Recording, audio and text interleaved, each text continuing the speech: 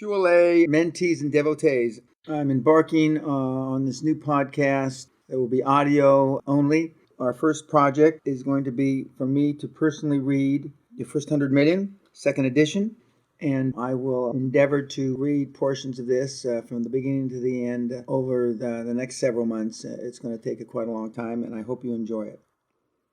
Your First 100 Million. Dedication. In this book you're about to read, I talk about the importance of mentors as a quantum leap to wisdom. Years ago, as a young hotshot in the corporate world, I learned the secrets of super success from three gentlemen who mentored me at critical times in my life. Constantine Costagratsos has made his fortune as a lifelong associate of shipping icon Aristotle Onassis. He took a liking to me, became my first mentor, and showed me how to swim in the deep, dangerous waters of business. Jim Newman, the second visionary who created the term comfort zone, showed me how to expand my horizons. Thanks to Jim, after I attended one of his PACE seminars in 1978, I moved out of my comfort zone at Bear Stearns and became a super successful oil man. Jerry Ormond was already a legendary Texas oil man when I met him, yet he took the time to introduce me to fine points of the oil business and how to survive and prosper amid the chaos of a rough and tumble industry. Jerry, Jim, Costa, this book is gratefully dedicated to you. Prologue. The price of fear, the reward of courage. As this book goes to press, the financial world is free-falling through the worst economic crisis since the Great Depression. Men of wealth and presumed integrity in the financial world have committed treachery on the scale of uncounted billions of dollars, affecting millions of ordinary people around the globe. Bernie Madoff is the most despicable of these pirates in pinstripe, committing fraud of some $50 billion, deceiving even the closest associates and oldest friends. By March 2009, Bernie was in custody while lawyers bickered over the bones of his frozen estates, and he awaited his turn to plead guilty in court. So what, says his victims, our life savings have vanished. We cannot change the past, only recover from it, and perhaps learn its crucial lessons. The first lesson is this: paralysis of fear can cost dearly, while the rewards of determined courage are incalculable. In the meantime, concealed amid the carnage of financial ruin, there are stocks that dare to offer the prospect of profit. B2C, our own investing group, for example, is engaged more in contravesting than investing, looking for stocks anywhere in the world that are undervalued, most paying dividends.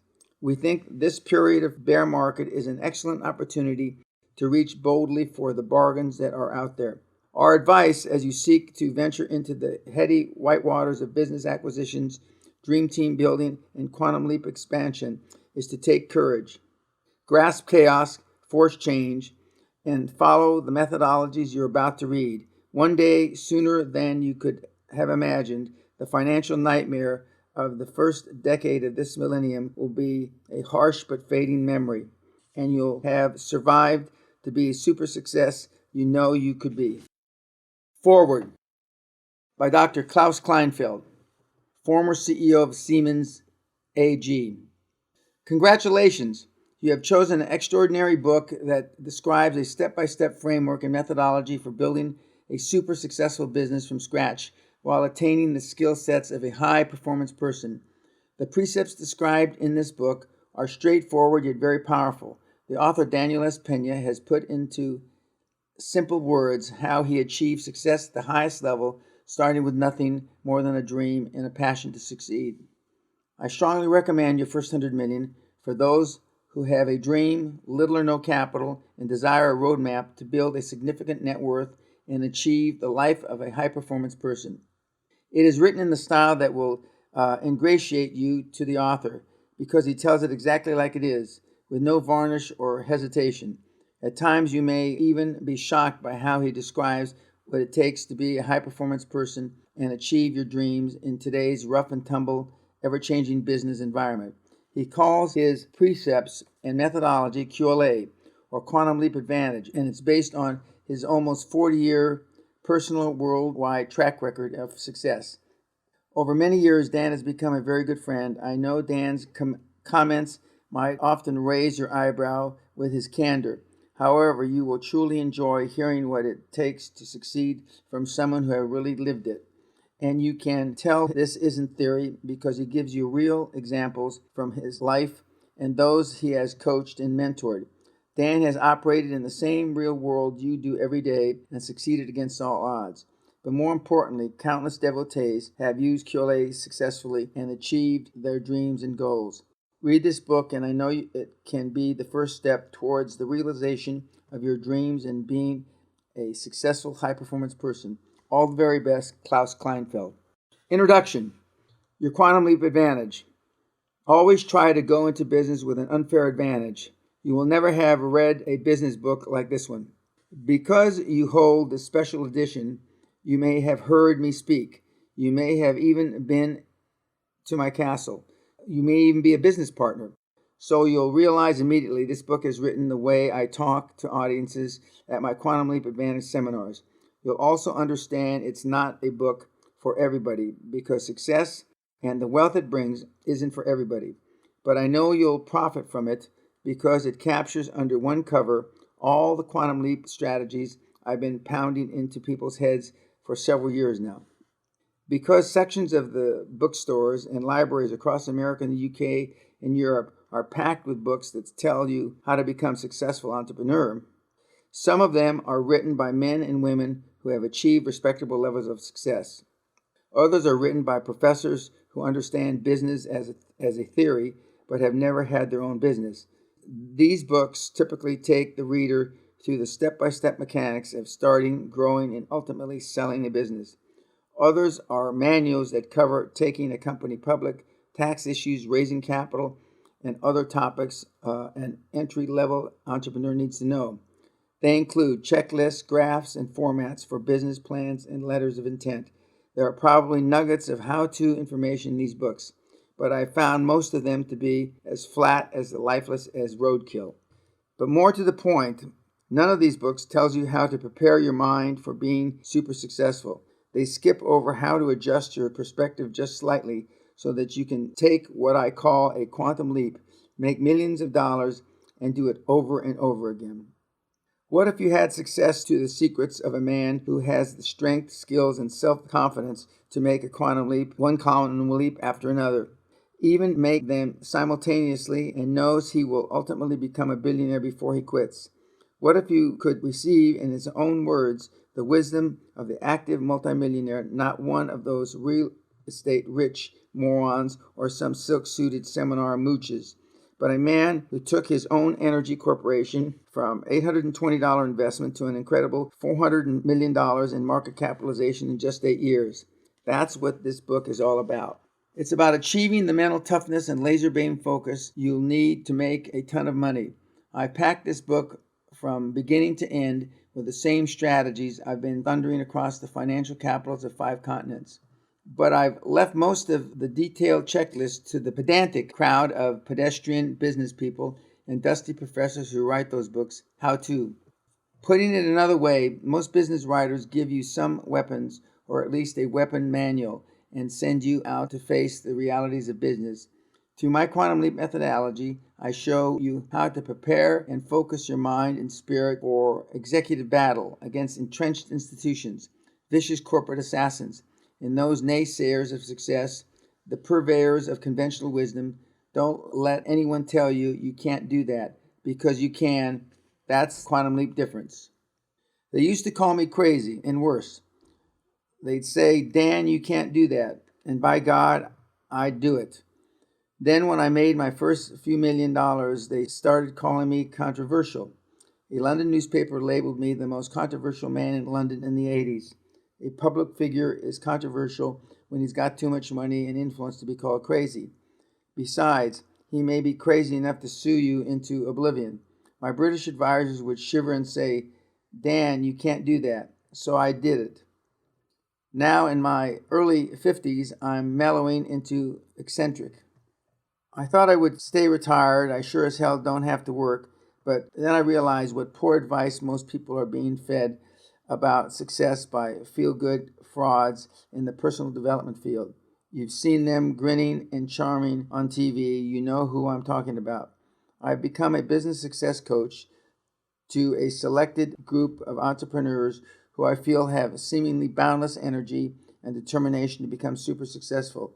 I also conduct seminars in the US, United Kingdom, and EU, and at my 15th century home Guthrie Castle near the North Sea above Edinburgh, Scotland. Through my UK enterprise, the Quantum Leap organization, my associates and I identify entrepreneurs and mature them along in pursuit of their dream. The success stories coming to fruition in Scotland and England are proving what I've said all along. The Quantum Leap strategies are universal in their application. You can sell a solicitor, a proper city gent in London on your dream as easily as you can a lawyer in the United States, and you can take £500,000 from the Bank of Scotland as smoothly as you can from the second vice president of Citicorp. I call my basic seminar the Quantum Leap Advantage, and I deliver others as well on more specific entrepreneurial topics. There are all hard-hitting, no-nonsense seminars packed with the brutal truth about making big money and are delivered in your face. One attendee wrote on his critique sheet, "Dan Peña is the bulldozer of knowledge." I like that. This book, in content and tone, is an extension of those seminars. It is my answer to the question I get continuously. Dan, you've said so much in 3 days. Dan, do you have something I can take home and read? I do have such a book written in the late 90s, and the QLA strategy methodology. How do you make your first 100 million as relevant as today as it was then? Like any good recipe, the QLA recipe for high performance and super over never goes out of date. But since our first publication, so much has happened in the world, the global economy, and the business community. So I decided to update the book in time for the second decade of this century and for a new generation of passionate, fired-up entrepreneurial achievers, maybe like you. Bear in mind that I didn't write this book to make you feel good inside or stroke your self-esteem. Instead, I give you the unvarnished truth you deserve about how corporate business really works and how you need to think, feel, train, and be prepared to make the system work for you so you can take your first quantum leap and begin building your own dream. Chapter 1. Super success not for the touchy-feely. Super success is not for the wishy-washy. Victory in business, like war, comes to the toughest son of a bitch in the valley. This is a book about making money. I don't mean a few extra bucks in your spare time. Any moron can do that. I don't mean increasing your sales 20% or buying real estate or getting into a discount mortgage scam. I'm talking about making so much money you can't count it. You have to weigh it. This is no get-rich-quick book either. Get-rich-quick implies get-rich-easy. And if you think you can get rich easy in today's world, you're either about to murder your rich uncle or you're stupid. Nor is it for those wealth without risk books. Accumulating money without taking risk is a fantasy fed to the faint-hearted or the elderly who are so much interested in achieving wealth as they are terrified of becoming poor. The high performers, the super successful, do take risk. I sure did. Still do. Anybody who's not taking risks in business is not making real money. There is no super success without risk. There just isn't. And no safety in being a high-performance person. If you want safety, this book isn't for you. Finally, this book is not a book to help you feel better about yourself. Conventional wisdom is that if you feel good about yourself, you'll make money. And you'll see if you read on, I grew a company to over $400 million in real market value, working on the premise that all conventional wisdom is crap. The truth is that when you make a lot of money, then you feel good about yourself. Author's note, and since this second edition was written, published in 2009, in the last 6 years, and having coached many thousands since then, and I'm told hundreds of thousands, if not millions, have been touched by my material, which is all free, I'm even more convinced that the conventional wisdom is almost always wrong. End of author's note. So why should you read on? Here are some reasons. I built from scratch more dollar value than any other personal development or business success coach who will ever try to sell you a book. I've lost more money in just one bad deal than a lot of those slick-suited guys on the feel-good, get-rich lecture circuit ever made in their whole lives. What else? I made over 75,000 business decisions during my 37-year career. That's probably 70,000 more than anyone who read this book or anyone selling success books and tapes. I've made more than 600 financial presentations on 5 continents, all but Antarctica. There's no money there, raising over $1 billion during times nobody else could raise a cent. And in between, I've logged millions of miles in travel, thousands of nights in hotels, thousands of business meetings, and more than 250,000 business phone conversations. If anybody wants to talk about more business experience in my past 37 years than Dan Pena in the trenches or in the peaks, let me know. Author's note. It is now almost 45 years that I've been in business, and the business decisions, I stopped counting at about 85,000. I've been involved in many more than 600 financial presentations since then. But since this book was written in 2009, I visited Antarctica and the North Pole just to see if there was business, and my wife and I had our wedding vows renewed there. End of author's note. You should also read on because if you can handle it, this book is written for you. I'm writing to aspiring entrepreneurs who have the fire in their belly to achieve super success. I'm talking to the owners of small or mid-sized businesses, people who are already successful and want more, and the CEOs, directors, and other top executives of companies who are now looking for geometric growth in a competitive, unforgiving marketplace. In short, this book is for serious players. But beyond the circle of capitalists, anyone who seeks a greater degree of success in their life can benefit from this book. To borrow from Joe Batten, the advertising legend and mentor to Ross Perot, whose accounts include the United States Army, I'm writing for you if you want to be all you can be. Now that you've bought me, I assume that you haven't browsed this far. Let me assure you that I've got more for you between these covers than you'll find in the entire library of Sutzi proverbs and platitudes, hence the cover price. Author's note, Joe Batten, I had the privilege of being his partner. Joe Batten, some 20 years ago, told me after he heard me speak the first time, Dan, if you stay at it, and it's hard to stay at it because it can be an unforgiving business, he was talking about coaching other people, you'll be one of the best, if not the best. End of author's note. When I retired the second time a few years ago, I quickly got bored with doing nothing. I gradually became interested in sharing the brutal truths I had learned in the business world with others. After all, I had made tens of millions before I was 40. Why not pass along the benefit of years of experience to those who were on the cusp of success so that they could enjoy extraordinary business achievements of their own, and quite frankly, my ego demanded it. Author's note. 2 years ago, I tried to retire for a third time, and I actually had a retirement seminar, I believe it was April of 2013, at which Klaus Kleinfeld came and spoke to the seminar attendees here at Guthrie Castle. But during the graduation dinner, I knew that I couldn't quit, and so it is now October of 2015, and I'm still working harder than ever at seminars here at Guthrie Castle. End of author's note. The idea led me to make a commitment to be a business coach. I reasoned that if other super successful business performers could deliver their proven wisdom and strategies to a willing and receptive audience of eager listeners ready to take bold action, so could I. I couldn't have been more wrong. The seminar crowd, perpetrators of the big lie. The Nazis taught us how effective the big lie could be. They shouted their propaganda so loudly and so often that we in the civilized world accepted their crimes until the brutal truth slapped us in the face. Today, pimple-faced neo-fascists scream there was no Holocaust, and a lot of well-meaning people believe them. At the time, a much smoother type, the success evangelists, are infiltrating the country, filling conference rooms and convention centers and feeding desperate audiences with the big lie about personal success. My introduction to the seminar subculture was a real eye-opener. It didn't take more than 5 minutes for me to realize what a seminar business is all about. The sad truth is nearly all seminars look alike. Most of them are the same distillation of conventional wisdom spoon-fed to you in outline form so you can copy it down.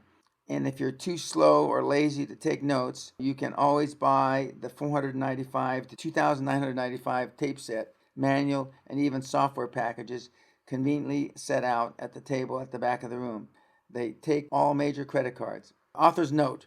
Of course, now they have DVDs, CDs, podcasts, etc., all of which you can buy, some of which are free. And to reiterate, all my information, all my content is free on my website. And people ask me, why haven't I ever changed the content?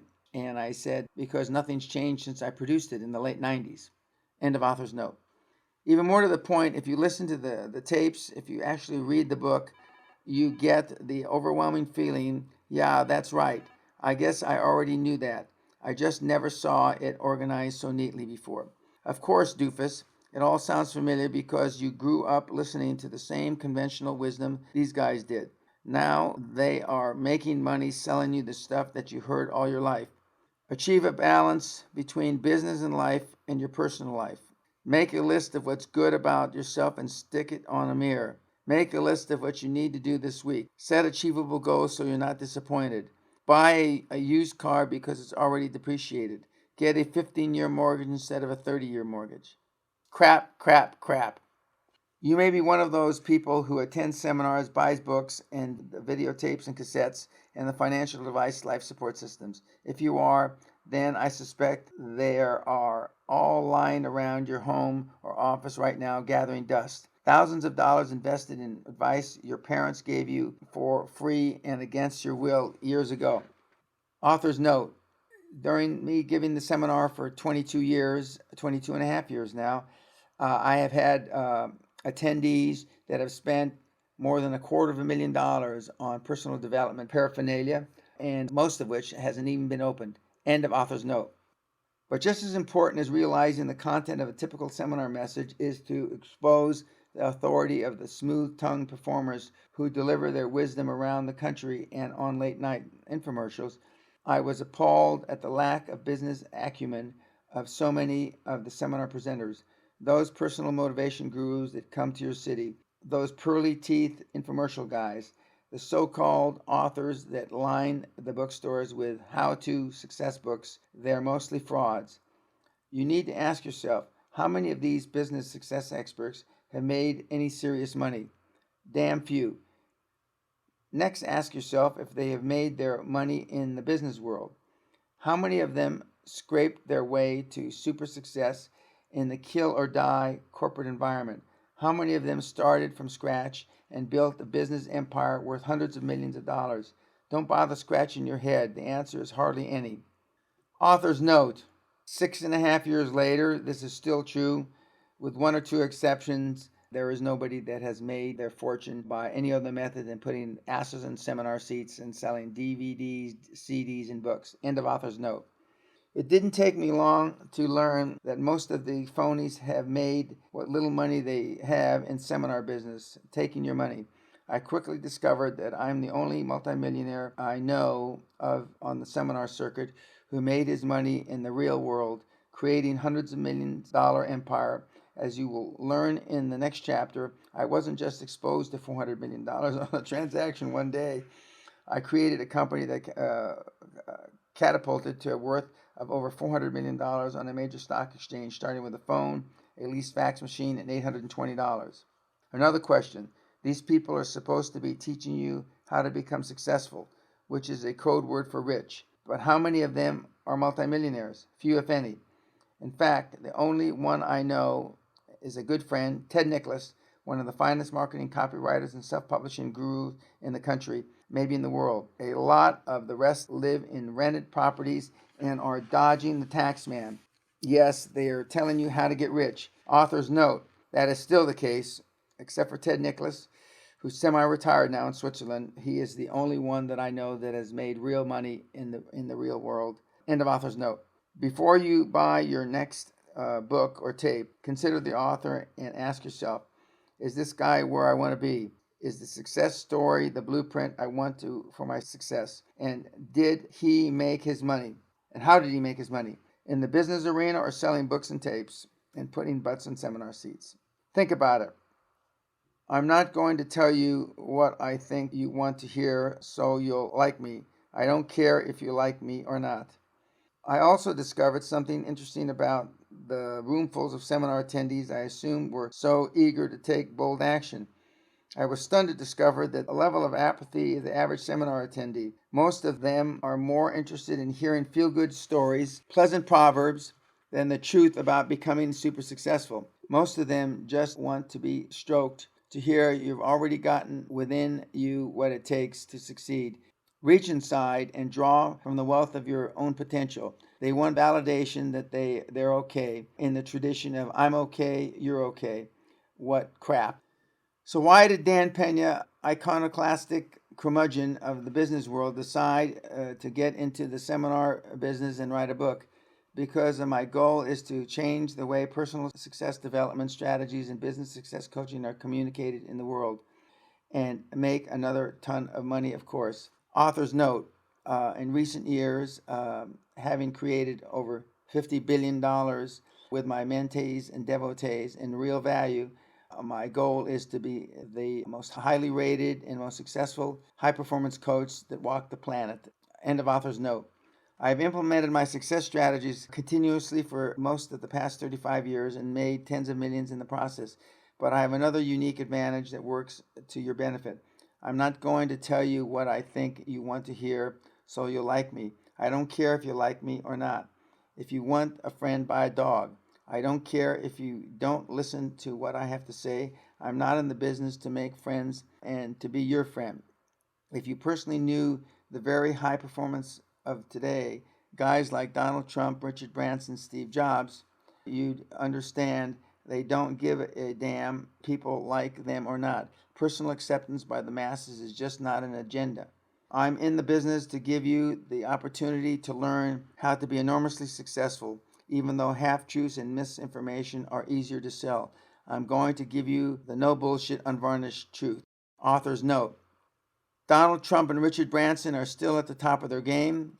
Steve Jobs passed away a couple years ago, God rest his soul. But it's even more evident that they don't really care what you think, especially with Donald Trump running for president in the United States. And as I read this book for this audio podcast, he's leading the polls in the Republican Party, and he may very well wind up running, being nominated by the Republican Party. End of author's note. When I first started lecturing, I talked to my audiences like I would talk to my staff, expletives and all. Half of those audiences, mostly women, would get up and leave the first 15 minutes. I didn't care because I was speaking with passion and true to life. This is the way super successful people talk in the glass towers of success, I told them, so get used to it. If they had seen the movie Wall Street, they had already heard a fairly representative dose of language used in the real world. They left anyway, and I was amazed to see their naivete. Author's note. The second edition of a movie like Wall Street, The Wolves of Wall Street, came out recently in the last couple of years, and it even reiterated more so how rough the Wall Street environment, although that was a bucket shop, and that's certainly not a Goldman Sachs, but the language and the actions of those people are not known or understood by most. End of author's note. My marketing advisor and the people who schedule seminars finally said to me, Dan, you got to tone it down. Some of these people are really interested in what you've got to say, but you're offending them with your language. So I toned myself down to become a kinder, gentler Dan. Authors know that may have been the case in 2009, but in 2015, I'm not toned down at all. Although I don't physically touch anybody in the seminars by hitting them as I did in some seminars, or I'm alleged to have done in the 90s, but the language is rough, as evidenced by my YouTube episodes. End of author's note. Paying the price for super success. Now that I've given you an idea of where I'm coming from, let's talk about some of the basics of becoming a super successful. To begin with, it's not easy. Every worthwhile goal in life has what I call a pay price to action. To achieve the goal, you must take action that requires you to pay a price in some other area. It's a trade-off. The mooches in the seminar circuit tell you you can have it all. You can be a well-rounded parent, make a bundle of money, and be loved by all. That's crap. The truth is that you have to give up something to get something. Throughout this book, you've got to ask yourself, what are you willing to give up or trade off to get what you want? Author's note. As of late 2015, the pay price to action is even more evident. There are new eccentric, shall we call them, executives like Elon Musk, who has said some pretty outrageous things, which I happen to agree with most of them, about work ethic. We have Mr. Bezos of Amazon, who requires 80-hour work weeks. End of author's note. If you want to become an Olympic javelin throwing champion, for example, your pay price to action is giving up evenings and Saturdays with the boys or girls and throwing the javelin a zillion times. You may have to give up a beer and go on special energy building diet. You may even have to give up your job and get a new one that enables you to throw the javelin more. But you pay that price. You want to get to the Olympics, and you don't want to bring home a bronze or silver medal. You want a gold medal, and you're willing to pay the price. At the Olympics, Beijing Olympics in 2008, one superstar emerged at Beijing National Aquatic Center, the famous water cube, a young man who exemplified paying the price. During the years of preparation, American swimmer Michael Phelps sacrificed the carefree life of other guys his age so that he could become a gold medal athlete. His motto was eat, sleep, swim. As part of this monastic regimen, he avoided fans, friends, and even family members who might divert his time and attention from achieving his goal. It was a price he was willing to pay to be the best. It is not generally known, but Phelps was meeting and overcoming challenges long before he ever heard of the Olympics. When he was a child, a few experts doubted whether he would be able to accomplish anything. Even in preschool, teachers complained that he couldn't stay quiet, sit still, or concentrate. Your son will never be able to focus on anything, one teacher told his parents. He was later diagnosed with ADHD, attention deficit hyper disorder. Author's note. I too suffer, if that's the right word, from ADHD, except at my age, they just said that I was a crazy kid. And as you get older, I've outgrown many of the symptoms, but I hopefully have retained the hyperactivity. End of author's note. Somewhere along the way, young Michael learned to focus. His typical 18-hour day prior to competition at Beijing 2008 began at 5 a.m. every morning. Every hour and minute was scheduled to reduce out-of-pool time. During the Olympics, to maximize TV viewership in the U.S., the preliminary competitions were held at night. The finals were held the next morning. Grueling day even for champions. Phelps dismissed talk of making schedules less strenuous. If you can't get up to a swim in the morning, don't go. The level of commitment leads to the next lesson. Super success, whether it's the Olympics or the boardroom, is not for everybody. When I was building my fortune, one price I paid was not seeing my family and not being home for 242 days, the first year of my daughter's life. And I was rarely home to celebrate the birthdays of my 3 kids. Author's note. My daughter just turned 29 and is successful as a manager with a Fortune 500 company, having received her master's degree about a year and a half ago from Northwestern University, and is doing well, although from time to time when she was younger, she did remind me of being gone 242 days. End of author's note. You may remember how Michael Phelps' commitment paid off. He won 8 gold medals in Beijing, eclipsing the record set by American swimming legend Mark Spitz at the Munich Olympiad in 1972. I wonder if Michael's childhood teachers and their other experts were watching. Author's note. In or about 1982, I had the pleasure of meeting Mark Spitz while in Israel, pitching the Israeli National Oil Company about a deal to drill for oil in Israel. End of author's note. The costly pay prior to action may not be for you. It isn't for most people. That's why there are so few Ted Turners, Ross Perot's, and yes, Mary Kay Ashes in the world. But this is important. That's all right. Mark Zuckerberg followed the classic American success formula set by Bill Gates and other techno-whiz kids. Mark paid the price, spending more of his young years tinkering over a computer than he did being a typical teenager. The payoff, he redefined social networking for the 21st century and founded the enormously popular Facebook. The phenomenon now claims more than 70 million active users worldwide and gives Zuckerberg, a 23-year-old, very eligible bachelor, net worth of $1.5 billion. Yet I doubt whether he would recommend his path to super success for everyone. Author's note. Facebook, October 2015, has a subscriber base that approaches 1.5 billion people, and he is no longer a bachelor. In fact, I believe he's married, and I believe he's going to have a child soon, and his net worth is in the tens of billions. End of author's note. If you put into action just some of the strategies I give you in this book, you'll be a whole lot more successful than you are today.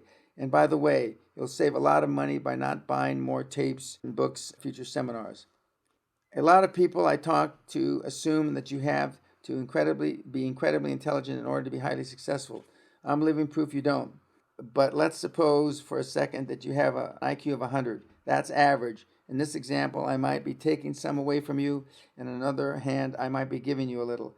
Those who've spent a lot of time seeking universal truth through seminars, books, and tapes, and those who ask me obtuse questions during seminars probably have what I call a room temperature IQ, a comfortable 72. Let's also pretend I've got 100 IQ as well, although my old pals from school days would argue the point. Can anyone have 10 times our IQ? As far as I know, the highest IQ ever recorded were in the 240 range. 160 will qualify you for membership in the high IQ group called Mensa. So it's not possible for anyone to have 10 times our IQ or even 5 times our IQ. So how the hell do people make 10 times more money than you make? How do people make 100 or 1,000 times what you make if they can't have 100 or 1,000 times your IQ? How? I'll tell you how. Because they dream bigger than you. Their expectations are higher than yours. That's how. One of my colleagues in recent years has been Peter Sage, an energetic and highly successful British entrepreneur, adventurer, and international bon vivant. Peter says that when he has an inspiration for a new venture, if he has an idea of how to bring it to reality, he's thinking too small. Now, that's my kind of thinking. Author's note. Yes, I do have a significantly higher IQ than 100, but I'm certainly no genius. End of author's note. I'm often asked if I had my life to live over again, what would I change? I'd only change one thing. I'd set my goals higher. That's right. With all my mega success, I'd still set my goals higher. What about you? Super success, not for the touchy-feely. Have you set goals that allow you to be all that you can be? If not, reading this book will be an astonishing revelation. At the risk of overstatement, reading this book could change your life. Following the systems and methodology in the chapters ahead could change the course of your destiny. I say could because you must take action to change. Change is absolutely essential. I want you to understand right now that doing the same things over and over, like you've always done them, and expecting different results is insanity. Author's note, having published the second edition in 2009, refreshing it from the first edition, I can say categorically that we have a 100% track record for changing lives. Whether it's 5% or 95% is up to you. End of author's note. You see, these high-performance individuals like yourself achieve super success because they want it more than you.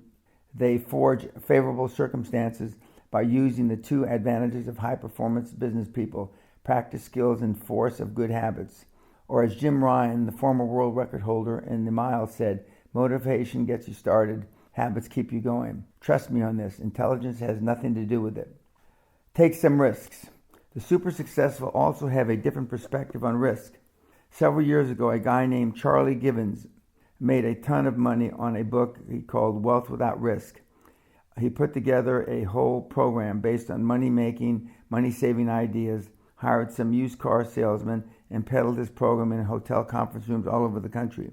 A close examination of the book revealed that virtually all his ideas were little ideas to make a little money here, save a little money there, stuff any financial advisor could tell you.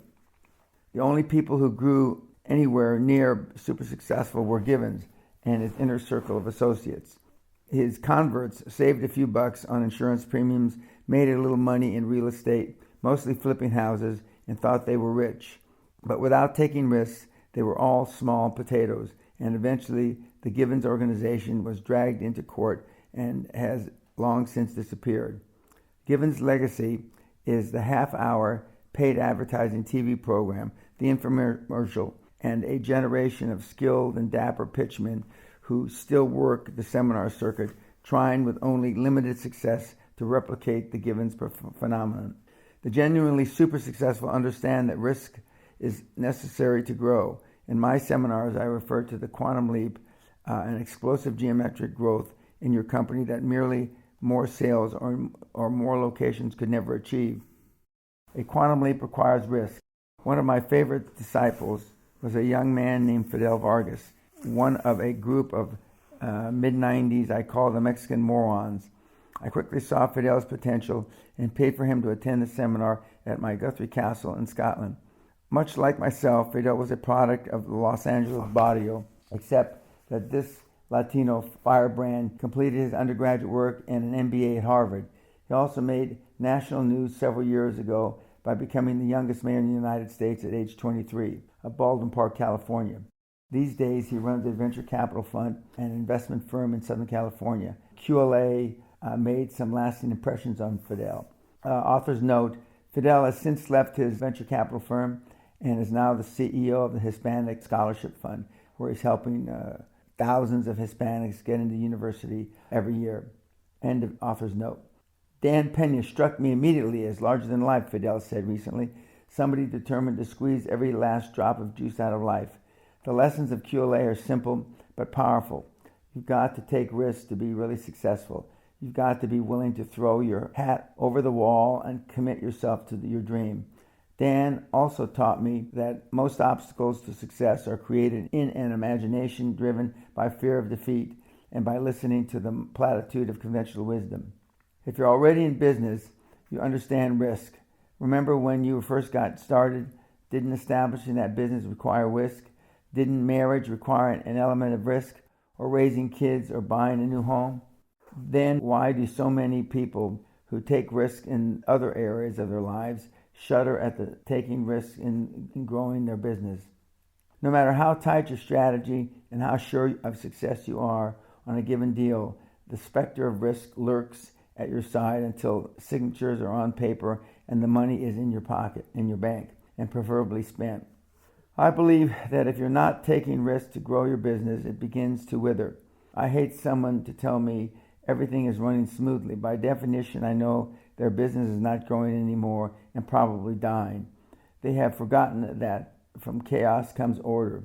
Some people take a risk or two and fail and retreat beneath their shell of safety. Failure destroys their self-confidence, sometimes for the rest of their life. In 1955, at the height of the Cold War, everybody had atomic bombs on their minds.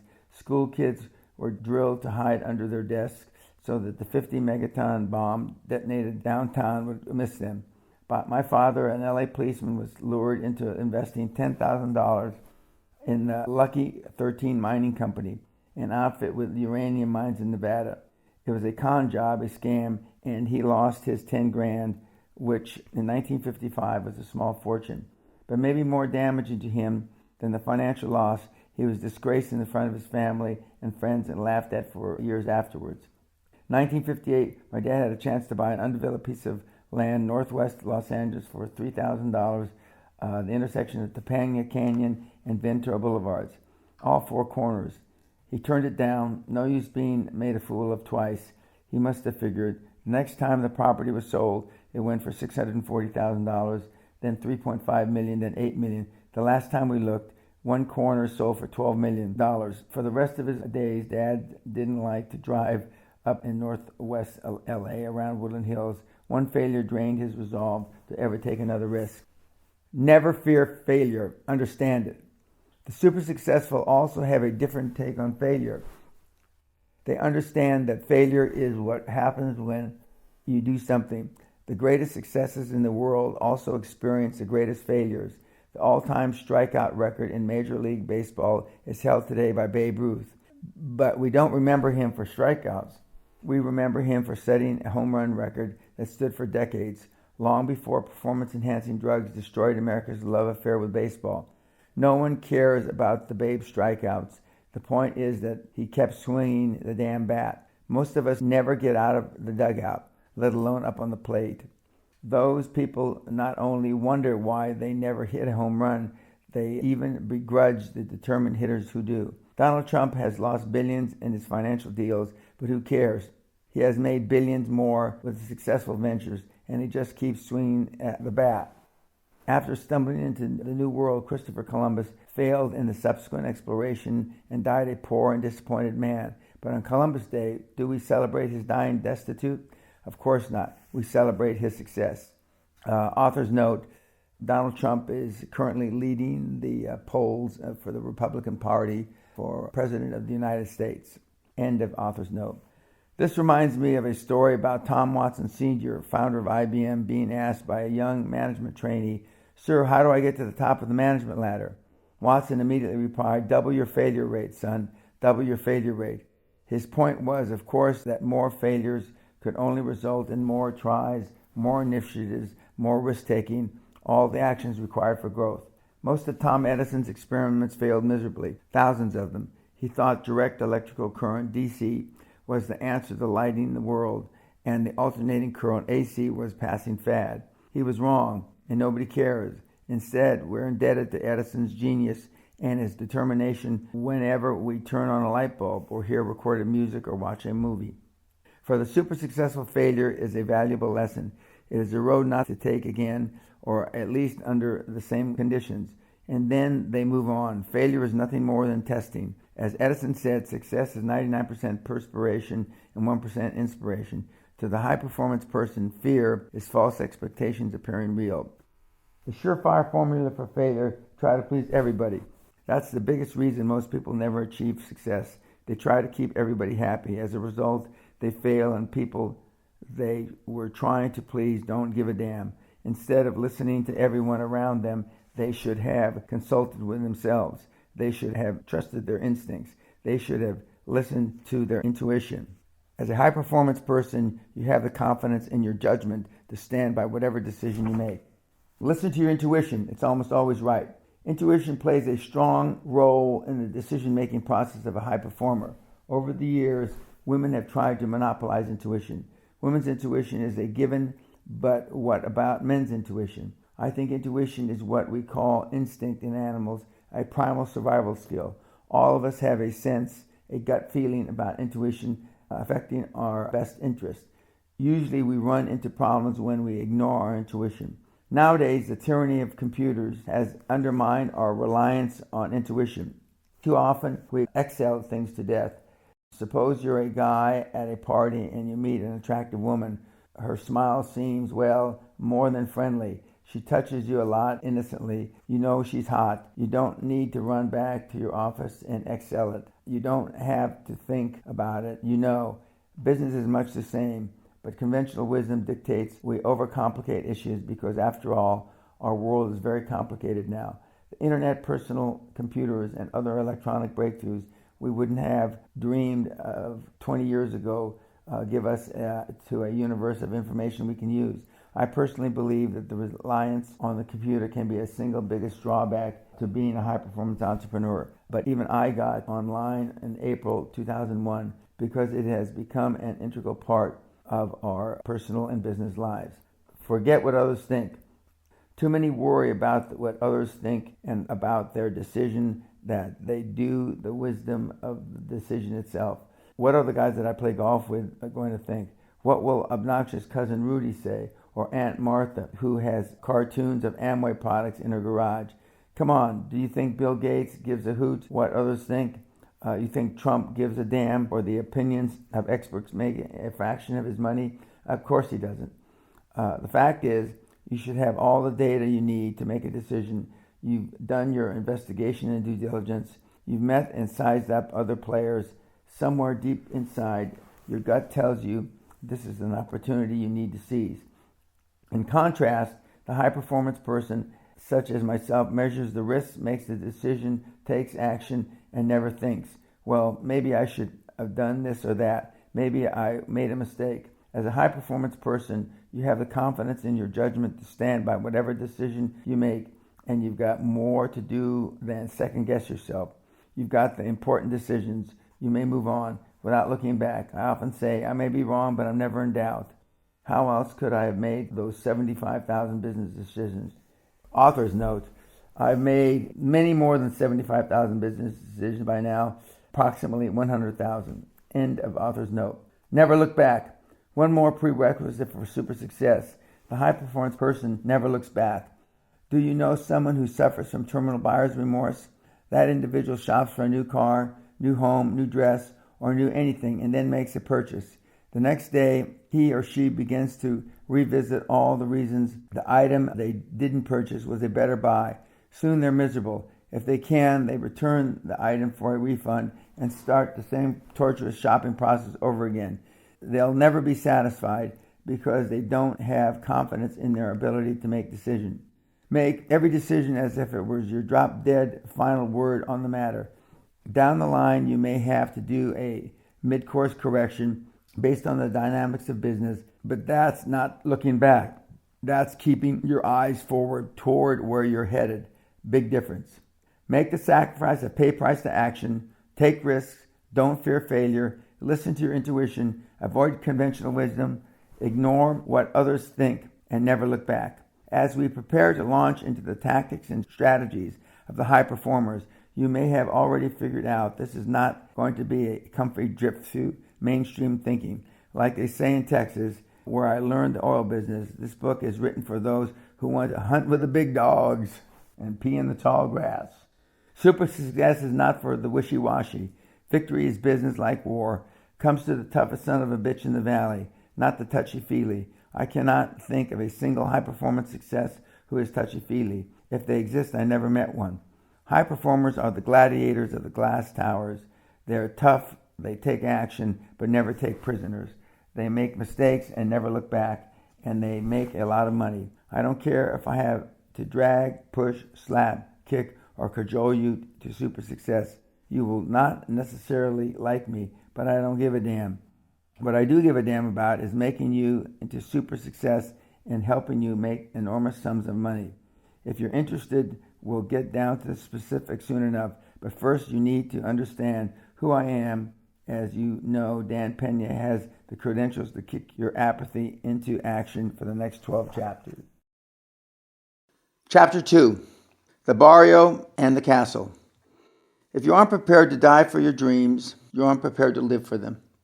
One of the differences between man and the lower animals is that we humans continue to evolve throughout our lives.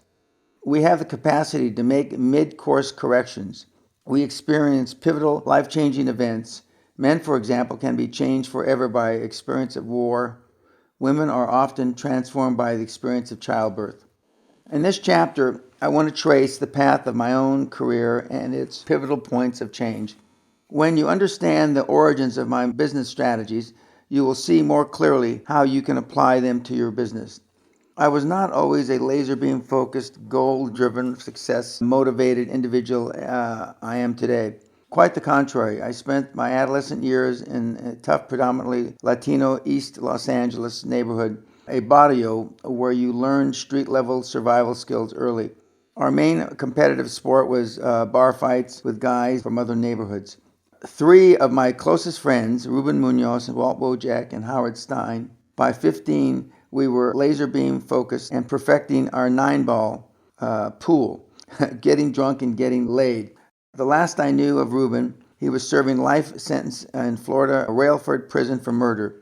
The Peñas had migrated from Spain to Mexico. My grandfather rode with Pancho Villa, and the only photo we have of him, he even looks like Pancho Villa, complete with a droopy mustache. My father, Manuel S. Peña, was a Los Angeles cop. When he came home, he was a stern disciplinarian, which means he beat the hell out of me when I screwed up. The house we lived in was long ago boarded up and then torn down after it became a crack house for local drug dealers. Author's note: the lot where the house was on Birkdale Street in East Los Angeles is no longer empty. The lot was bought by an Asian and they built a house on it. End author's note. My parents tried to get me into a better environment, so I wound up attending Reseda High School in the San Fernando Valley in North Los Angeles. But the seeds of rebellion were already planted. I caused a lot of trouble during the times when I bothered to attend. In May 1963, about 3 weeks before graduation, the vice principal gave 3 of us our diplomas and told us never to set foot on campus again. They were afraid we'd disrupt graduation. Reuben, Walt, and I thought about it a while and then went back and threw our diplomas in his face. 3 weeks later, we disrupted graduation on schedule. Author's note: the real disruption of graduation was mostly me. I take credit for it, and there's nothing to be proud of in hindsight. End of author's note. In the fall, I entered San Fernando Valley State College. Today, it is California State University at Northridge. I soon flunked out and drifted through a couple of other colleges over the next 2 years. Finally, in June 1966, with no goals or ambitions, I enlisted in the United States Army. My father had been an enlisted man during World War II and an officer during the Korean War. He gave me some good advice. As long as you're going to be in the military, he said, be an officer. By December 1966, I was attending Officers Candidate School at Fort Benning, Georgia, and earned my second lieutenant bars on July 1st, 1967. Like so many Army Brown bars, in 1967, I could anticipate becoming an infantry platoon leader in Vietnam. Then, for some reason, long since buried in the Pentagon, I was suddenly transferred to Military Police Corps and shipped to Fort Gordon, Georgia. By October, I was on my way to Europe, attached to NATO as an officer in the 64th Military Police Company. For the next 2 years, at stations all over Germany, my responsibilities expanded beyond the usual MP duties. I found myself traveling back and forth through Checkpoint Charlie, involved in various intelligence assignments. I was heady stuff for a brash young lieutenant. I loved it. The military proved to be my first life-changing experience. I became part of an organization that depended on personal responsibility and discipline in order to become effective, just as it has done for countless other young men before and since. The military took an aimless kid and forged a rapidly maturing adult. Intelligence work led me into the guts of real-life geopolitics. I saw that there was no real friends in the arena of world diplomacy, only allies of convenience. No acts of benevolence, only strategies which advance one's best interest. The instinctive tactics of survival, which had served me so well in the barrio, were the same ones nations were using as instruments of policy. Later, when I entered the business world, I discovered that corporate America operated the same way. By that time, I had been well trained. I separated from the Army in late 1969 and returned to civilian life, determined to make up for the lost time. I enrolled at Cal State at Northridge and earned my degree in 2.5 years, averaging 20 semester units. My final semester, I made the dean's list with 3.6 average while taking 23 units, studying like a man possessed. Begin the expectations of super success. I finally received my degree in business administration in January 1971, and while I worked on my master's degree in finance and waited to get into law school on a scholarship, I got a job with Land Consultants of America, a commercial real estate firm in Los Angeles. We were selling land to people interested in investing in California Dream. Kelly Norwood, the guy I worked for, said, "Dan, you should sell everybody who comes through the door." Hell, I didn't know any better, so I achieved 94.6% closing rate and felt badly about the other 5.4% who got away. The experience was an important lesson about expectations. I expected to sell everybody who walked in the door, so I almost did. But what if my boss had said, "Dan, real estate is tough. A new guy like you should expect to sell no more than 30%. My expectations for success would have been less 1/3 of my real potential. In April, my boss sent me to become sales manager of the San Diego office. The first thing I did was fire every mooch in the office. Then I recruited a sales force of Navy pilots who were getting out of the service at San Diego Naval Air Station. These were shit-hot fighter jocks, Top Guns who had earned their wings over the skies of Southeast Asia. They were assassins in every sense of the word, and I was their leader. I told them how easy it was to sell civilians on the California Dream. You ought to be able to sell everybody who walks in the door, I said. Then I proceeded to train my fired-up team of jocks, and I only had to shift their mindset marginally to turn them into real estate assassins. By the summer, I was making $10,000 a month in sales commission. So even with all this activity, I was flying back and forth to Los Angeles, where I was a commuting graduate student. In late 1971, I decided to start fishing with nets instead of poles, conducting real estate seminars. Instead of training just a few staff people, I was teaching roomfuls of hopeful real estate magnates how to peddle dirt and charging them for the privilege. By December 1971, I was driving my first Rolls Royce and had a Mercedes for a second car. I had long since dropped out of graduate school and forgotten my pursuit of a law degree. In early 1972, I was named vice president of Life Was Beautiful. I started thinking about marriage and shopping for a big home in Lake Encino, a sort of quasi-Beverly Hills community in Los Angeles. Then the bottom fell out. I was about to board a plane to Switzerland on a land deal when I got a call at Los Angeles International Airport. Come to the office, the IRS has shut us down. I raced back to find our office sealed with yellow tapes like some sort of crime scene. My partners had decided to skip paying withholding taxes. There was an IRS investigation and I was cleared of wrongdoing but was unemployed. I got a job in LA as a stockbroker at the firm of what would later become Payne Weber in the summer of 1972. I was sent to New York City. I got an apartment in Manhattan and spent invaluable time learning the financial business in the toughest, most unforgiving business environment in the world. Ideally, every individual pursuing success in the top of his or her industry should come to New York City and master their executive skills. Sinatra was right. If you can make it there, you can make it anywhere. I made it by all conventional definitions. For 5 years straight, I doubled my income. But it wasn't until 1976 I was transformed from a micro thinker to a macro thinker and began to redefine my own success. The one man who turned me around, Jim Newman, became one of my mentors, a concept we'll discuss later chapter. In 1977, I left Payne Weber to join the investment banking firm of Bear Stearns and Company in Los Angeles, where we served as investment bankers and financial advisors for large corporate and private clients across the U.S. and overseas. It was during this period I met the guy named Pat Kennedy. Pat was an oil trader. He made his money moving thousands of barrels of crude oil around in an uncertain oil market. I was intrigued. Then, in 1979, came a second oil crisis of the Saudi Arabia cut its production to boost prices. I had seen a lot of idiots get rich during our first oil embargo of 1973. I quickly decided to make my own ton of money this time around. More importantly, I recognized opportunity when it came. I've long felt that we all have many opportunities presented to us in life, doorways that suddenly open and give us a glimpse of what could be achieved. But because we are preconditioned and so fearful of failure, we stand there each time telling ourselves to let the doorway close, rationalizing our inability to take action. Then the doorway closes forever. Author's note: as I read this, we are again in a massive oil decline. Oil has dropped in the last 18 months from approximately $110 a barrel to currently $35 a barrel and is expected to even go lower. I never thought I'd see this again, and I use a phrase my dearly departed father would say: Dan, if you live long enough, you see everything at least twice. End of author's note. I left Bear Stearns in February 1979 to become president of Kennedy Industries in Los Angeles. We handled investments in real estate, entertainment, oil, and gas. By entertainment, I mean we found investors to co-underwrite movies, usually in return for getting to rub shoulders and other parts with rising and eager young starlets.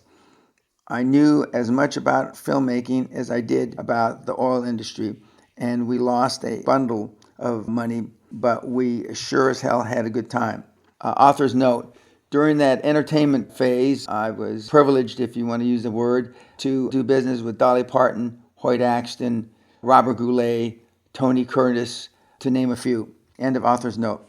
In 1980, we formed JPK Industries. I was the CEO, president, and 50% owner. Pat Kennedy used his Irish charm, and I used my business acumen and grit to forge a vertically integrated oil company from scratch. We were running oil and gas exploration and drilling operations, production, crude, refining, and marketing. The decision to go into the oil business, even though I knew not a damn thing about oil, was one of those pivotal points in my career. It didn't matter that I didn't know the oil business. My crude business skills, my years of financial management, and my confidence in being able to focus those abilities in oil industry problems were impetus enough. Besides, if it didn't work out, I'd been unemployed before. Author's note: as I continue to give the Quantum Leap Advantage seminars here at Guthrie Castle, I explain to the kids, and I call them all kids because I'm either old enough to be their father or grandfather, that it doesn't matter how much knowledge you have. And that's what the dream team, the professionals that you'll bring onto your team, will allow you to do. You'll be able to do things that you really don't have a lot of knowledge about. End of author's note. I did work out for a while, and we made a lot of money. It was during this period that I met a gentleman named Constantine Gratsos. Costa was in his 80s at the time, near the end of his life, spent as a chief lieutenant and confidant. of a billionaire shipping legend Aristotle Onassis. By the time I met Costa, his old friend had died, and from his suite of offices at the top of the 52nd floor of Olympic Towers in Manhattan, he oversaw the sprawling Onassis empire. Costa took a liking to me, and he became my mentor. He called me his oil expert, and whenever he needed to talk about shipping oil in his tankers anywhere in the world, he summoned me to his office.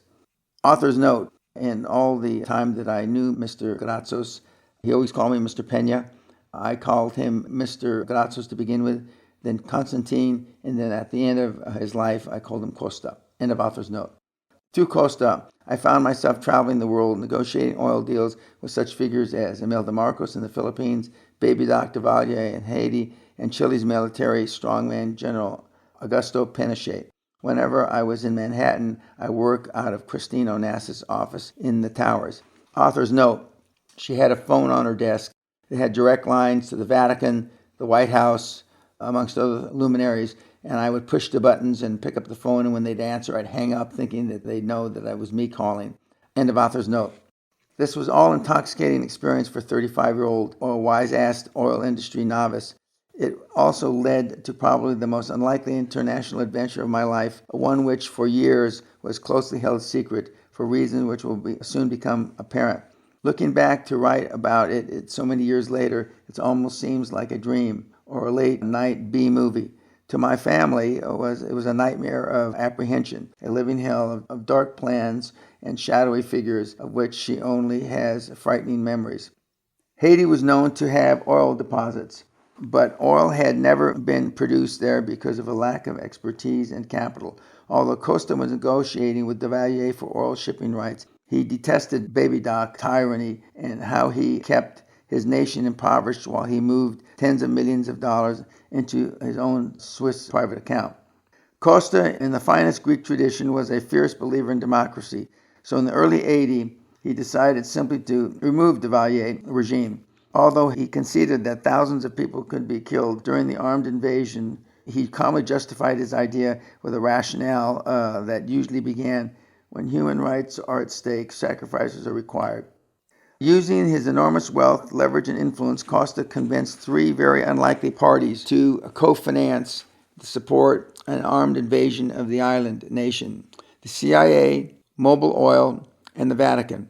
Mobil Oil would in turn get an exclusive on the oil market, while the Vatican was interested in reestablishing the influence of the church. One day I was sitting in a planning meeting in Costa's office when he turned to me and said something to the effect of, "Mr. Peña, you were an army officer, weren't you? You were in intelligence, were you not?" "Yes, I had been," I admitted. "Well, why don't I put you in charge of this project?"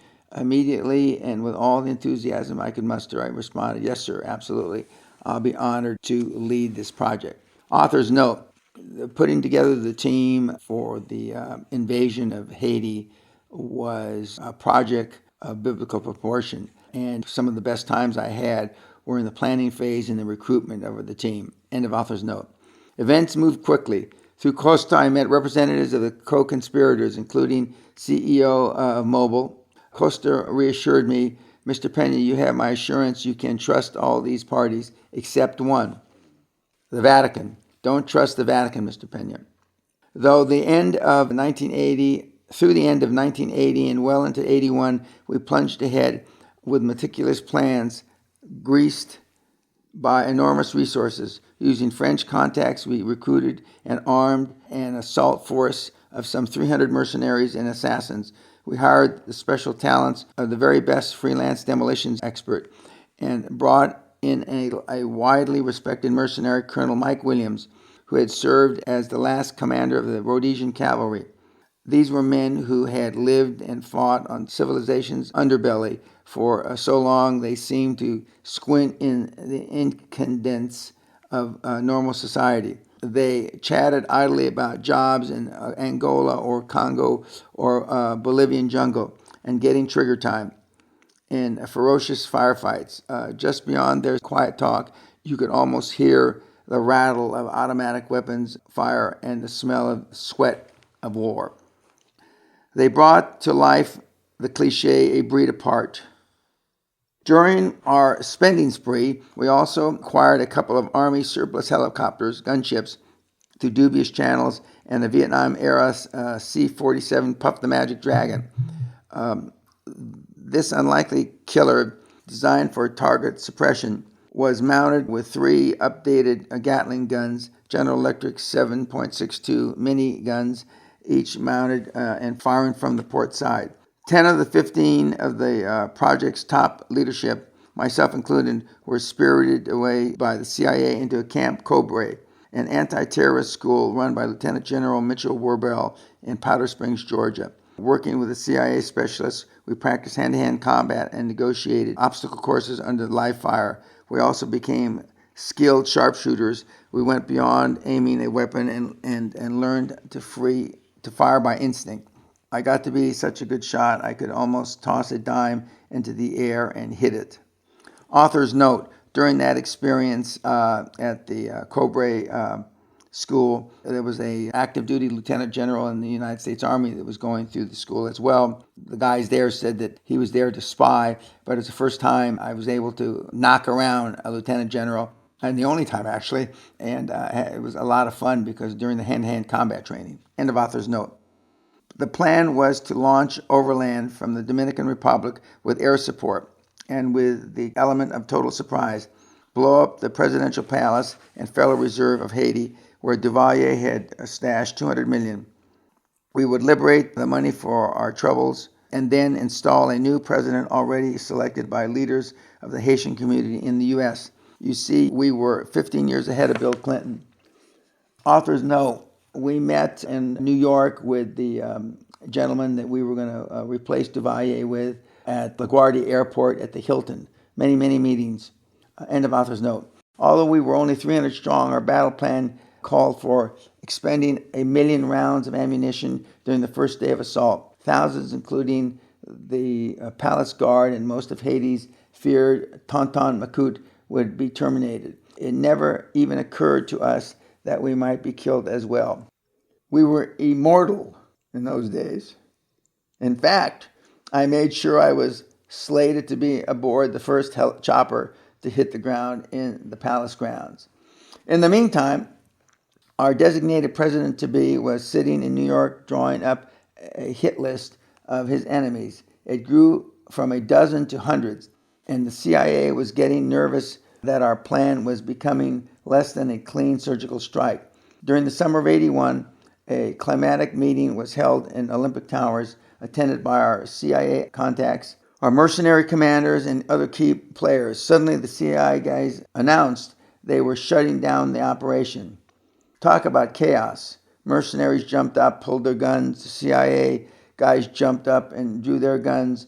And my own former FBI bodyguard, Dave Reynolds, shoved me under the conference table. At that moment, Costa strolled in the room, glanced around, and said, "It looks like I got here just in time for the excitement."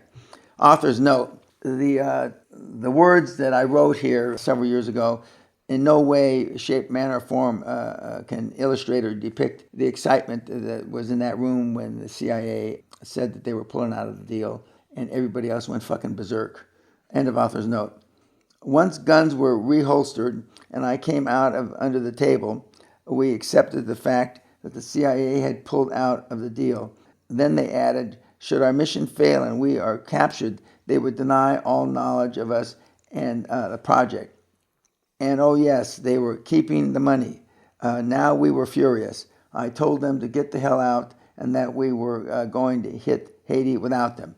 Author's note: I didn't voluntarily get knocked under the conference table. My bodyguard, former FBI guy, was a world-class wrestler from University of Colorado, I believe. He flipped me and knocked me under that. Otherwise, I would have been on top of everybody like everybody else. End of author's note. Weeks later, I was bound from LA to the Dominican Republic with a stopover in Miami International. Every element was in place. I had a message waiting for me in Miami that if we insisted on proceeding with the operation, that every leader would be whacked by the CIA. We would just disappear without a trace. The project was dropped, and my friend and mentor Costa Gratz passed away peacefully a short time after. It finally emerged that no less than Jimmy Carter's Secretary of State, Cyrus Vance, had squashed the project. Years later, at a wedding of one of our conspirators, I ran into Cyrus Vance in the receiving line. I introduced myself, and he said, "You really screwed me, Cy." The man was taken aback, of course, but said nothing as I continued. "You owe me, Cy. Haiti 81, remember?" He stared back and never said a word. By the way, the Vatican pledged $250,000 to the project, and I learned then and there that when a mega successful mentor warns you that you're about to get screwed, you either heed his advice or bend over. The church never paid a lira, and I realized that the whispered stories of intrigue I'd heard about the church were probably true. Author's note. I paid up the $250,000 that the Vatican was supposed to pay up. And at that time, I learned a very hard lesson. And when I tell my mentees now that I suggest that they don't do something or to be careful, what I'm really saying, listen to me, you fucking moron. I know what I'm talking about. End of author's note. On February 28, 1981, newly inaugurated Ronald Reagan decontrolled the price of oil, removing artificial price support. That same year, while I was involved in the Haiti project, Pat Kennedy decided he wanted to take $1 million out of our company tax-free and unreported. Actually, he didn't want his wife to know about it. I had been burned once before by unreported taxes, so I wouldn't let him do it. A proxy fight ensued, and I was ousted by my partners on January 7, 1982, a week after Dan Jr. was born, my first son. I was unemployed again, but getting used to being thrown out of my ass. Create order from chaos and making a killing. But now I had oil in my blood. My brief initial experience in the exciting arena had confirmed that there was a hell of a lot of money to be made in the industry like this, which at the time was in chaos. In fact, the most valuable lesson I learned from the whole period is still true today. Find an industry in chaos, going through the agony of cataclysmic change. Bring order to that change. Emerge from the battlefield chaos with a company that provides order and leadership, and you'll make a ton of money. Again, author's note. The same thing is happening right now, again, in the oil business, with oil hovering around $35 a barrel. Thousands of men and women are being made unemployed across the world that are supplementary, ancillary, or complementary industries to oil. End of author's note. Here's an example. A dozen years ago, the entire field of interactive communication was in absolute chaos. The so-called information superhighway was being built outright across an uncharted frontier with no place in specs.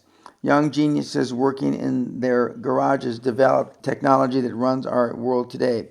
Then, as savvy entrepreneurs, they went out, found the money, and created the empire. They set up precedents with imagination, innovation, and guts, then sat back and counted their money while the rest of the pack ran to catch up. Ask Ted Turner about network TV. Ask Bill Gates about universal software. Ask Netscape about web browsers. How many short years ago was it that Google was a theoretical number beloved by nerds, that Dell was a publisher of comic books, and Yahoo was something cowboys yelled during sex? With a growing network of contacts and sources in the oil industry, I decided to go into the business for myself. So on Friday, July 13th, 1982, I founded Great Western Development Corporation. At least I'd never be fired again. When you're looking to increase revenues quickly, who are the dumbest people to do business with? Why, the morons who buy those $750 ashtrays, of course, the United States government. I immediately contacted the Defense Fuel Center, the U.S. Department of Defense. The agency bids contracts every February and October to buy JP4 and JP5 jet fuel and diesel fuel.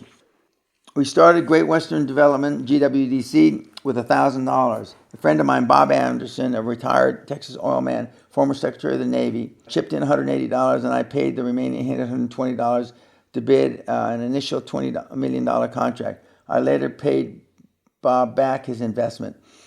I was working in my infant son's bedroom with a spare telephone and at least fax machine. That was the total extent of GWDC, Great Western Development Corporation. The beauties of a joint venture, other people's money and other people. But not even the government does business with a company they've never heard of, with no track record. That's when I put together my first joint venture. I tracked down a Marion refining company located in Mobile, Alabama, a firm that currently had an excess fuel capacity. That means they had more time to refine crude than they had crude coming in to refine. The head of the Marion was a retired Army man, so we struck up a relationship based on our common military background. Author's note: he was a retired one-star general who coincidentally had graduated from OCS in the same brigade, 5th Battalion at Fort Benning, Georgia, that I did. End of author's note. For the pay-for-shufflers of the Defense Fuel Center, Marion Refining was a known entity. Partnering Great Western with Marion gave us an instant track record. As a result, we landed 3 fuel contracts totaling $50 million. Now, with government contracts in hand, GWDC was on its way. Suddenly, we were perceived as a company to do business with, and as you've heard over and over, perception is reality. Even today, I tell audiences with $820, a phone, a leased fax machine, in my kid's bedroom, I landed a $50 million contract and launched a company ultimately worth more than $400 million. Everybody sees or hears that figure and says, wow. But you know what? Nobody ever asked me how much the company made on $50 million. The answer is about $90,000. Author's note: today, still, after 22 years of coaching, nobody ever asked me how much money I made on that $50 million. End of author's note. But how much of my own money did I spend? $1,000. And who did I use to inflate my company's profile for far beyond its meager size? Other people with other skills, other contacts, and greater reputations. Over the years, I've used other people's money, OPM, and other people continuously to grow my company and make millions. We'll talk about locating that money and those people in the future chapters. At the time I founded Great Western, I set 3 goals for myself. A, to grow the company to $2 billion in assets. B, to become one of the top 5 highest paid energy executives in the industry. And C, to make Great Western the 50th largest company in the country. Energy company. At the time, Pennzoil was ranked 50th. There were thousands of energy companies in those chaotic days. I achieved B and C. I fell 1.55 billion short of the first goal, measured in market capitalization value. But so what? And what if I had set my goal at 20 billion? Author's note: I talk about, people ask me if I had to do over again, what would I do? And I always say I would have set higher goals. End of author's note. I learned a lesson I wouldn't forget about setting goals too low. After our initial successes at GWDC entered what I call a nurturing period, I decided to nurture my company by selling tax shelters. Remember, this was 1982. The Tax Reform Act of 1986 was still 4 years away. Both individual and institutional investors were clamoring for tax shelters, and chaos, my favorite business condition, ruled the market. I had no broker or dealer license, which would enable me to sell tax shelters. So I formed yet another joint venture with a brokerage firm run by the best salesmen I've ever met. His name is Walter Levine, and he sold me a 3-year tax shelter on $1.5 million in income. When I protested, he said, "Trust me, you grow into it." What a guy. Walter and I formed a little joint venture we called G&J. It was our business cards, but G&J stood for Goy and Jew. We launched our first tax shelter venture in December 1982 in the form of an oil drilling fund. Over the next 2 years, GWDC put together and J&G sold 3 very successful tax shelters. The operating capital from the funds came in the form of general and administrative fees payable to GWDC. During those tenuous times when we couldn't afford the best New York lawyers and accountants, we got them anyway. How we hired them is a secret revealed in another chapter. One California day in 1983, While I was running, the idea struck me to buy a castle I couldn't afford. Yes, a medieval castle on an island, the ultimate in ostentation. We were doing well with our tax shoulders, but we still needed the help of Wall Street to maintain success. And as I knew from my own Wall Street experience, if you wanted to do business with financial institutions, you had to prove to them you didn't need them. My own castle would certainly make the perception a reality in their minds. So a castle became my goal. And critically important here to understand that my goal was indeed my total focus, but we'll get to that discussion later. By the following Thanksgiving, I was shopping for castles in the United Kingdom. During this period, business coincidentally brought me to London a few times, giving me more opportunities to browse the castle market. Then one June morning in 1984, I drove through the ancient stone gates of Guthrie Castle, located in County Tayside, Angus, Scotland, about 5 miles from the rocky cliffs of the North Sea. Guthrie, dating back to the 1460s, is a 55-room manor, complete with turrets and a great stone tower.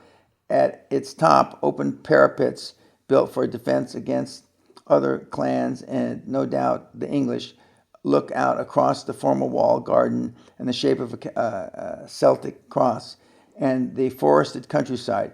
Endless corridors and high-ceilinged rooms almost echo the booted steps of 5 centuries of Guthrie's, and no castle is complete without a ghost. Guthrie has a ghost maiden who appears periodically, and in addition to other sightings.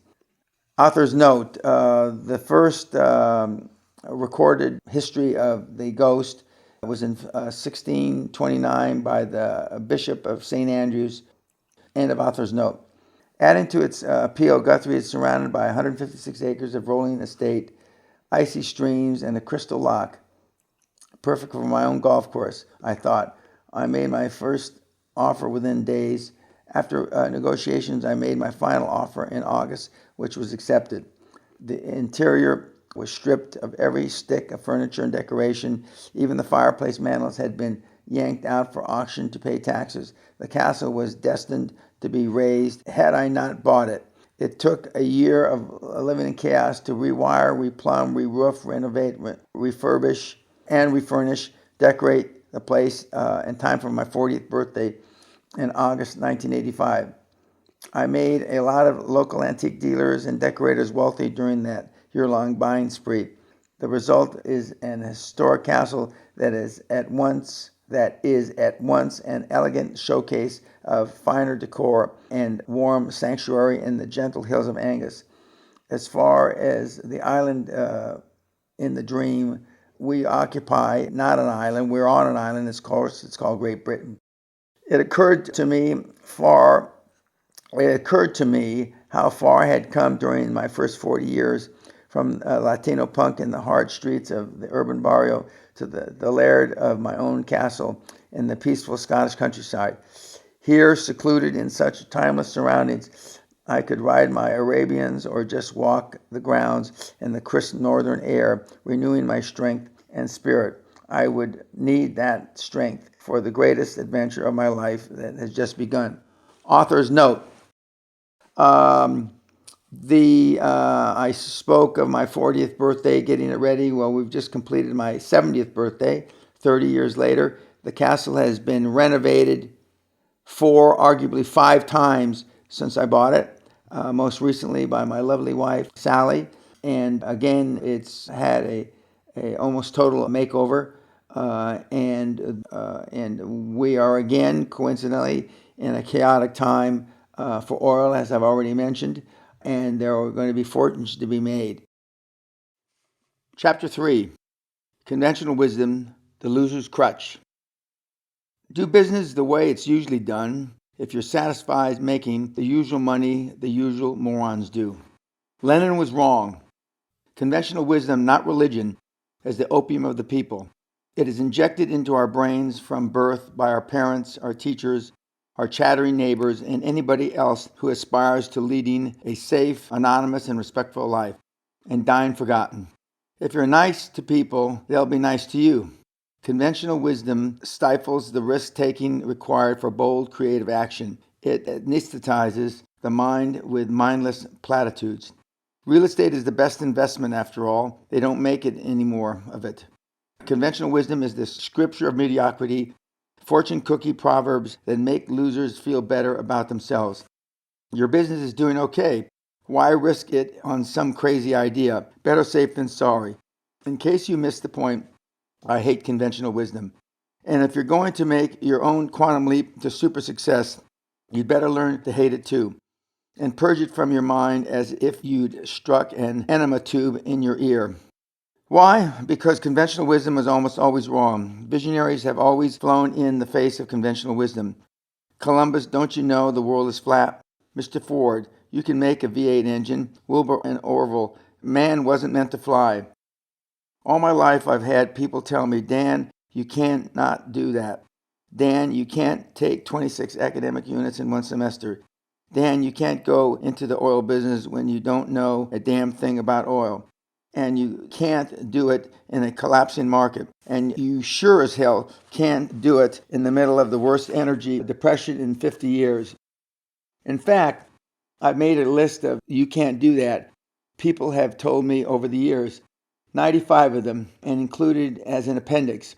Author's note, the 95 you can't do that has been expanded to more than 100. End of author's note. Another phrase I detest is common sense. Common sense is an excuse for mental laziness. Common sense is the biggest alibi of all for screw-ups caused by using conventional wisdom. Well, Dan, if you just made common sense at the time. Think about this. Common sense would have to stem from common experience. If we were all born, raised, and educated under identical circumstances, what sense we had would certainly be held in common. But the fact is, we're all from diverse backgrounds and imprinted with a rich diversity of experiences. So how the hell do you suppose we all have common sense? There is no common sense. In this chapter, while I continue the Great Western story, you'll see how I constantly flew in the face of conventional wisdom. We'll also begin discussing my 7 steps for super success and how to create your personal foundation to build that success. Building your personal foundation. Before you can create and run a super successful company, you have to recreate yourself. You have to cleanse your mind of years of conventional wisdom, and in the voids that left, build a personal foundation based on all new rules. The first rule is an old one. There are no rules. Rules, by definition, are limiters, walls beyond which you don't allow yourself to venture. Rules, even your own, put you into a self-imposed box with 4 sides. To become super successful, you've got to think outside the box. Your own mind is the greatest limiting factor. There's where all the you can't do that crap will gather to smother your creativity and cloud your vision. If you're my age, you remember when the 4-minute mile was impossible. Nobody had ever done it. Then on May 6, 1954, an English runner, Roger Bannister, finished a mile in 3:59.4. The very next month, Australian John Landy did it in 3:57.9. Soon, a growing number of runners were conquering the impossible 4-minute mile. Beyond challenge of time and distance, however, was the destruction of the mental barrier that cleared the way to that conquest. This story has powerful implications for anyone striving for super success. Often the impossible in business is a feat that hasn't been attempted. It takes guts to move beyond the known into the unknown. One of the legends of Asia was a Russian hotelier named Boris Lizanovich. Trained in his youth as a ballet dancer, he escaped Russia during the Bolshevik Revolution and became a world-class dance performer. While touring the cities of the Orient, he fell under the spell of Asia, settled in Calcutta to run a restaurant, and in 1951 decided to open his first hotel in the Kingdom of Nepal. His friends in India advised him that it would be impossible. After all, they pointed out, his landlocked Himalayan nation was still stuck into the 15th century. It was a mythical Shangri-La, tucked beneath the world's highest mountain range, with no telephones, access to outside world only by perilous air travel, ending on a rough grassy runway outside Kathmandu. With no roads leading in or out of the kingdom, the only automobile in Nepal belonged to King Tribhuva. Boris was not to be deterred. He bought a rambling, rundown medieval palace He brought the second car into the country, overland, through the jungle from northern India using porters, disassembling it into dozens of parts and reassembling it on arrival in Kathmandu. From Calcutta, he ordered modern plumbing fixtures, power generators, refrigerator units, furnishings, and all the other trimmings to turn the dilapidated palace into a first-class tourist hotel. Since Nepalese cuisine consists of rice, soup, and curry, as Hindus they eat no meat nor drink liquor, Boris also had to air freight in all food and drink. It simply can't be done, they continue to sniff back in India. Today, the most prestigious address in Nepal is the Hotel Yak and Yeti, a host to royalty and celebrity guests for decades. It is a splendid testimony to sheer guts of the late Boris Lisanovich, regarded as the father of tourism in Nepal. It takes guts to lead the change and guts to change. Suppose you've got a good business deal clinched and possibility of a better one comes along. All around you, conventional wisdom chirps, don't blow this, remember the bird in the hand. It takes guts to ignore the advice of the tiptoers and the meek-minded and go for the better deal. If you've got a good product that's selling well, it takes guts to throw it out and introduce even a better product. It doesn't matter what the morons say. I don't often pay attention to what others think, especially morons. Several years ago in the box office hit Evita, Madonna in the title role sings, "It doesn't matter what the morons say." My definition of a moron or a doofus, pronounced doofus, is anybody whose advice or attitude would limit my success potential. Morons are everywhere. They work with you, they commute with you, go to your health club, live next door, and are even in your family. They've limited their thinking and would feel much more comfortable if you'd limit yours too. You probably even pay for conventional wisdom. Some professionals exist to keep you in the box of how it is done and typically attract very careful and conservative men and women with buttoned down minds. You've got a company doing several $1 million in business, for example, but you entrust your accounting and tax functions to a CPA accountant who has no more vision than to happily earn $70,000 a year. Even worse, you pay this furrow-browed bean counter not to be creative, but to shake his finger in your face on behalf of the government and say, you can't do that. After all, accountants are trained and certified to follow studiously rules that help the IRS get over every dime they can of your money, in the large part by making sure you think conventionally about your tax income. You also risk the danger of retaining a lawyer whose conventional wisdom is focused on what you cannot do. This guy sure isn't going to clear you a path to pursue your objective. He's more afraid that you'll take an unconventional step that'll make his job harder. Over the course of my career, I've listened to the advice of scores of lawyers and accountants. I respect their knowledge. Some have been my partners, but with few exceptions, I know they are conventional people dosing out conventional counsel on how to tiptoe, even when my strongest instincts and inclinations tell me to stampede.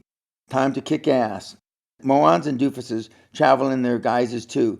Stockholders, bankers, and press, thankfully the competition.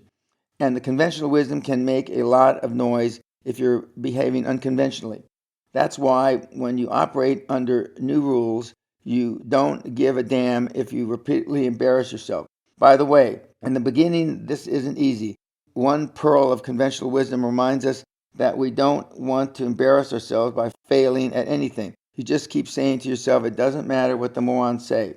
New habits, new companions. New rules need the support of new habits and new companions. Two of the most dynamic business people I know are George and Deanne Verdier. They own Sugarloaf Mountain Works in Gatesburg, Maryland. They were already successful when they attended the Castle Seminar in 1994. I hold this highly concentrated week-long seminar once or twice a year in my 15th century home in Scotland. It is limited to 6 couples and has launched more than a few quantum leaps in recent years. The Verdiers listened when I said that the friends they had been socializing with might not be suitable companions during their drive for super success. Author's note, the seminar has grown to a couple times a year with 6 couples to between 20 and 24 attendees, and the seminar is given between 4 and 6 times a year. And as of this reading, we've just instituted a new hardcore seminar over Christmas from the 24th of December through the 3rd of January, which was a great success. End of author's note. I was right. Deanne and George returned to the castle for another dose of Dan in the spring of 1995. They reported that their old friends and acquaintances had sort of dropped them. We've been so successful that our old circle of friends was no longer comfortable around us, according to Deanne. Since I went from driving a $10,000 Miata to a $100,000 Mercedes convertible, we have nothing to talk about. But the Verdiers and Dan Peña have a lot to talk about, and I'm proud as hell to call them two of a growing group of Dan's disciples. And just as gratifying, their son Bob has integrated many of our principles to success in his own life. As a youngster in his early teens, he was exposed to QLA during conversations I had with his parents. Then in 2000, Bob worked with me in a remote internship. Author's note, Bob is now approximately 35, about to have his first son, has worked on Wall Street since he graduated from university. So he's been there over 10 years, he's been very successful, and he is dedicated himself to investment banking, and his specialty is healthcare. End of author's note. Rarely do young people have a chance to step back, evaluate, and refocus the direction of their lives, said Bob. Dan challenged me to do just that and to develop habits and attitudes that foster success.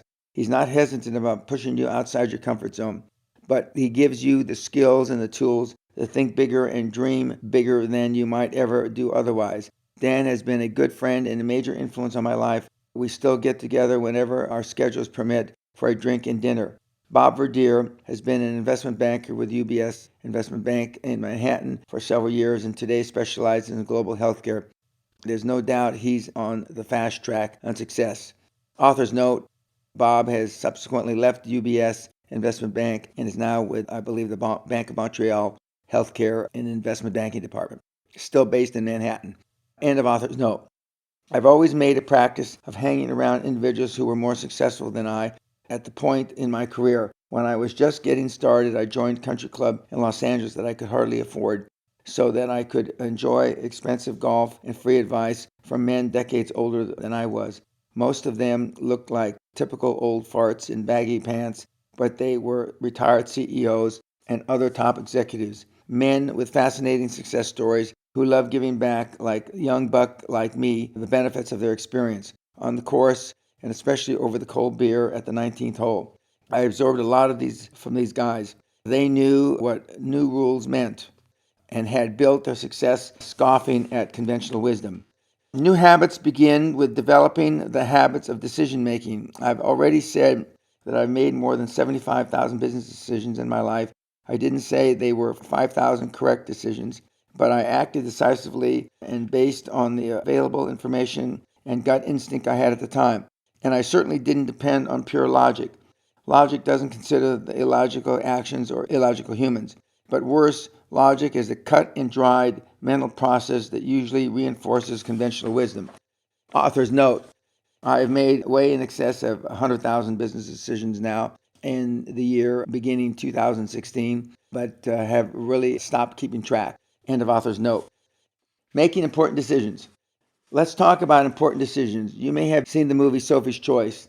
The choice that the lead character, played by Meryl Streep, had to make was between saving the life of her son or her daughter. Now that's a tough decision, but the day-to-day business, it's a good way to put decision making in perspective. Ask yourself, will anybody die as a result of this decision? Whether you're deciding on whom to hire as a sales manager or how much office space you need, or which markets you're going to expand into, or the color of your office walls. Nobody's life is threatened if you make the wrong decision. It's just not a life and death thing.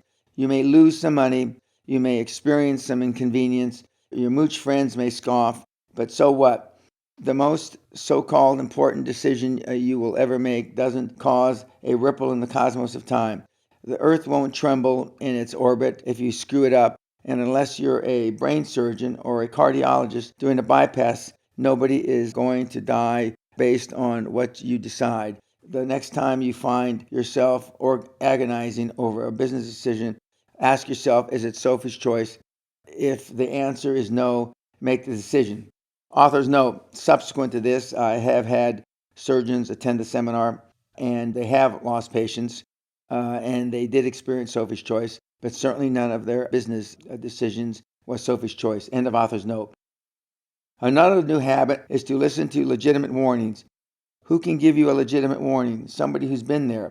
If you're trying to find capital to finance your business, listen to somebody who's already borrowed capital. If you're about to take on a partner, listen to his or her past partners. Listen to experience, not excrement. And don't listen to some seminar bum who's never run a legitimate business in his life. Or if he has, it has pushed cart to nowhere. Your new personal foundation must include new rules about risk. We've talked about risk earlier. Conventional wisdom says, be careful, but risk is absolutely necessary in order to become super successful. Think of it this way. You're not taking a chance, you're making a chance. Your risk may even be a bit crazy. Most big risks in the world were once called crazy. Sailing off to find India, trying to make a heavier than air machine actually fly, putting a man on the moon. So he's crazy. Just know the difference between taking a crazy risk and a stupid one, and go for it with confidence. As I've said for years, I may be wrong, but I'm never in doubt. Getting back to those tax shelters that Walter Levine was selling G&J, we set a goal of 5.5 million package. We only raised 1.4 million during the deal, closing the deal New Year's Eve, 1982. Tax shelters in those days were a dime a dozen, so we had to make each one of ours to be perceived in the bigger and better than the last. Our second drilling fund was 3.4 million, and our third in December 1983 raised 5.4 million. Our office in Palos Verdes, California, eventually continually expanding, so that by early 1984, we occupied 2,000 square feet of space with only 6 employees. These plush, spacious offices gave investors the perception of a large, prosperous firm.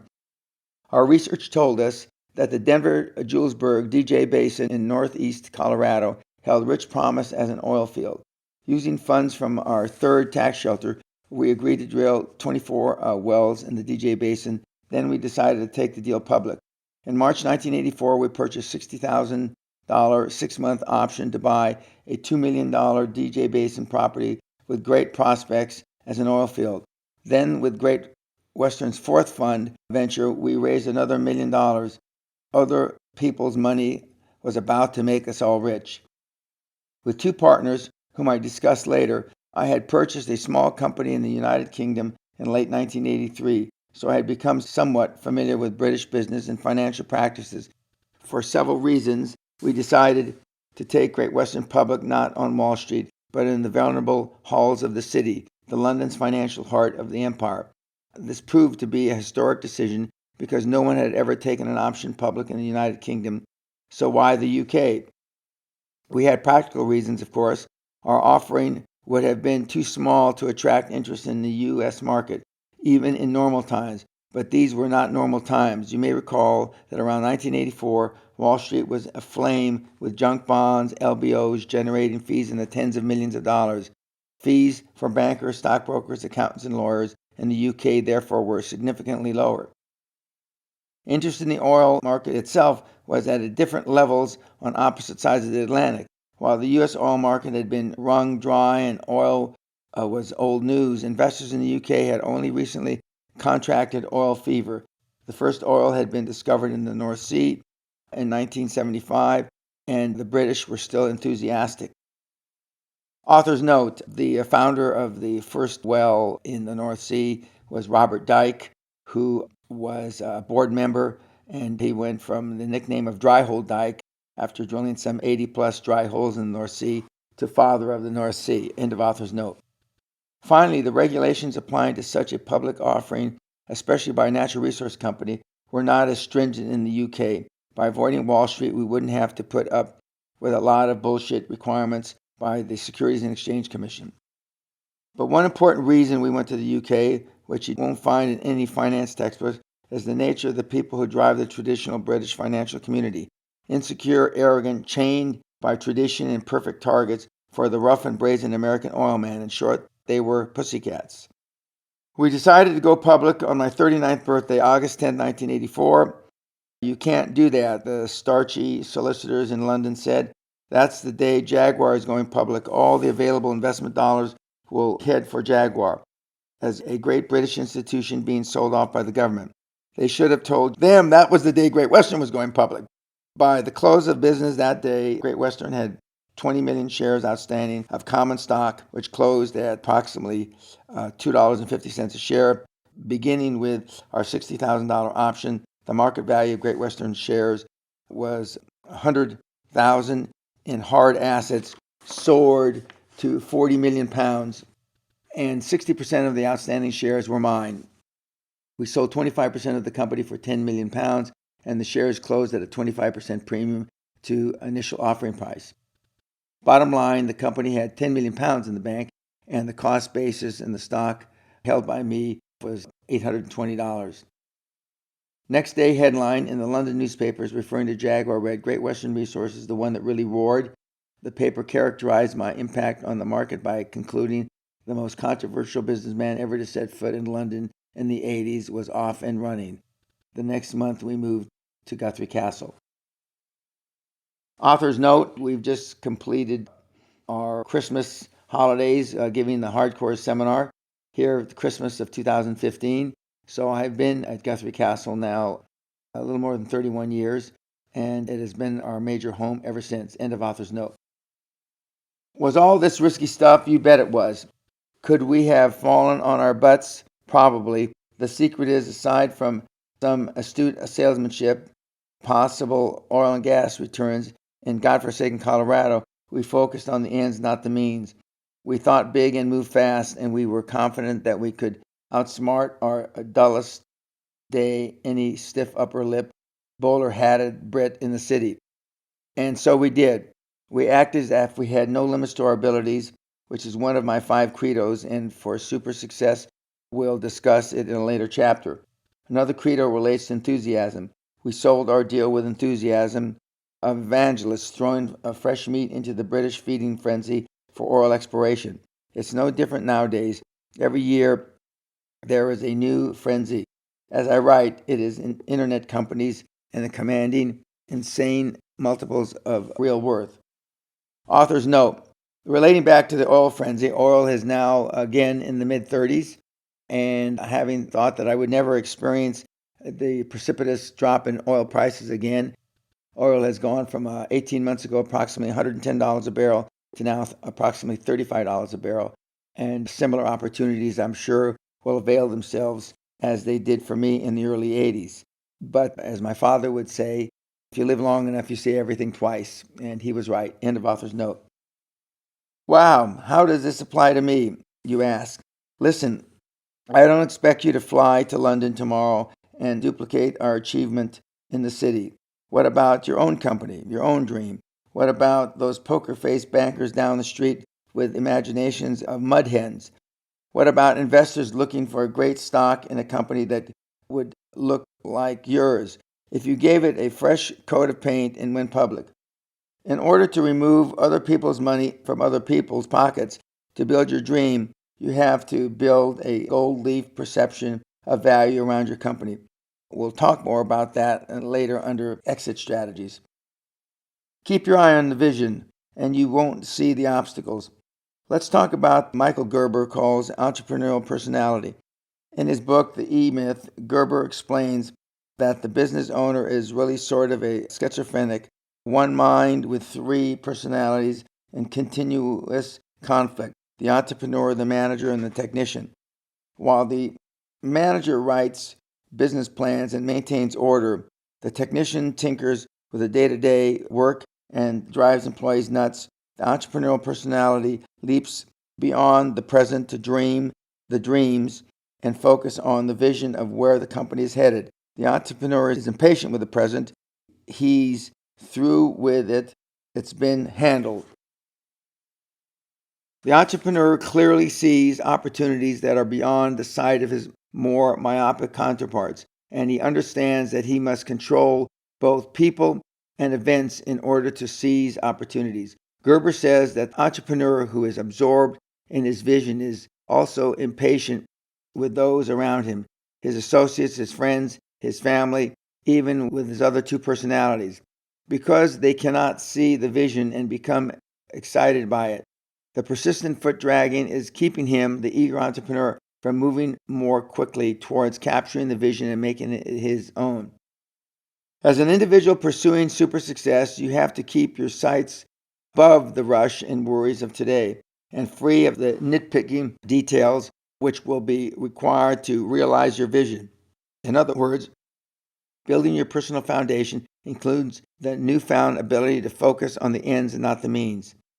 When you keep your attention focused on the exciting, successful future that awaits you, a strange phenomenon occurs. You begin to transport yourself into the future as you keep your eye on the goal. The question ceases to be if you can get there. It quickly becomes a logical one of how and when. You assume success, you visualize success as if it were already a reality. This truth isn't confined to noble dreams either. A few years ago, USA Today did a management survey about daydreaming. It was based on anonymous responses, of course, but that's a good reason to have faith in the results.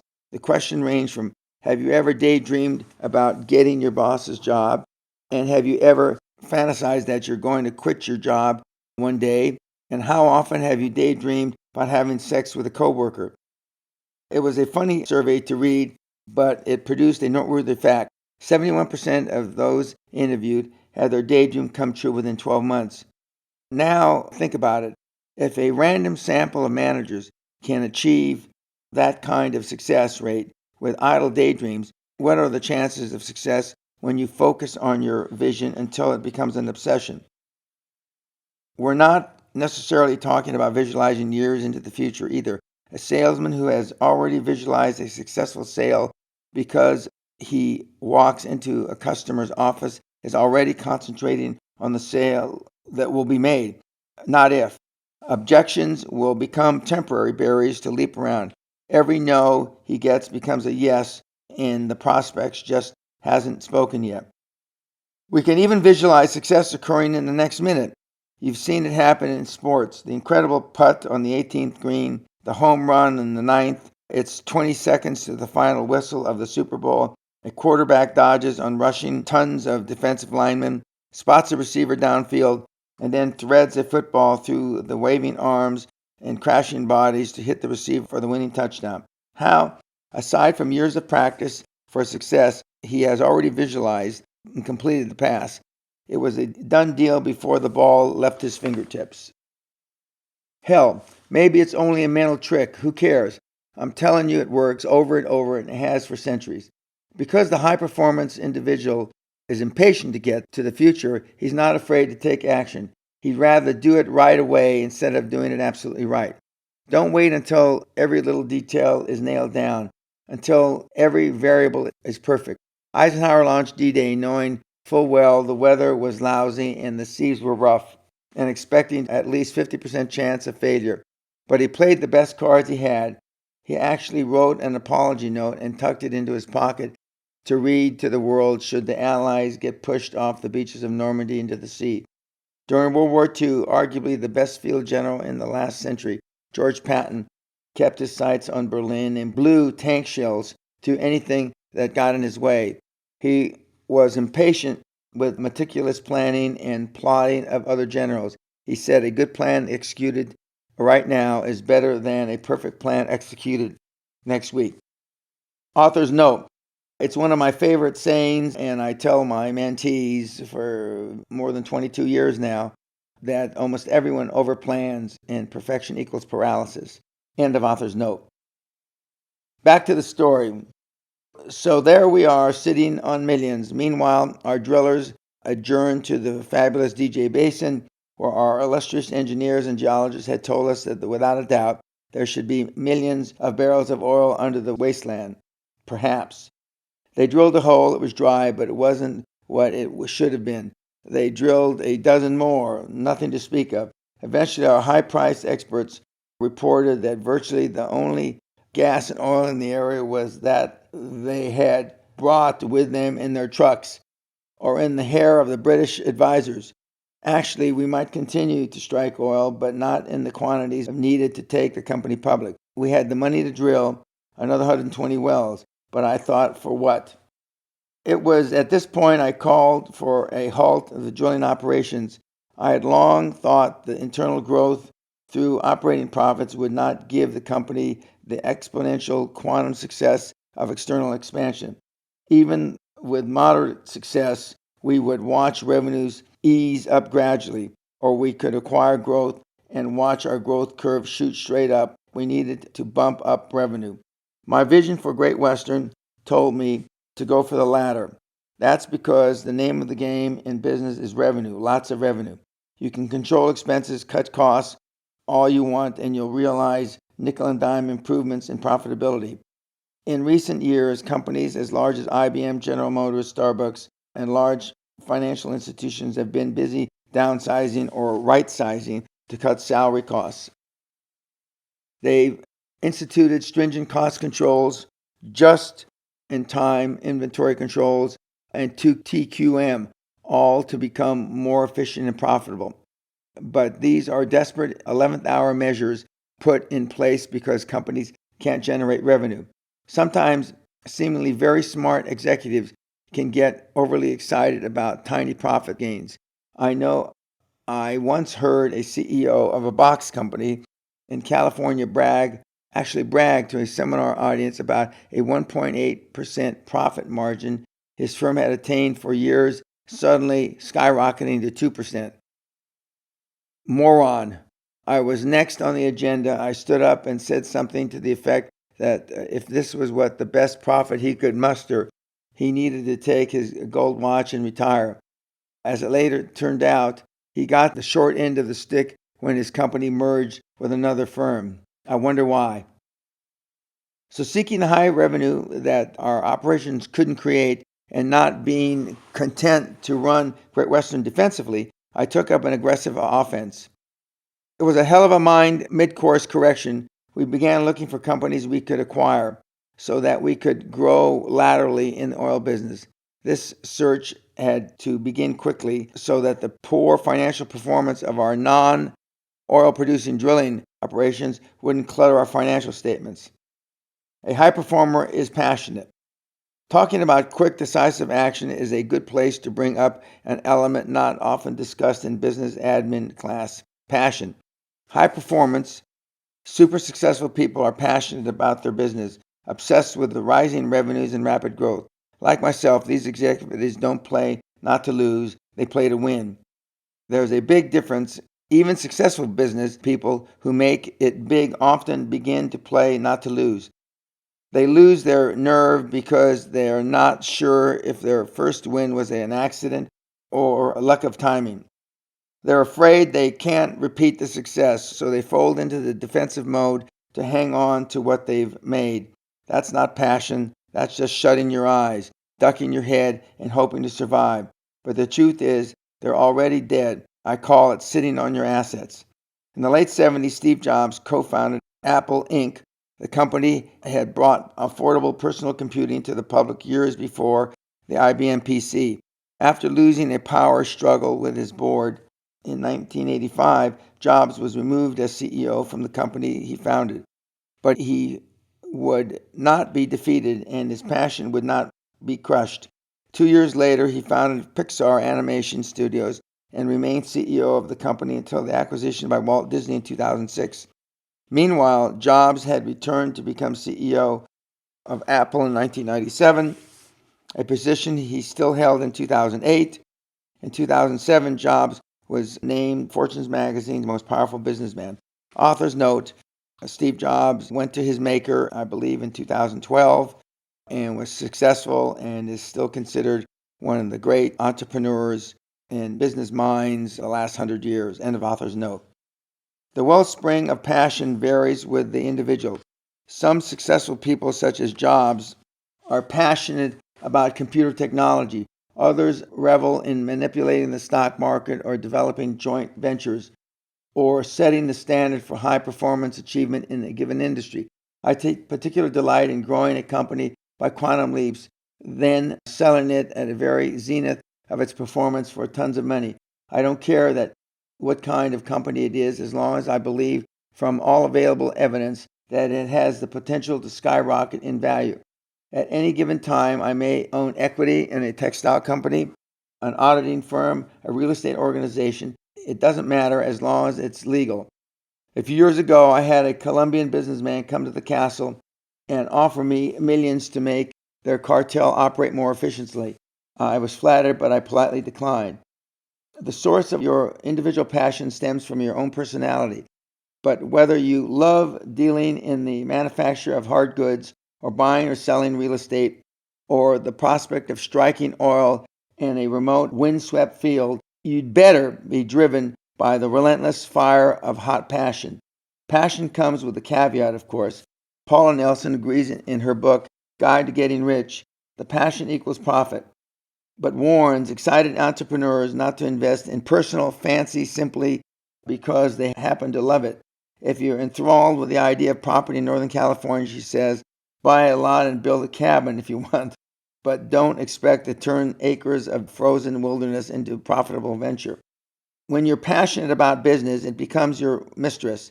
You think about it day in and day out. You think about it even when you're at home, when you're traveling, when you're lying in bed at night, hell, even while you're making love.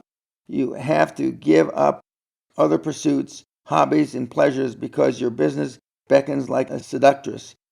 You have to leave your family to entertain themselves. Drop friends who don't understand your passion. Forget to eat. Forget to go home. If you drink, you keep a bottle at the office. If your mind wanders and you dare to think about time off, business comes back to remind you for even a moment of infidelity. Passion is required because being a super success is a full-time job. There's never been a part-time high performer. Some of those seminar gurus and infomercial morons will say you can do this or do that part-time to be success. Work whenever you feel like it, grow wealthy. That's bullshit. Sure, you can make a few extra thousand by hounding old ladies to sell you their mortgage or setting up a 900 number or some other trendy scam, but I'm talking about millions, and the wealth in the millions requires a full-time laser beam focused commitment. Author's note: now the infomercials, etc., have been surpassed by podcasts, CDs, DVDs, etc., telling you how you can have at-home business part-time. It's my opinion is even more reinforced. I've never seen a part-time high performer. End of author's note. Remember what I said, super success isn't for everyone, but it's for the very few who are willing to build the foundation, make those sacrifices, and create major sea changes in the currents of their thinking. The strength of self-confidence and self-regard. The quickest way to begin your quest of a super success is to take action. Make a decision you've been putting off. Don't let a ride another day. Like the TV ad says, just do it. It could be something as elementary as replacing a dead weight, a loser in your organization, with a bright, ambitious firebrand who can't wait to help you accelerate your quest, and then take your job. Author's note: since those days when I first wrote this, I've now replaced it with just fucking do it.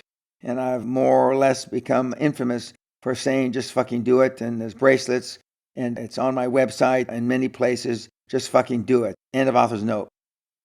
What happens is, as soon as you take that action and see how easy it really was, you'll have a higher level of confidence to take another action, some inevitable decision you've been delaying, and another. And now you've got your aspirations in gear. Now you've got the taste of what you can become, because success feeds on success. It feeds on itself and is insatiable. It transcends any lust you have ever had for anything. Before you know it, you'll love the decisive and powerful individual you've become. When you look at yourself in the mirror, you'll really admire what you see. I've got to tell you, after years of this, nobody loves me more than I love myself. If that sounds like an ego run amok, I don't give a damn. The fact is that out beyond the front lines of the big business battlefield, in no man's land, where the big dogs run and the assassins cut your heart out for a buck, you can count on one trusty warrior to lead your change. Watch your back, whack your enemies dead, and that's yourself. So, what have you learned? To ignore conventional wisdom because it is almost always wrong and serves only as a crutch to support the weak, to build your personal foundation for super success, to adopt new rules, which means new habits, new companions, not to treat decisions as life and death situations, to focus on the vision, not the details, to be passionate about your business, and to take actions that will raise your own self-confidence and self-regard immediately. What we're doing here is creating a whole new mental arena in which you can not only visualize your success, but also predict it. After all, the best way to predict the future is to create it yourself. Chapter 4: Getting Comfortable with High Performance. Success can be as frightening as failure. Begin preparing now for the new style and tempo of life that will come with success. Practice makes comfort. Forget perfect. In an imperfect business world, even your sweetest, hottest deal is not likely to be perfect. Frankly, I'm always suspicious of a deal that is too perfect. But before you can achieve super success, before you can run with the big dogs and track down the big deals, you have to be comfortable in the environment in which super success occurs, and that takes practice. So let's talk about getting comfortable with the idea, the people, the setting, and the actions associated with high performance and super success. When I was starting out, I knew I was going to be successful. I knew it because I told myself that constantly. My success, really big success, was not some vague wish, some idle fantasy. It was my goal set in concrete, my inevitable destination. If you know you're going to a destination, it only makes sense to prepare yourself for your arrival. Let's use a parallel example to illustrate the point. If you were going to open a business in, say, Thailand, you would begin to prepare yourself well in advance. You'd learn how the culture and the climate. You'd study business conditions and the nature of the economy. You'd probably take language lessons and practice speaking some basic Thai. You'd find some Thai people and talk to them. You'd no doubt visit Thailand, getting every insight you could into how Thais think and what they value and how they do business. In other words, you'd be practicing your new life so that once you arrive, you'd be as comfortable as you'd always been there.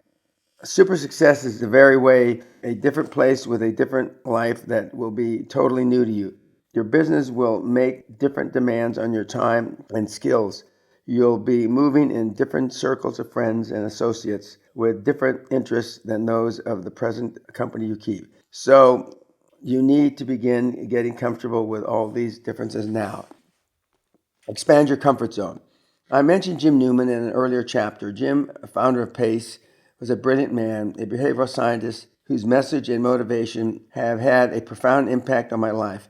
In fact, for 20 years before his death in 1997, Jim was my mentor to me, a topic I'll discuss later. Jim originated the concept of comfort zone, a term which is now part of our language. An individual comfort zone is the area in which he or she performs most capably because the person is comfortable in that area, or at that level, or that intensity of activity or pressure. One's comfort zone is not fixed forever, like a locked thermostat. You can expand your comfort zone by pushing its limits, by having experiences beyond its perimeter. The problem with many people, mostly the doofuses who tell you that you can't do this or that, is that they stay encased in a limited time zone they've created just to continue to breathe. Most Americans, for example, live in the same state, work at the same job, have the same friends, and take the same vacations all their lives. Their comfort zone is like a coffin in which they live until they die. Since I knew my destination was to become a stratospheric success, I began preparing early. As I mentioned earlier, I joined a club I couldn't afford in order to hang out with retired CEOs who talked about the deals and intrigues of their careers. I bought a Rolls Royce and a Mercedes to see how it felt traveling in style like a super successful person. I drove around expensive neighborhoods looking at the homes, mansions, really, that I knew one day I could afford. Because I realized that perception was reality, I bought the finest suits from the best tailors so that every first impression I made when I walked into an office was one of high-performance individual who was comfortable with success. In other words, I practiced being successful with as much determination as a world-class athlete practices his skills. It's true. Like a moth to the flame, money gravitates to those who know how to handle it with class. Beginning a high-performance super success is a learned behavior. When I was around high performers such as Costa Gratsos, I observed how they acted and reacted to the pressures and problems of business. I watched them stay cool under fire or go into a rage if more dramatic action was appropriate. Just as importantly, I listened very carefully to what they told me about the practices and politics of super success because I knew they had been there. And when my time came, I was determined to be just as comfortable as they were in performing under incredible tension, in making hard, far-reaching decisions, in committing millions and ultimately hundreds of millions of dollars with a signature, or in handling high-wire negotiations without a net, without a blink. I saw how they earned their penthouse towers, stretch limos, and exclusive clubs, and I wanted to be comfortable with this side of super success as well. What are the alternatives to expanding your comfort zone? Boredom, anxiety, even fear, and the certain death of any growth potential for your company and most assuredly you. Have you ever seen fear in the eyes of an opponent or enemy? It could have been in a boxing ring or on the football field or even on the battlefield.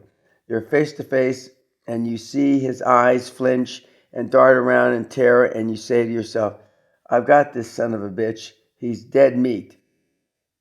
In the boardroom, those eyes, those sweating palms, that second of hesitation tell an adversary to go for the kill. The doofus is sitting with us, but he's not one of us. Rip his lungs out. Author's note.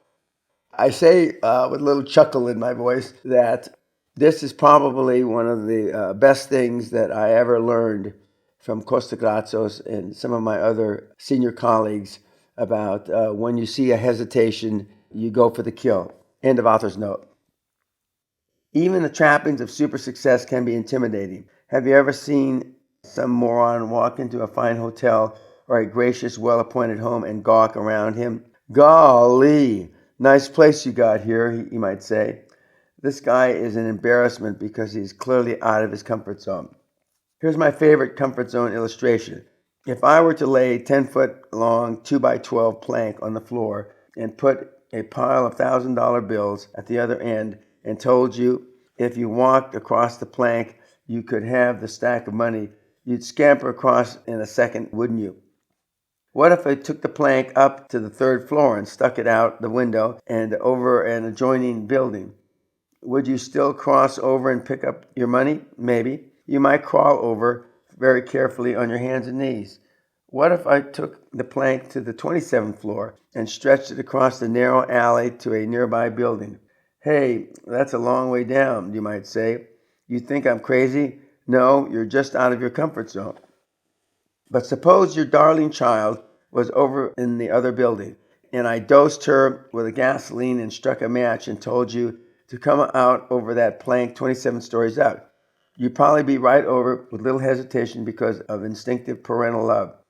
The super successful operate in a different atmosphere than most. They're way up there, 100 stories high, in rare thin air, and they are quite comfortable. That's what you have to be able to do. Conduct business on the high plank without a blink of fear. And one way to do this is constantly to expose yourself to situations that by definition make you uncomfortable. You have to expand your comfort zone. Another and easier way to begin getting comfortable with high performance is through visualization. Clarify your vision. One of the best clarifiers is the written word. If you talk about an idea or a plan to a dozen people in the same room, you create a dozen impressions of your plan. But if you write it down, one plan exists for a dozen readers. Similarly, in order to clarify your vision in your own mind, write it on a piece of paper. The act of committing it to paper takes the ambiguity out of your idea. You see it before you, perhaps for the first time. Then tuck that piece of paper in your wallet and carry it with you day after day. It becomes as much a part of you as your driver's license or your health insurance card or your credit cards. John Gale wrote, "If you don't think about the future, you won't have one." That's another way of saying that if you aim at nothing, you'll hit everything every time. But beyond thinking about it, you just must visualize the details of your future, not just the generalizations. Besides, you don't have to know how you're going to get there, but you need to know where you're going. On May 25th, 1961, President Kennedy issued an incredible challenge based on his own vision. He said, "I believe that this nation should commit itself to achieving the goal before this decade is out of landing a man on the moon and returning him safely to Earth." At that time, NASA was a fledgling agency with an unimpressive launch success rate. The previous month, Yuri Gagarin had become the first space traveler to circle the Earth in orbit. Kennedy had no idea how the U.S. planned to land on the moon, but his vision illuminated the way, so that 8 years later, that vision was fulfilled. This, by the way, is also the best example I can cite for quantum leap thinking in macro management, but we'll discuss these concepts in later chapters. Focus so clearly that the day your vision becomes reality, you experience déjà vu, the distinct feeling you already had been there. On April 13, 1997, a good-natured 21-year-old kid in a red polo shirt stunned the world by winning the Masters tournament at Augusta, Georgia, with a record-breaking 18 under par. Everyone was surprised, but not Tiger Woods. He'd been visualizing the moment all his life. Earl Woods, his father, said he's been talking about winning the Masters since he was 5 years old. In his first on-camera interview, Tiger said he didn't have an acceptance speech prepared because he'd only visualized as far as the 18th hole of the final round. Years before Great Western moved into its suite of offices high above the Houston skyline, I visualized precisely how those offices would look. I step into the elevator that speeds me directly to the 17th floor of a downtown glass and steel business tower. I step out onto the Italian marble tile floor. I turn, and directly ahead of me is a great golden logo that reads GW. Underneath it sits a beautiful blonde receptionist. I turn left and walk down the long corridor at least 150 feet past the offices of associates until I reach the corner of the building. There, with the full glass walls on two sides, is my office, complete with a large mahogany desk, richly paneled walls, spacious conference room, library, bar, and executive lavatory. When the day came in 1987 and we opened our 44,000 square foot corporate headquarters in downtown Houston, I pushed an elevator button and the above sequence unfurled before me just as it had in my mind for all those years. As my shoes clicked across the cool Carrara marble toward the young blonde receptionist, I felt not so much a feeling of achievement as the one of closure, of touching the vision which had already been so real for so long. I knew it because I had visualized it down to the smallest detail. It was the fulfillment of a dream. It was coming home. Armando Garcia was a successful entrepreneur and recognized specialist in executive sales management long before we met. In August 1990, the company he founded, Arcrom Electronics, was cited by Hispanic Magazine as the fastest growing Hispanic-owned company in the country. But in the years that followed, Armando realized that his company could be doing better. In 2000, he attended the Castle Seminar. During that experience, I startled Armando by telling him what he needed most to hear. We were all sitting there, remembers Armando, when Dan suddenly asked me quite loudly, "If you live in Silicon Valley, why aren't you a billionaire?" It was at that moment I realized that my set belief system would only allow me to go so far before slipping into idle mode. I suddenly realized I had to expand the system. Armando came away from the castle with an insight he needed to see his dreams ahead. Author's note. In recent years, I have stretched to the attendees of the Castle experience that it's very easy to go back to default. And I give them lessons and tips and exercises to keep them from going back to default when they go back to their old comfort zone. End of author's note. Another key lesson I brought home from the castle was the need for laser focus, Armando said later. I immediately applied this lesson to sharpening our product mix and increased our sales by more than 30%. After he closed Arcom during the dot-com bust, Armando purchased a struggling software company called BottleSoft. He subsequently lost about $1 million and lots of sleep, but has since integrated another Peñaism into the business, thinking, investigate before you invest. More recently, Armando has been practicing growth through acquisition with greater wisdom, prudence, and determination, and has purchased 2 companies to fuel the growth of his computer networking business, Dicard Networks. 5 credos of success. Since the late 70s, I've carried on my person what I call my 5 credos. It's the truth. Every month I copy them down on my day timer. They are an excellent framework for expanding and maintaining your comfort zone in a heady realm of super success. Number 1, yesterday's dreams are today's realities. This is another way of saying today's dreams are tomorrow's realities. Dreams come first, lighting and encouraging your imagination and gradually crystallizing to reality. Without dreams, you never progress. You never make any leaps, let alone a quantum leaps. Instead, you trudge through life, taking whatever chances come along. Like the song says in the musical South Pacific, if you don't have a dream, how are you going to make a dream come true? Number 2, seeing your dreams ahead of time now. This is a call to action. Don't just talk about dreaming, dream. Virtually everything I've accomplished of any consequence I visualized and dreamed of before it happened. So dream like me about a super successful business career filled with sweetheart deals, pride from the clutches of morons and their toady lawyers. Dream about a larger home in an exclusive gated community. Dream about a vacation to Tahiti. Take another look at the study a few years back in USA Today. They asked 1,500 readers what they daydreamed about when they were at work. 77% said they daydreamed about having sex with a coworker. 23% lied and said they didn't. 73% daydreamed about becoming CEO of their company, and 69% fantasized about they'd say to their boss the day they quit. The survey also found over a 12-month period, daydreams came true for the group a surprising 71% of the time. Why? Because the daydreamer had visualized it over and over and had willed that daydream come true. So take time to dream now so your daydreams have a chance of becoming fruition. 3, simulation, practice within when you're without. This goes back to practicing being super successful. Learn to think and act like a high-performance person you'll become, so you'll be ready to act when the doorway of opportunity opens. This is nothing new. These techniques have been used successfully around the world by individuals who become top executives, champion athletes, and even successful politicians. It's also been said that Bill Clinton practiced being president from the moment he met JFK at the White House as a high school student. Remember, I didn't say practice makes perfect. Who knows how long Hillary practiced? If your goal is to become chairman of the board, start by chairing the committee or activity. Whether it is in your civic club or church, volunteer to assume the responsibilities of position. Practice being the chairperson until you're finally appointed or elected.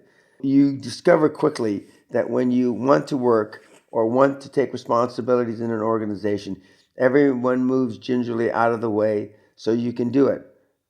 You want the job? Be my guest.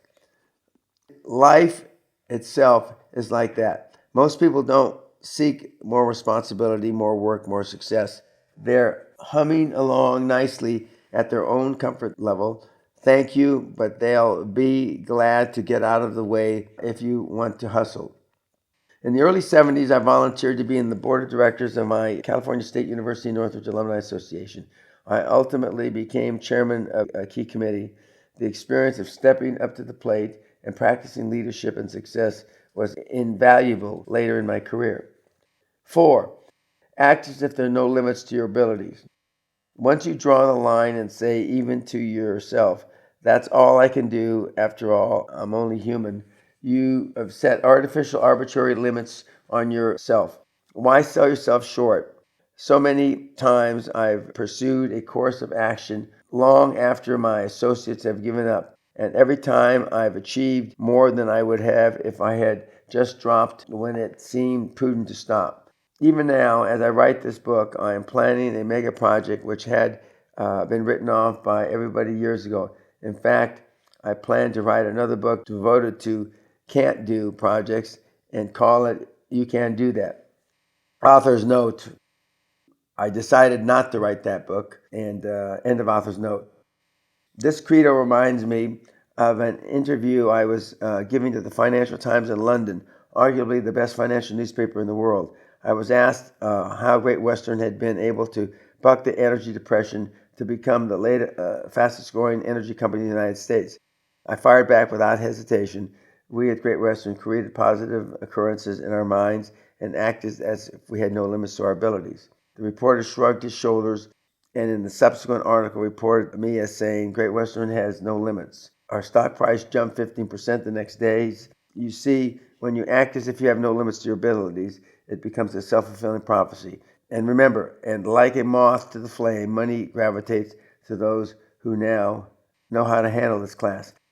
Author's note: as I read this book again for my devotees and mentees, oil has broken $30 a barrel and sits in the $26, $27 range, and the financial markets are in collapse.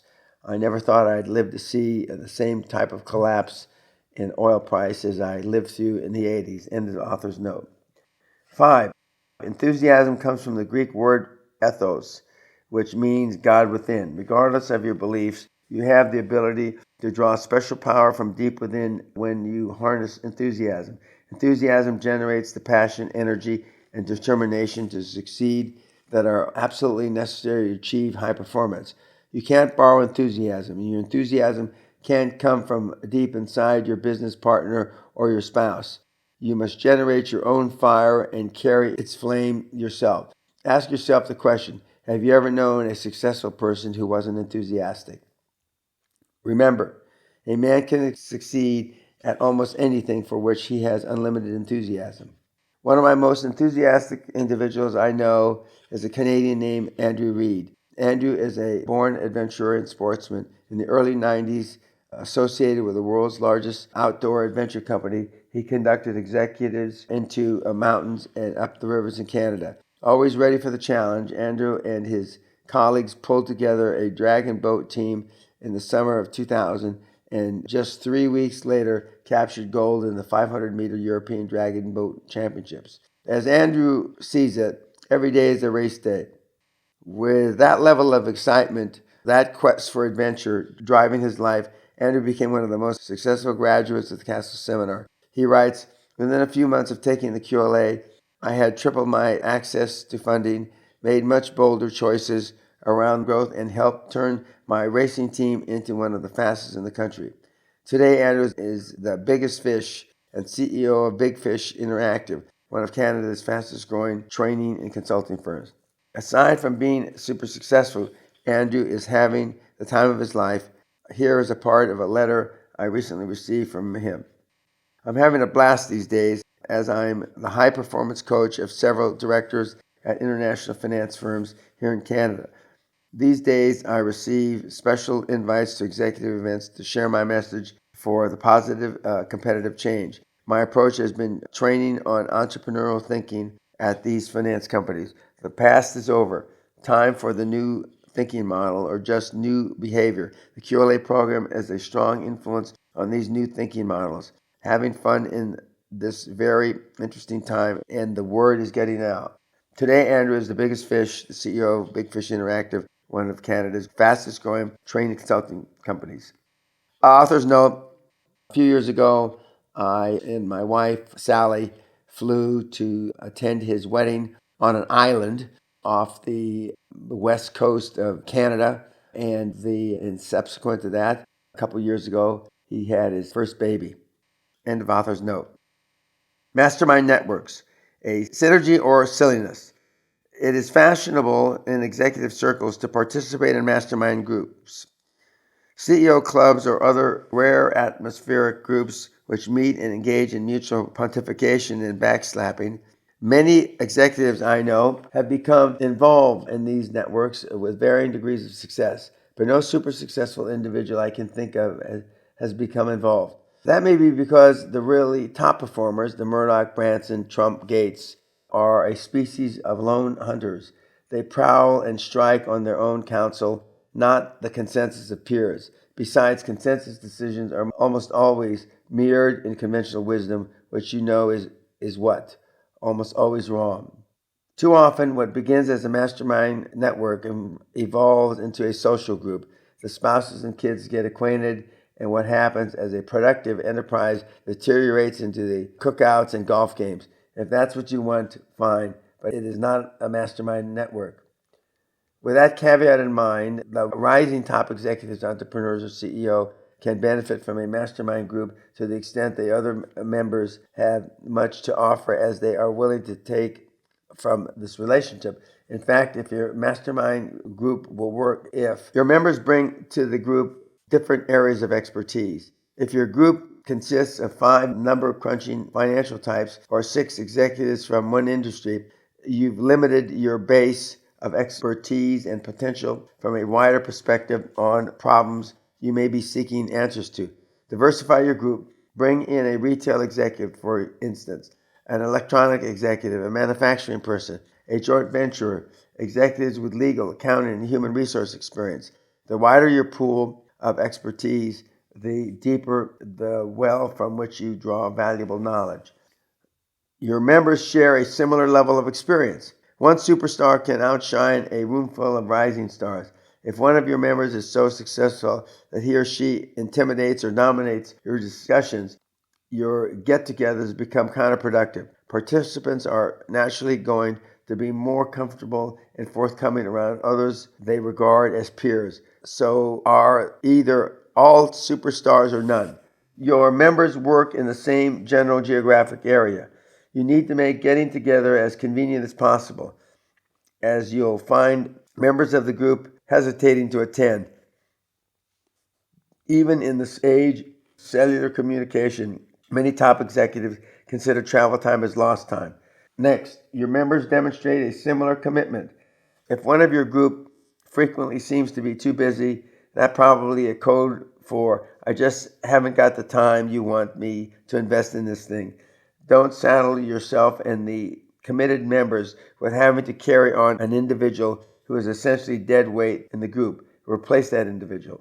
Next, don't select or gravitate towards one individual becoming chairperson of your group. In the ideal network, everyone is equal, with a responsibility for coordinating meetings and rotating as necessary. Your members must exhibit more traits of success than your own peers and contemporaries.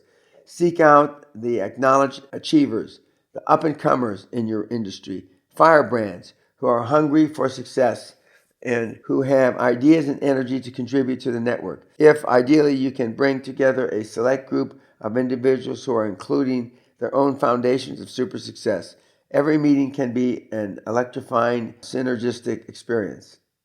And exit the group if your growth process falters. No relationship endures forever, especially among a group of dynamic peoples such as you hope to attract. Interests wane, agendas change. When the nature of the group or the character of the meetings no longer seems to be in your best interest or worth your time and effort, get out. Probably no explanation will be necessary, but if you feel one is necessary, all you have to say is, I'm not going anymore. Mentors, a quantum leap in wisdom. The value of a mentor is perhaps the most universally acknowledged truth in the business world. A mentor, of course, is an individual who's been there, who's traveled the road you're embarking on, and sees the potholes and detours from the other side. A Chilean poet wrote, "He who has not been down the road does well to heed the traveler." Good advice, yet very few aspiring entrepreneurs or executives ever solicit a mentor relationship. I've discussed this topic with countless senior executives, retired CEOs, and others who have experienced represents a storehouse of acquired knowledge and wisdom. Virtually none of them have ever been contacted about the possibility of becoming a mentor. Too often, perhaps executives feel they would be imposing on the potential mentor, but the fact is that most successful seniors are only too glad to pass along their experience to younger people seeking the road of success. All it takes is a phone call, an introduction, and maybe an invitation to lunch, which you pay for. In a case, it needs to be said, after all, men and women of this stature are forever picking up the bill, and you want to experience with you and completely painless. I've had 3 mentors during my career. Each one came along at the most opportune time for their special expertise to impact my life. The benefits I derived from their advice and counsel dramatically affected my life and propelled me toward super success. And I'll appreciate them and their contribution to what Dan Peña became to my dying day. I've already mentioned Jim Newman, the founder of PACE organization. In 1976, I had been a stockbroker for 4 years. I was 30-ish, making big money, and my career was stalled. I had skyrocketed in real estate and tasted enormous success by the time I was 25, but now seemed to be spinning my wheels, lacking the traction to leap forward. I had heard of Jim Newman's PACE organization. His message was endorsed by an impressive list of high-profile executive, politicians, celebrities, and even such personal achievement gurus as Dennis Waitley, author of The Psychology of Winning. So I thought, what the hell? The PACE seminar was another of those pivotal points in my life. Jim Newman showed me how to get my head screwed on straight for super success. His concept of the personal comfort zone has been part of my business thinking since the day I walked out of his seminar. One extraordinary mental exercise I use in negotiations is to determine the other party's comfort zone, i.e., what would they accept out of this deal in order to become comfortable with the consummation. When I find the perimeters to that zone, I picture it as a box. Inside that box are any number of deal possibilities. I could give the other party everything they want to my detriment and place an offer square in the center of their comfort zone. That would be stupid for me to do, of course, but it would make them very happy. Some business people, so eager to clinch a deal, aim for the center of the other guy's comfort zone and give away the damn store. I've done it myself back when doing a deal right now was more important than the terms of the deal. Instead, I usually place an offer at the uppermost limit of the other guy's comfort zone, at the very edge of what I feel he will accept. It works every time. He gets what he is comfortable with, and I get what I want. But even more important than a powerful negotiating skill, Jim Newman taught me how to expand my comfort zone so that I could move ahead rapidly and with solid direction toward my super success.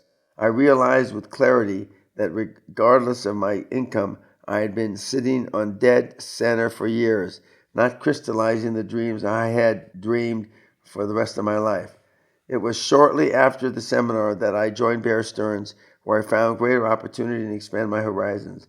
And after attending PACE Alumni Seminar in late '78, I left Bear Stearns to become an oil man and would propel me to super success in the life of the rich and famous.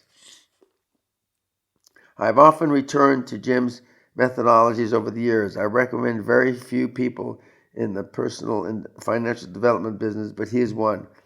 He was truly a grand master teacher of motivation, and I'm proud today I'm out of Jim Newman's PACE stable of mega successful. Until his passing, Jim lived in the semi-retirement hills of North Hollywood, occasionally holding a seminar or consulting with selected corporate clients. I cherished his friendship. The next mentor was an oil man named Jerry Norman. It was the late '70s. I was in the oil industry, and it was in chaos. My favorite condition for an industry, remember? Pat Kennedy and I had formed our relationship to capitalize on energy crisis by building an integrated oil company. The federal government, in order to encourage oil exploration by every moron with a drill bit, was granting special dispensation for small refiners producing below 50,000 barrels a day.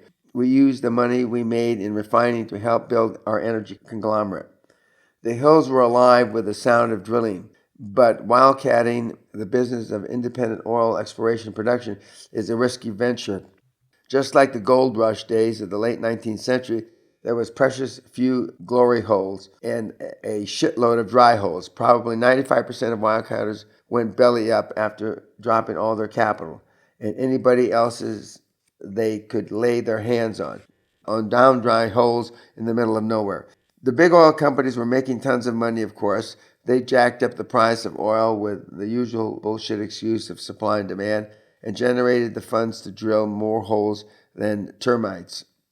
If the big companies were the battleship of the oil industry, the legions of wildcatters were the PT boats buzzing in and out, trying to turn a quick profit on the scraps and droppings that an ExxonMobil couldn't give a damn about. As a novice oil man with visions of becoming an oil tycoon, I was introduced to Jerry Orman, founder and chairman and CEO of Orman Industries, Dallas. Jerry could have been a prototype for Jack Ewing. His daddy was an oil driller, and he roughnecked in the oil fields from the time he was a teenager. By the time I met him, Jerry had operated rigs in Kuwait and Saudi Arabia and out of an office in London, negotiated oil contracts across Africa from Egypt to Libya to Congo.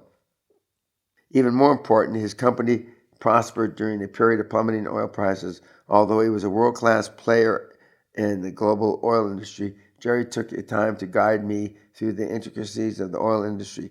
He taught me how to pilot my own little PT boat among the big boys, picking and slicing my pieces of action in the chaotic arena. Hell, he turned a Wall Street stock peddler into a savvy oilman. Sadly, Jerry Orman passed from this earth in early 2004. Until his passing, he enjoyed retirement in Houston. He still did some consulting and remained a good friend. In fact, he was a second father to me. Out on the golf course, I bounced my latest schemes and ideas off Jerry. Even after 60 years in business combat, Jerry still had that fire in his belly. I've already told you about Konstantin Kostagratsos, Greek shipping icon, executive heir to the Onassis Empire, and leading actor in the world stage of larger-than-life personalities. And yet, he put his arm around me and brought me on to that incredible stage to learn a part for myself. By the time our paths crossed, Costa had made his fortune, and his name had helped the late Aristotle Onassis navigate the enormous empire through 100 crises with all the political skills of Bismarck, Metternich, and Machiavelli combined. After having succeeded and thrived in a world of assassins, he defined his friends by willingness to offer him three things: friendship in trouble, courage in battle, wisdom in rage. Costa died in 1981, but to this day I often think of him and the genuine kindness he showed me. His presence seems to stand beside me at every negotiating table and at the point of every hard decision.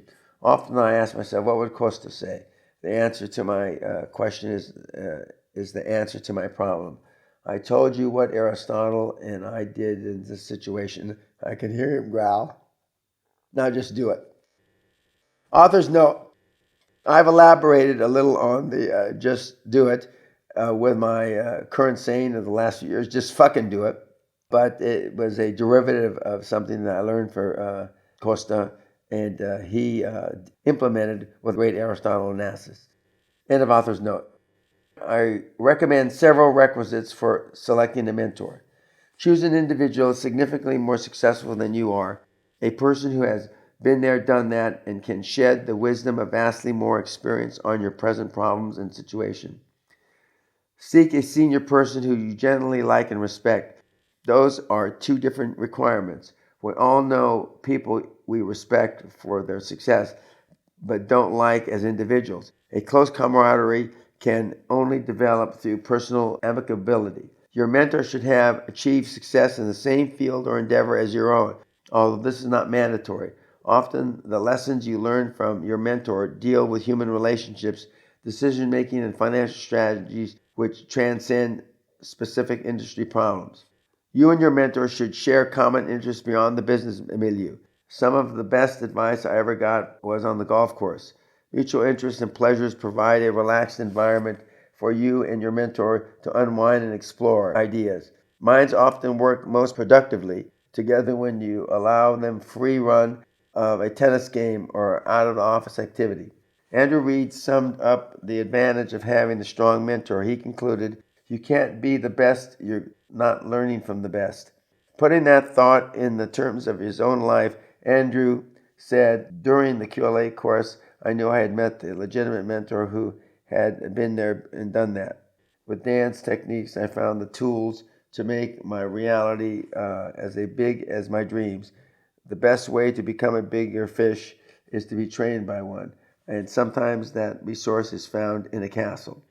In summation, then, get comfortable with super success before you achieve it by practicing to expand your comfort zone, clarify your vision without focusing on how you'll bring the vision to reality. Instead, focus on the details of how the reality will look and feel, and step towards clarification.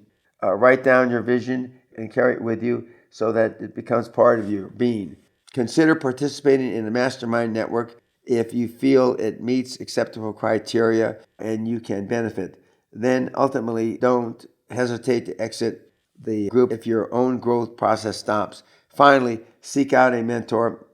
Some of the greatest minds in the business world are available and would be delighted to become mentors if you pick up the phone. Author's note: my feelings about mastermind groups have even got more strong. You don't see hardly any high performance people that participate in them. Eagles fly alone. Enters of author's note. Now that we've talked about how you can condition your own mind and prepare it for super success, let's turn to how you prepare others to see the same successful person you do when you look in the mirror. Your First 100 Million, second edition, chapter 5, Building Perception to Become Reality. Super success begins with your masterful illusion that it already exists. Never underestimate the power of illusion. Not only does it help create what you'd like for the people to believe, it helps you create what they must believe for you to achieve your goals.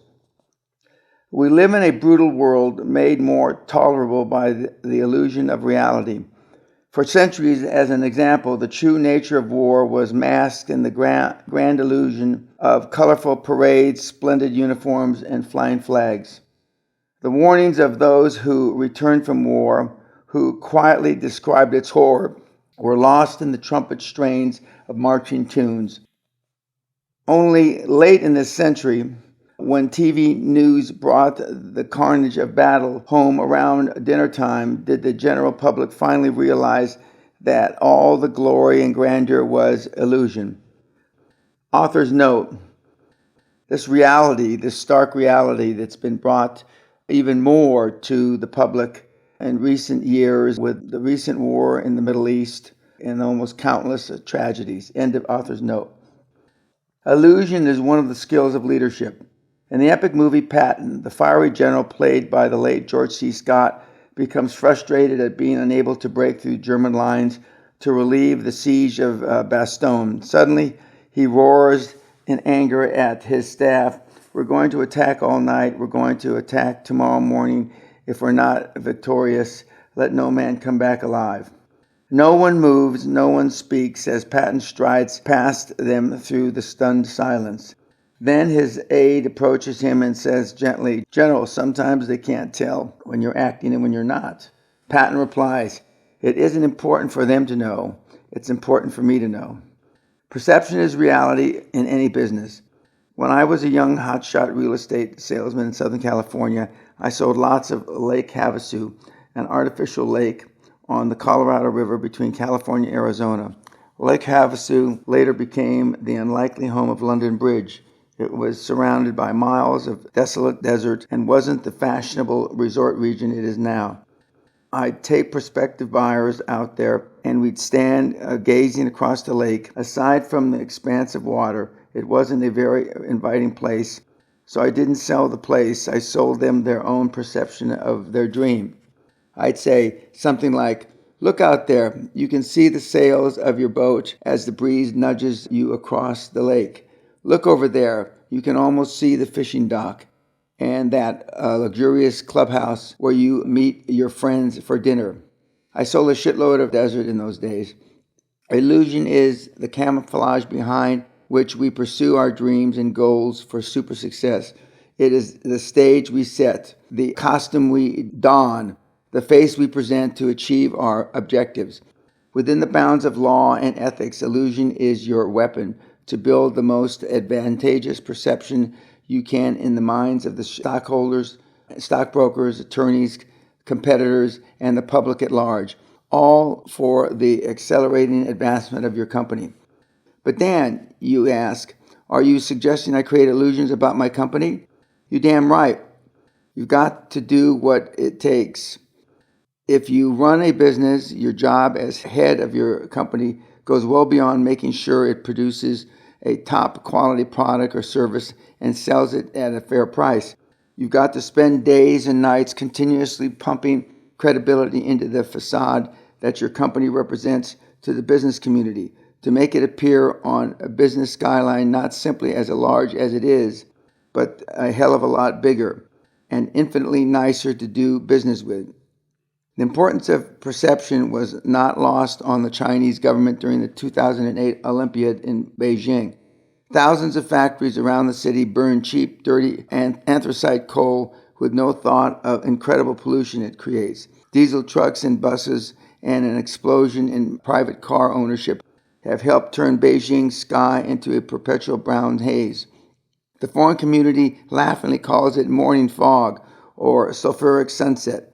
Sports trainers and sponsors around the world hinted they might pull out of the Olympics rather than subject athletes to breathing the brown.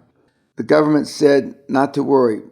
Meanwhile, many of the manicured avenues leading into Beijing from the new billion-dollar airport pass by the crumbling old villages, waste dumps, and slums that are part of any Asian capital. The government said not to worry. At the same time, millions of Chinese people were spitting, blowing their nose, and taking a piss on the roadsides and against building walls. Traditional Chinese customs all. Not a problem, said the government. So in preparation to host the world, the Chinese government cleaned up their perception. Some of the largest factories were literally pulled up and relocated hundreds of miles from Beijing so they could harmlessly pollute the countryside. Other factories across Beijing were simply shut down for 10 days by government decree. Owners of private vehicles with old and even ending license plates were ordered to stay home every other day, to carpool or enter the city at risk of heavy fine. The skies cleared. To make Beijing more beautiful, the government demolished countless homes and neighborhoods near the major traffic arteries and rail lines. Construction sites, industrial areas, waste dumps, and apartment towers all over Beijing were concealed from the view by enormous temporary billboards promoting the One World, One Dream theme of the Olympics. Beijing was suddenly neither a city under construction or a city in decline, but just about perfect in every way. In China, if the government tells you not to spit and where to shit, you listen. In advance of the Olympics, a public relations blitz warned Beijingers not to spit, not to cheat foreign friends, or offend them in any way. Basic English phrases were drilled into the taxi drivers, bellhops, and anyone else likely to come in contact with foreigners. Beijing, normally about as warm and fuzzy as New York City, sparkled clean, green, and friendly for 10 days. And the perception of Beijing became the reality that millions took home with them. Author's note, having visited the Olympics, not the Olympics, but Beijing shortly before the Beijing Olympics, it was unbelievably clean and pristine, just as I described when this was written. It has stayed fairly clean, but the beige or brown haze, but not as bad. End of author's note. Cities with infinite human and capital resources are one thing, but what about the perception you are creating personally as an individual and as a representative of the company? For starters, you only have one opportunity to establish a powerful initial perception of yourself. The cliche is correct. You don't get a second chance to make a first impression. Suppose you had a young person call you for an interview appointment. 15 minutes after the appointed time, he shows up in jeans and a bad boy t-shirt. His hair should be on his sister's head. He's got an earring, a menagerie of tattoos, and an attitude. Now, this kid could have just graduated from Harvard Business School, but you couldn't care less. You've judged him by his appearance, and he's out of there. You don't give a damn, and that is what would have been politically correct for you seriously to consider this bum, just to show what an open-minded guy you are. As far as I'm concerned, political correctness is an idea made up by psychobabblers to make habitual winners and full-time victims feel better. But what the hell do I know? I'm just a money-enabled white man.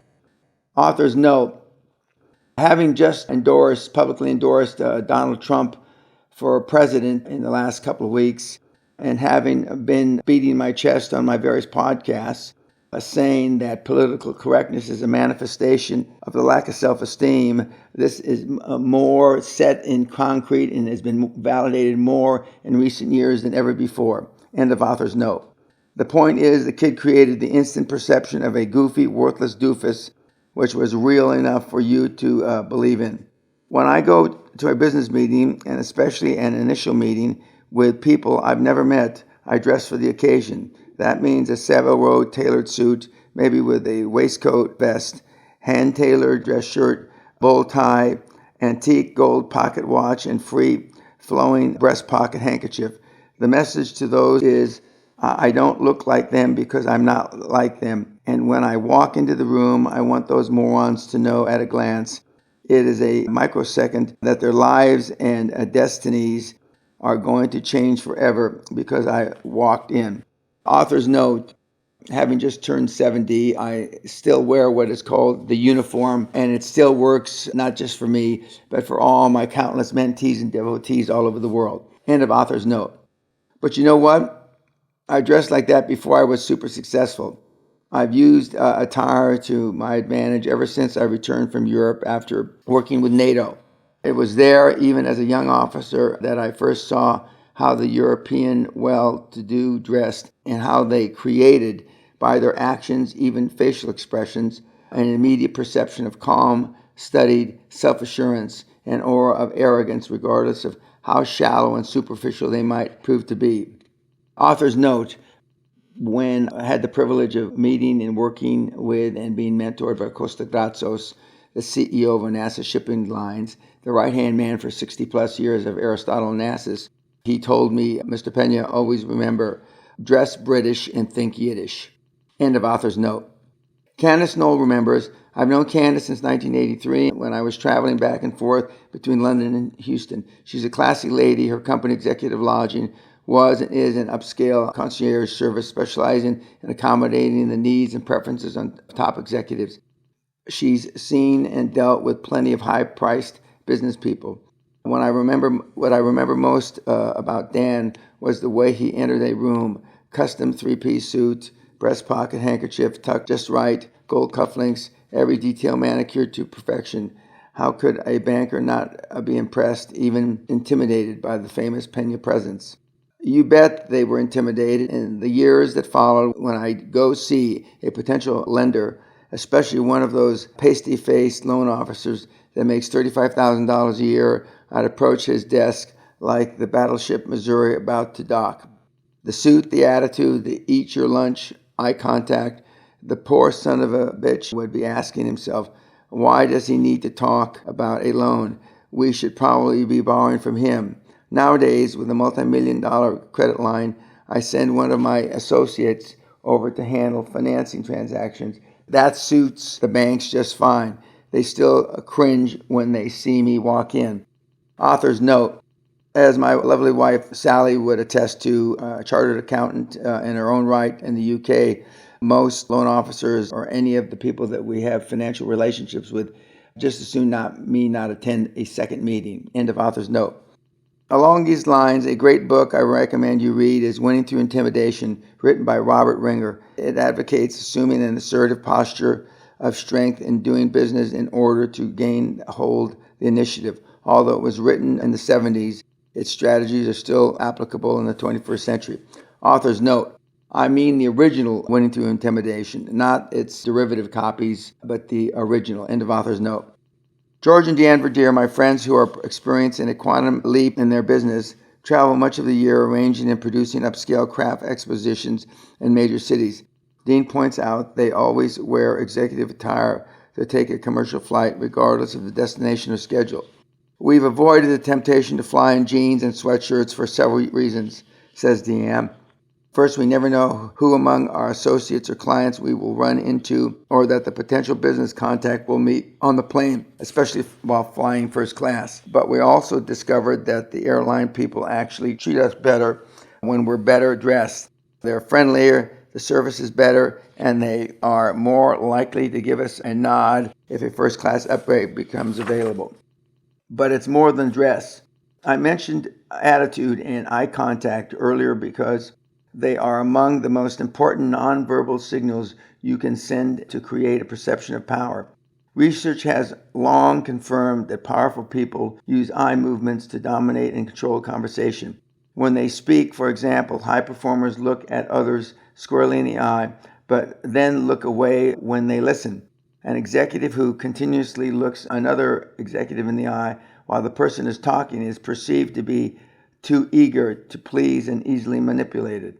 Personality development books tell you to smile when you go into a new interpersonal situation. Make people feel at ease. If I'm walking into a corporate office of an executive with whom I'm negotiating, or into a cubicle of some doofus loan officer to talk about money, I don't want the moron feeling at ease. My intent is to create an instant perception of myself as a super successful individual who doesn't need to impress anybody with flattery. I'm not there to be this guy's friend or especially his whipping boy. I'm going to intimidate him in his own ballpark so that he has to struggle just to stay on the defensive. He has to earn a smile and a pat on the head from Dan Peña by saying what Dan Peña wants to hear. Sounds reasonable, doesn't it? By the way, part of my persona as super successful multimillionaire is my refusal to carry business cards. Why not? Do you think Ted Turner carries a business card or Donald Trump? The super successful do not distribute business cards. Instead, they say, have your secretary call my office. They know where to reach me. Author's note: many years ago, while in a business relationship with Bunker Hunt, I was at a famous press conference where he commented that he was not trying to corner the silver market.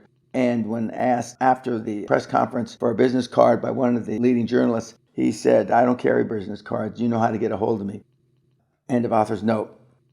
Yes, first impressions are important, but even more important than the first snapshot of you walking in is the consistency of your impression.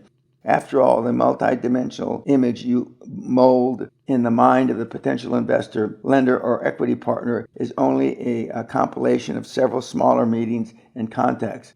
Each contact adds another facet to who you are, another quality of your character, personality, and business style. It's important that as you build this dimensionability, you don't create confusing, contradictory images. Every face you show must agree with the overall image you wish to create. In the bestseller, 110% Solution, Mark McCormick made an astute observation about putting first impressions into perspective. Think about the long-term relationship in your life, in or out of workplace.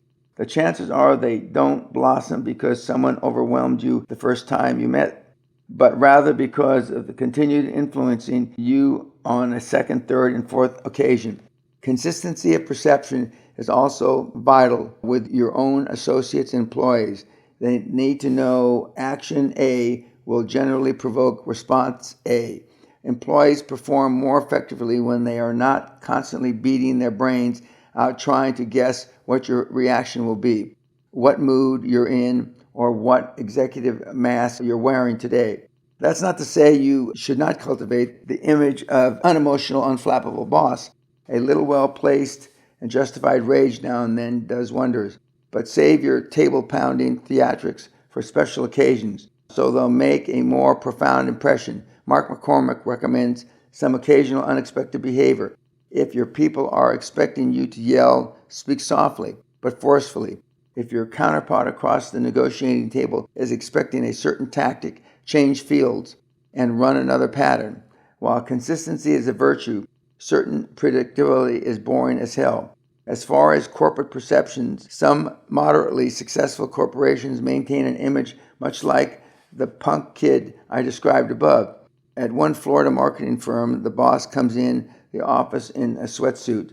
The employees wear jeans or shorts, and the atmosphere is more like a factory floor than an executive office. All day long, the air is filled with chaos, sophomoric screaming and cursing to the extent their business neighbors have come over to complain. What kind of perception does this create for walk-in clients expecting professional behavior? Or even suppliers who talk about the company to the competitors? The owner, a perennial wise guy, will never change, and his company will never become super successful. Instead of pulling a company down, perception should boost the company up to the plane to which its leadership aspires. I related in a second chapter how I tied the Great Western dinghy to the seaworthy reputation of Marion Refining. It never occurred to the gray metal desk government weenies to ask about the size of the worth of Great Western vis-a-vis Marion, that I might be just one man working out of his kid's bedroom.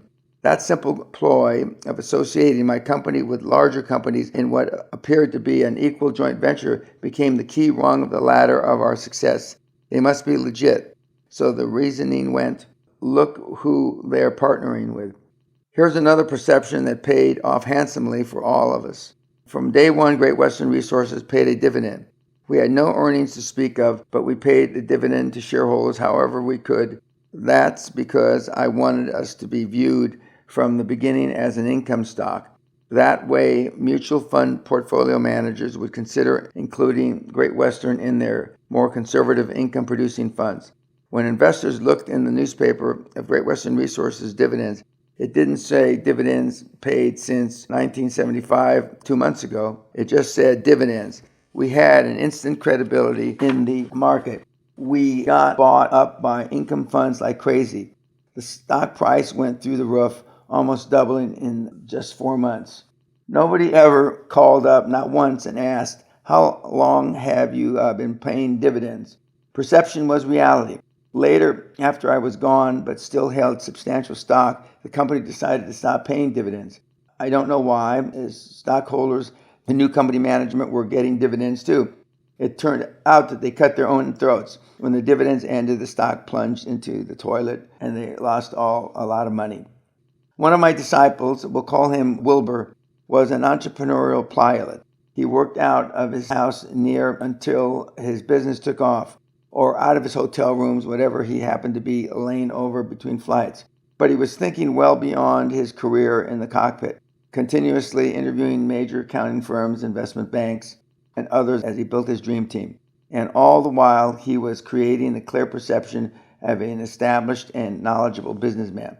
If you had called Wilbur in those days, he didn't pick up his phone and say hello. His calls were routed through an answering service that acted as his corporate switchboard. Good morning, the diversified company. The caller, once identified, would be put through as if Wilbur was back in the executive offices. He even used remote call forwarding so that if he happened to be laying over in some Holiday Inn, the perception was maintained.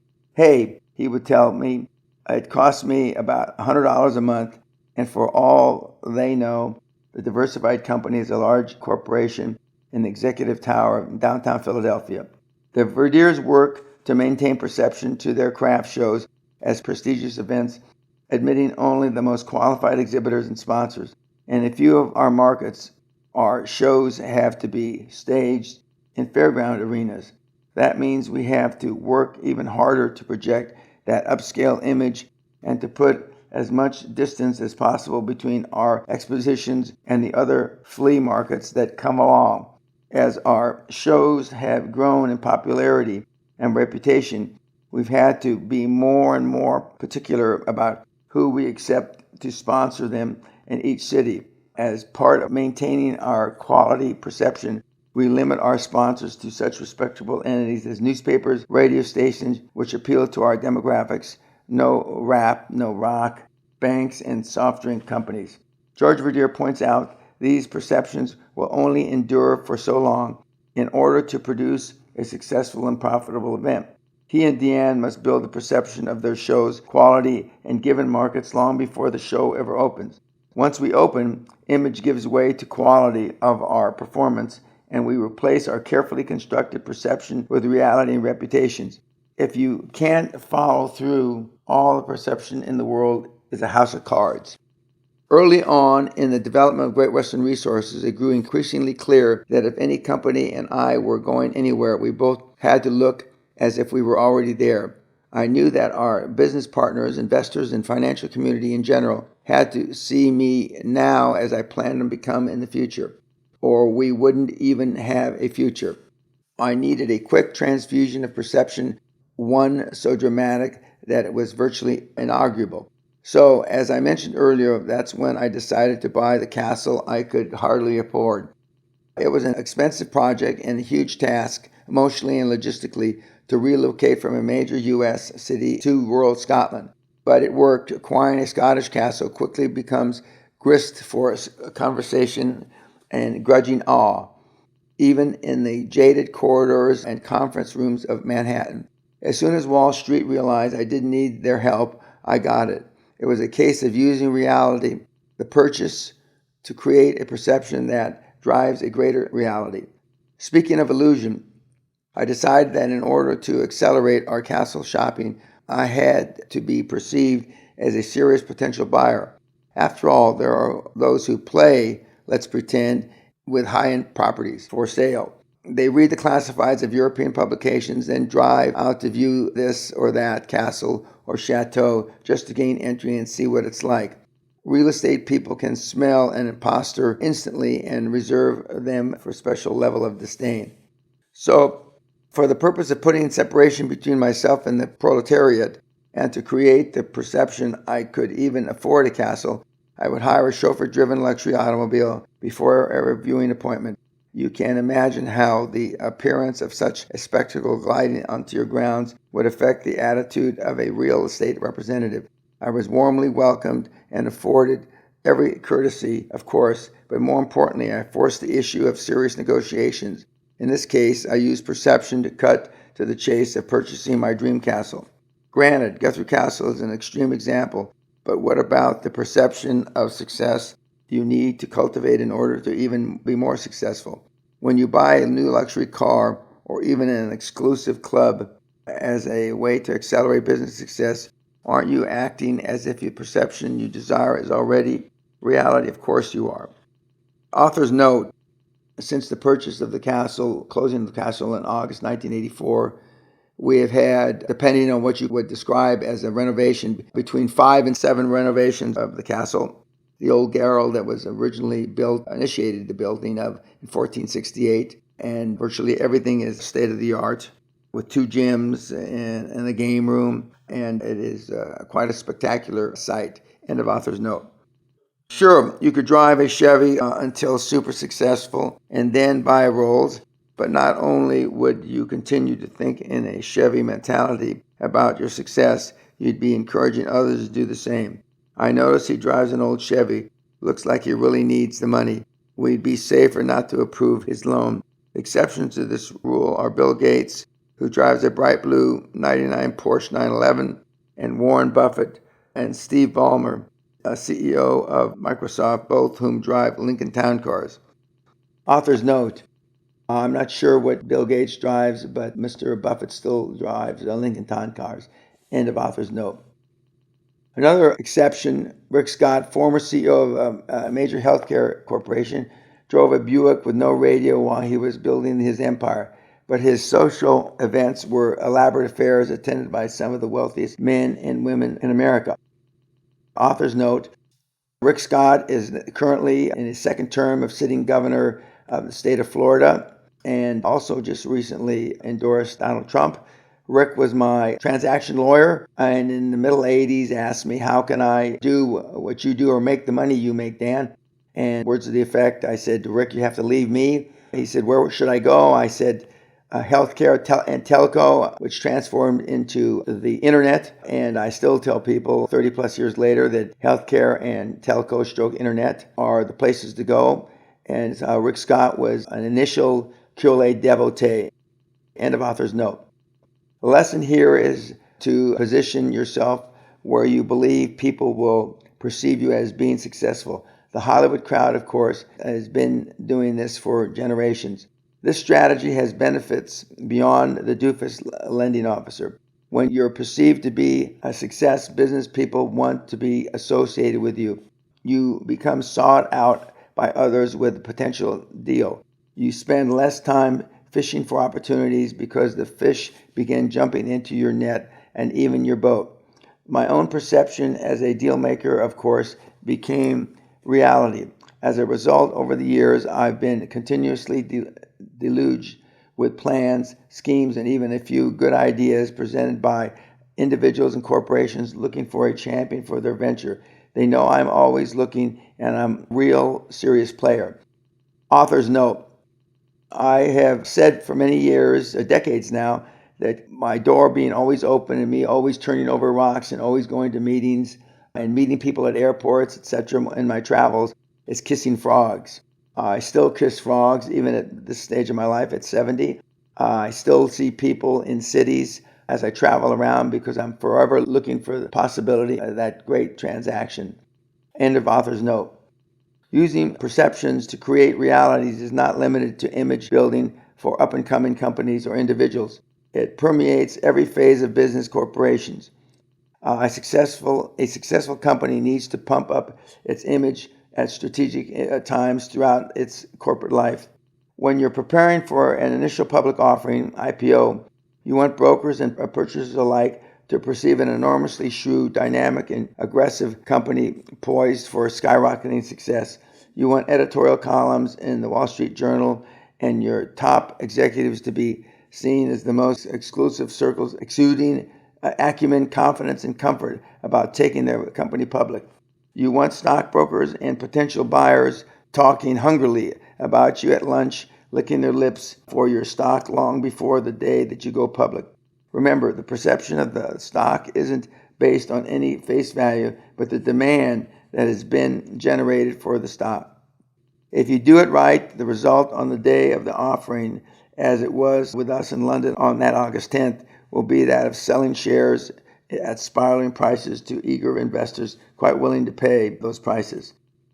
Author's note, I may have mentioned it, but on the day that we went public in August the 10th, 1984, my 39th birthday, was also the day that Mrs. Thatcher's, one of her major privatizations, that of Jaguar, was going public. And I was advised by virtually all concerned that we shouldn't go public on the same day because all the institutional money was going into the Jaguar flotation. And I persevered and sold many of the shares myself to the investment public, and the headlines read, the one that really roared, Great Western up 20%, and I believe Jaguar down 20%. End of author's note. Finally, well before the time comes to sell your company, you begin using a number of proven strategies to build perception of a successful, profitable corporation. We'll cover those strategies in a later chapter.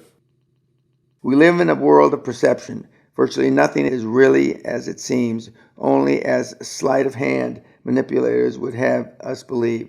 Don't forget that others with whom you deal or would deal are busy building perceptions for your consumption. They range from resumes filled with lies to financial statements with more juggling than Ringling Brothers. Politics is the continuous example of juggling act, of putting a spin on every political event so that even the poor sap that debated with his fly down comes off looking terrific. During campaign season, when politicians actually want to hear from voters, perceptions can make or break candidates. Author's note, during this month's coming to the election here in 2016, Donald Trump has stood the Republican Party and politics in general on its head with not believing in political correctness and showing perception is reality. End of author's note. For years, Hillary Clinton has been perceived by much of the public as cold, calculating, and ambitious. She has polarized Americans who either love or hate her. During the 2008 presidential election, she faced Senator Barack Obama in the Democratic primaries, a smooth, personable, and very likable African American. As a result, this dapper, affable black man with virtually no experience but strong in vague and lofty rhetoric was preferred by Democratic primary voters to a woman with several years of experience as a senator from New York, a Washington insider whose husband Bill was a former president. These two contrasting perceptions, not their stands on political issues, swayed primary voters to nominate Obama over perhaps the best American woman in the world. Author's note. Mrs. Clinton is now coming up against a similar situation with Senator Bernie Sanders, a independent, one-time communist, now socialist, and has lost many of the primaries, and it stands to a good chance of perhaps having to go to a contested bid in the Democratic convention herself. End of author's note. That's why wherever you're called on to believe a perception, it's absolutely vital for you to look beyond the illusion others would have you take as reality. In the ideal world, everyone would be forthright and honest in presenting themselves and their corporate entities, warts and all. But until that ideal comes along, perception will be the reality others accept about you. So it's up to you to craft that reality to your fullest advantage. Fortunately, you need not to do it alone. You can gather around you resources, some very skilled individuals in many disciplines. The dream team we discuss in the next chapter. Author's note, the QLA model methodologies, one of the cornerstones is the dream team, and it was almost 3 years ago as I read this, and it is today. End of author's note. Chapter 6, Creating Your Dream Team. The first method for estimating the intelligence of a ruler is to look at the men he has around him. Niccolo Machiavelli. No matter how good you are, you can't do it alone. You can do the work of 2 or 3 people, and to achieve super success, you work that hard most of the time. But you can't be 2 or 3 people. You can't be in Los Angeles banking to nail down a financing at noon and sign a deal in Manhattan at 2. The most determined, passionate, vision-driven high performer does not have the expertise, energy, or hours in the day to carry out every action, check every figure, and to review every contract generated by a company assuming a growth position. Your company, your entrepreneurial creation, is understandably a source of pride. Nobody else loves it, frets over it, and perceives your vision for it like you do. Nevertheless, the time comes when you must give up some, in fact, a significant portion of that creation to others in order for it to become what you dream for it. You must relinquish pride of authorship to the hands of others inside and outside your company. Pride of authorship has been the death of countless otherwise promising companies because its founding father wouldn't let go. Let's follow the parental parallel for a moment. You have a darling daughter you help bring into the world. Your highest ambition is to nurture that little girl, shape and form every phase of her young life so that she blossoms into an intelligent, happy, and successful woman. But you can't do it alone. Along the way, you have to entrust her to school teachers, piano teachers, camp counselors, and drama coaches. With luck, you'll achieve your ambition for her, but to do that, you have to share control with her, with other people, carefully selected specialists. Your entrepreneurial relationship with your company is much the same. You have to hire and retain experts in finance, accounting, and tax law to help give your enterprise the direction and counsel you can't give. You need the skills of stockbrokers, investment bankers, merchant bankers, and commercial bankers, attorneys, accountants, and consultants in several fields whose knowledge you value. Finally, the day comes when, for the sake of a few $1 million, you sell out piece by piece to legions of profit-driven shareholders, strangers who view your entrepreneurial creation not with your passion, but with undisguised greed, or at least as potential source of security for their retirement. That's why you use two levers to pry open the way to super success: other people's money and other people. These other people, recruited from a variety of sources, are what constitutes your dream team. Let's talk first about board of directors, the initial dream team members you need to assemble before you can recruit the others. The board of directors. When I mention a board of directors, your first reaction might be, hey, this is just a little hip pocket company. Isn't a board of directors sort of premature? Not at all. Directors are your first and most immediate requirement. You wouldn't think of playing a baseball game and fielding every position with no other players than yourself until about the fourth inning. So why would you begin your company with yourself being the one and only expert filling every position of responsibility? You may think of your enterprise as simple and uncomplicated, but if you're preparing for a quantum leap into the big leagues, you've got to fill all the positions on the field now, before the game starts. So incorporate. If you haven't already, retain titles of president and chief executive officer and begin to search for your dream team directors. Author's note: subsequent to this, I found it easier and more reliable to recruit the board of directors, your dream team, without incorporating the company first, for a number of reasons, which I'll only name one. That the financing institution or the manner in which you finance may dictate the form of the company, whether it's an LLC or a subchapter S, etc. End of author's note. The most immediate benefits your board of directors bring to your dream team are credibility and prestige. The best source of directors is recently retired CEOs and other top executives of local, regional, and even national companies, and they're not inaccessible. As with finding a suitable mentor, pick up the phone and call. Explain your situation and direction in which you're moving and how you have some fantastic ideas on consolidating the cottage industry or whatever your goal may be. Express your desire to have the individual add his or her knowledge, experience, and prestige to your company. You'll be surprised at how receptive even high-profile people can be.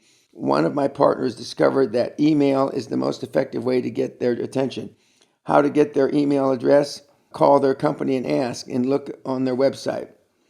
Author's note: in recent years, LinkedIn has proven to be an extremely helpful tool to build your dream team.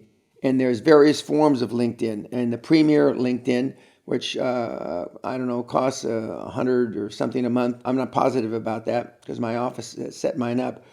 Normally old, time-consuming process, very short in comparison to build your dream team. End of author's note.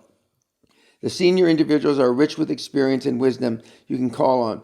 They're probably frustrated because nobody asks them for their opinion anymore, and they've got time between golf games to give you whatever time and attention you need, and they're not likely to try to interfere with how to run your business. One question many senior and retired people ask is, how can I contribute? I wouldn't want to be involved if I couldn't contribute something. It is very disarming to have a former CEO of a Fortune 1000 firm ask you if you think he can contribute to the success of your company. So just flip it around. Sir, I would look to you for recommendations on others we might consider for director positions.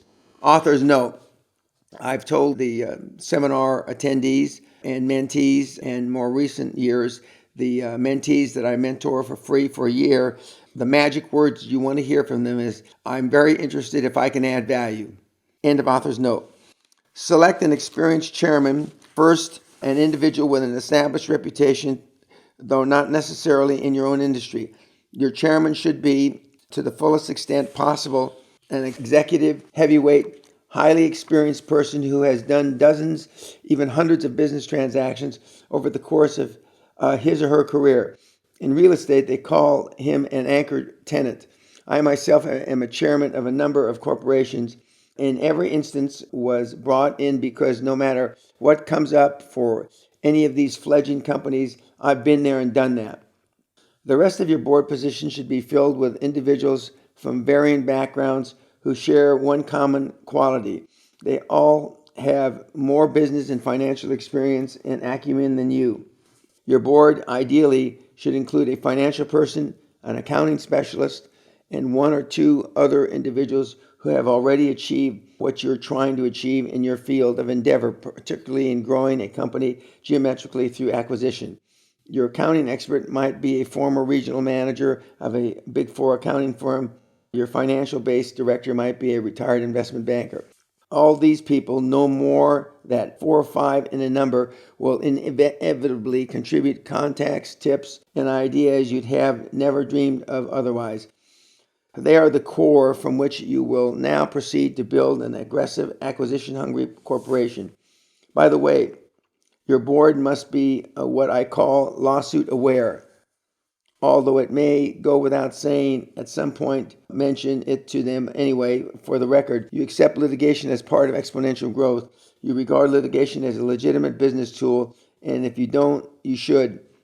If the idea of filing suits makes them uneasy and the thought of getting sued frightens you away from acting in the best interest of the company, stop reading here and go to a romance novel. Author's note. In recent years, we have used with many of my mentees, in addition to a board of directors, an advisory board, where an advisory board has no liability in giving advice for the new co. And the advisory board, instead of getting stock in the holding company or in the company that you're forming, will get stock options. And we'll talk more about that in later chapters. End of author's note. In business, as in life, disagreement happens. Assassins abound. Trust me, I've been involved in about 200 lawsuits and have only lost a couple of times in the US or the UK. The greed, arrogance, and stupidity of others need to be kicked out of your path to glory without a second thought, without a break in stride. Be mentally prepared to battle in court whenever you have to, and have a board of directors prepared to back you up. Author's note. Litigation, unfortunately, is a way of life in the United States, whereas in the rest of the world, it doesn't abound. So the directors that you're trying to recruit to your dream team will be more aware of litigation in the United States. And that's where the aforementioned advisory board will probably help and assist you in building out your dream team. End of author's note. As for compensation, don't even bring it up the first or second time you and your prospective directors talk. Whatever you may offer is table scraps compared to the wealth they've accumulated after 30 years in business leadership. Eventually, almost as an afterthought, mention you'd like to offer each director 2 to 5% of your company, depending on the extent of their time and participation involved. Offer a few points more to your board chairman based on the projected depth of his involvement. Then the issue of compensation is covered. Author's note. For a more sophisticated board organization, you may even have a chief marketing officer, and for sure you'll have a CFO, and you may very well have a COO and or CEO if you're not qualified to be CEO. Those positions require and are due more compensation than the 2 to 5. They may be 3, 6, 7, 8, 9%, and in that time frame or in that instance, the CEO and chairman will get more than the 5 or 10%. End of author's note. Remember that you assemble your board of directors before you begin your search for outside accounting and legal professionals. Assuming your board is complete, it's time to continue building your dream team. Before you make the first phone call to the first accounting firm, sit down and write your mission statement to articulate your vision and the overall strategy you intend to pursue in your quest of that vision. The mission statement is important to most professional minds in that it reveals how much you understand about where you intend to take your company and the boldness and clarity of your vision. Though most mission statements tend to be pie-in-the-sky crap, there are some magic words you want to incorporate into this brief document to make it stand out from others. You want to dominate the industry, for example, and become a major force in determining the future of that industry. We're going to consolidate a fragmented or cottage industry. tells the reader you plan to grow geometrically through acquisitions, an exciting prospect for any accounting firm that would like to boost billings in the same way. Do not confine yourself to a time frame. That's a detail at this point. While you and your directors fine-tune your mission statement, also pull together an executive profiles of your directors. When all the documents are complete and professionally bound in a presentation handout, begin setting up interviews with accounting firms. Your new directors will no doubt have contacts among the big four for those entrees. If not, pick the phone and start making cold calls on accounting firms. Author's note: in recent years, we have expanded the mission statement to include an executive summary, a generic in scope, talking about the industry and where it stands vis-a-vis being consolidated. In addition, as I mentioned before, we have used LinkedIn very successfully. Not everybody's not on LinkedIn, but certainly big four accounting firms are. End of author's note. Retaining the right professionals for the right price. What kind of accounting firms? For starters, you need expertise of a highly reputable CPA firm or chartered accountant firm in the UK. My contention has always been that you avoid hiring your neighbor or your cousin, the accountant, or even a hometown CPA company. From the very beginning, use a Big Four accounting firm. How can you afford the best?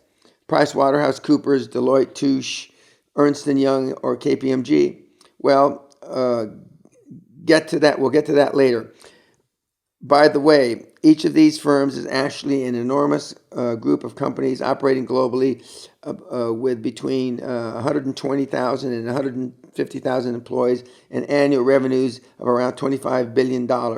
Author's note: notwithstanding this was written 8-9 years ago, it is still true, and there are still the revenues approximate $25 billion.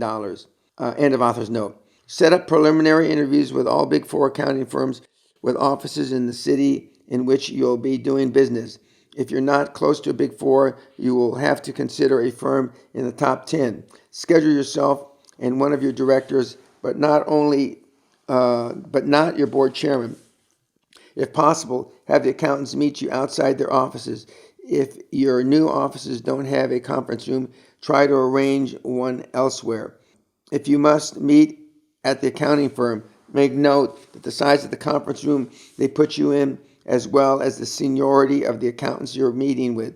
It'll indicate their initial estimate for your potential as a profitable client. Make sure that the partner is present. Many successful individuals started by interviewing regional firms and then moving on to the Big Four when their comfort level increased. I strongly recommend this practice. The first meeting is a brief one. Your presentation should last about 20 minutes, during which you simply expand and elaborate on your mission statement, re-emphasizing the fact that you intend to consolidate through acquisition an industry that is fragmented and basically in chaos. You also tell them up front you're interviewing 4 other accounting firms, and you'll go with the one which offers your company the best deal. The whole meeting should last no more than 40 to 45 minutes. It's a beauty contest. During the second round of interview meetings, you may have narrowed the field down to maybe 2 or 3 firms. You should expect these interviews to be attended by an audit partner and or a tax partner, plus someone who has experience in corporate finance. When you're obviously an aggressive company seeking growth through acquisitions, accounting firms will listen to you for 2 reasons. First, they envision their own geometric billings growth riding on top of yours. Second, a company in an acquisition mode is less likely to change accountants once their accounting firm picks up the rhythm of the company, understands its vision, pace, and tempo. This gives you an opportunity to leverage your potential with regard to their fees. Accountants will work on a contingency fee basis, except for auditing, with fees linked to success or failure. Audit independence is important for accounting firms as defined by them in General Accepted Accounting Procedures, called GAAP. Nearly all countries have similar rules and procedures. Authors note words that are more favorable now in 2016, instead of contingency fees, are in fact, are delayed fees, success fees. End of author's note. So you talk to accountants about value-added fees and success-oriented fees. Underline these terms. They are very important phrases for you to use. Recently, I made presentations to a number of accounting firms. In every instance, the partners immediately responded to those terms. Big Four partner suggested they will bill only 50% of their hourly rate until we made a successful acquisition, then 100%, and then play catch up until they made up their balance. Another big firm said they would wait for 6 months after our first transaction to begin full billing. The point is that accountants are flexible as long as the aura of professional independence is respected.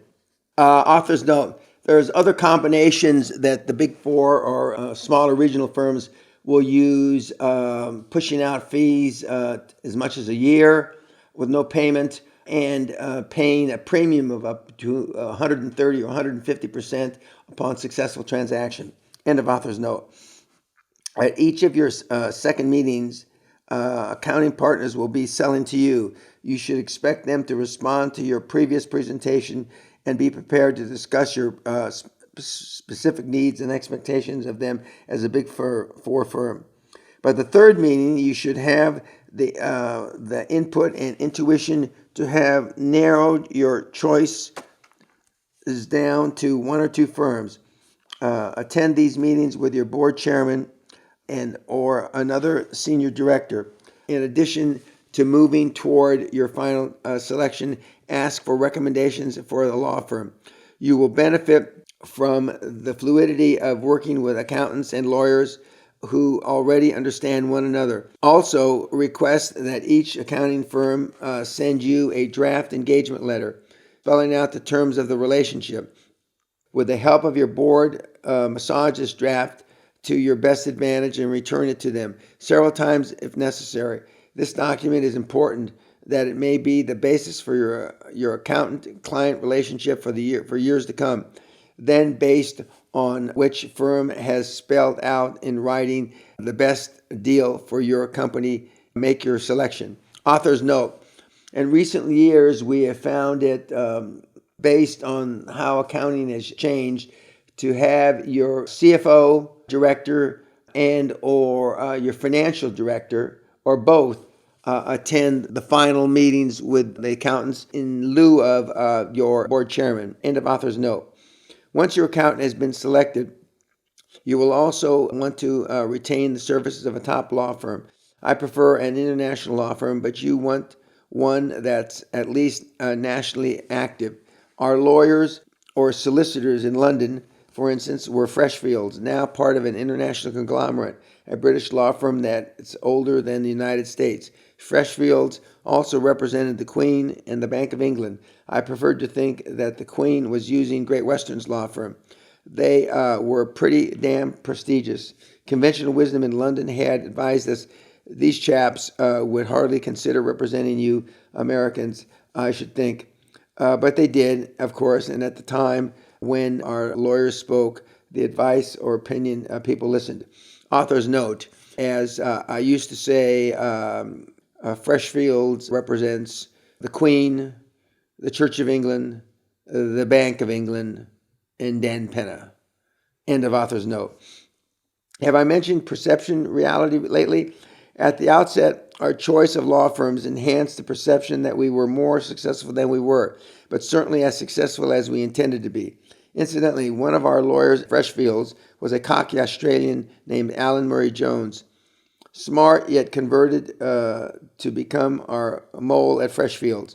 Even the moment of business we ran through Freshfields, he never did make partner. After centuries of tradition, Freshfields just couldn't be swayed by enormous billings of an upstart American oil company. When Jones left to join another large international law firm, Durant Peace at the time, now part of a much larger firm, we followed him, and the leverage of our business helped him become partner there. Here's another tip for assembling your dream team. Whenever possible, within the oak paneled offices of any attorneys or CPAs, I've always sought out a hungry young lawyer or accountant I could trust and up and comer with greater ambition and more talent than his employer appreciated. I cultivated such a bright, motivated individual because inevitably they become my molds within their own organization. Their allegiance gradually shifted from their employer to me. To that, instead of telling me what I cannot do, they find ways to enable me to do what I want to do. Now, in no way are they doing something wrong, but they are now looking at and digesting information in a different light. You're no longer merely a client, you're their client. A caution: be kind to your mole. In my younger, less sensitive days, I often screamed unkind language to our mole at Coopers and Lybrand, now PricewaterhouseCoopers. She served us well enough for years, but when I left Great Western, she found ways to repay my verbal indiscretions, although I have to say she was always a first-class professional. Author's note: I just spoke to the managing partner of the office that we used at Coopers and Lybrand, that became PricewaterhouseCoopers, and he's now 82 years old and retired. I asked him about that lady partner she is now retired, and a few of the other partners, and one of the board members that I am currently serving with, who's a former PricewaterhouseCoopers partner from Texas, knew the managing partner from that office. And when he called him for a recommendation, Ronnie recommended us highly. End of author's note. What's in it for the hotshot lawyer and accountant? I continuously remind their employer how valuable they are and how worthy they are of raises and promotions. But dearer to everyone's heart, given the right individual and the right circumstances, I can offer them equity in an entrepreneurial success they're helping me create. When that occurs, of course, you'll find that they almost always leave their firms to join you full time. That brings me back to your venture. During the early stages of your pursuit, when you're just building your dream team, how can you afford to retain a top law firm?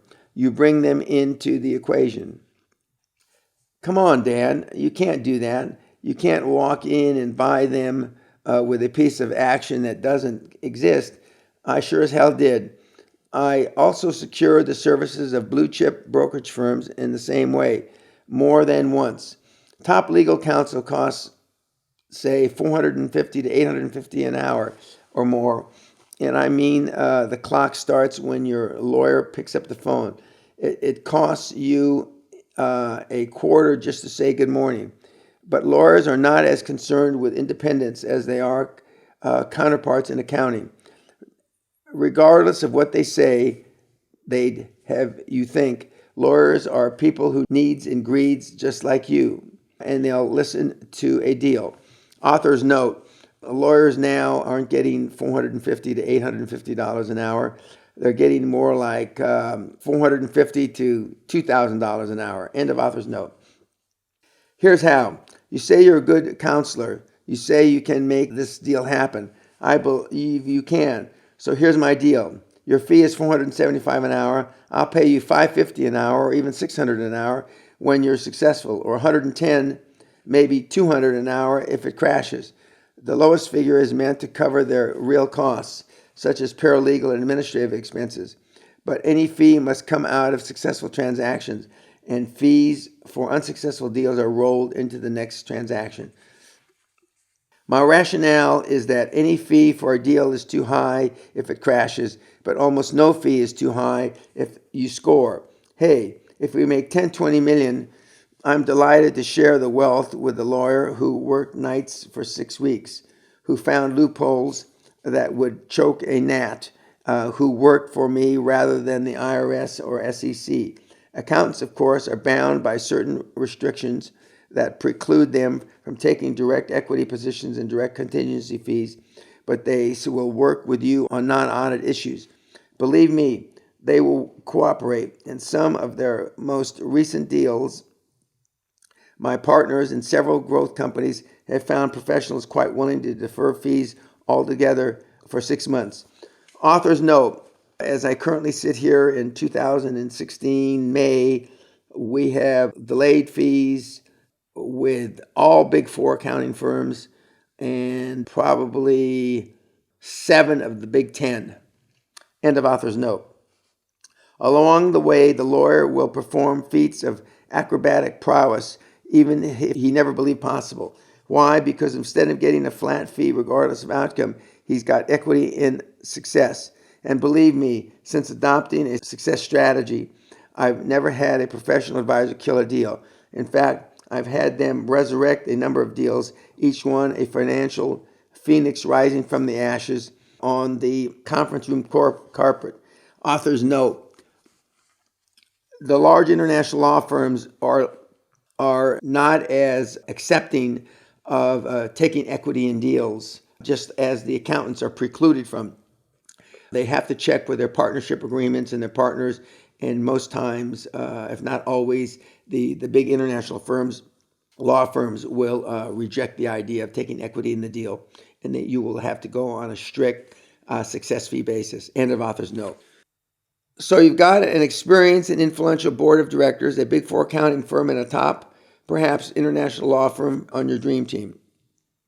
You are prepared to begin your quantum leap as anyone on Wall Street, and you're ready to begin your search for financing. Incidentally, the credentials of your dream team will be noticed by every banker you approach. They know that Ernst & Young and PricewaterhouseCoopers won't accept a client without doing thorough due diligence. With the light of powerhouses such as these behind you, you cast a hell of a shadow in the offices of banking institutions. Author's note: just not commercial banks, although we'll discuss that in later chapters, but all financing institutions. End of author's note. Part 2, continuation of Chapter 6, creating your dream team. Partners and staff.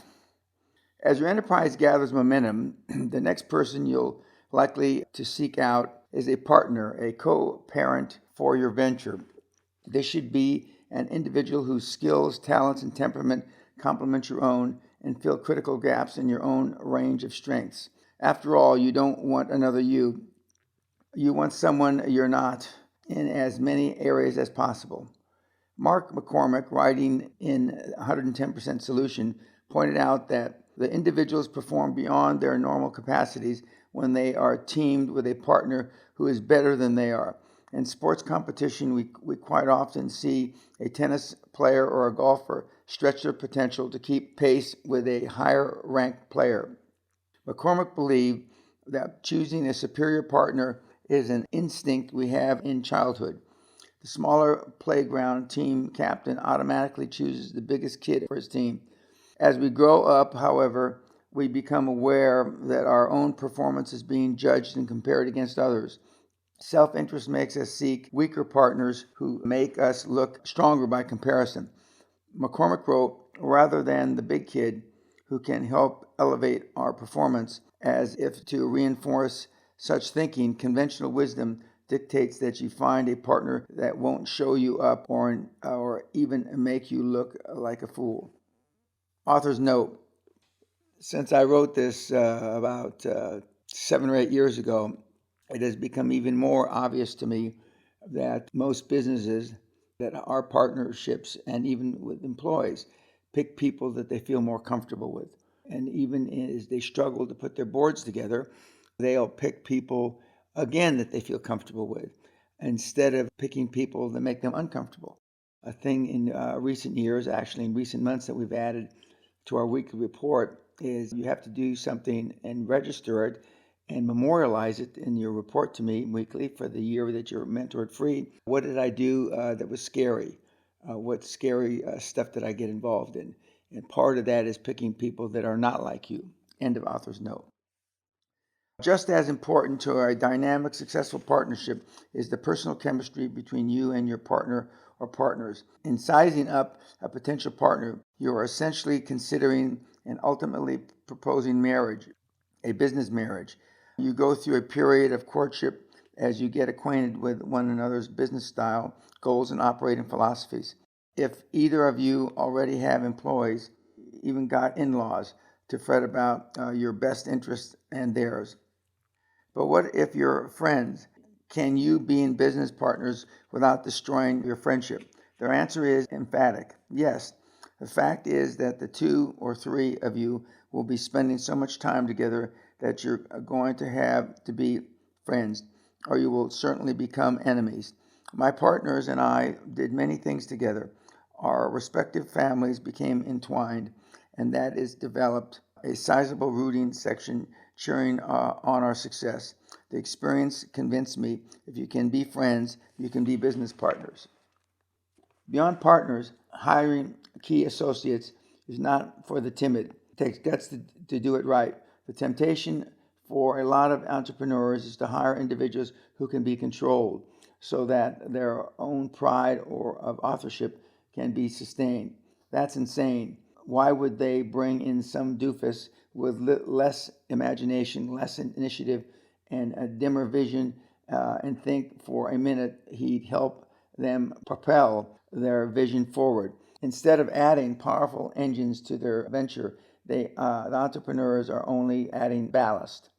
One of the most obvious qualifications is experience. Read the resumes and read between the lines. Has this guy spent his career as an executive clerk for some top corporation that read terrific on his resume, or has he done deals? Can you see from a couple of sheets of paper that here's a corporate squad leader who has wrestled through the hell of negotiations and actually won? Think of your staff as an elite fighting team, and to be elite, they must have fought. Author's note: a good section of the seminar, several slides, is about these kinds of elite teams that you build. And I have several slides that show SEAL team that in their training for that very reason. End of author's note.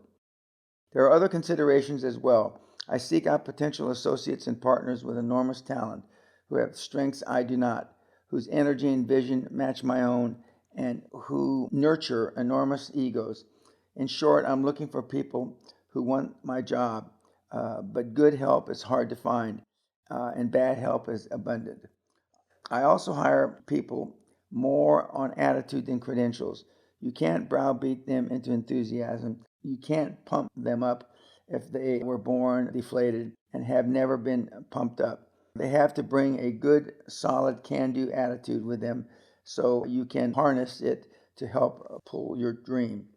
Hire people with an appetite for adventure too, because that's what they're about to have if they sign up to join your high wire quest for super success. When you begin looking for associates and staff personnel, you talk to a lot of qualified, certified people who prefer the security and the predictability of a status quo. They value their safety and security and lead neatly patterned lives, and they're boring as hell. In my mind, they're already dead, lying around waiting for the undertaker. But for every 15 to 20 of these losers, you discover one man, woman, one uncut jewel who salivates at the prospect of helping you explore and conquer new territory. You're the chance they've been waiting for, and you can bet they'll forsake everything for a chance to join your adventure. Another key factor to be considered is bringing in associates is personality. Like the weather, we can't change personality, but we can talk about it. Growing an idea into a marketable company requires enormous mental and physical energy and a focused commitment of personal time and resources that you cannot allow to be sidetracked by conflicting personalities. Your key personnel simply must have the interpersonal chemistry to get along. If not, their ego and personal agendas will divert the energies you need of them toward widening the chasm between them, and your dream team will give you nightmares. At the same time, beware of staffing your organization with people just because you like them or they get along with one another. You're not putting together a social club and a team of dim bulbs, no matter how compatible and congenial, will never accomplish anything. I want to hire people who can surprise me. Nothing pleases a high performer more than an employee or partner to have an idea first. Remember, the high performer values the idea, the inspiration, the solution far more than the pride of authorship.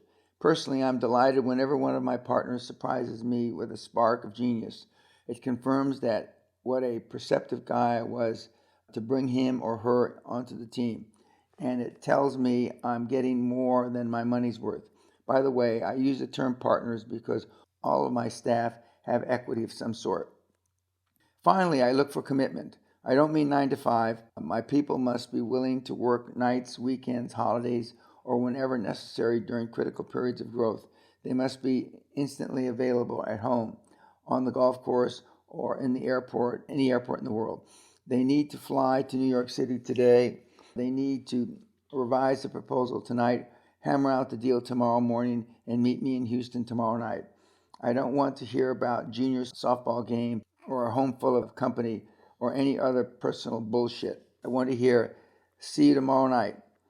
When I'm building a dream team, I give potential partners what I call the doofus test.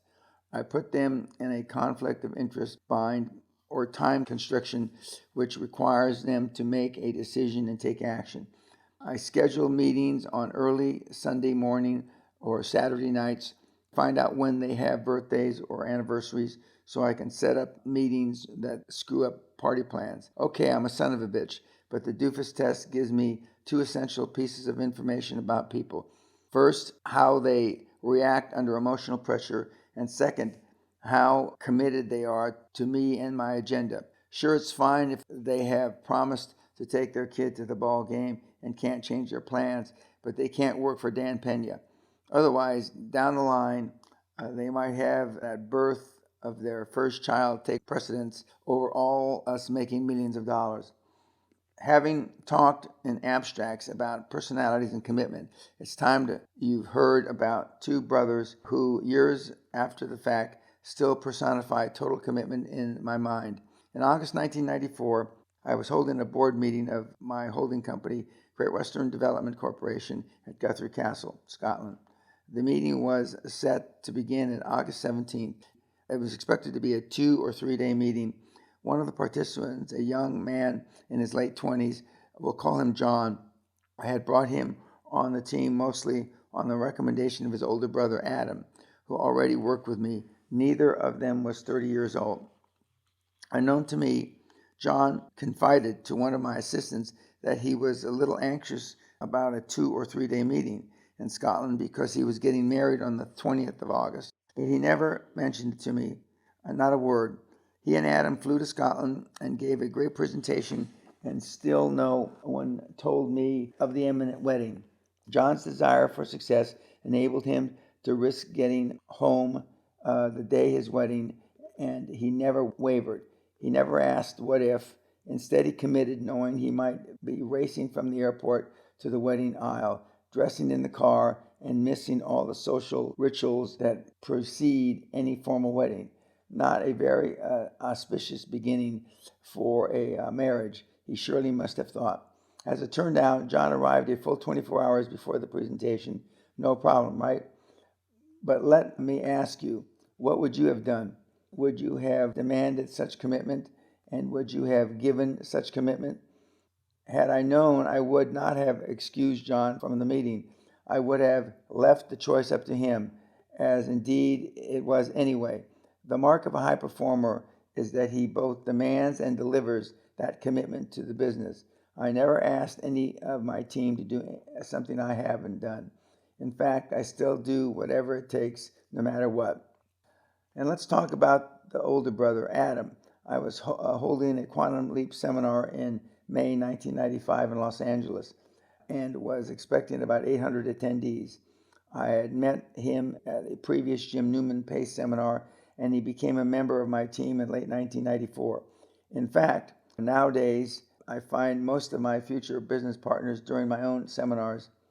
I asked the two brothers to be there since we could use any spare time to talk business.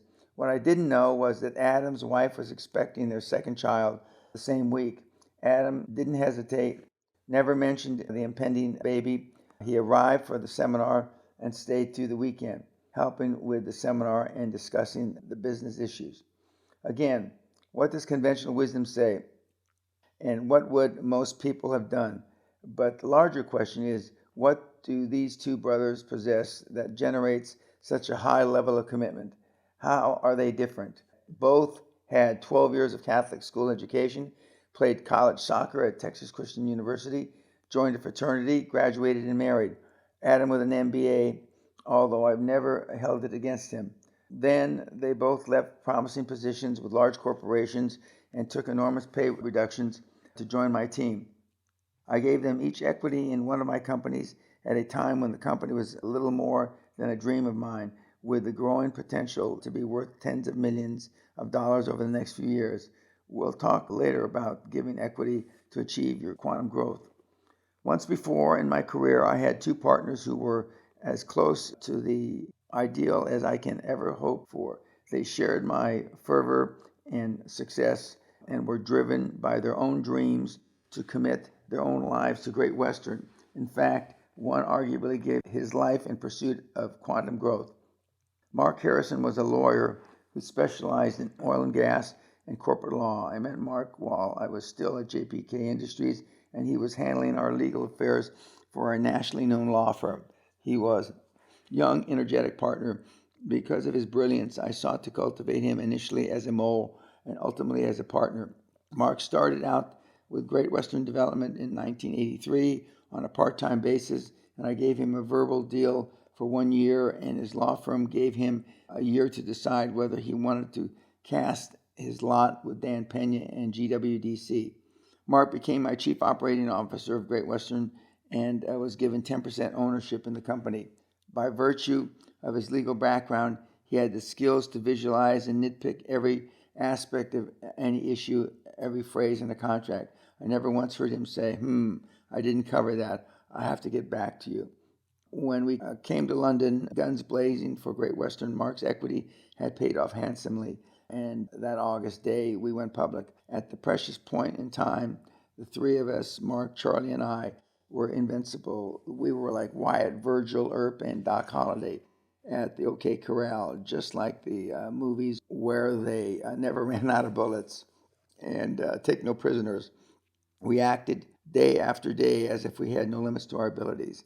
In the coming years, differences of management style and opinion would remove Mark from operational authority of Great Western, and in 1991 he was terminated with a seven-figure goodbye handshake by me.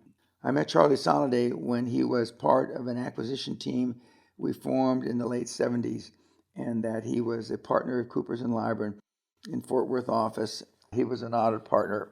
He knew healthcare best, but had good base in oil and gas. I was immediately impressed by Charlie's highly defined sense of ethics. He knew right from wrong and acted accordingly in a business world which normally operates on situational ethics. Charlie was a refreshing change of pace. I eventually weaned him away from the big company comfort of his firm, took away his safety net, made him a chief financial officer and a born-again businessman. He was a natural workaholic, and as one energy company CEO put it, he wore his clothes out from the inside. Charlie was fine, total competent CFO, but more important to me was the fact that he was a dreamer, one who could use his talents and technical skills to make his dreams become realities. He was also a great people person and the best numbers man I ever saw. But his value to me at GW lay in his wisdom. I sought his counsel. I trusted his judgment and his loyalty. I knew without a doubt in the heat of the corporate battle, Charlie would follow me, follow my lead, and cover my back no matter what. I knew if I went into a corporate gunfight, he wouldn't leave me to suffer, but put me out of my misery, grab the flag, and run. Like Mark, Charlie was in for equity, 10% ownership, but for the first 5 months, I couldn't even pay him. He and his family moved to Los Angeles and lived in a Holiday Inn, and then rented a small house in case he ever got home at all. So many times we would analyze, evaluate, and plan our strategies far into the night. Then he would sleep at my place, sharing a couch with my two Great Danes, fly off into the early morning to another meeting across the continent, and see his family whenever he could.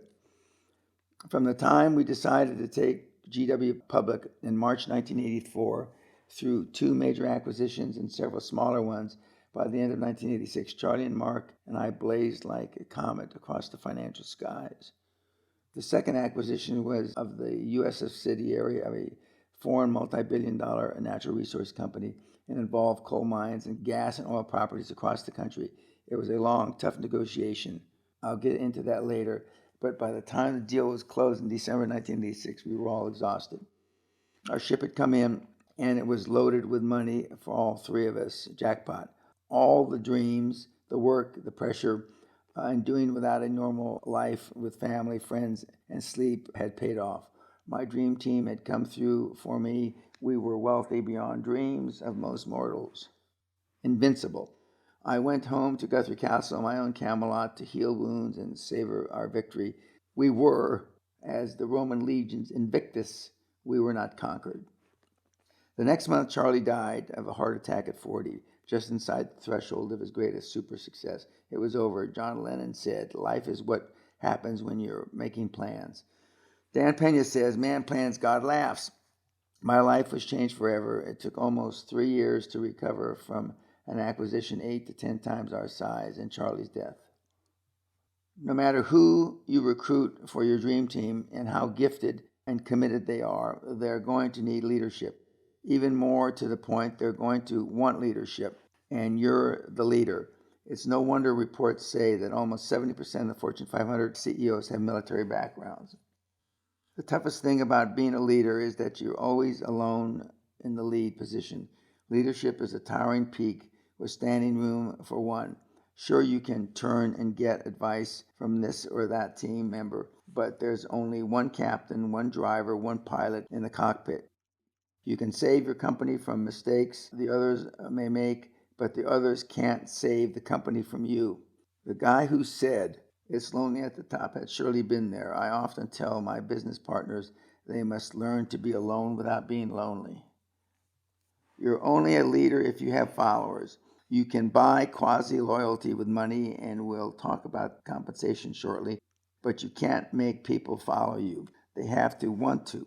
Another misconception about leadership is that too many entrepreneurs think of leadership as a static condition. They sit in a position of leadership and assume that by definition they're leading.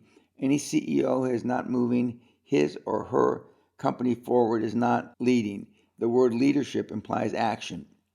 Leading is convincing others to move, to follow you as you proceed forward in a predetermined direction. If you're not moving, or if you seem to be moving erratically as you've lost your way, your associates and employees immediately perceive that they've lost their leadership and begin to lead themselves in whatever direction they like. And I can assure you it won't be the right direction. World history has proven time after time people much prefer to follow a madman with a clearly defined purpose than a nice guy with no apparent goals. And high-performance people are often perceived as madmen. Conventional business people consider them to be loose cannons, eccentrics, even buffoons. Sometimes the most loyal employees, stretched on the bone-breaking rack of demands beyond all known capacities, are exasperated by working for a high performer. But they don't quit. Great entrepreneurial madmen include Branson, Ted Turner, Donald Trump, Rupert Murdoch. Howard Hughes was a madman long before he went crazy. Author's note. More recently, Bill Gates, Steve Jobs were also considered madmen. And right now, as I read this, Donald Trump is at the Republican convention, and he will be inaugurated as the nominee to run for president in the next day or two. End of author's note. One of the most demanding high performers was Tom Edison. In 1884, he hired a young Croatian engineer named Nikola Tesla to work in his laboratory in Menlo Park, New Jersey. Edison was convinced that direct electric current DC was the way to light the world. Tesla believed that alternating current AC would be more practical. Already a world-famous inventor and supremely self-confident, Edison had little patience with employees and disagreed with him and fired Tesla. In 1889, Tesla patented AC power system and sold it to George Westinghouse, who built an empire generating AC electricity.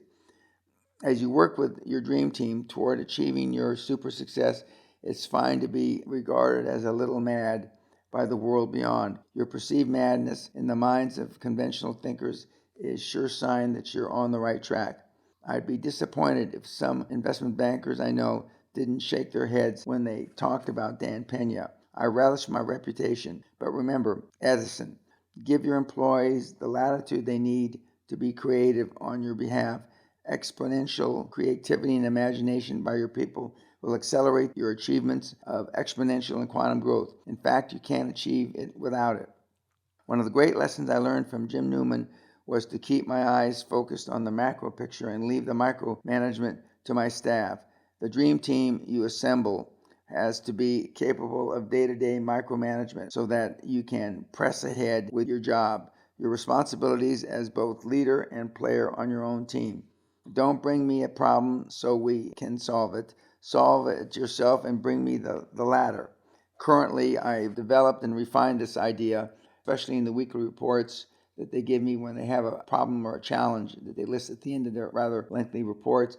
I say I want 3 alternatives with a problem. If you can't give me 3 alternatives, then don't give it to me. And they have to pick the best alternative in their mind, and then I judge if it is the best alternative when I get back to them with my comments. End of author's note. As the CEO or president of your company, your job is not to design a better product or reduce operating costs or review sales figures. You have engineers, cost accountants, and marketing executives to handle those tasks. Your greatest danger is getting bogged down in the office and mired by minutia. You have 3 jobs. They're all outside the office. The first one is kissing frogs. You got to kiss a lot of frogs to find a prince. I tell my audiences, you do not only have to kiss those frogs, you got to love to do it. And just love those little pus-filled warts on those frogs' faces. Okay, I know only toads have warts, but it's my story. Because one day, one of those little frogs at a bank, at a brokerage firm, in a state legislature is going to be able to help you, to croak you a good word, to give you a nod, to become a prince in need, to make you millions. So get out there, smile, and start kissing frogs. Your second job as senior executive is to look for expansion opportunities. I'm talking about deals or schemes, as they say in the UK. That's how you make the big money, equity on deals. And you won't find hot deals in your own shop. So get out into the market, go to trade shows, overhear conversations, talk to your moles, keep your ear to the earth of the financial world. And remember, unless you're Kobe Bryant or Madonna, you won't get rich from income. You become wealthy from equity in a string of transactions. Pay attention to the industry. Watching business is like expanding by a river. Every time you look, the water is different. Keep watching. Check out rumors and ask questions. If you run a mid-sized business right now, chances are good there's another mid-sized business you could buy tomorrow with OPM, other people's money, and make a quantum leap. Quantum leaps are repeatable, threepeatable, and more. Your third job is finding other people's money, OPM. In Chapter 9, I will talk about raising capital, finding the OPM you need to seize opportunities and take decisive action. My God, there are so many sources of capital out there, it should be embarrassing for anyone to say we don't have the money right now. As you'll find out, it's only because you haven't looked. Some of the plumpest, tastiest frogs you'll ever lay a lip on are sitting in financial institutions all over the country, all over the world for that matter, just waiting to lend you money and make themselves look good to their bosses. Help them out. As I write this, the economy is heading towards a recession. The banking industry is more cautious than has been in many years. Institutions from AIG to Washington Mutual have disappeared from the banking landscape, but regardless of the economy, whether it is in the clouds or the toilet, bankers make their money lending money. A nervous frog is still a frog. So while you're out looking for frogs, deals, and money, who's running your show? Well, other people are. Your carefully hand-picked dream team, and hopefully with a free hand from you and with their owning a part of it themselves. More on that later. I discovered long ago that less control, not more control, is the key to effective management. You hire people you trust, empower, and then trust them to perform. If you can't trust them, find people you can. It's not the end of the world if you brought someone in, gave him 5 or 10%, and then had to get rid of them. But then you say, now he has a piece of my dream. Calm down. You can draw up a buy-sell agreement, and you have a number of ways to get around the potential danger. Don't worry about that. Just do it. Anyway, being a minority shareholder in the U.S. or anywhere else doesn't mean much. All minority shareholders can do is see the books and get a share of any dividend paid. Of course, if you don't issue a dividend, he gets nothing. Rules for keeping a good staff and keeping them happy. I have 4 rules for dealing with staff in my organization. 1, pay your people good money and they'll do it, and they'll do anything. They'll arrive early, work late, come in Saturdays and Sundays, whatever it takes to get the job done because they are getting good money and they know it. You start by paying them the best salaries in the market. Employees continuously compare their salaries with friends at other companies, and you want your employees to win every time. Give Christmas bonuses, new account bonuses, birthday bonuses, whatever you can to assure your people they've got a sweet job worth working hard to keep. Some bosses periodically hand out unexpected appreciation bonuses. Strolling from the desk to desk with checks, I personally tie compensation to deals and profitability. Plus, you'll recall all my people have equity, are equity partners. At Great Western, my people knew that paychecks were tied to income, so they continuously thought of ways to make money. They all worked hard, and the enthusiasm was incredible. I previously referred to an extraordinary Brit named Peter Sage. Peter was a spectacular achiever long before we met, owning 4 companies by the time he was 20. Today he's a globally active entrepreneur, a highly sought motivational speaker, and a high-end real estate investor. A few years ago, he decided to reward his staff of 22 and his mother with a Christmas party. Fair enough. Oh, by the way, the party was to be held in a 7-star Bella or Arab, the most elegant, most expensive hotel in Dubai. For 4 breathtaking days, Peter's mom and everyone on his companies, from receptionists, sales staff, bookkeepers, lived in the extravagance of a super rich, opulent 2-level suites, private butler, 42-inch plasma TVs, panoramas of the Arabian Gulf. Uncommon loyalty was loyalty uncommonly rewarded. Unfortunately, money is used in some companies as a substitute for respect. It amazes me how much crap employees will take for the right amount of money. From the mail clerk to the executive vice president, EVP, I know a guy who runs a company of about 35 employees. He calls his women sluts and his men dickheads, even in front of clients. He abuses and yells at them continuously, blames them for his screw-ups, and buries them with more last-minute work with no instruction and tighter deadlines than they could possibly handle. During one crisis with his office in chaos, he took off with his pals and went boating. But no one quits. Ask them why. Well, he pays us good money. I'd quit, but nobody in town would pay me what he does. For the money I get, he can call me whatever he wants. Of course, I'm not advocating that kind of treatment for any employee. In fact, I did just the opposite. I paid them well and treated them with respect. But the point is that employees place 3 things at the top of the priority list: money, money, money. Above pleasant working conditions, above packages, above health club memberships. Employees don't want to be your extended family, even in the 21st century. They want to get paid as much as they can haul down the elevator in a wheelbarrow. And when you add respect and recognition, the results are tremendous. Then you've got their loyalty forever. As Napoleon Hill said in his classic Think and Grow Rich, after some 20 years of interviewing 500 richest men in the world, the financial motive must prevail. Above all, it was true 80, 90 years ago, and it's true now. Author's note: the financial model still prevails. But back to Peter Sage. Peter Sage is still an entrepreneur, but he has now extended his worldwide speaking and motivational talks, and he's a mini-me, and he runs around the world. I am proud to say that I had something to do with this training. End of author's note. Number 2, never reprimand. This is a pretty element stuff, but most employers forget it in the heat of crisis. The cliche, criticize in private, praise in public, but occasionally well-placed rage notwithstanding, I try not to even criticize my people in private. Sure, Dan, I can hear them now. Instead, after I've cooled down enough so I won't rip their heads off, I invite them in, close the door, and in the gentlest fatherly voice, ask them questions about their mistake that almost cost me my castle. What was your reasoning behind taking this action? What happened as a result of this action that was not in our best interest? Or what action would you take next time, given the same circumstances?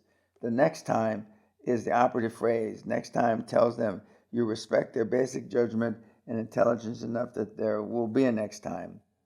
Since my company doesn't normally employ absolute morons, I make the reasonable assumption that A, this person has redeemable qualities that make him or her worthy of continued life and employment, and B, he or she is intelligent enough to learn from the fiasco they've just caused by screwing up royally.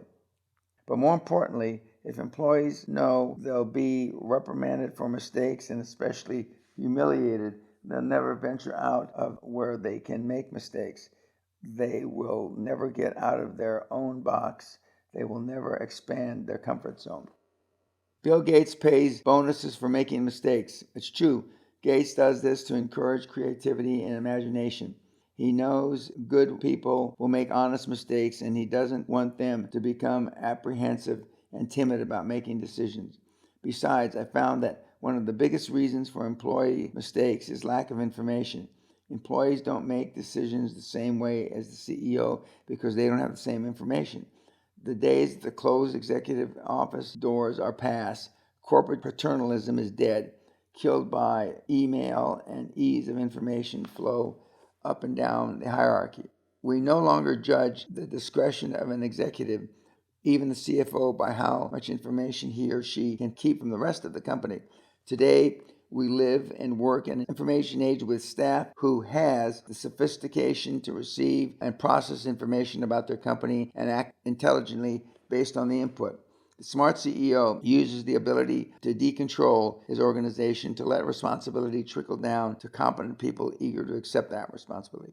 3, train one or more employees for your job or your jobs, which are to kiss frogs, find deals, and raise capital. You want to train others to do what you do, so together you can get to more frogs, ferret out more potential deals, and get in from more lenders. It is essential that you bring your people into the sense of ownership by doing what a CEO or owner is doing. They'll work harder, longer, and with more commitment when you allow them to help steer the future and not just its present. 4, never make decisions for your employees. Once you give them the information they need, allow them to make their own decisions. At the same time, give them the responsibility and the authority to implement their own actions. Give them chances to make mistakes from which they can learn.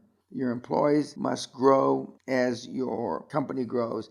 It is far preferable to have the same number of enthusiastic, capable employees handling more jobs than it is to hire, say, 7 more people to handle 7 new tasks.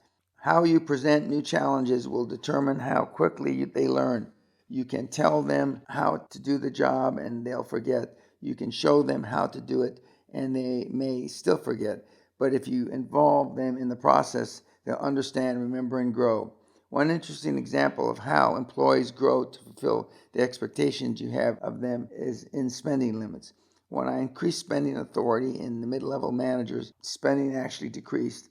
To begin to consider every expenditure as a personal one and monitor costs more closely and more conscientiously than ever. And when I removed the limits totally, the expenses went down even more. Along those same lines, I've found from my own experience that you want every employee to think of themselves as an independent contractor.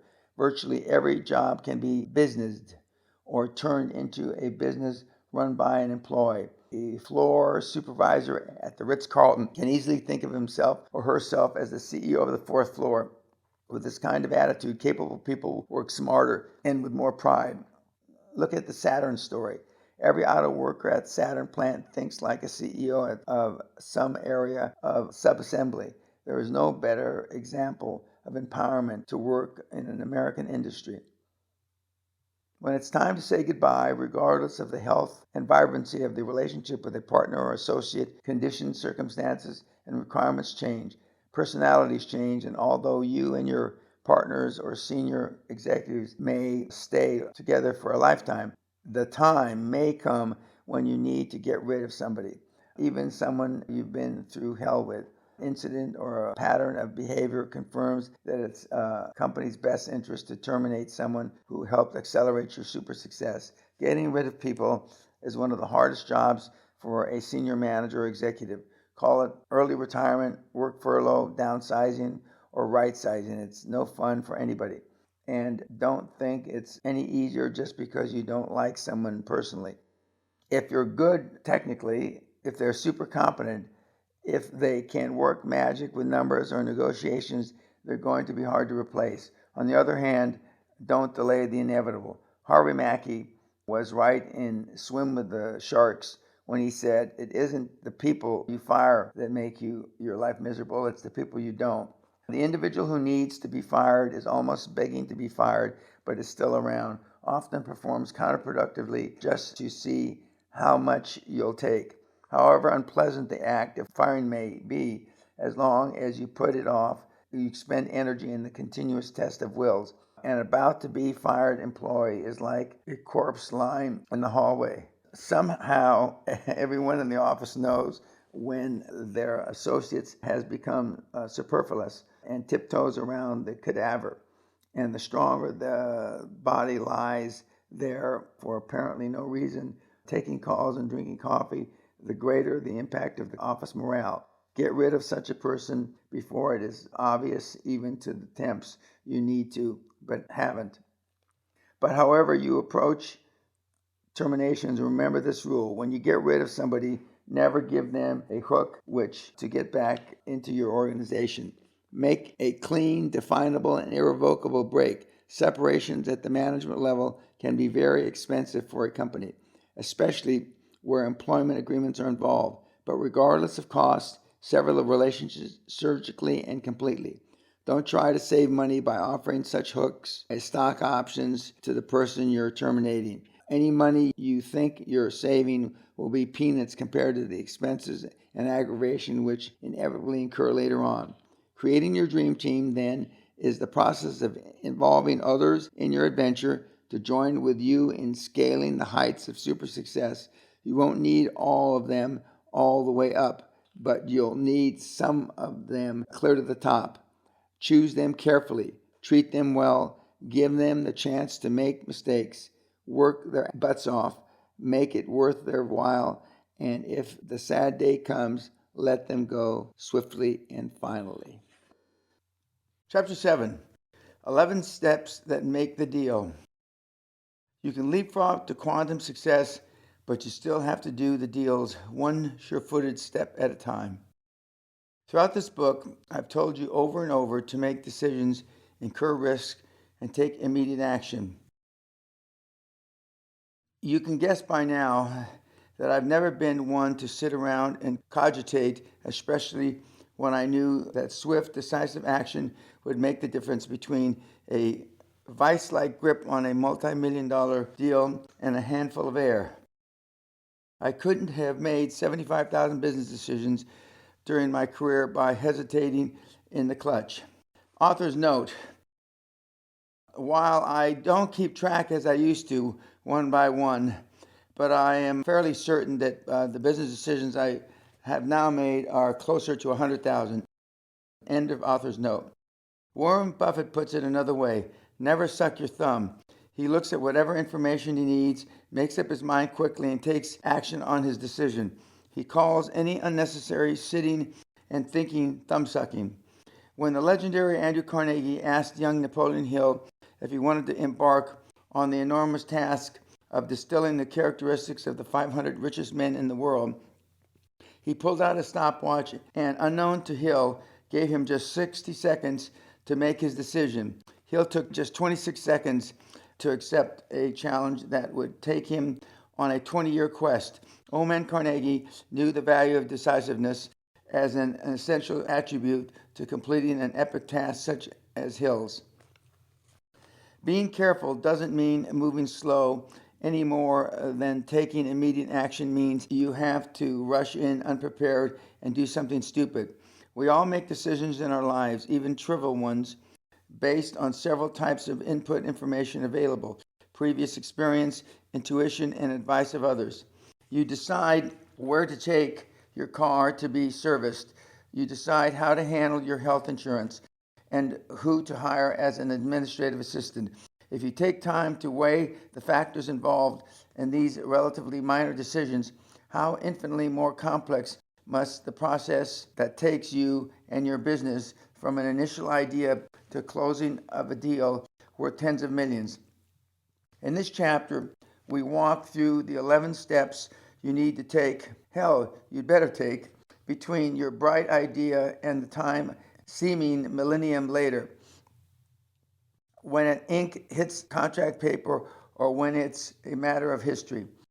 At my seminars, I look into the hopeful faces of hundreds of modestly successful business owners, building entrepreneurs, frustrated wannabes, and of course, the usual seminar groupies, perennials who would attend a group dynamic seminar held by mass murderer Charlie Manson. Unfortunately, most of them came to hear me say, now you just keep a positive attitude because you're a special person and your dream will come true. But you know me well enough now to realize they'll never ever hear that feely good crap from Dan Peña. Not because I wish it weren't true. Hell, I wish it was. But life is like a balancing scale. You have to balance what you get with what you're willing to give up, period, regardless of what they expected me to say. Most, if not all of them, come into the seminar with at least the germ of an idea for making money. At the close of every seminar, I solicit their ideas by inviting them to send me a one-page fax that explains their deal. Not one word more, or I shit can it. And over time, I'm deluged with ideas. Some of them are even good ideas. Author's note: I don't stare into the abyss or the eyes of hundreds anymore. This century, about since 2000, I only give my seminars at my week-long experience at the castle, where we put in something in excess of 20 to 24 people. I find it much more rewarding for me and for the students because I can keep them accountable. I've also, since the writing of this, instituted a very strenuous follow-up program where for 1 year I mentor you for free, and I keep track with monthly Zoom calls and weekly reports. End of author's note. The point is that everybody in your life and in your organization has a money-making idea sometime. You pick up a tip from a loose list broker. You read a small item on page 5 of the business section. You overhear a scrap of conversation, and a small voice inside you says, hey, that would be good. For our purposes, a deal is an equity transaction that generates income. It could be public stock offering or an acquisition of another company. Since I've made so many tons of money buying and selling equity, I'll use acquisition as an example. This is a side note on the page. Fly first class, you're not going to find a deal in row 38 sitting behind Joe Lugnut and his family. The biggest deal in my life at Great Western Resources began with a chance conversation on a commercial flight from Houston to Denver. In the late summer of 1986, Charlie Soliday, my chief financial officer, happened to sit next to an executive of MAPCO, a large multinational energy corporation based in Kentucky. Occasionally, some moron will ask, why do you always fly first class? That's a lot to pay for free drinks and silverware. Of course, with as much as I travel, I upgrade with frequent flyer miles, but in case you haven't heard, top executives fly first class so they can strike up conversations with other executives, and conversations can lead to deals, and that lead to more deals and more revenue. You're not going to find a deal in the row 38 sitting beside Joe Lugnut and his family. Author's note: with recent change in tax laws, most of top executives fly first class basically only with frequent flyer miles, or they upgrade themselves. End of author's note. So this energy executive, confident and relaxed, confided into Charlie he was working on a project to acquire the assets of a Canadian energy company's U.S. subsidiary, a firm called Bow Valley USA.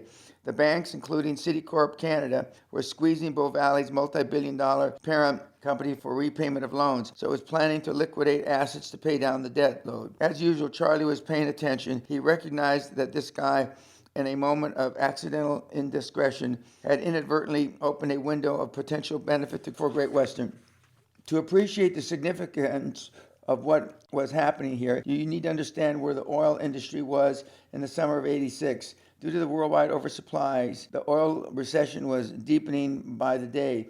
The spot price of oil had dropped from $28 a barrel in January to less than $10 by June. That seems like an eternity ago, with the present day price around $125 a barrel. Great Western stock had plummeted from £3, or about $3.50 on the London Stock Exchange in December 1984, to about 50 pence, or 80 cents, by late June of '86. Even the monetary exchange of dollars to pounds worked against this. Author's note: having thought that I'd never see the price of oil plummet like that again, currently the price of oil is approximately $45 a barrel, having hit as low as approximately $25 a barrel earlier this year in 2016, down from $120 a barrel approximately 2 years ago in summer 2014. End of author's note. Every company in the oil industry was digging in, assuming the fetal position and covering its head to wait out the recession. That was fine with me. I had decided that Great Western was not going to participate in the recession. I knew this was the perfect time to make the quantum leap we'd been waiting for. If we could just find the right acquisition out there in the bone-filled desert of distressed energy companies.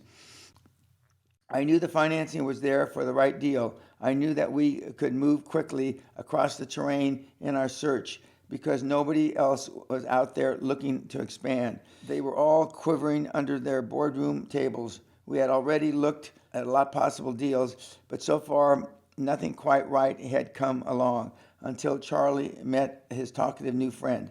So as soon as he landed in Denver, Charlie called me in the office in Houston and reported what he'd heard. Mark and I immediately sat down and began to kick around ideas and postulate some possible strategies for somehow getting a piece of what might be a major opportunity for quantum growth that Charlie had uncovered. What we were doing was taking step one. Step one, identify the idea. This is absolutely the first thing you have to do. Define and clarify exactly what you want to do or the deal you want to develop. Not only do you and your partners have to agree on this basic strategy of the idea, you have to agree that it may be feasible and will benefit the company. Just as important, if it proves to be feasible, you will have the desire to do it. In many cases, the major benefit of an idea is not so much profit-driven as it is a vehicle to move you closer to your long-range vision of your company. My vision for Great Western was for it to become a natural resource company and a major player in the international energy industry. And my grand strategy for achieving these goals, as you may recall, was through external growth through acquisition versus internal growth through continuing oil drilling and production. We were established in the oil and gas, but Bow Valley's assets were based 75% in coal and mining operations. Was there an opportunity here for us to look beyond our oil and gas-based assets to something larger? Could our little Great Western snake digest so large an egg? Or, as we often said, could the minnow swallow the whale? Looking through that brief passing window of opportunity, we had a lot of thinking to do about how to shape an idea into a plan. My instincts, which I knew were almost never wrong, told me immediately that this was the deal we had to make the breakthrough into energy big league. As I've said in a previous chapter, the deal was obviously hot. I didn't have it to run to a spreadsheet. This was Pamela Anderson running up the beach stark naked toward me saying, "Dan, here I am. Take me." "You bet, Pamela." Somehow, some way we had to make this son of a bitch happen. Yet another factor that urged me to go for it. We had achieved a string of conquests that had begun with taking the company public. Our people were confident, even cocky, about taking the whole energy industry. We were young, undefeated, obviously immortal, and ready for a title fight. The mood at Great Western was electric with anticipation of our victory. I would have found it hard to deny them and deny me a shot at the big one, a shot at glory. But no matter how eager, even bloodthirsty we were, we still had to follow the 11 steps. It was the process we needed to discipline our actions and to train and prepare our minds and spirits for the battle we were contemplating. There were even more basic reasons for giving shape and form to our idea.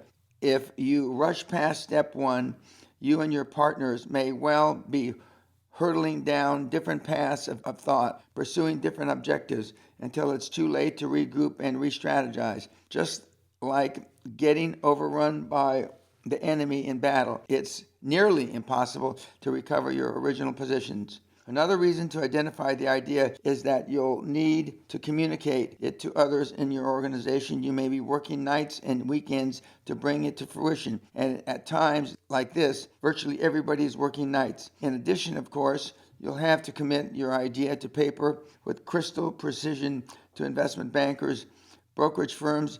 Nervous shareholders will understand your objectives and support them.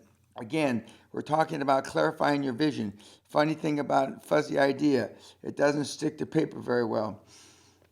Once you've identified and agreed upon the nature of your idea, not the details, its potential for benefit to your company, you're ready for step two.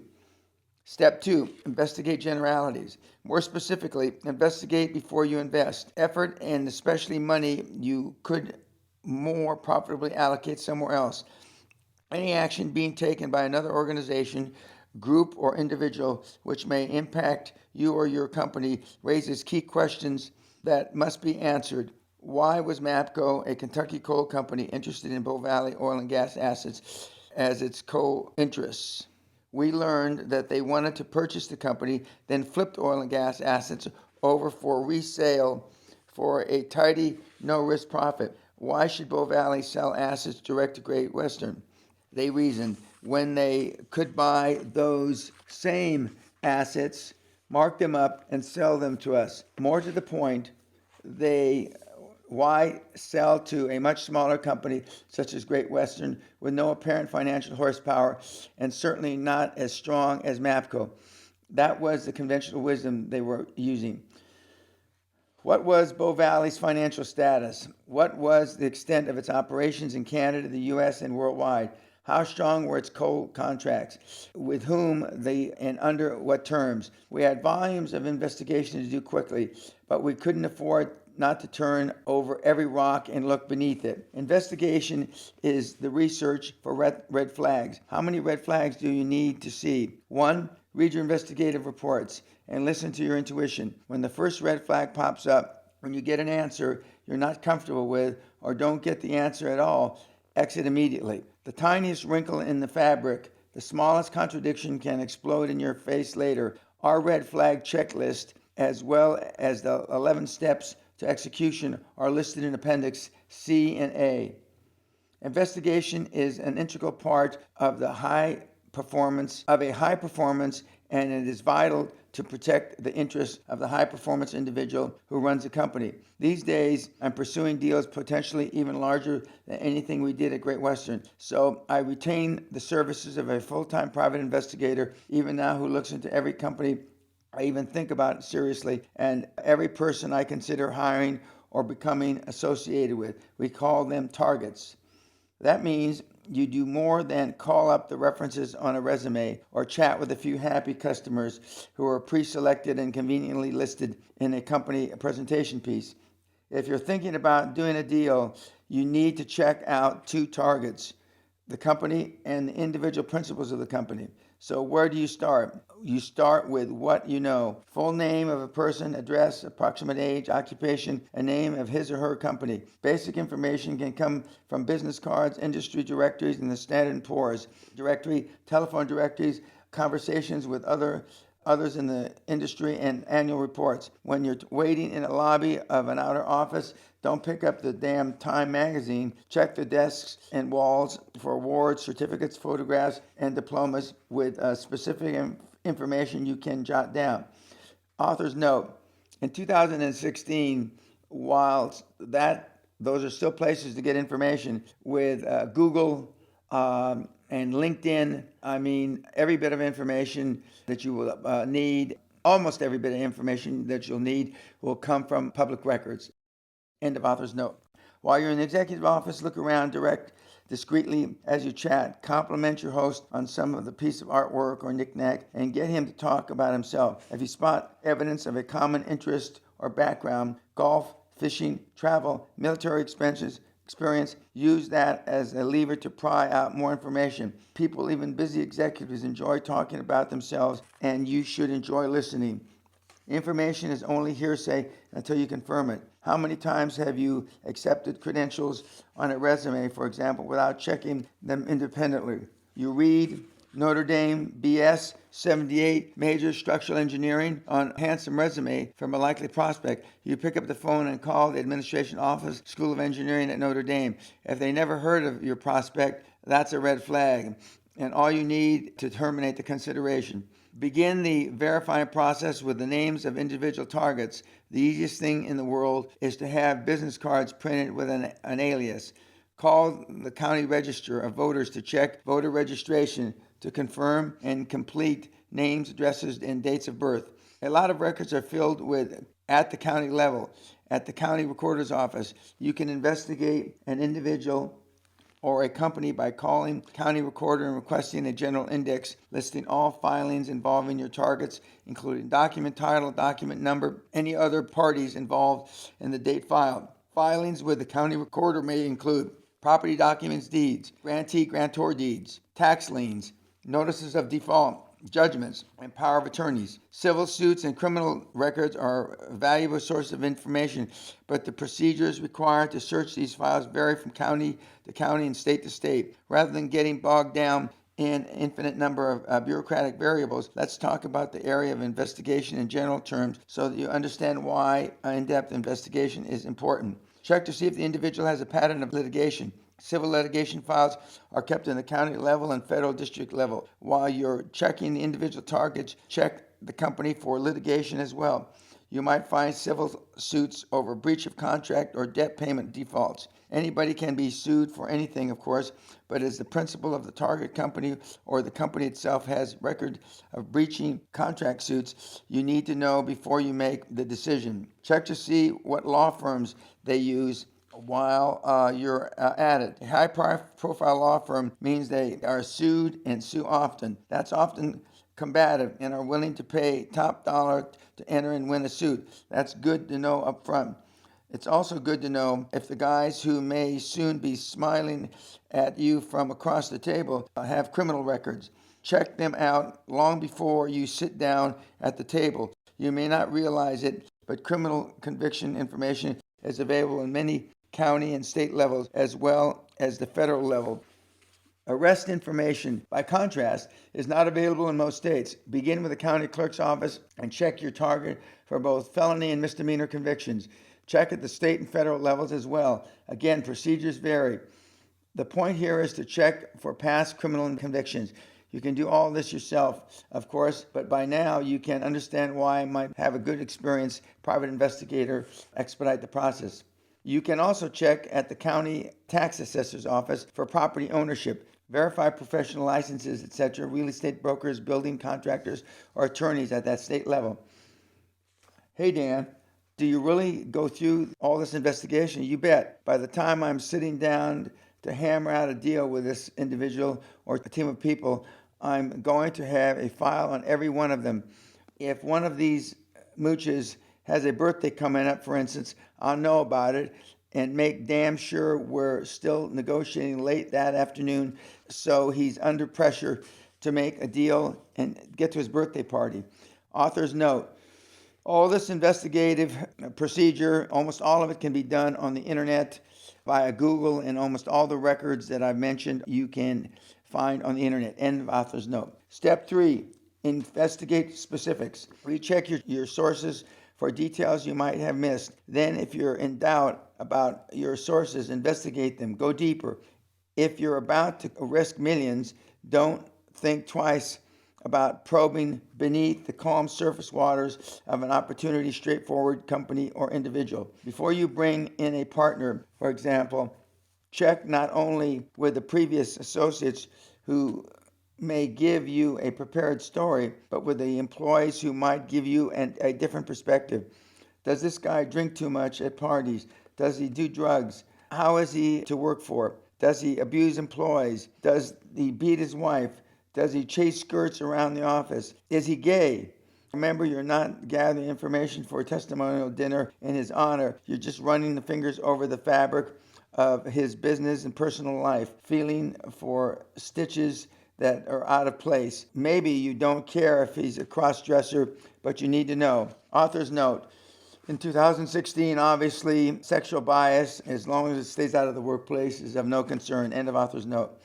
By the way, in case you haven't noticed, I've talked throughout this book in the male gender. One reason is that I'm not going to stop and say he or she every time just to mollify the politically correct crowd. Another is habit. It is inescapable fact that 98% of America and the UK and Europe's top executives are men. This book is not about equal opportunity. It's about making money. But if you're more concerned about the ditzy details of political correctness, you probably already tossed this book away. Having said that, if you're a woman, I encourage you to push beyond the gender issue in the knowledge of the number of women business owners and entrepreneurs grow every year. And if you're gotten this far, you're a serious player and potential to make your ton of money. So stick to your guns. Reinvestigate and continue to check throughout the negotiating period which may follow. As a matter of fact, your interest, once it's discovered, could generate a flurry of cosmetic actions by the target, filings, financial shuffling, or other activity you need to know about. Targets of investigation, especially in business, are moving targets. Companies and individuals continue to leave tracks as they move forward in time. Never take your eye off the target while you're aiming at it. Step 4, commit to the idea. It's one accomplishment to ensure that every member of your dream team holds the same idea you do. Your objectives, how they relate to your long-range vision, your good strategy to achieve your objectives, and even some of the tactics and maneuvers you may have in mind. It's quite another feat to begin lining up commitments to get into the fight if it begins, and to see it through. An acquisition deal, even for a world-class specialist like Dan Peña, it is not a picnic. Your partners and your top executives should be required to commit themselves publicly to the project at the outset. Given the individual knowledge, experience, and personalities of any group sitting around the conference table in the world, you're bound to get varying reactions. It's inevitable unless you surrounded yourself with the lobotomized sycophants. If some of your people have reservations, if there is some facet of the project they're uneasy over, they need to get it on the table so that it can be dealt with and overcome, or at least acknowledged. Even I, with all my self-confidence, have tinges of misgiving sometimes. Sidebar, stick to the knitting. You want to deploy your assets, resources, and capabilities in your areas of expertise and experience. The preliminary decision-making time is when you ask yourself, is this an area in which I have any access to real expertise? When Pat Kennedy and I were partners in building a vertically integrated oil company, we strayed into areas of the oil industry we didn't know beans about and paid dearly for the experience. One of the lessons I learned was stick to your knitting.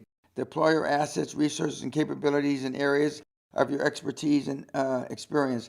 I thought a lot about that lesson as I now considered moving into the coal business. I ultimately decided to proceed with the acquisition on the strength of another Peña business rule. Dream big, think big, be big. Besides, my instincts and intuition were screaming, this one's hot. Pamela was so close I could touch her. There may be cases where one of your key people simply cannot buy into the idea for whatever reason. that individual is opposed to the project you know will launch your quantum leap to super success.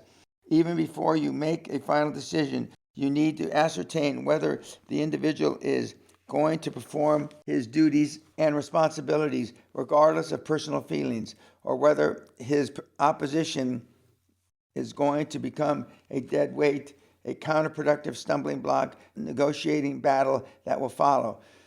During the preliminary discussions about the acquisition of Bow Valley, for example, my executive vice president of exploration resisted the idea of getting into the coal business. Frankly, he didn't like the prospect of his oil and gas division taking a back seat to a newly acquired operation. When he realized that we were moving ahead with or without him, he eventually came over and even convinced himself the project was his idea. Whatever works. Step 5, making the preliminary decision. Your dream team, including those with questions and uncertainties, buys into the commitment and makes it their own. Make it clear that this is not the final decision, but a working consensus or agreement to move ahead. Your investigations thus far have turned up no red flags which would cause you to reconsider or walk away from the deal. The deal still looks red hot. You have begun to prepare for battle. It is at this point in the preliminary stages of the process that your people have to become obsessed with an idea that is now going to rise like a monster, assume a life of its own, and dominate their waking hours for weeks and months. You're the leader, so now you have to be the cheerleader. I was called the Vince Lombardi of the oil business. You got to help your team get absolutely psyched up, generating enough energy, adrenaline, and momentum so that when the battle is joined, they suck up their pantyhose and charge into the cannon with no thought of defeat, fatigue, hunger, sex, or any other preoccupation. If that means stringing banners across the conference room, or pep rallies, or promises of bonuses when the deal is done, do it. Do it all. But ignite that obsession so that your people, from your partners to the mail clerk, know it's not business as usual. You're on war footing, and like MacArthur said, there's no substitute for victory. For the record, my warriors at Great Western made me proud. We never lost a battle, nor knew how to lose. We acted as if we had no limits to our abilities. That became our war cry. If you want similar results, you should act the same. Step 6, continue the investigation. This is not a redundant step. Frankly, your investigation, whether staff, people, or an outside firm, should continue their work for as long as your project is a viable one. By definition, you don't trust the poor bastards you are trying to buy, nor those who may be competing with you for an acquisition. You simply don't believe anything they tell you or that you hear or read about anyone, since all parties are now posturing to be in the best negotiating position. Over the course of a major deal, you'll be bluffed and bullshitted and plain lied to, directly and indirectly. You'll be lied about as well, where hundreds of millions of dollars are on the line, or even hundreds of thousands of dollars. Integrity is usually the first casualty. Make sure it's not yours. If it sounds cutthroat, I've made my point. It is. Author's note, as I've said from the beginning of my career and from the beginning of my coaching career in 1993, if it's honest, legal, moral, and ethical, and you're not hurting anybody's feelings on purpose, we'll do it. End of author's note. As you can see by now, those 11 steps are not necessarily sequential. In many cases, they run parallel. Investigation never stops.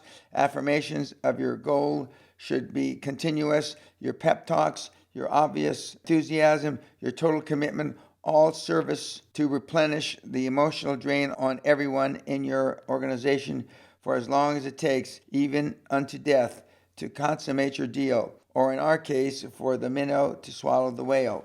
Step 7, formulate your plan. There comes a time in your planning and talking when you have to draw the line in the conference room carpet. Every indicator, every director, every partner may say go, but you have to push the button or pull the trigger. Once you're convinced you can do the deal, you can almost feel your toes digging in, muscles tightening to make that quantum leap. You may have to persuade, cajole, beg, scream, and bully, whatever it takes to make all the partners step over the line in final commitment. Chances are, however, you've chosen partners with the same clear vision and sense of mission you have. So at some point in strategizing, everybody sort of looks at each other and knows in his gut, God, we're going for it. You put your heads together, load your guns, and count to 3 and come out smoking. Come out smoking like Butch Cassidy and the Sundance Kid. It's a magical moment, but that fusion of mind, spirit, and souls is a rush you'll continue to search forever. Author's note. In recent years, we've adjusted Butch Cassidy and Sundance Kid analogy to rush towards a gunfire and kill everything there. Of course, it's metaphor. End of author's note. And before it's all over, you'll be going to need all the magic you can get. Once you've recommitted and your company is committed, it's up to you to keep initial momentum at fever pitch, regardless of the roadblocks, snags, and ambushes you run into. You never, by word or groan, express a doubt. As I've said before, I may be wrong, but I'm never in doubt. Even the slightest negative reaction can rip like wildfire through your company's morale. During the periods of high company stress, employees who are working hard as hell for you need the constant reassurance that everything's going to be all right. Like little kangaroos, they want to stay in the warm pouch. Give them that pouch. I learned this lesson the hard way. During the heat of negotiations over Bow Valley, USA, I made a usual commitment to one of my associates to the effect it was looking pretty touch and go right now. Then I flew off somewhere on business. My associates mentioned my comment to his wife. She ran into another wife over the health club and told her by the time I got back, I had all but Harry Carey in the hallways. The word was out that the CEO himself were going to lose this deal. We're going down to defeat. I stomped through the offices, stomped out the fire, and relearned a lesson I already knew. Share hope, share a dream, but never share a doubt. At this point, you begin to formulate your action plan. This is the blueprint that keeps you pointing in the general direction you want to be headed as you travel through the process of the deal. The first step of your action plan is define your desired outcome. What do you want? What do you need to get out of the deal? The answer is not something vague like a lot of money or a bigger share of the market. Have your pencil-necked analysts run several what-if scenarios that spit out your worst case and optimum and best case results.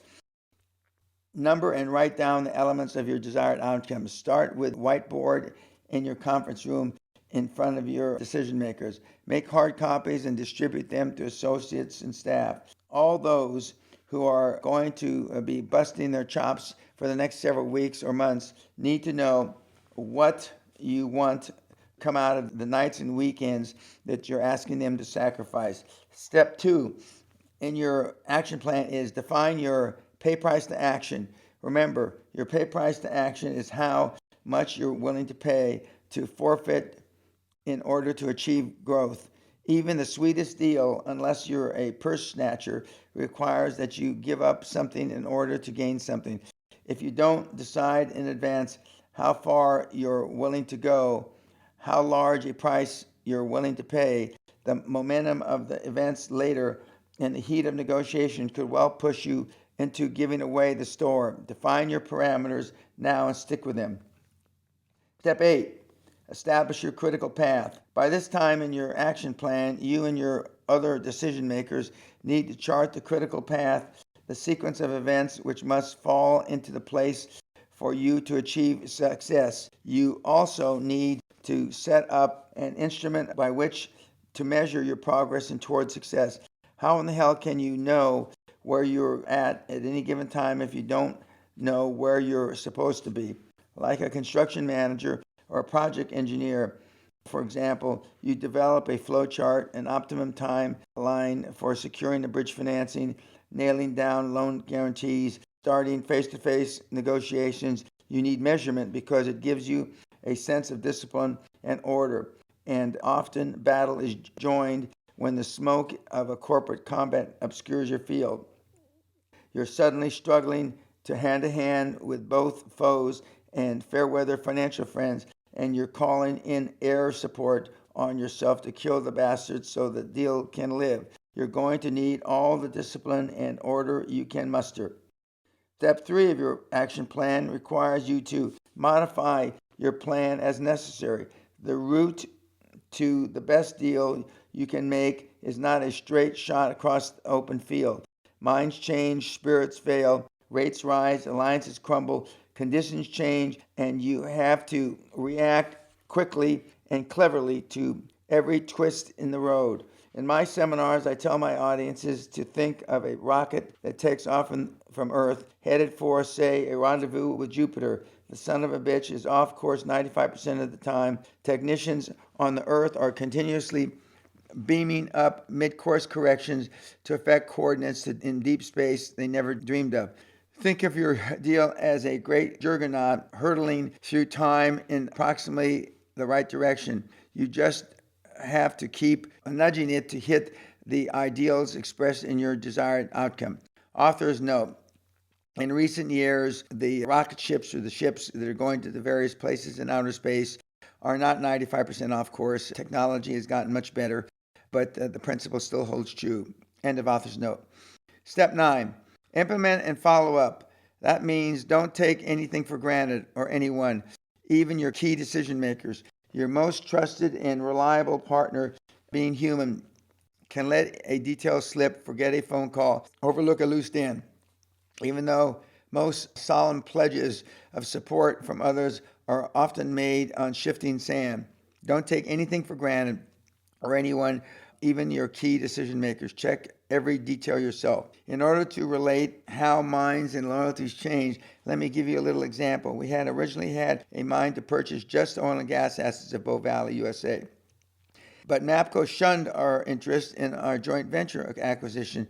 They treated us like pesky little kid. Pissed me off. But I saw their rejection of Great Western as an opportunity to go for the whole company. Of course, we hadn't set up the financing for the oil and gas.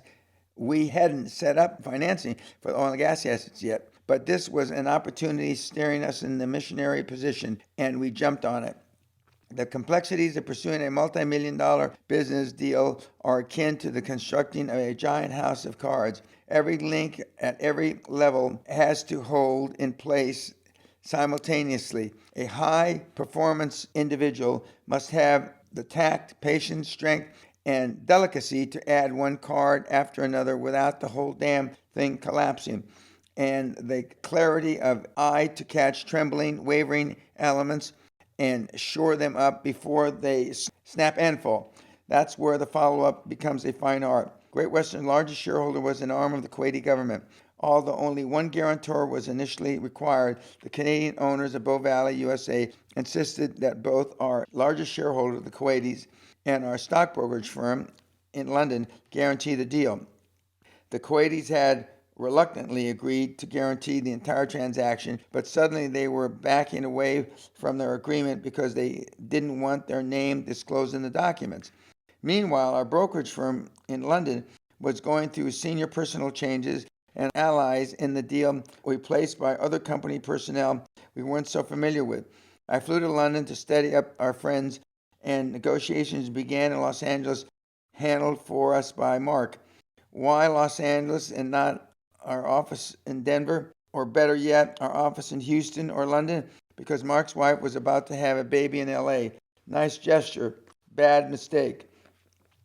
Finally, just as I got the guarantees and Charlie got the bridge financing in New York, negotiations for the parent company, Bow Valley USA, closed their briefcases and walked out on Mark in Los Angeles. They were actually heading for LA airport while I was holding the board meeting in London to secure approval for the deal. The final outcome of what was becoming an intercontinental fiasco is not so important here as the fact that I had constantly follow up almost hour by hour on events in New York, London, where the Kuwaitis were, and Los Angeles. Step 9 says you never ever take the smallest detail for granted. The greatest victory for final, the closest ally for loyal. Many in the millions turns good men, companies, and countries into snakes and weasels. Greed turns men into beasts and beasts into men. You've implemented all the process, investigated yet again, followed up, and checked every commitment for leaks, and you're ready to begin. Step 10, execute. Bombay's doors are open. Your supporting elements of financing and guarantees are in place. Hopefully, by the time you sit down in the boardroom across from your adversaries to begin negotiations, at this point, more than any other, you have to lead from the front. No more phone calls from your home office. No more faxing instructions. No more emails. Your intimidating presence, your scrawling face, your hardened, blood-splattered determination must stand in person, laser beam focused before the enemy across the table. If execution still isn't feasible, one or more of your previous 9 steps was a misstep. That's why you need step 11, review and reevaluate. Return to review every detail on steps 1 through 10. Tighten the bolts of every phase. Chances are you'll run across some glitch, some uncrossed T or undotted I from the weeks or months ago, which now prevents you from taking this execution step. 6 days had passed since the team from Canada had packed up and left Mark in LA. Our Kuwaiti associates had lost face and were fuming. Foreign tax issues had arisen. Now the Canadian government ostensibly had to approve any deal. My executive VP of exploration was running through the corridors of Great Western saying, "I told you so." Even our own auditors had recomputed real taxable income before and after the proposed acquisition, completely changing our projected rate of return. The whole deal was disappearing down the crapper. Conventional wisdom pronounced it dead. Imagine what Dan Peña had to say about that. Author's note, I said fuck probably 100 times. End of author's note.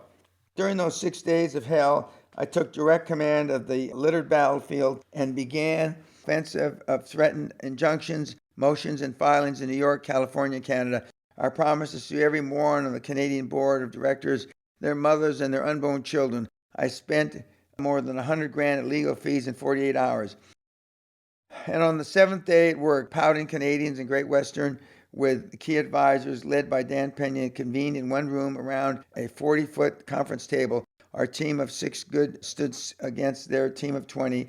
Our lead transitional lawyer was Rick Scott, one of my first disciples, who went on to found a $20 billion healthcare corporation at one time, the largest in the world. And author's note, I pleasantly say, Rick Scott is the second term governor of the state of Florida, which will be a swing state in the current election between Clinton and Trump. And eventually, at a closing, he said, Dan, I need to make money like you. What can I do? And I said, you got to leave me, Rick. He asked me, what should you do? And I said, healthcare and telecommunications, which meant internet as well. And he took the advice of healthcare, and the rest is history. End of author's note. We had met their demand to hold talks at their lawyer's office, but I took control. I stood, looked every Canadian in the eye, and told them that we would either breathe life back into this deal or crash the son of a bitch out of existence.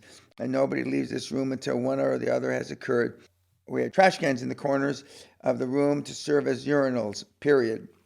And so it began. From the outset, no figure, no projections provided by Valley parent company was taken at face value. Our accountants, Coopers and Lybrand, had combed through the financials, and the Canadians were required to provide us. And by the time that we sat down, we had a clear physical picture of Bow Valley USA than its own parent company. Author's note, Coopers and Lybrand has since become PricewaterhouseCoopers, and they've served me very well. And Charlie Soliday was a former partner of Coopers and Lybrand.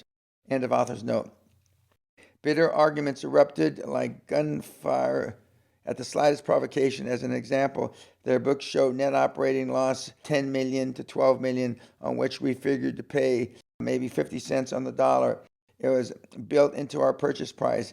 Then they announced the new NOL, estimated at 50 to 60 million, and demanded the same 50-cent payment. That was insane, out of the question. To agree to such a demand would jack the purchase price far beyond our ability to pay and collapse our tediously constructed house of cards. We raged in disagreement. Our attorney advised us, don't roll on this, damn, don't cave in, screw 'em, let's walk.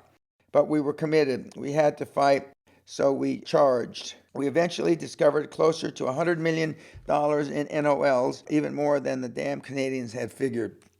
And we wound up paying 10 cents on the dollar.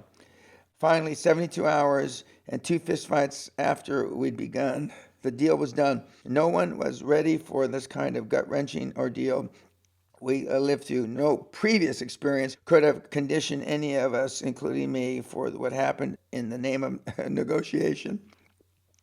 Anyone who was there during those 3-day, dark day, December days will never forget it. I get goosebumps.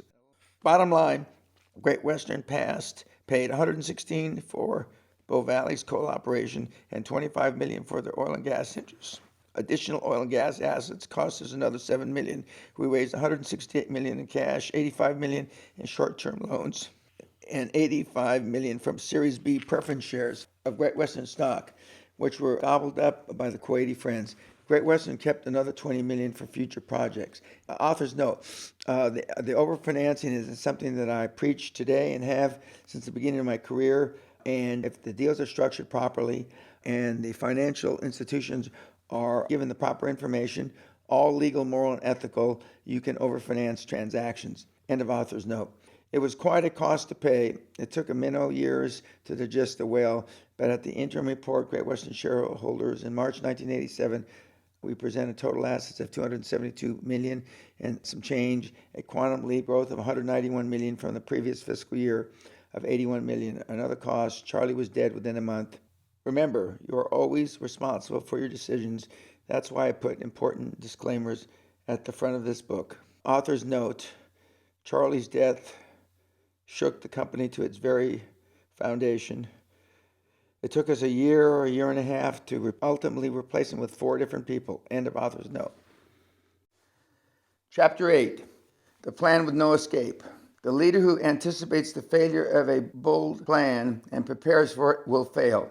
In 2004 BC, the Chinese general Han Hissen led his army to a position near a camp of his enemy, the army of Chao. Inside of the fortified camp, he aligned his army along the length of the riverbank, placing their backs to the deep, swift waters. Sun Tzu, in his classic The Art of War, relates that the soldiers of Chao enjoyed a good laugh watching their enemies line up along the river. Then, almost immediately, the army of Chao left its fortifications and attacked Han Xin's army. With their backs to the turbulent water, Han Xin's men fought so fiercely they overwhelmed the army of Chao, put them to fight, and killed their king. After the battle, some of Han Xin's officers questioned his strategy. The general replied, "It is written, place your army in deadly peril, and it will survive. Plunge it into desperate straits, and it will come through safely. If I had not placed my troops in a position where they were obliged to fight for their lives, but had allowed each man to follow his own discretion, we would have suffered a rout." For 5 millennia, Chinese militarists have subscribed to the strategy of burning the boats and breaking the cookie pots, acts that told their armies, in effect, we have no plan B, we fight or die. My return to military analogies throughout the book is no accident. Many of my skills and attitudes about leadership originate from my years in the Army. At the same time, of course, I know a lot of tough-minded, high performers who never saw the inside of a military base. I believe strongly in the need for discipline, which military training instills in individuals. Without personal discipline, we are little more than animals. A leader with a self-imposed code of discipline commands the high ground to impose discipline on others and to lead, whether platoons or corporations, by moral force. And make no mistake, much of being a high-performance superstar is leading yourself and others against the popular pap of conventional wisdom. Many of the strongest American presidents, Washington, Jefferson, Jackson, Lincoln, were tempered as young men in the fires of war. General Dwight Eisenhower built an enormous fighting force of uneasy allies, coordinated the advance of thousands on ground, air, and sea forces, and orchestrated victory on the cool beaches of Normandy. George Herbert Walker Bush was nothing more than a rich, preppy kid until he saw brave men die in war against dictatorship. Years later, the former Navy fighter pilots still had the resolve to craft an unlikely alliance of Americans, Russians, Arabs, and Israelis to crush the armies of another dictator, Saddam Hussein. In 2004, the elder former President Bush, still full of fight, celebrated his 80th birthday by making a successful parachute jump. Authors note President Bush I, who I've had the pleasure of meeting, has since celebrated his 90th birthday, and I hope he celebrates his 100th birthday. End of author's note. The military trains you to be decisive, quickly to analyze information, and take action immediately. How else could I have made over 75,000 business decisions during my 37-year career?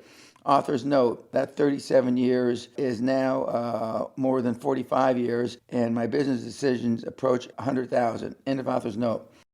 During the Civil War, Union General George McClellan looked and talked like a consummate leader to bring the North to quick victory. His men loved him. His Army of the Potomac was larger than the forces it opposed, but he couldn't bring himself to make the decision to fight.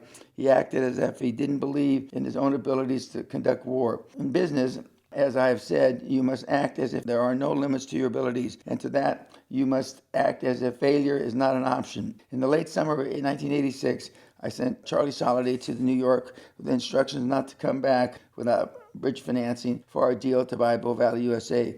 He stayed 10 days and worked day and night negotiating with Citicorp, our bankers, bridging financing, and Solomon Brothers, the old line Wall Street brokerage firm, to underwrite the required loans. It was year's end. As with all major players in this industry, their plates were full with bigger fish than us. I knew they'd be listening to our proposal very carefully and watching us closely for heads of beads of nervous sweat. Investment leaders use intuition too, so our strategy was to act for an irrevocable position of incredible confidence. As the deal was virtually a given, the financing was a fairly standard proposition, and the chance to participate in the financing was a privilege, sweetened with the potential for enormous profit. Accordingly, Charlie calmly paid Citicorp $250,000 and Solomon Brothers $500,000 up front just to look at the deal.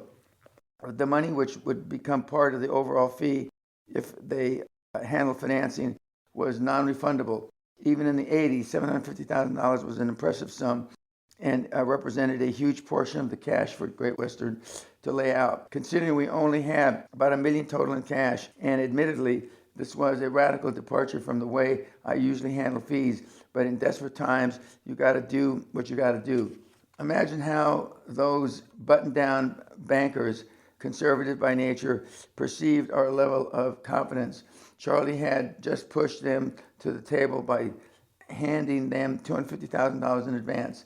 Over at Solomon Brothers, meanwhile, we had gotten our attention as well. I can see them wide-eyed, rubbing their little palms greedily, saying this would be a hell of a deal for Peña to plunk down $500,000 in advance. We better take a look at this cold deal. Look at the fat fee we might be missing now. Plus all those fees down the road. They must have been salivating on their pinstripes. But Charlie pushed even harder, acting as if he had no limits to his abilities. He told the bankers if they didn't act in 10 days, he has the deal. He was taking the deal to our bankers in the UK. 10 days, bye, boys, or kiss it goodbye. But our backs were to the river. We had no backup. Our bank in the UK, Sammy Montague, had already turned us down. We were fighting tooth and nail for the survival of this deal. Bluff worked, and we got the financing, $85 million in short-term loans from Citicorp, underwritten by a takeout commitment by Solomon Brothers, with bonds to be issued by early '87. The lesson is that you've got to plan for and expect success. This means no backup plans, no ripcords, no fail-safes, or you will fail. The finest high-wire acrobats working without a net. The only faint hearts are in the audience. In our opening tale, the Chinese commander knew that armies fight best on desperate ground with no alternative. The hungriest salesman closes the hardest. Facing death, the concerned animal is the fiercest. Returning to the wisdom of Sun Tzu, the ancient strategist advises advancing generals not to press a desperate foe too hard or block a retreating enemy, for he will fight to the death against any attempt to bar his way and is too dangerous an opponent. Look for ways to make your people dangerous opponents when the stakes get high by creating for them and yourself a level of atmosphere of risk. This goes back to your comfort level for taking risks. No matter how many risks you take and how often, they're still scary. The only risks that aren't a little scary are the ones not worth taking. If you're experiencing no anxiety or occasional fear as you grow your business, the so-called risks you're taking are probably not worthy of you. Let's talk about dealing with fear. Fear and pain are related, and they're both signals that you cross the line beyond which your mind or body is not comfortable. Just as blister creates pain, risk creates fear. They're both natural, primal responses. The trick is to become comfortable in the presence of those responses. The athlete who learns to win regardless of pain has raised his or her comfort level to deal with the pain. Author's note, in recent years, I've used the analogy that the QLA mentees have to become comfortable with being uncomfortable. End of author's note. There's a story about T.E. Lawrence, known to history as Lawrence of Arabia. He and another British officer stationed in the Saudi desert talking about pain. Lawrence walked over to the candle to demonstrate his disdain for physical pain. He held his open palm over the flame until flesh reddened, then removed it. The other officer was astounded. "Doesn't that hurt terribly?" he asked. "The point is that it hurts," replied Lawrence. "The point is that you don't mind if it hurts." As a high performer, you must do the same with fear caused by risk. The fear never goes away. You just deal with it and become comfortable in its presence. Does Dan Pena still feel a tinge of fear? Sure, but is he ready when it's time to fish or cut bait? Damn right. I've told people for years I was born ready. Author's note. As I read this in fall of 2016, having just turned 71, I still surprise people the amount of pain that I can endure, both physical and mental. End of author's note. But the reality is that I've trained myself by exposing myself to thousands and thousands of uncomfortable, even perilous situations, so I would be comfortable with my abilities when the testing time came. I'm not unique. High-performance individuals flourish in an atmosphere of conflict, crises, and trouble. In fact, progress often masquerades as trouble. As an aside, I avoid and detest the bastardization of the word challenge and opportunity as synonymous or euphemisms for trouble or problem. When some cheery-faced office moron chirps, "We've got a challenge to meet," I want to throw up. Did the captain of the Titanic waiting in the seawater discuss challenges and opportunities with the crew? Did Custer turn to his troopers at the Little Bighorn and say, "Man, with regard to arrows, we have a challenge this morning"? If you're in big trouble, have the respect for your executive staff to say so without having surrogate, "It is a challenge." We'll all talk more about conflict in a moment, but now let's examine the relationship of strategy and structure in a high-performance environment. I'm not talking about sharing doubts here. Keep your doubts to yourself. I'm talking about big problems that need stating up front, the solutions to be found. Strategy and structure, and which comes first? In the knowledge that unforeseen problems will arise to screw up the best laid corporate plans, let's discuss the utilization of two separate elements of company organization, structure and strategy. Structure describes the organized makeup of a firm's being, the form and nature of its existence. Evidence of structure includes such elements as the ubiquitous organizational chart and the chain of command, executive committees, individual job descriptions, typists, and posted in every cubicle, and the way things have always been done mentally. Structure requires no human thought to continue to exist. On a day-to-day basis, structure is a permanent framework within which every project, every potential for new revenue, every lurch forward must be filtered. Structure is immovable and inert. It becomes over time a temple of conventional wisdom and an impediment to quick, decisive action.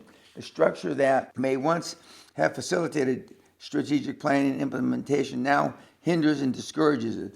And the larger the company, the more complex and intimidating the structure.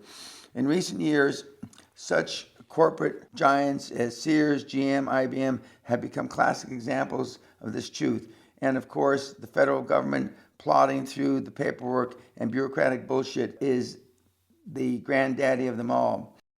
Author's note: companies that have not replaced Sears, GM, and IBM, but have been added to the list are such as Microsoft, Google, and I predict even someday Facebook. End of author's note. Having said all that, we need to remember that structure itself is not inherently bad.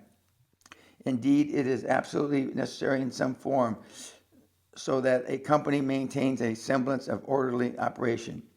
Strategy is entirely different, almost the antithesis of structure. It requires thought to exist. Strategy implies movement toward an objective and is fluid in nature.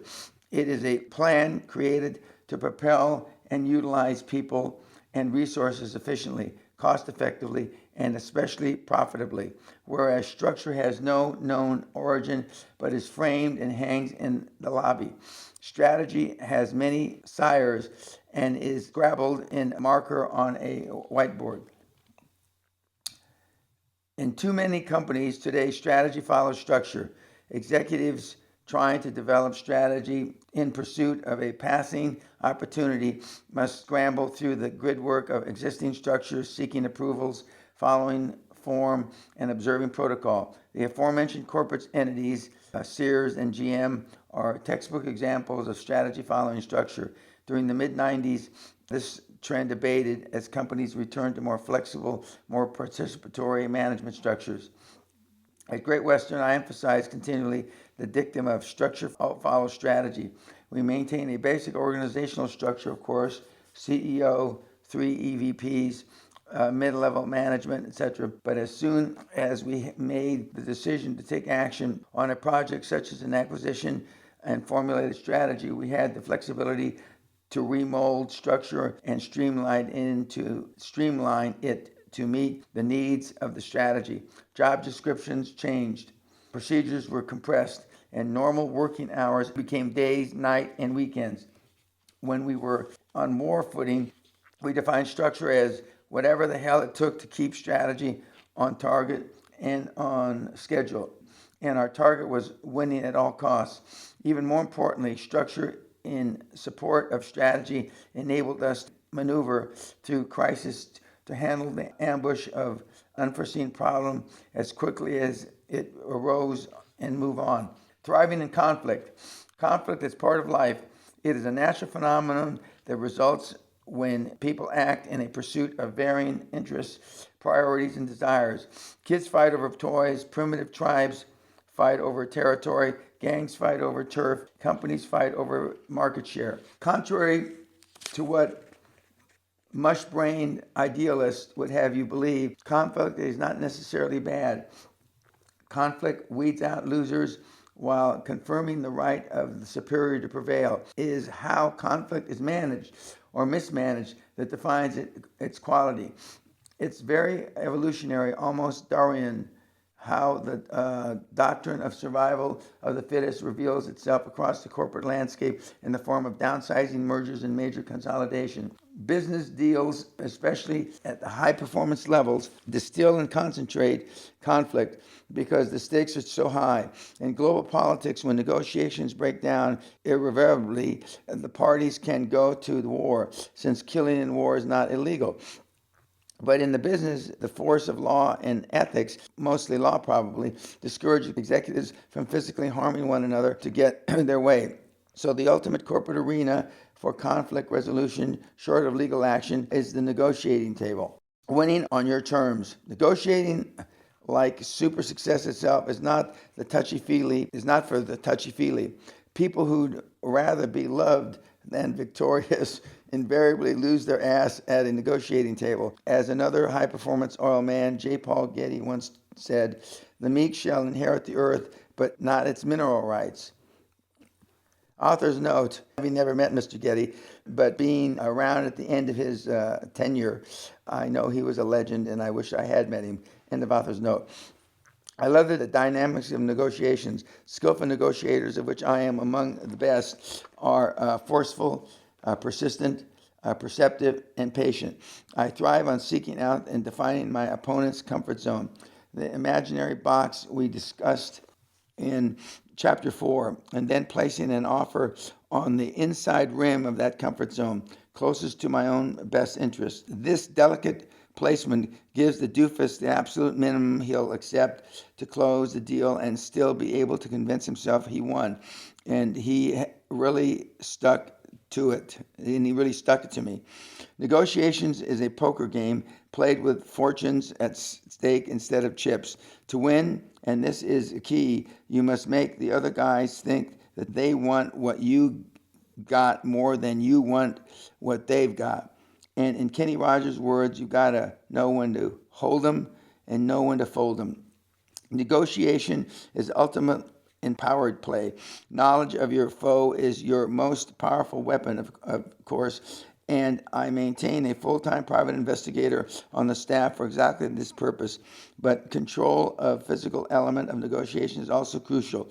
From the moment you enter the room, you want as much accumulated power as your side of the table as possible. Accordingly, I have 5 ground rules for people and myself entering the negotiation. 1, suits required. That seems obvious enough, but I've bargained against morons who wore their golfing suit attire to a morning session because they anticipated getting out of in time for an afternoon tee-off. You think Dan Peña adjusted his negotiating strategy to make sure that there was no golf that day until he had Dan's deal on Dan's terms? You bet. But beyond that, your custom business suit and power tie, even at 6 on a Sunday morning or 10 Sunday night, tells your counterpart that you came for business and a negotiation is your absolute top priority. A clown in a sports shirt tells me that he's got something else on his mind. 2, my place. Like any other contact sport, negotiations favor the home team. In my conference room, the familiar furnishings, the familiar feel of the chair beneath me, even the lingering aura of past victories won there, all contribute to my power level. By contrast, my adversaries are on unfamiliar ground. They are dependent on me and my staff for coffee and other amenities, and to tell them where the restrooms are. If I decide to tell them, when you're getting ready to hammer a negotiating opponent, before he realizes it, there's no place like home. 3, my contract. Always volunteer to draw up the contract. I'll go ahead and have my people draw up the contract. It's no problem. It seems innocuous enough to offer the courtesy of handling this detail, but now everyone will be beginning with your contract, the language your dream team lawyer has carefully, cleverly written to earn his equity. And you get a first and a longer look at what it says and how it reads. Enter negotiations with a perfect instrument from your perspective. So the burden is on the other side to find and recognize terminology and clauses not to your advantage. 4, nobody leaves until the deal is done. You tell your counterparts in advance that you expect the deal to be signed at the end of the upcoming negotiation meeting, and for them to make whatever preparation required for a non-stop marathon. In fact, memo them to that effect. They'll agree because from the comfort of your own offices, they can't envision this type of meeting you're already mentally preparing for. 5, everyone necessary for the final definitive decision must be present at the meeting, or there's no meeting. It's like a salesman who must have the buying committee present in order to close a sale. If one executive is not able to attend the important negotiation where millions of dollars are at stake, one of two dynamics are occurring. The other party does not want to make a final decision and put ink to paper before the doors are unlocked, or a key player is revealing an attitude problem and by the absence is saying, I don't like this deal, I don't like you, and reserve the right to veto every decision and negate all the work invested in both parties. Either way, it's a negative force which must be resolved before serious negotiations can begin. With all the ground rules met, the other team arrives at, say, 9 o'clock in the morning. You greet them with friendly formality, offer coffee, and escort them to where you want them to sit. Then you buzz your assistant and instruct that no one accepting calls. You ask all present to turn off their cell phones, iPods, and other sources of interruption. You get up, go over to the conference room door and lock it, saying, I know this is important for you as it is for us. Don't want to be disturbed, do we? How can they disagree? At the same time, message or memo about remaining in negotiations until the deal is consummated is starting to sink in. He means it. You have to make some allowance for potty breaks. After all, you did give them coffee. That's why the conference room of high performance companies have adjoining restrooms. But the point is that you expect no one to leave, not for another meeting, nor a golf at 3, or even for meals. When you thoughtfully order in handling the meeting in this way, you're exerting total power over these unsuspecting doofuses. Your place, your contract, your rules. The most successful negotiation is the win-win deal. That doesn't mean necessarily that both sides win, although this could be the case, as an apparent win-win means that each side believes he got enough of what he sought to declare victory. Of course, there is no real win-win situation. The illusionary phenomenon is a product of today's feel-good rhetoric dribbled from the lips of intellectual cream puffs who've never been there and done it. Negotiating styles range across a fascinating spectrum. We Americans, for the most part, except for Dan Peña, have a basic need to be accepted and maintains a low-key, patience-driven style. Most executives have been conditioned to be comfortable with a genuine win-win that results in everyone's parting filled with satisfaction and mutual respect, if not joy and love of all humanity. Because perception is reality, this occurs in theory, but rarely in reality.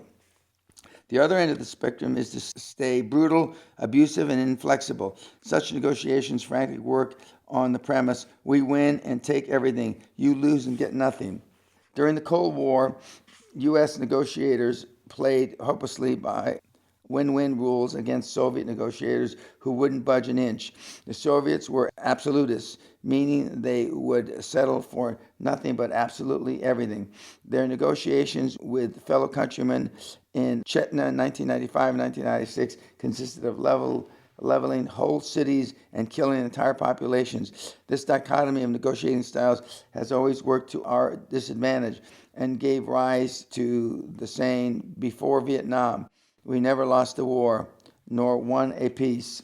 Today's equivalent are despots who rule China, North Korea, and Venezuela, Syria, and Iran, absolutists who only respect power and the will to use it. Iran will not accept Israel's right to exist until Israeli bombs reduce their nuclear facilities to a hole in the sand.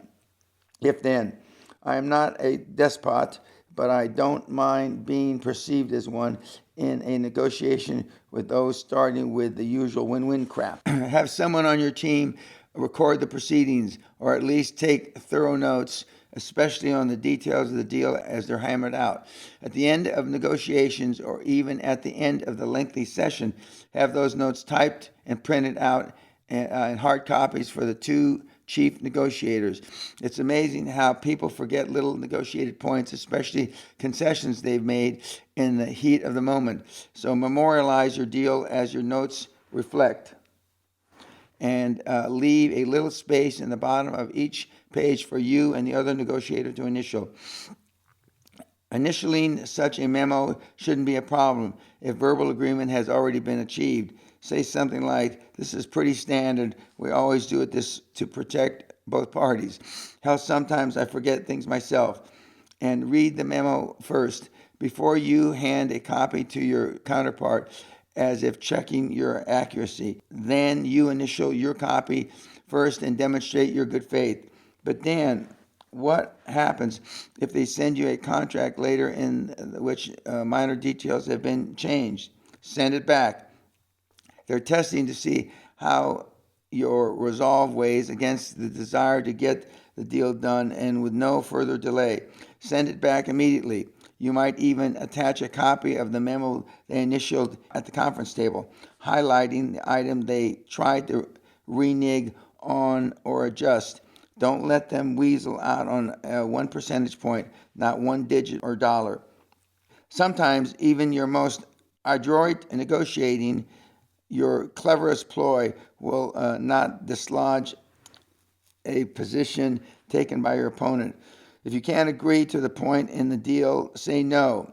The proposal is unacceptable to us as it stands. If you can't work with us to solve the impasse, we'll have to break off negotiations. They'll call you on it by replying something like, at this point in the proceedings, we're not prepared to compromise on this particular issue, but we can talk about it some more at a later date. So without a word, you gather your papers, put them into your briefcase, and slam your briefcase shut. Your associates mechanically do the same. Then you look at their senior man in the eye and say, you can reach me through my office. You and your associates stand up and walk out. If you in your own conference room, you have left the other side to scratch your head in disbelief and find its own way out, or shown out by a secretary. If the meeting happens to be at their offices or their attorney's office, the worst place, it's even cleaner for you to just execute your walk out. Just remember, when you get outside, keep walking and never look back.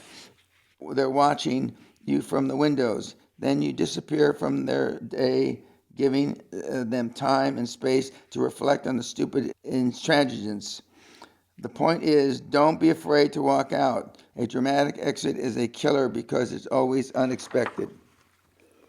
Just like those bastards did to Mark Harrison in Los Angeles, a lesser company than Great Western would have accepted defeat, but we wanted that deal. No, we needed that deal more than blood in our veins, and we did what it took to get negotiations back on track. Walking out is a tactic as surely as sitting with the back to the window so that the guys have to squint.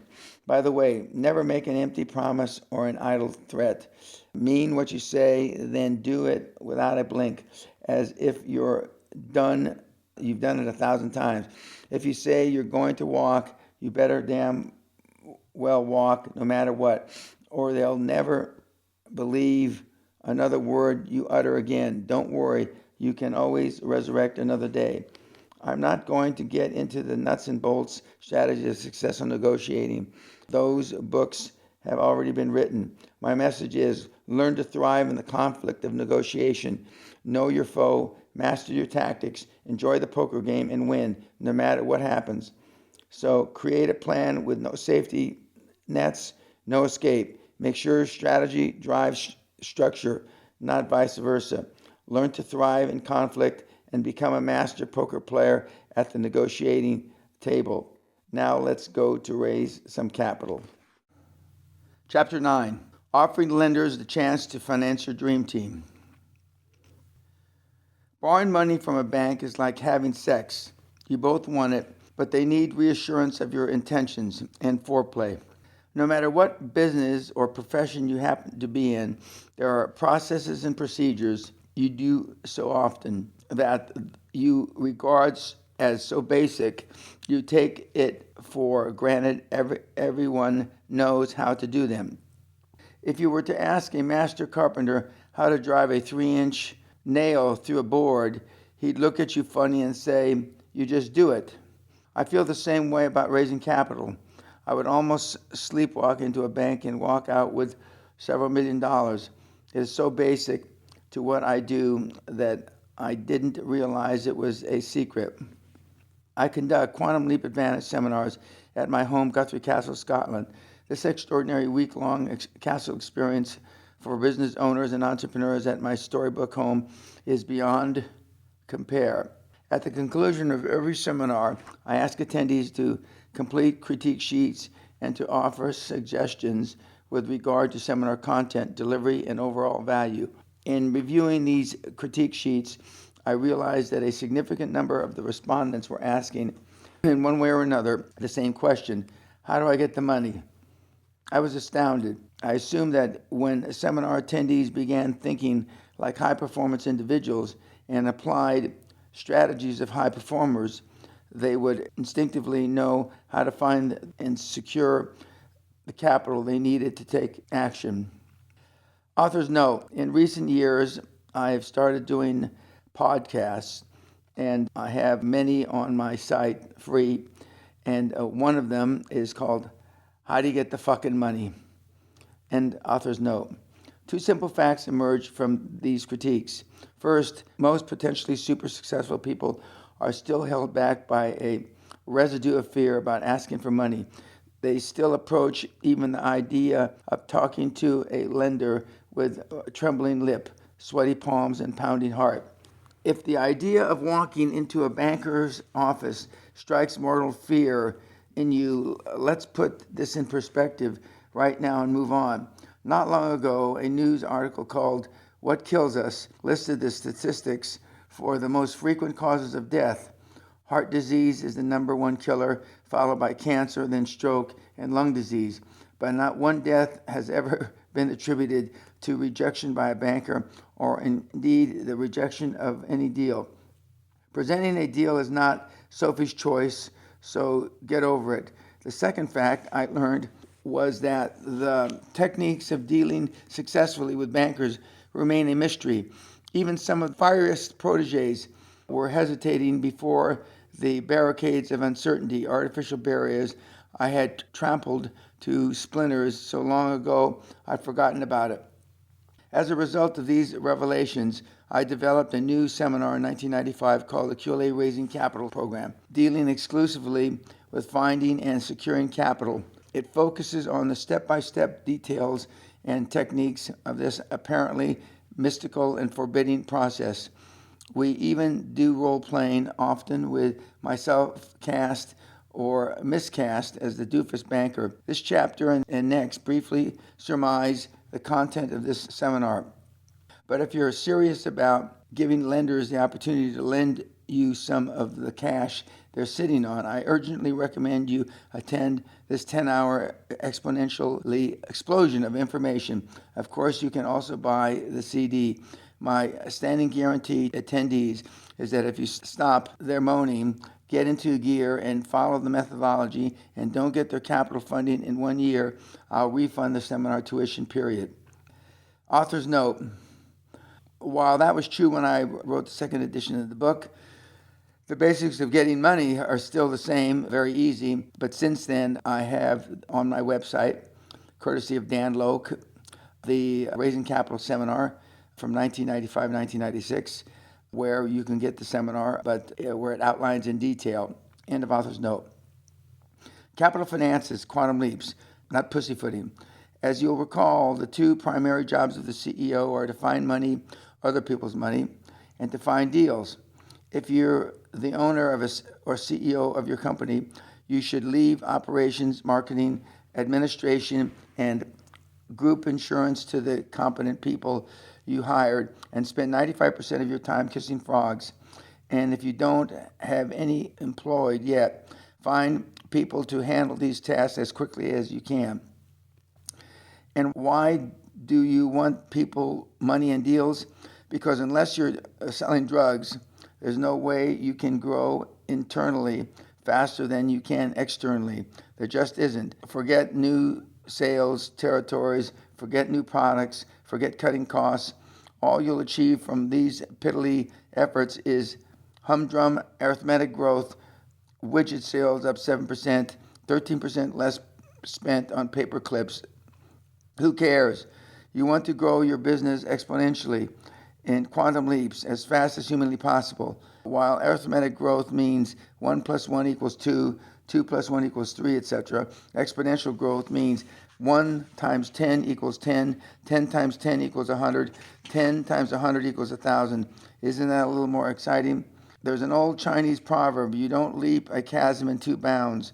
For high-performance business people, that translates to you don't pussyfoot yourself to quantum growth. After you've practiced for success, flushed conventional wisdom, visualized your dream, and incorporated new rules, and started running toward the chasm between you and quantum success, you're probably going to need more money than you've got to finance your leap. Besides, not even the most obliging banker is likely to lend you money just to get your feet wet. Your wholehearted, enthusiastic commitment is as important to him as it is to you. He wants to be assured you're going to use your loan to create revenue, so both of you benefit from the transaction. Locating your financial partner. No matter where you live, you have a choice of financial institutions to consider when you begin thinking about borrowing capital. Banks, savings and loans, venture capitalists, finance companies, and other sources. Since banks fund about 60% of the business ventures, we'll discuss banks first. You'll recall I said that quantum leap strategies can be universally applied. The fact is, many of my capital raising skills were developed in the United Kingdom, then perfected in the U.S. I know British lending institutions better than most Brits. That's why I remind my British audiences how many banking offices there are in the UK to approach for capital. China's HSBC alone has some 1,800 offices throughout the United Kingdom, approximately as many as Barclays and more than Standard Chartered Bank.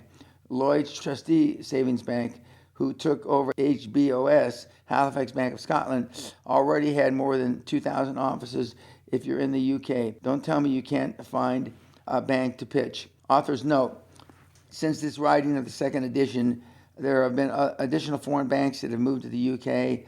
There's also been additional consolidations, but there are still in London alone, London proper, over 400 banks. End of author's note. Wherever you are, look in the phone book, read the business section of your newspaper. A lot of major metropolitan newspapers publish quarterly a list of banks which are looking for borrowers. Call the business desk of your newspaper and secure a copy of the most recent edition at report. Ranging further afield, such magazines as Entrepreneur and Inc. periodically publish a state-by-state list of financial institutions that seek to publicize their desire to lend capital. So you shouldn't necessarily limit your search for financing to your local market or even your state. In fact, I would strongly recommend you go outside your local market, no matter where you are. Of course, those banks aggressively using traditional advertising have money to get on the street. Those banks advertising on the internet also have money to lend.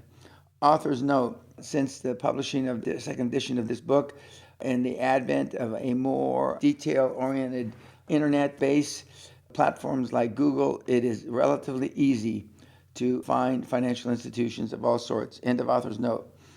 In seminar after seminar, I have the latest special newspaper section of magazine edition with all these listings in the air, and ask to see the hands of those business owners and entrepreneurs who have used any of the publications to seek capital. I get maybe one hand or no hands. It's like these listings were published on Mars. I raise hell with the audience and tell them that even today I get an active file on banking news and regularly appears on the Wall Street Journal, the New York Times, the Financial Times of London, and other major publications. If they are serious about finding capital, they should pay attention to the wealth of information that institutions are disseminating, and so should you. So using all resources available, make a list of banks, which begins with the first mega bank headquartered in the tallest skyscraper in your state and ends with a community corner bank down to the strip mall and by the tattoo parlor. Then you do some homework to find out who the managers are of your most likely prospects and who the lending officers are. Go down the list, call each bank and ask. The names of these bank officers are not a state secret. Stop by and ask the reception or even the security guard. What financial institutions are most likely to lend you the money you need? At the top of the list are any new open branch offices. Why? New banks have no customers. They are stacked to the ceiling with money you need to shovel out the door in order to begin generating income. And they're run by a shiny new manager who has a desperate need to prove himself by generating loans. Consider this actual promotion recently written for a new bank in Florida. Midstate Bank of Florida is now open at the corner of Robinson Street and Magnolia Avenue to handle all your personal and business banking. At the MBF, our style of community banking is based on building personal relationships with our customers. We get to know the needs of your business so we can provide the best mix of financial services, adopting them to meet your specific business requirements. When you need a loan or a line of credit, relationship banking means approvals come quickly from the local management people who are already know you. This bank is really saying, please give us a chance to lend you money. In the words of finance, we call this bank a laydown. They should have their grand opening in the vault, hand out shovels. If I were shopping for capital in Florida, I'll be at this bank like a lion on a fleeing wildebeest. Author's note, it is even more blatant than this now, as I describe podcast and various pages free again on my website. The internet makes it almost a slam dunk to find capital for your new business.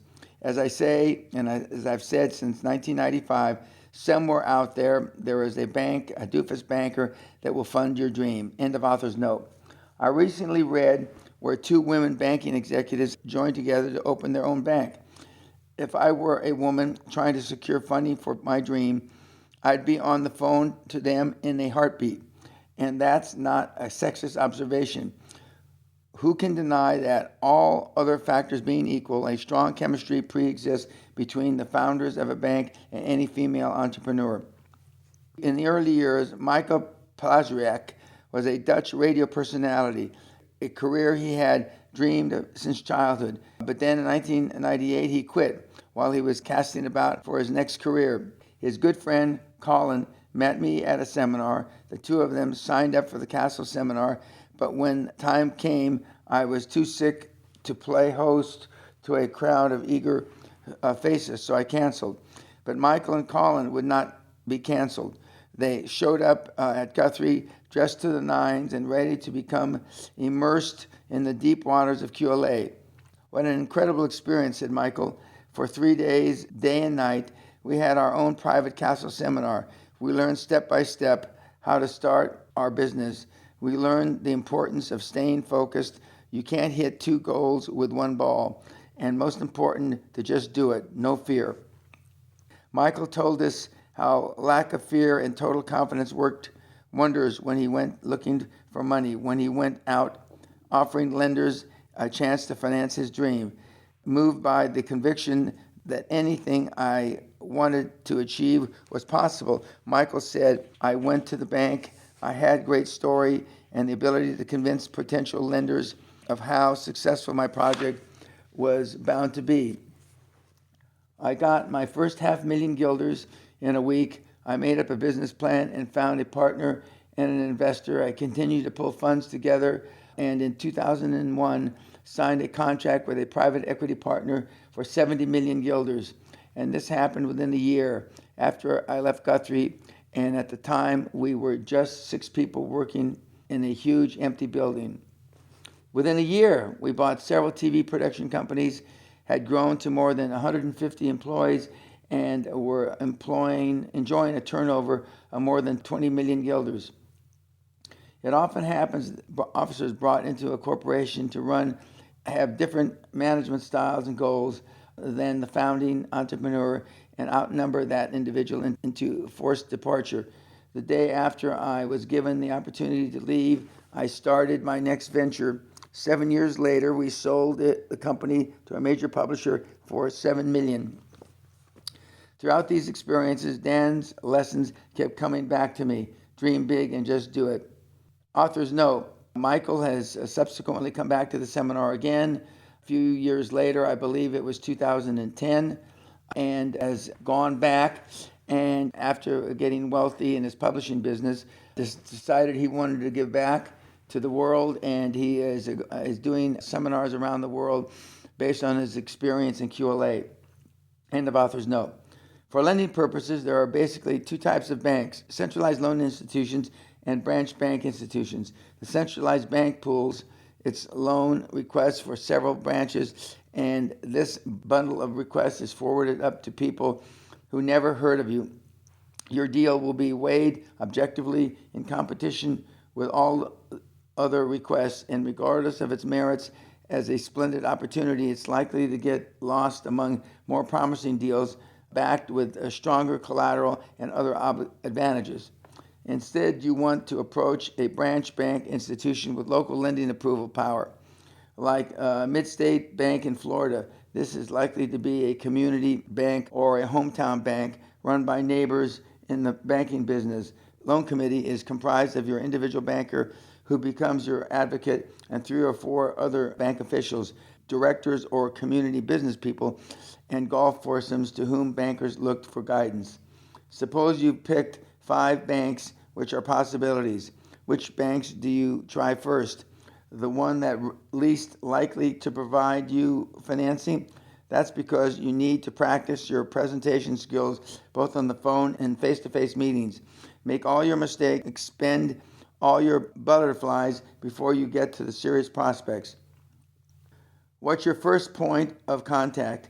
If you've recruited your dream team, I recommend you have your accountant or your lawyer make the first call on your behalf. Either one of these individuals is likely to have more clout with the banker than you. In fact, the banker will take the call of your lawyer and accountant long before he'll take and return your call. An intercessory call made on your behalf suggests you are a significant or at least a knowledgeable player in the local business community. Remember, perception is reality. Your accountant, hopefully a prominent CPA or chartered accountant in the UK association with a respected and even a Big Four firm, calls the banker and says, as Joe Jones accounting firm, we've recommended that his company consider your bank to establish a business relationship. They're in the so-and-so industry. Do you foresee any conflicts?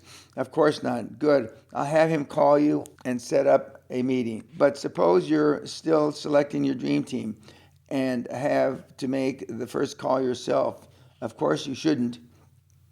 No problem. You start with the manager, but you may be passed to the vice president of lending. Most likely, however, you may find that Mr. J. Fred Banker is not available, and some assistant will take your number. Do not sit by the phone and wait for him to return your call. Like most bankers, he is a very busy individual, being phoned constantly by people he already knows who are more important than you, a total stranger. Call him back, again and again. If he has a voicemail, saturate the system with your patient professional messages. If I find out he has no time called indicator, I'll call 13 times in 10 minutes. Finally, Fred Banker will realize, this guy's persistent, and he's going to screw up my voicemail if I don't call him back. So he calls. So introduce yourself graciously, thank him for returning your call, and begin the same basic opening routine. I'm in the so-and-so industry, and you're experiencing rapid growth with opportunities in several directions. I'm looking to establish a financial relationship for my business, and I'm in the process of interviewing several banks which have been recommended. But rather than go into details over the phone, I'd like to set up an appointment to meet and talk personally. When would be the best time for me to come by? Author's note. Since writing this, and for the second edition, kids, and I call you all kids because I'm old enough to be your father or grandfather, have perfected this system through LinkedIn and have actually gotten entire dream teams on the phone, including accountants and lawyers, and even the initial relationships with banks. It's a new generation, and the internet can't be overlooked. End of author's note. Notice you didn't say, I need to borrow some money and need it by next Thursday. Bankers, you see, are very much into relationship banking. They want to know who you are, see your face, and understand what the hell you do, and begin forming a judgment as to whether you'll be able to pay back any capital they may ultimately lend you. Personal chemistry, not the numbers, is absolutely key, both for you and J. Fred Banker. By the way, it's part of your strategy that you inform Fred you're interviewing banks. This puts him on notice that as far as you are concerned, you're the one doing the selecting. You're in control of hiring a bank. Maybe his to handle your affairs. It also tells him you're talking to his competitors, and if you are a significant account for him, he's going to have to earn it. Doesn't that approach beat the hell out of how you always thought it would be, crawling on your knees to grovel for a loan? So, in order to begin developing your mutually beneficial relationship, you might suggest lunch. Bankers always pick up the tab. It's part of their training.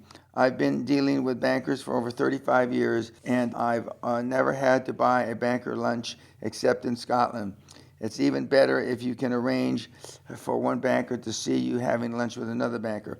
Author's note, I've now been dealing with banks more than 45 years, and the picking up tabs by bankers are still in force, but it's hard to get a Scottish banker to pick up the tab for anything. End of author's note.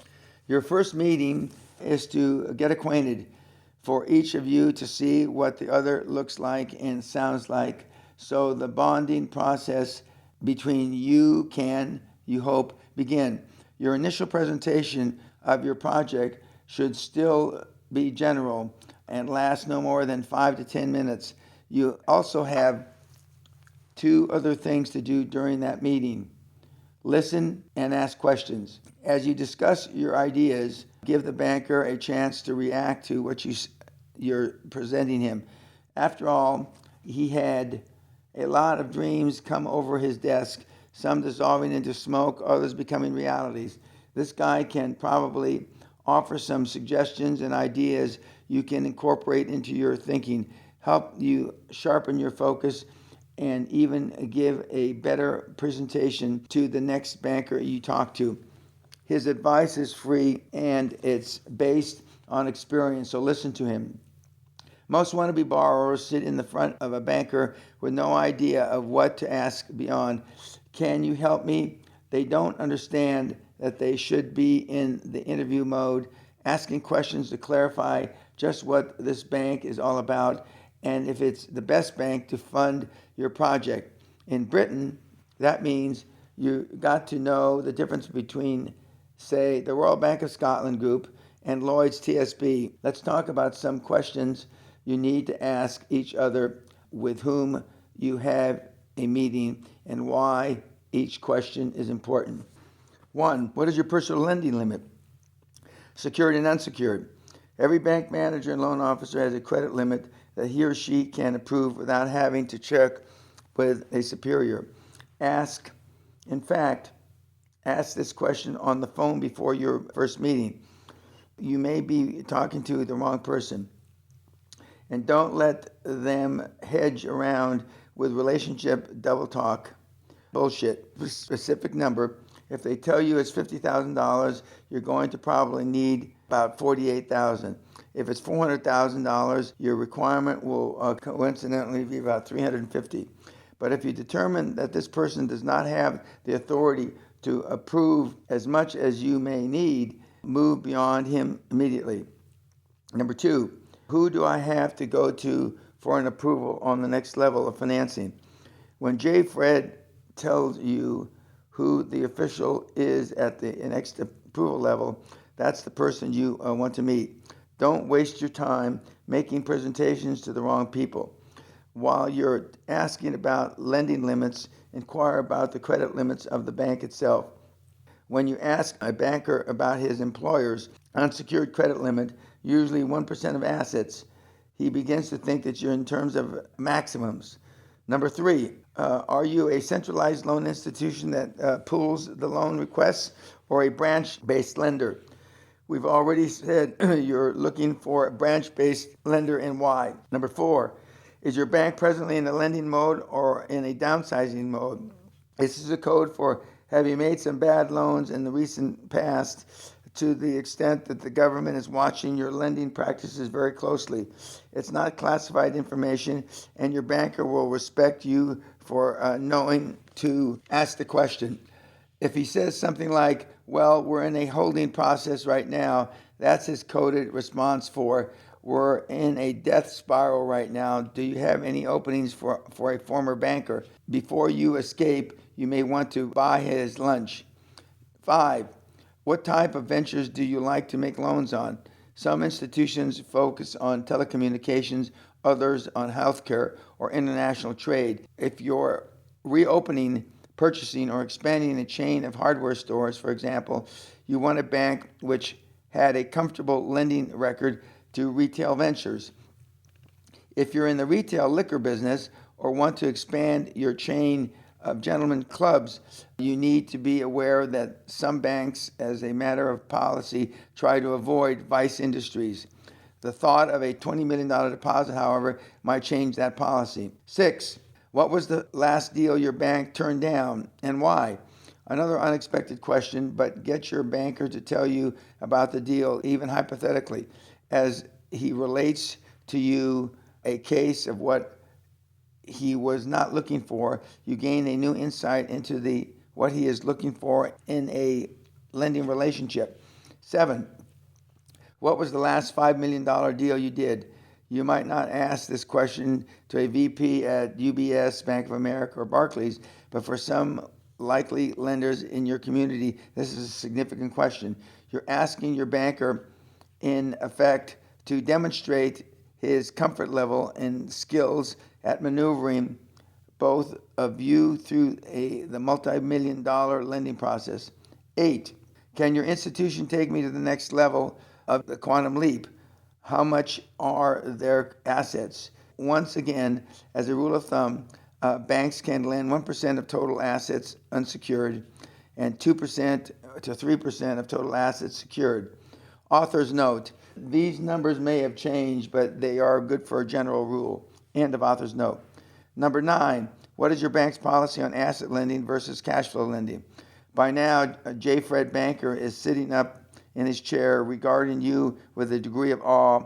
You're already sounding more sophisticated than 95% of the morons he talks to about loans. In asset lending, the loan limit is determined by the loan-to-value of asset. Take 50% as an example. If you've got approximately $100,000 in tangible assets, the bank will lend you $50,000.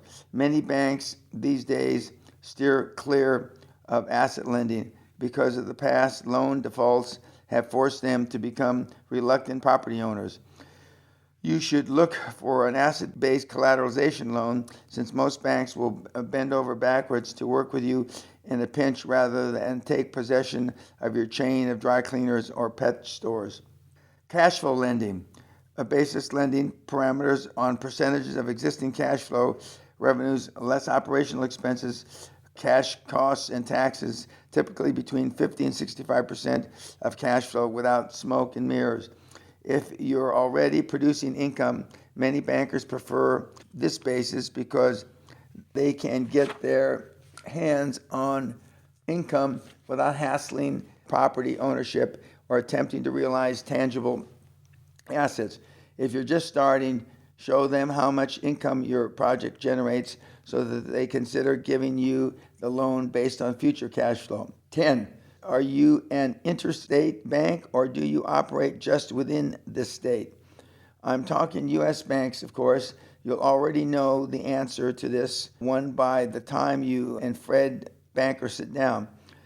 You will prefer an intrastate bank since it's simpler to deal with an institution which operates in only one state. Besides, interstate banks are subject to more federal and red tape and regulations. But again, you'll bank with whomever has the funds and buys your dream. 11, Could you give me some recent examples of companies for which your bank has approved business loans? Come on, Dan. Isn't that a little presumptuous? Asking the banker who he's lending money to? Damn right. So what? You're interviewing banks, and what do you ask for during the interview? References, of course. They're going to check yours, so check theirs. You're not necessarily asking dollar amounts and terms, just who. I will ask about amounts.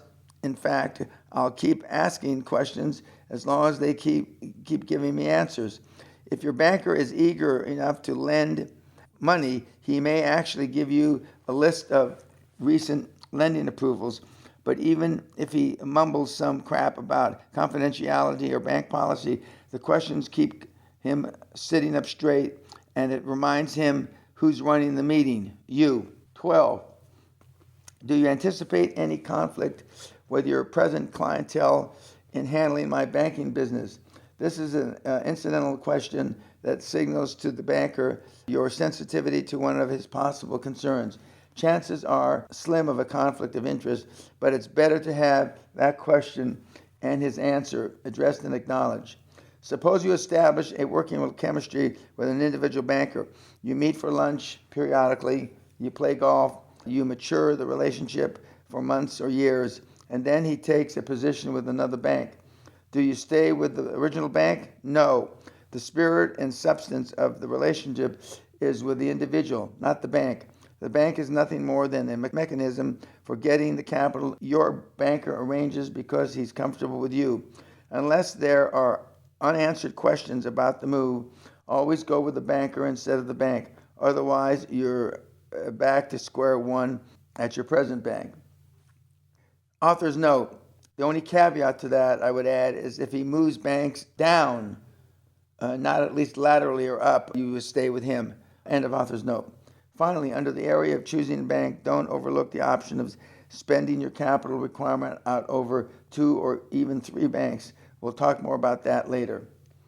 How to deal with financial institutions. Most people make 2 false assumptions about lending capital. First, that there is a finite amount of money available for an infinite list of potential borrowers.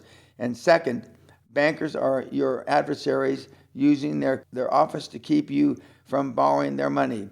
If you forget everything else about dealing with bankers, remember these 2 statements. 1, there is more money out there crying to be borrowed than there are people trying to borrow it. And 2, bankers want to lend you money because that's how they put food on their table. Author's note, in recent years with such low interest rates, and I've said from Oxford University around the world, you will kick yourself in the ass 10 years from now for not taking advantage of the almost free money. There is money to fund anything if the numbers make sense. End of author's note. Their money does not produce revenue sitting in the bank. That means if they are even halfway convinced of the viability of your dream, they'll give you the benefit of the doubt. No wonder most banks, regardless of what they'd have you believe, they are laydowns, especially with the right romancing. An associate of mine at Clydesdale Bank told me in early 97 they were $788 million underloaned. That's a lot of dosh gathering dust. Bring me a deal, he pleaded. And if the numbers stack up, the money's yours. British entrepreneurs should look across the channel as well, where they have access to an enormous wealth of funding sources to an economically burgeoning Europe. European banks are flush with capital. The fine points of how to deal with your financial institution begin to surface during the selection phase we've just discussed. The operating premise is that you want to develop rapport, understanding, and chemistry with the banker from the first words he hears you speak and from the first time he lays eyes on you. That's why you practice what you're going to say before you blurt it out to the banker. And that's why you dress like the sort of business executive that a banker feels comfortable talking to and being seen with in the restaurant where he buys you lunch. Remember, our discussion about comfort zones. Bankers have comfort zones too. Want to put yourself smack in the middle of theirs. Author's note: with the recent vote of Brexit, with the UK leaving the European Union some 6 months ago, I made the comment it would have very little major effects other than in a few areas. One of the areas was currency, and that dollar would be looked to for currency because of the strength, and the pound would drop against it. It is currently down about 20% against the dollar at about 120 or 122 per dollar. The second thing I said is, with the advent of oil dropping from August of 2014 at $120 a barrel to currently in the high 40s a barrel, that it would affect prices in prime real estate, especially Mayfair. If it didn't drop the prices in Mayfair, it would certainly flatten them out, because a majority of financing and purchasing of property in central London has been coming from the oil-rich countries in the Middle East and Russia. And both of those countries, both of those areas are hurting terribly. Both of those things have happened. And if property prices in Mayfair go down or stay flat, it will restrict construction, not only in Mayfair, but probably throughout central Britain. And it may very well affect commercial real estate prices. End of author's note. Let's talk about what you say first. Words have meanings. Words are both weapons and tools. Remember interviews and what it signals to the banker. If you haven't guessed it by now, bankers like to hear words like relationship, partnership, long-term, mutually beneficial. When you're communicating to a banker, you don't ever need money. To a refined and a sensitive banker, that's pretty coarse. Instead, you have capital requirements. You don't call your accountant a CPA or say my chartered accountant. Everyone assumes that you have a CPA or equivalent. But if you use that term, it sounds like you are impressed you have one. Use the word accountant in all parts of the world. These are details no one would ever tell you but me. Delivery skills will come with practice. After I've been doing this a while, I made financial presentations to a large English institution that, in my estimation, went particularly well. I did charts, graphs, complete dog and pony show. One of my little techniques for strengthening my performance is the opportunity arises to ask how I could improve my presentation. After the presentation, as common custom in England, the head of the institution walked me to the elevator. In this instance, it was Lord Baring of the old Baring Brothers Merchant Bank. I was feeling good about what I had just done, but I asked the gentleman as I pressed the elevator button, how could I improve my presentation? The doors opened and he said nothing as I stepped in. Then as the doors slid shut, just before he disappeared from view, he said, Mr. Peña, could I suggest that you develop a stutter? The lesson, of course, is that there is a fine line between a professional and a knowledgeable presentation and a slick one. But that's an advanced lesson you probably needn't be concerned with now. You live in laid-back Southern California or casual, steamy Florida, or in the rural farmland of North Cumberland, Texas, or any other place on earth, and you need financing for an acquisition in an agriculture-related industry. What do you wear to see your banker? A conservative business suit, period. I don't care if you're about to open a pig farm in Peterhead, Scotland. You show up for your banker meeting in a black, dark gray, or dark blue suit with a white shirt, a yellow or a red pattern power tie, dark socks, no kidding, lace-up shoes, and short haircut. Leave your gold chains at home. In fact, wear no jewelry other than a tasteful watch with a leather handband. No Swatch watch, too trendy. No Rolex, too extravagant for a person looking for capital. Your waistband, shoes, and belt or suspenders, braces in London, Threadneedle Street, must all match, preferably black, as they may be in the banking business. Dress British and think Yiddish. If you're a woman, of course, you know which business suit in your wardrobe corresponds to the male attire I just described. You can bet the top female executives show up for important meetings in their pinstripes. You already know why, but I need to remind you. A banker is most comfortable talking to and being seen with a person who looks like him and his associates.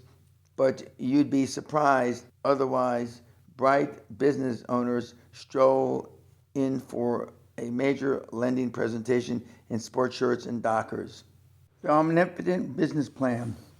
Attendees at my seminars look at me like I'm either nuts or lying when I say I've rarely relied on a business plan to borrow capital. I made over 500 financial presentations and borrowed hundreds of millions during my career. In recent years, as regulations have tightened on financial institutions more and more, bankers routinely expect a business plan, a piece of eyewash. I often wonder if anybody at any lending institutions ever reads through. There are already books and software on the shelf describing the step-by-step textbook procedure for putting together business plans. But on the assumption that someone somewhere will actually read it, let's talk about how to prepare for preparing your business plan. Most fretful borrowers go to their first bank meeting with a business plan in their briefcase or under their arm so they can produce it immediately after the initial handshake. Wrong. Take nothing but your dream in your most general terms to the first meeting. Remember, this is a get acquainted meeting, a first date. You talk about your business and where you're planning to take it in the long term. But if the opportunity arises, you also get the banker to talk about himself. What are his leisure interests after he stops being a banker? Does he play golf, fish, travel, tinker with his 62 Mustang? The point is, take to your first meeting absolutely no information on your financials, being with no business plan. You don't want the bank to have anything at this early stage they can get a hook on and form a premature opinion. In fact, if the banker never mentions a plan, you never mention a business plan. You'd much rather get a loan he can approve right straight away. But suppose he does ask for a plan. You reply, "Well, I'm glad you asked. I prepare a plan for you. I'd like to know what type of plan you're looking for, and when the time comes to acquire growth, the minimum rates of return you require." Okay, let's stop. Banks have several ways to evaluate a deal when they lend for acquisitions. Two include cash-on-cash rate of return. This measures the revenues of a company you may want to purchase against the total equity of the company. Suppose the total equity is $1 million and that revenues or profits after interest and tax are about $330,000. This translates to a cash-on-cash rate of return of 30%. Next, payback period. This lending qualifier equates an initial investment amount with future cash flows in terms of annualized paybacks. You say you want to borrow $700,000, for example, and the bank wants payback in 4 years. But your best projections of cash returns for those 4 years, $130,000, $150,000, $180,000, and $220,000, add up to only $680,000. You need to negotiate at least a fifth-year arrangement to pay back the $700,000 or reduce the loan amount or go find another banker. Your banker, again, startled at your ability to speak his language so fluently, tells you his bank will take, say, 11% cash on cash or a 6-year payback. Now you got ammunition for your business plan. Let's face it, the figures in any business plan are only educated guesses. The economy fluctuates, markets change, nothing is certain about business next year. So you give the bank what it wants to see by backing into the percentages they are looking for, making sure you establish a healthy margin over the minimum. That's not in any way dishonest because since nobody can predict the future, anybody can predict the future, including you in the future of your quantum leap.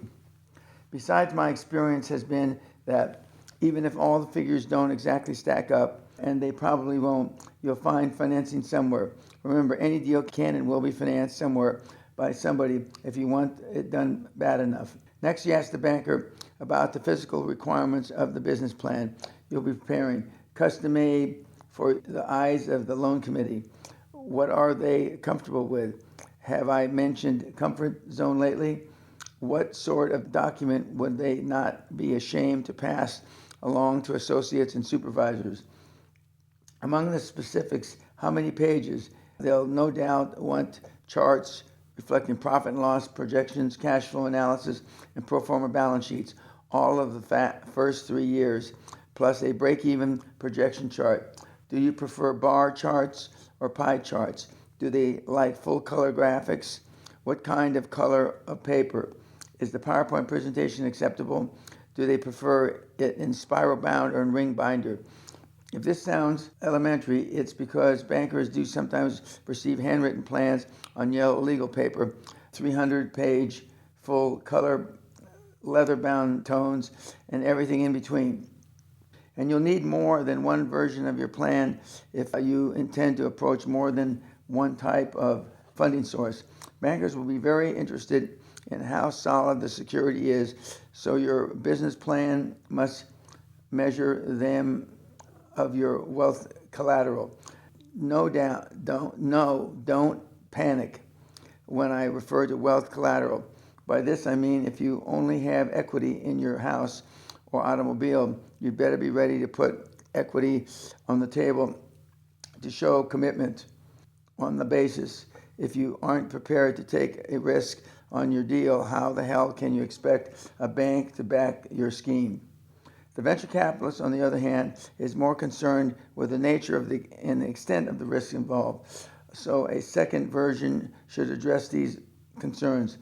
John Doerr is one of today's most dynamic and successful venture capitalists as a partner in Clymer Perkins Clawfield and Byers near Palo Alto, California. He has seen stacks of business plans and puts them in perspective. Don't obsess over the plan, he advised entrepreneurs in Fast Company magazine. The better plans we've seen are the shorter ones, often 30 pages, but sometimes just 3. The Intel business plan was 1 page. The Sun Microsystems business plan was 3 pages. What we're looking for in a plan is how the team thinks about the business. We can figure the rest out in the conversion with the founders. Ask the banker if he can get you a copy of a recent business plan which was approved so you can duplicate the format. Come on, Dan, you say. Isn't that a little like asking an examiner if he'll slip you the answers? Hell no. Listen, these guys will work with you. If one won't because he's stupid, work down your list to the next one. A good savvy banker will be everything he can to help you because he wants to loan you the money. An investment banker may even rewrite your plan for you before he submits it. An investment banker will certainly write your prospectus in preparation of a public offering. Remember, bankers need to get money out the door. They want you to qualify. How else can I say it? Do you recall what I said about demonstrating your enthusiasm? Whenever you talk to your potential lender, let him see the fire of enthusiasm in your eyes and hear the dream in your voice. But enthusiasm also includes the language in your business plan. Write it like your deal is going to change forever the way people live their lives. Pump pizzazz into your plan and sell. Hire a professional copywriter to punch it up. Even if they see your touch of hype for what it is, they'll appreciate it and an expression of your enthusiasm. What your banker wants to hear, most of all, loud and clear. All the preliminary stuff, lunch, meetings, chat, and if you must, a business plan, is foreplay so the banker becomes comfortable with one fact. You fully intend to pay back the money he's going to approve, no matter what. The amount and paycheck schedule of the interest is negotiable, but it's absolutely indispensable to the approval process and his personal comfort zone that he knows his bank is going to get the principal back at the very least. And he wants to believe, mark this in your book, the banker wants to sell you his money. He also wants to know that you plan to bring him as much business as possible. Give him all the reasons you can think of to go to the loan committee more than once if it has to pitch your deal. What you never tell your banker. If you are unsure about more element in your plan, if you have a seed of doubt that it won't work, never mention those doubts to your banker. As with your employees who look to you for confidence, never share a doubt. While you're keeping things to yourself, never say something like, the last time I tried a stunt like this, I lost my butt. But I think I learned from that, and this time it's going to be different leastways. I'll give it my best shot. An associate in one of my companies gets to stay home during financial presentations ever since he blurted out, hey, the last time I went under, I took 2 banks and an insurance company with me. One stupid statement like that can spill negativism on your plans like indelible ink. So keep the conversation focused on the positive, on future success, and not past failures. You have a couple or 3 meetings with a promising bank, and the requirements become more and more specific. They may want to look at your recent financial statements. That's fine, because your Big Four accountant, not your CPA, has prepared audited financial on his firm's embossed letterhead. It's an impressive document before the banker even picks it up. It spells out your cash flow, existing capital, long-term debt, and short-term debt. It is an accurate snapshot of your business, and again, if you're starting from scratch, you will have found a joint venture partner whose track record you can use while you build your own. There are several levels of documentation your accountant can provide. The most basic is a compilation and review without opinion, which essentially reports the figures you give him on a prestigious accountant's letterhead. You might get an assurance letter, which deals with an isolated specific, such as receivables. The next level of financial review, which is the least expensive document, and tells the banker your accountant has not checked the figures, but has prepared and formatted what you have given him according to generally accepted accounting principles, which is GAAP. This says virtually nothing and means nothing to a good banker. The most expensive and comprehensive is a full-blown audit with an attached opinion. This tells the banker your highly professional accountant has personally audited and checked your figures, and they are true and correct to the best of his knowledge. Pay the fee and take audited financials to any banker who requests financial statements. Banks will always lend more on audited numbers, and bankers will always feel more comfortable with the Big Four audit numbers. By the way, of summary, as the time approaches for the bankers you've been courting to make their decision, they'll have for their consideration any of or all of the following: your articulated enthusiasm over your project and its overwhelming chance for success, your business plan prepared, formatted, and presented exactly the way they want it, your audited financials prepared by your prestigious accounting firm, and the answers to as many questions as they can think of. But suppose they ask you a question you haven't anticipated. After all, you're not the first sparkling, hopeful entrepreneur that we've talked to. Recently, a banker pursued the names on the board of directors of one of my companies in spite of my financial credentials. I wasn't in the meeting, so he asked my associate, why don't you get Dan Peña to underwrite the venture? Without missing a beat, the associate replied, of course Mr. Peña could write a check for this whole project, but he's already generously agreed to give us his time, and we'd rather have Mr. Peña's time than his money. Terrific answer, brilliant, and it satisfied the banker's curiosity. The rule of thumb, however, is that If you don't have an answer, never try to bullshit your way through it. Chances are that they are asking some questions they already know the answers to, just to check your BS level. Simply say, that's a good question, and frankly, right now, I don't have an answer, but I can seriously get you one. And you dutifully make a mental note and on your notepad. Finally, what happens if you get turned down? What do? I'll tell you what I've done in the past. I scream, what? How can you violate the trust of your shareholders by refusing to participate in a deal so obviously in the best interest of your institution? And it has worked, but I probably have a little more leverage to scream than you do. The reason you've been turned down may well be that somewhere along the way, one of your selling points fell through the cracks. And no really means no. You haven't given us sufficient data to approve your concept. You haven't covered every base and done your job adequately. Your response should be, what element do you feel you're missing from the proposal equation? Where do you have a problem? A breakdown in communication is often the simplest of reasons why a deal falls through. When Great Western was negotiating to purchase Bow Valley for $135 million, the deal stalled for some reason. The president of Bow Valley wouldn't return my calls.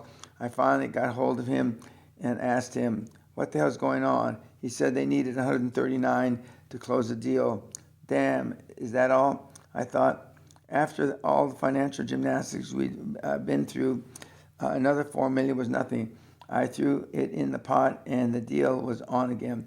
So ask, there's a legitimate reason you've been turned down, and you're not out of line to ask what the reason is. It could well be something you can easily fix. Here's a great success story to avoid wind up this chapter. Barbara Body was founder of an employee benefits consulting firm headquartered in Brookfield, Wisconsin. Barbara came to the Castle seminar in May 1995, and following August, attended my Quantum Leap Advantage Capital seminar in Los Angeles. Her company was a growth mode, looking for acquisitions. After her first dose of Dan, she went back and formulated her dream team. Later in the year, she decided to approach a bank with which she had not previously worked to see if she could get a loan. She invited the president of the bank to come to her office to talk about the beginnings of a relationship. Here's what happened in Barbara's own words. We spent an hour establishing a relationship. That means we talked about business generally, and the banker became comfortable in the realization that I was a knowledgeable, responsible business person with a good business. I didn't give him a business plan. I didn't give him anything. Just like Dan said, I offered the guy an opportunity to grow with us. I asked him what his personal lending limit was. He told me he could approve $800,000 unsecured, which would be no problem. And if I needed more, he was confident his board would take his recommendation for more funding. Containing my delight, I told him that $800,000 was all I needed for now. Besides, collateral was such a hassle with that paperwork. He agreed. We shook hands, and he said he'd send one of his lending officers around the next week with the papers to sign. That was it. All I could think of was Dan Peña was right. I used his method, asked his questions, and $800,000 for growing my business floated across my desk. Bankers are not gods, regardless of what some of them would have you believe. They're people with human needs, representing an institution with corporate policies and guidelines which have a great deal of diligency. Make your banker your partner, your co-conspirator in helping you realize your dream. If you're prepared, if you're knowledgeable and professional, and court your banker step by step into what promises to become a long-term mutually profitable relationship, it will suddenly seem he's working for you instead of the employer. Now let's move on to some more so-called secrets of raising capital to launch your quantum leap. Chapter 10. more capital ideas for financing your deal. The business community offers a universe of funding sources, but not one will ever come to you. Editor's note: as I read this, Chapter 10, Dow Jones and most of the major indices around the world are making new highs. The market has continued to go up since November the 8th. In the 20 or 25 of the major industry groups, all but 2 are up, somewhere between 5 and 6% and as much as 30%. As I've said before, this is the beginning of the greatest transformation of wealth on the planet since World War II. End of author's note. As I write this, the nation is in the depths of the worst economic crisis since the Great Depression. Many of our largest banking institutions, unable to collect mortgage payments resulting from bad loans, have floundered or have been taken over by other banks right now because banks don't trust other banks to repay the loans to them. Lending from all sources is in jeopardy. Author's note again, when I wrote this in 2009-ish, we were in the midst of a great financial collapse. But we came out of it in the wrong way, in my opinion, by not allowing banks to go out of business. And end of author's note. Nevertheless, the borrowing strategies and tactics I set forth in this and the previous chapter are as valid as ever. I encourage you to make presentations, to present yourself to shell-shocked lenders as a confident entrepreneur determined to ride out the crisis and prosper. You may be surprised. To paraphrase Frank Sinatra, if you can make it now, you can make it anytime. After conducting a keynote speeches, workshops, and quantum leap seminars on both sides of the Atlantic and Pacific, I am still amazed at the enormous gulf that exists between attendees' academic understanding of searching for capital and their emotional commitment to push that search. Over and over, I ask attendees, how many of you have made a financial presentation in the last 24 hours? Raise your hands. No hands. How many in the past 3 days? No hands. The past 3 weeks? Maybe one hand. Maybe each time I'm talking to a room full of CEOs, business owners, and aspiring entrepreneurs who seem to be paralyzed with fear. We are not talking about a tightrope over the Niagara Falls here. You may hate rejection, but as I pointed out in the previous chapter, you will not die or suffer injury from making financial presentations. So, how do you overcome fear of rejection or fear of presentations? Practice. You raise your comfort level by forcing yourself to make presentations. I used to practice my presentations in front of a mirror, getting down the content, the rhythm, the sequential flow. I practiced when to talk quietly and firmly, when to pause for effect, and even when to roar in their faces. My people today think I've forgotten all but that skill. Nowadays, as much as I know about growing a business, that's volumes, I still prepare and practice before every one of my seminars. Every time you make your pitch, even to your dog, you get better, smoother, and more comfortable with it. If you're still nervous, take your accountant with you. Pay somebody to go along, but you must get out and make presentation if you ever want to take a quantum leap to super success and make shitloads of big money with every equity transaction. You can't escape. You can't circumvent making presentation. Are we clear on that? I hope so. I recommend, even demand, that my proteges make 2 presentations a week. That's 2 lunches or 2 meetings with 2 bankers. After about a month, you'll get pretty comfortable with your pitch. You'll even start to vary it based on what you perceive to be the most important factors to your banker of the day. 2 pitches a week isn't that much. Some weeks, since I own significant portions in some 20 companies, I make 5 or 6 presentations. Keep in mind that 2 measly presentations is a modest pay-to-price action for a prospect of netting a small fortune through your quantum leap. For yourself through the quantum leap. So get off your dead ass, start checking out banks today, and begin making those presentations.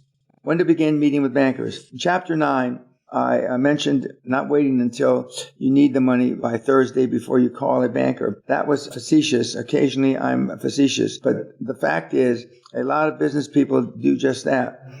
They decide on Monday to buy out a competitor, grab a hot deal or double the size of their plant, and pick up the phone to call the bank where they have a checking account. They regard commercial lenders as a multi-million-dollar ATM machine. It doesn't work that way, kids. With banks, you start romancing in May for sex in September. During your first conversation with a prospective banker, you start positioning yourself. Say something like, in 6 to 36 months, we're going to have a funding need for somewhere in the neighborhood of X, Y, etc. dollars. quoting a figure higher than you think you'll need. Then later you mentioned you may need interim financing in 3 to 6 months. And after a few weeks, after 2 or 3 meetings, and maybe a round of golf, you hit them for the amount you need with your drop-dead presentation. The value of your board of directors. Bankers enjoy all the dancing around before they go to bat for you. Your banker doesn't want to be embarrassed by you not paying the loan back. So when you mention your board of directors, he's likely to say, "Oh, I'd like to meet your board the next time you get together." You think this moron doesn't believe I have a board. You say,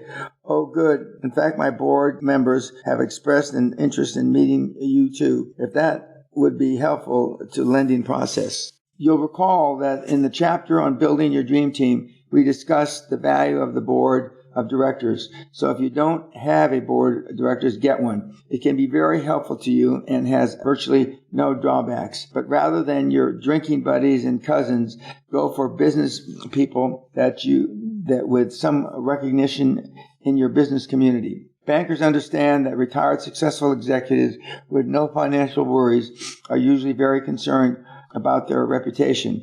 They would not be associated with the company they feel would damage the good name and they built over decades in the business community. Once again, as with a joint venture, you're borrowing their credibility to boost your own. Using your banking business as leverage. Your present bank may be your strongest possibility for a loan. It's currently the most obvious, even if all you have is a deposit relationship. You should approach them using whatever current business you may be doing as a stick. If your present bank isn't interested and another bank is cooperative, even eager for your lending business, move all your business down the street. Your bookkeeper will hate you, but who cares? Then, when you have a lending relationship established with your new bank and you're still on your honeymoon with them, begin negotiating to move your deposit business, payroll, and other miscellaneous business. Demand concessions for the inconvenience of moving everything. Begin with personal lines of credit for all your executive and managers. Request refinancing of home mortgages at the best possible rate. And of course, you'll need credit cards for yourself and for your people at the highest limits issued. In return, you may want to accept no interest on your deposits, as I did when I was starting out. And I don't mean demand deposits or CDs. Types of finance and capital. Part of the expertise of raising capital is understanding what the hell your banker or a specialist in any other type of lending is talking about, especially when they discuss such often esoteric items as debt, equity, and credit. For example, long-term debt versus short-term debt. Long-term debt is debt to be repaid over a period longer than a year. Short-term debt is debt to be paid in less than a year, usually to raise operating capital to purchase inventory or equipment. Secured debt versus unsecured debt. The debt you are likely to incur at this stage of your skyrocketing career is all going to be secured by collateral. Business assets and projected cash flow, your home, automobile, other personal property, patents you may own, and any other items which, if worse comes to worse, the lender can convert into cover its loan principal. Unsecured debt is a signature loan, the bank's acknowledgement that you have proven yourself as a reliable borrower. Guarantees. I tell my seminars that the definition of a guarantor is a fool with a pen. Unfortunately, the owner of a newly forming or small company, you can't avoid getting your name on the paper to be ultimately responsible for the debt repayment. So suck up your pantyhose, sign your name, and go for it. Are you really prepared to back it yourself? This is an acid test of whether or not you believe in your own dream. Lines of credit. You absolutely need an unsecured line of credit or an overdraft in the UK or other parts of the world from a banking institution. Thanks to tireless marketing, virtually everyone has a line of credit these days, if only Visa and MasterCard to discover it. But as an entrepreneur looking for credibility, you'll need something a little more substantial to point to when a potential lender asks, "Do you have an unsecured line of credit?" When you say yes, your lender understands that some other banker somewhere has investigated your credit record and has put enough trust in you to give you unsecured credit. It doesn't matter what amount, but if you have to say no, your lender is likely to sigh and say, well, you'll need a secured line of credit. And one more asset in your life and business becomes collateral. In today's skittish lending market, this is especially true. Start with your own bank, even if only people you know there are in the drive-in window tellers. They should be able to give you a small line of unsecured credit if they won't get a new bank. While we're talking lines of credit and business banking, suppose you need to raise your line of credit. Your banker says no. You reply, well, we need a good relationship here, but your bank doesn't fit the profile of the sort of bank we want to be partners with during our period of high growth. You just don't fit our pistol anymore. I think it's time to withdraw. Your banker may say then, oh, how much of a credit line do you need? But if he still doesn't budge, you must leave and find another bank. This reminds me of a story about one of my disciples, Dr. Boakari, who is an alumnus of one of my 3-day Quantum Leap Advantage seminars. He's a plastic surgeon doing quite well these days in Dubai. When he was setting up his practice, he wanted his own operating room adjacent to his offices. He went to the bank for a loan. They refused him. He went to the second bank and was also turned down. The third bank he approached agreed to finance his operating room, so he switched all the banking to that bank. Dr. Bakari experience demonstrates 2 points. First, he understood that he made the rules, not the banks. And second, even a plastic surgeon who is not primarily a businessman has to go to certain lengths, however inconvenient, to achieve his quantum leap. The care and feeding of your banking relationship. Once you get your financing from a commercial bank, you don't just take the money and run. It is in the best interest of both you and your company to nurture that relationship, to maintain contact with the banker or bankers who made your loan possible. After all, you never know when you'll need more financing for another quantum leap in the future. In fact, if you stay in business, I can guarantee you'll need more financing. But beyond that, you want to give your bankers a call every few weeks, have lunch, play golf, or whatever, just to find out how things are at the bank. If, for example, conditions change and they find the need to manage their capital more conservatively, your lines of credit could be cut back. It just pays to be in touch with your banker. I also recommend that you take out a loan and roll it from bank to bank. Borrow, say, $50,000 from Bank A, then 3 months later, borrow $52,500 from Bank B and pay off Bank A. 4 or 5 months later, borrow $53,750 from Bank C and pay it off of Bank B. This rotation of your loan, and in fact, the act of paying it off will give you a track record as a reliable borrower with several banks. Borrow the original amount from Bank A for whatever purpose you may need the capital. Tell Bank B, C, and D, etc., you're considering consolidating debt, which will be in the truth. Some business owners worry about bank fees. Let's face it, bankers will smile and say, we'll just charge you within the normal range, then stick it to you with fees as large and as often as they can. Bank fees are one of life's mysteries and certainly one of the necessary evils. But if that's what you're worried about, you're not entrepreneurial material and need to put this book away. Bank fees are simply not important in the great scheme of things, as long as they have plenty of money all the time. As I told my banker in the Bank of Scotland, I really don't care if I pay 1 or 3 points over LIBOR, their term for prime rate, as long as I have the money when I want it. I've said before that a deal is either hot or not. If your deal is so lukewarm or even cold that the odd percentage point is make or break, then you need to find another deal, right? Receivable financing. We've talked about asset lending and cash flow lending as 2 types of collateral financing. If for one reason and you can't get these or any type of financing, and as newly emerging entrepreneur, you might not try for the so-called receivable financing. This is borrowing money against the receivables your customers owe. Some banks will do receivable financing. With receivable financing, you will normally maintain the credit relationship by collecting in the receivables yourself. Receivable financing is sometimes referred to as factoring and is usually available from another third-party lender, such as finance companies, which lend you the money you need or part of it at interest rates just under what's allowed by usury laws. Most banks will not enter into a factoring relationship. The advantages of factoring are the finance company becomes responsible for collecting the receivables they buy and for the bookkeeping involved. Also, banks take it into consideration that another party has contracted with you to handle collections, so they become more comfortable in partially financing your entire required amount.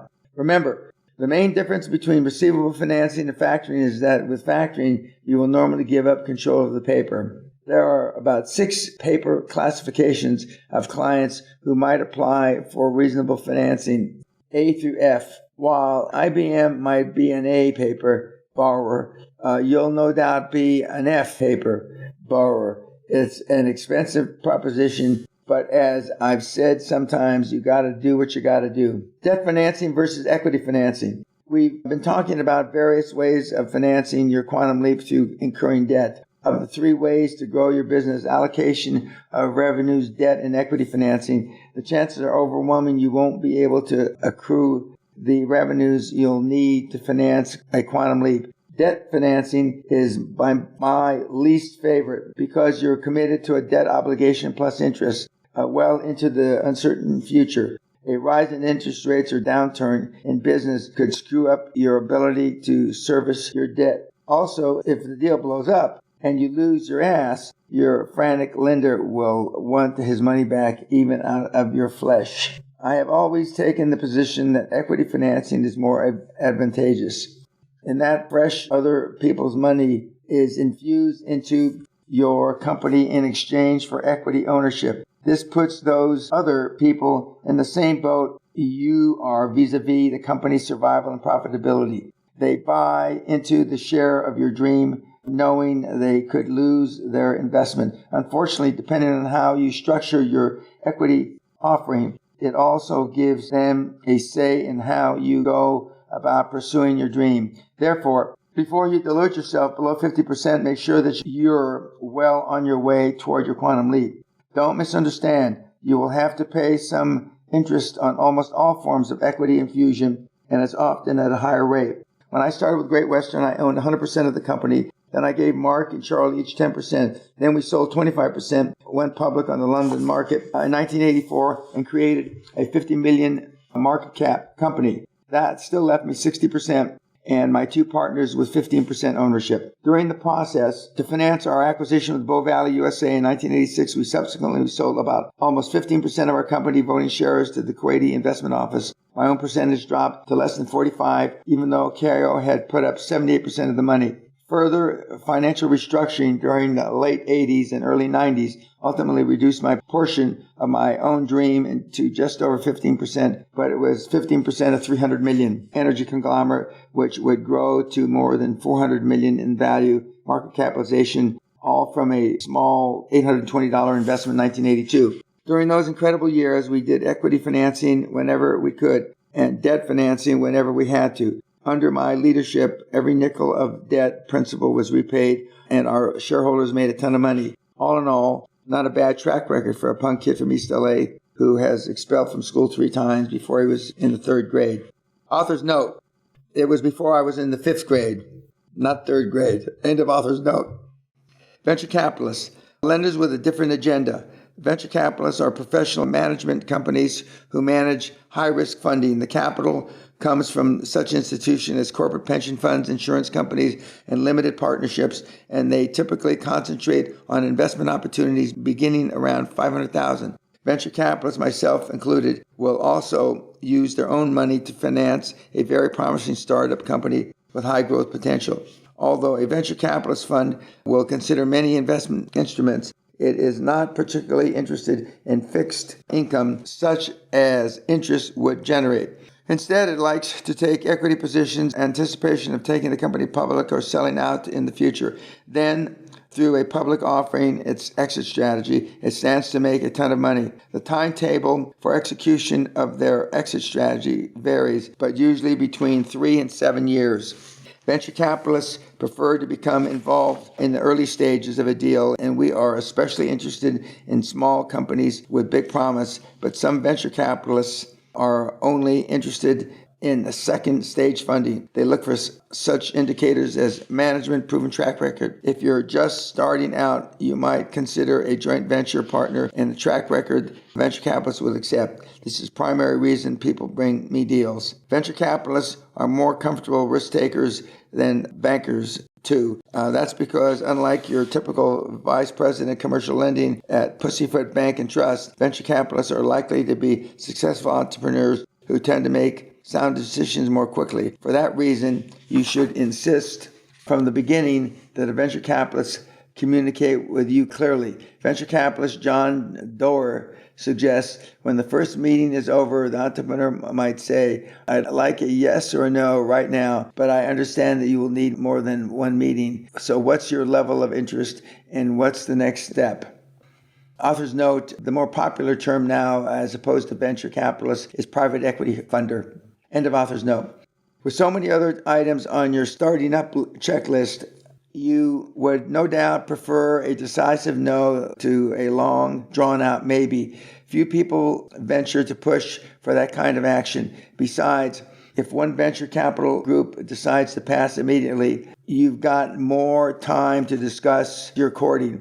Believe me, a quick no is a real blessing. There are more than 150 venture capital clubs around the world where entrepreneurs can present their plans and idea to potential investors. As a typical monthly meeting, an entrepreneur may stand up and explain his need for $150,000 or $500,000 to make a quantum leap, although he probably doesn't call it that. At the same meeting, a venture capitalist may get up and say he represents a group of investors with $5 million to invest in one or several projects. These clubs present a great way for entrepreneurs and venture capitalists to chat and make contact in an informal atmosphere. The National Venture Capital Association in Arlington, Virginia, publishes a membership directory with a listing of hundreds of members, venture capitalist organizations, financiers, and individuals, including addresses and phone numbers, websites, and contact names. Association staff members can also give you information on federal regulation and the most recent legislation regarding venture capital. In the UK, get the equivalent, a free copy of the British Venture Capital Association Manual, and the Venture Capitalist Journal is available in both the UK European editions. For more information, check www.nvca.org. PricewaterhouseCoopers provides several publications on venture capital, including 3 Keys to Obtaining Venture Capital, The Price of Growth, and Charting a Course of Corporate Venture Capital. In fact, all the big 4 accounting firms publish similar information. Pratt's Guide to Private Equity and Venture Capital Sources is a valuable resource for any company seeking to raise venture funding. It is a comprehensive list of the active venture firms published annually and includes such source data as location, investment preference, contact persons, and capital pool. For the most comprehensive listing of venture capital networks and organizations and several discussions on the nature of venture capital, you can Google venture capital and spend the rest of the week getting up to speed on the fascinating topic. The internet is flush with venture capital listings. In fact, 2 of the leading associations are British and European venture capital associations. Searching for capital is more than ever a global adventure. The point is that venture capital, like bank money, is not buried in some secret vault known only to a privileged few. Information is really available from many sources, and you need not tiptoe around venture capitalists. Seek them out and sell them your deal. Give them an equal opportunity to invest in your dream. How much venture capital is available? In 2008, more than 600 active institutional venture capital firms were managing over $35 billion of capital available for investment in early expansion and late-stage growth companies. Even in today's gloomy economy, these figures continue to rise and indicate that hundreds of billions of dollars are available from venture capitalists nationwide for growing businesses, including yours. Corporate bonds, the IOUs of business. Issuing bonds or fixed income securities is yet another way for a corporation to raise capital. Bondholders receive a fixed rate of interest coupon rate each year, with their original principal being paid back when the bond matures on a predetermined future date. There are a variety of bonds which a company can issue based on the nature and the structure of its business and its capital requirements. Subordinated convertible bonds or debentures. Company pays the buyer, say, 12% interest on bonds sold to a venture capital firm. Then at some time in the future, hopefully when the company takes off, the holder can exchange them for common stock or just collect the interest or redeem them for the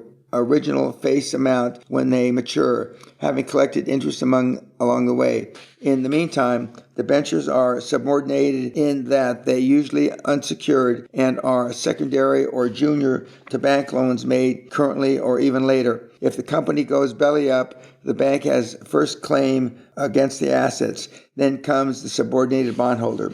Royalty bonds. The holder receives income from the proceeds of a royalty on a product or other specific source of income. The zero coupon bonds. This popular type of bond was created in the 80s to attract investors looking for predictable returns on their investments for retirement or a child's college education. Zero coupon bonds don't pay any interest, but they are sold at a big discount. These bonds, sold by investment bankers to finance a company's growth, can be a safe investment if the bankers hold treasury bonds as collateral. Other sources of capital. Insurance companies and pension funds often seek out investments among corporations attempting to raise long-term capital, although more typically for purchases of equipment or real estate, which can be taken as collateral. The advantages of this type of funding are usually lower interest rates and long-term maturity of loans. Angels exist. In the corporate world, they take the form of individuals or organizations such as private foundations that seek to encourage and underwrite entrepreneurial efforts which prove themselves worthy of angelic support. Private foundations such as the Ford Foundation, MacArthur Foundation are often open to funding company growth, especially firms which are active in a specific area of interest or commitment to the foundation, such as social progress, healthcare, or environmental protection. Finally, add to the list of possibilities individuals who have amassed personal wealth often put that wealth to work by underwriting carefully selected corporate growth projects. W. Clement Stone, founder of Positive Mental Attitude, is an excellent example of an angel who takes no hand in management and only asks a pro rata share of the corporate profits in return.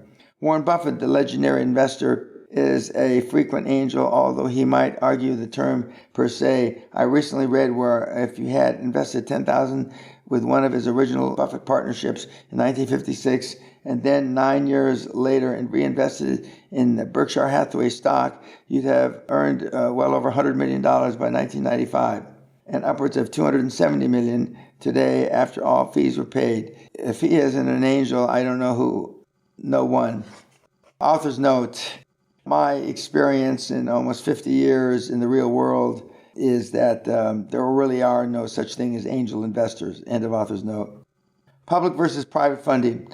Taking your company public is one of the great and heady experiences of the free enterprise system. The day we watched Great Western shares make its debut on the London Stock Exchange was August 10th, 1984, was my 39th birthday, and is memorably engraved in my mind as an experience I hope to duplicate again in my lifetime. Going public is risky, expensive, costly in fees and other expenses, typically 10 to 20% or more of your entire offering or total capital raised, depending on where you go public. But to you as a founder who has probably made substantial investment to grow your company enough to go public, your percentage in return in relation to net worth value of the company can be incredible. A stock share might score a 10 or a 12 price to earnings ratio, which means it sells at a 10 to 12 times the company's net after-tax profit. During a small initial public offering, this ration may well skyrocket to 30 or 40 times company's earnings. At Great Western, we turned our initial investment of $60,000 option on the mineral rights to $50 million.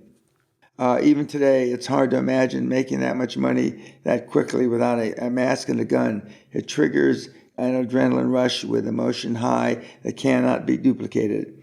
As with any other business option, there are disadvantages to going public. All confidentiality is forfeited.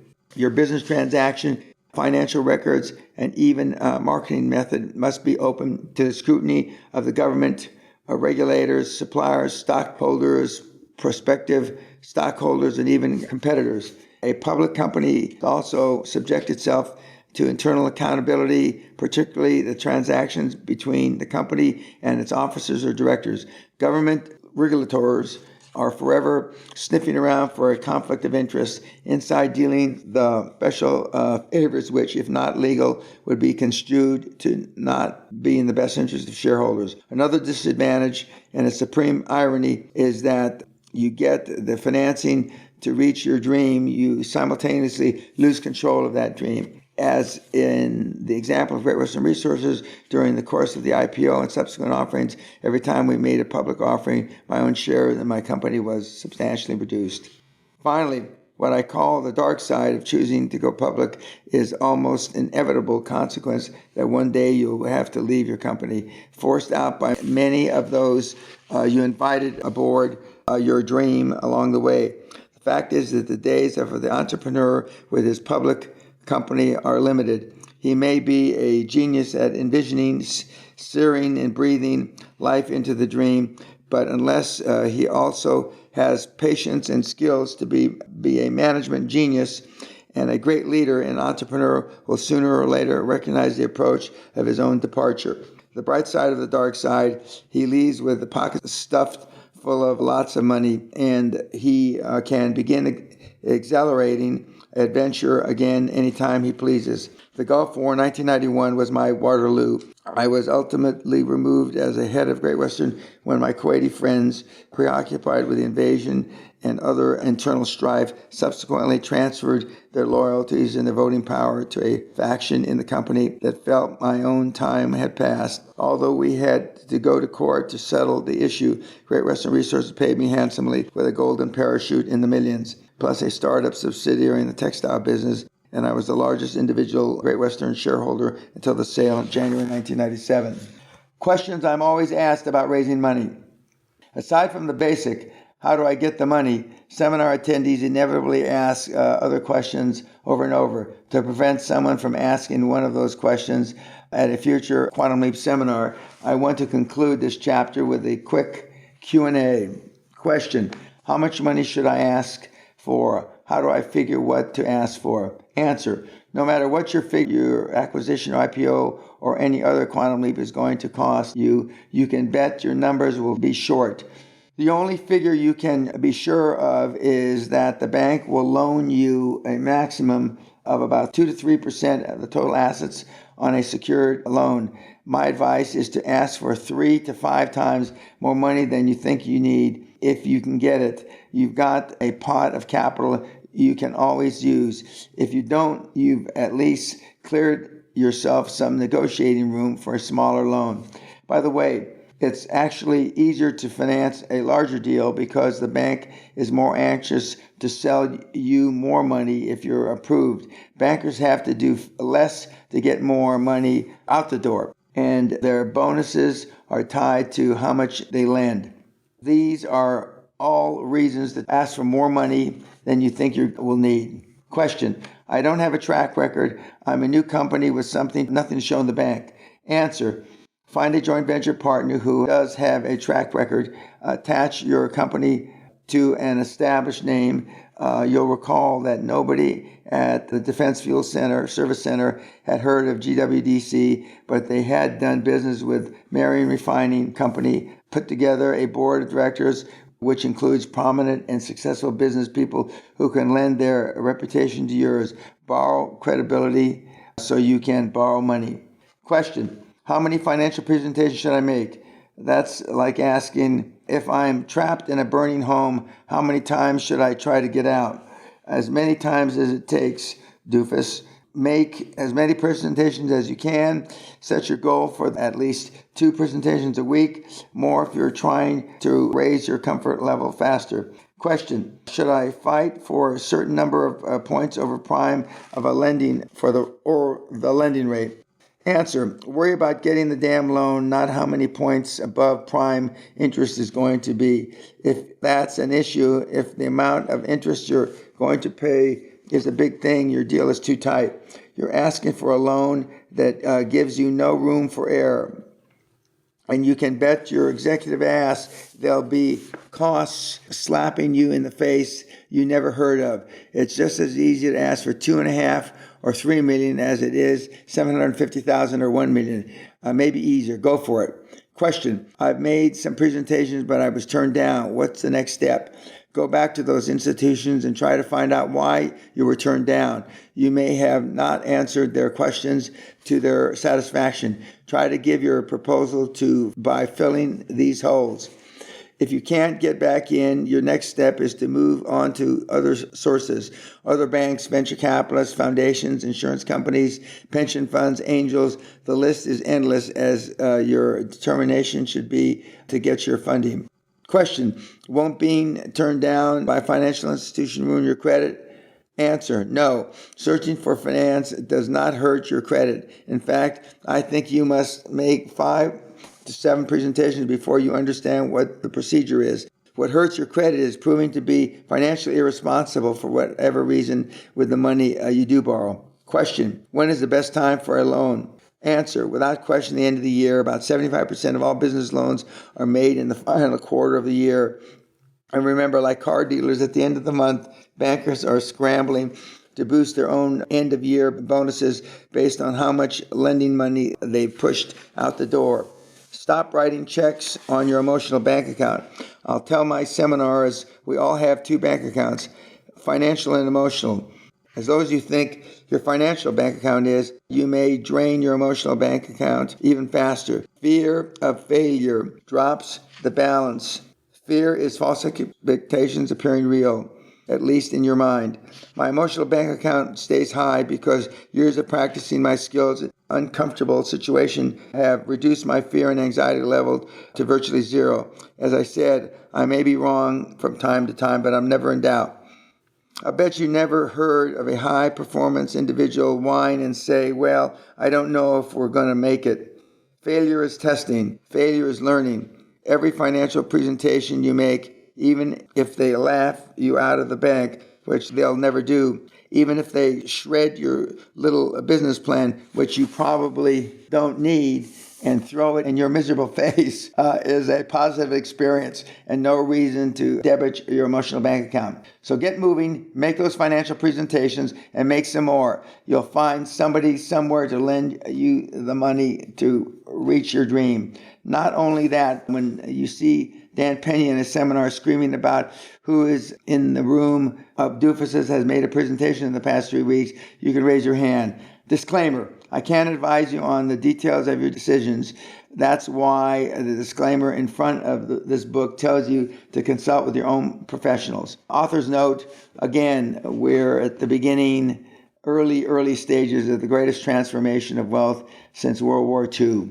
Take advantage of the Trump bump, the Trump era, and Allah and God and Buddha be with you. End of author's note. Chapter 11, Acquisitions, the Secret of Quantum Growth. For the high performer, arithmetic growth is unacceptable. Geometric growth, exponential growth, is demanded. Throughout this book, we've talked again and again about quantum growth and making your quantum leap to becoming super successful. And by the way, enormously wealthy. In this chapter, let's nail down the specifics of quantum growth and the best way I found to achieve it through acquisitions. But first, I want to discuss a minute on one of the most abused words of the current generation. Success has almost become a cliche in a world where everything is relative. The feel-good mooches in the seminar circus will assure you with a straight face that you are a success if you feel better about yourself, if you've achieved harmony. Hell, these days you can be successful if you're happy shoveling horse dung, or if you achieve contentment living under an overpass. We don't want anybody to think they're a loser, that they're basically worthless to themselves and society. In more and more elementary schools, so-called educators are banning competition sports, or at least no one keeps score. That way, no child loses and everyone wins. The precious little self-images are preserved through artificial success. What kind of preparation is that for the real world? Thanks to such inverted thinking, Nowadays, even failure is success. George Orwell's 1984 has come to pass on the playground. Editor's note: in this day and age, in 2017, almost the summer, this is even more prevalent than it ever was when I wrote this several years ago. Now there is no first, second, and third place. Now there is just one medal or ribbon for participation. End of editor's note. In the 90s, there a snake oil artist on a seminar circuit who charged $7,000 a head for taking all your assets away so you can learn to live with nature in abject poverty. And the morons bought it. It should be illegal to be that stupid. So let's get back to reality. The only success in life, and especially in business, is that which you can quantify into measure. Otherwise, you're playing word games. I define success in terms of the most universally accepted qualifier of all: money, cash.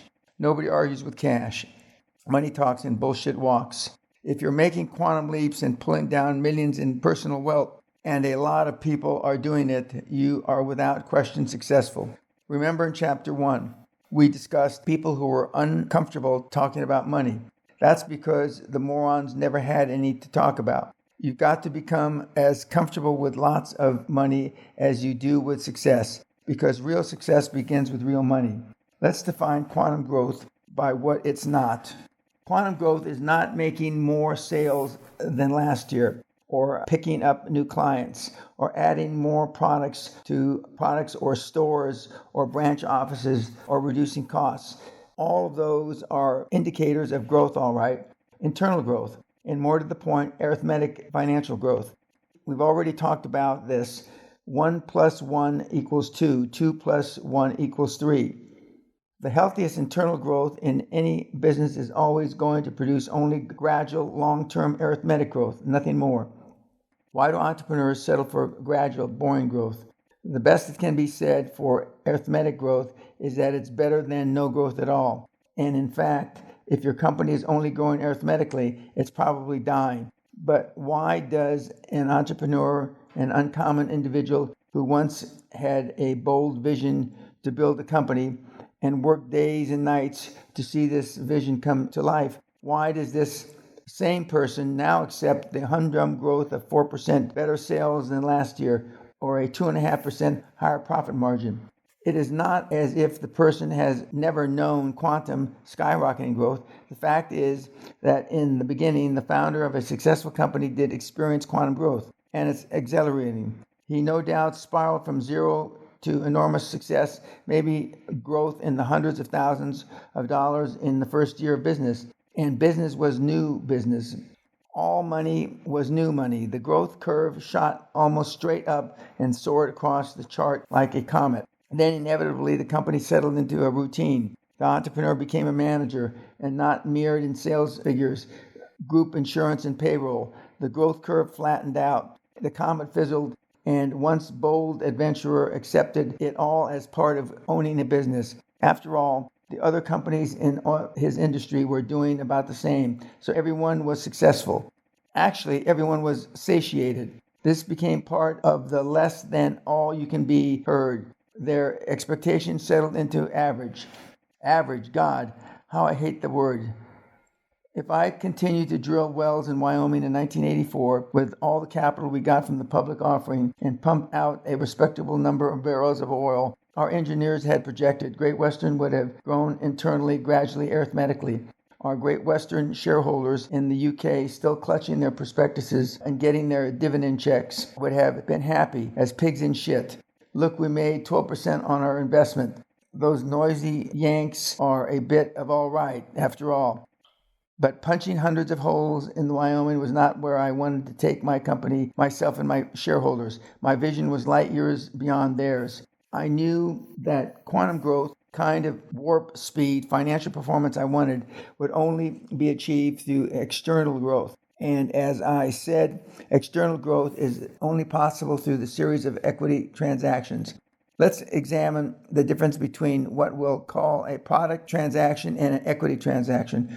Product transaction is essentially an even trade. The product produced by an almost even trade of goods for money is negligible. We use the term profit margin because the damn profit may be a barely visible sliver of the whole transaction. So salespeople have to do a zillion product transactions to generate substantial profit. An equity transaction, by contrast, creates value. A board of directors decides to sell equity to raise capital. It votes into existence 500,000 shares of common stock for a public offering. When shares sell, value has been created from nothing but the perception of value. Investors, in fact, are buying not a product but a future value that may exist. It's sort of like buying thin air and paying cash up front for it. The downside, of course, is that the company cannot go on diluting its ownership indefinitely. If you're not willing to risk everything you own, don't try to buy a business. Accordingly, the equity transaction, which is a real secret of quantum growth, is acquisition. The purchase of equity assets, which enables a company to multiply the net worth geometrically so that it can be turned around and sold to generate a ton of money. The first years of new century, one of the rages among seminar gurus in the U.S. was real estate investing, which is code for buying and selling cheap residential properties or flipping houses with little or no money down. Those so inclined could buy fixer-uppers, slap on some minimal improvements, sell them to the next buyer, and make a quick profit, a few $1,000s. Then around 2004, the prices of residential real estate began to skyrocket out of sight. You remember how it was? Greedy investors, large and small, bought houses as their value ballooned beyond all reason. Banks joined in by offering subprime interest rates to buyers whose avarice outran their common sense. Then, bust.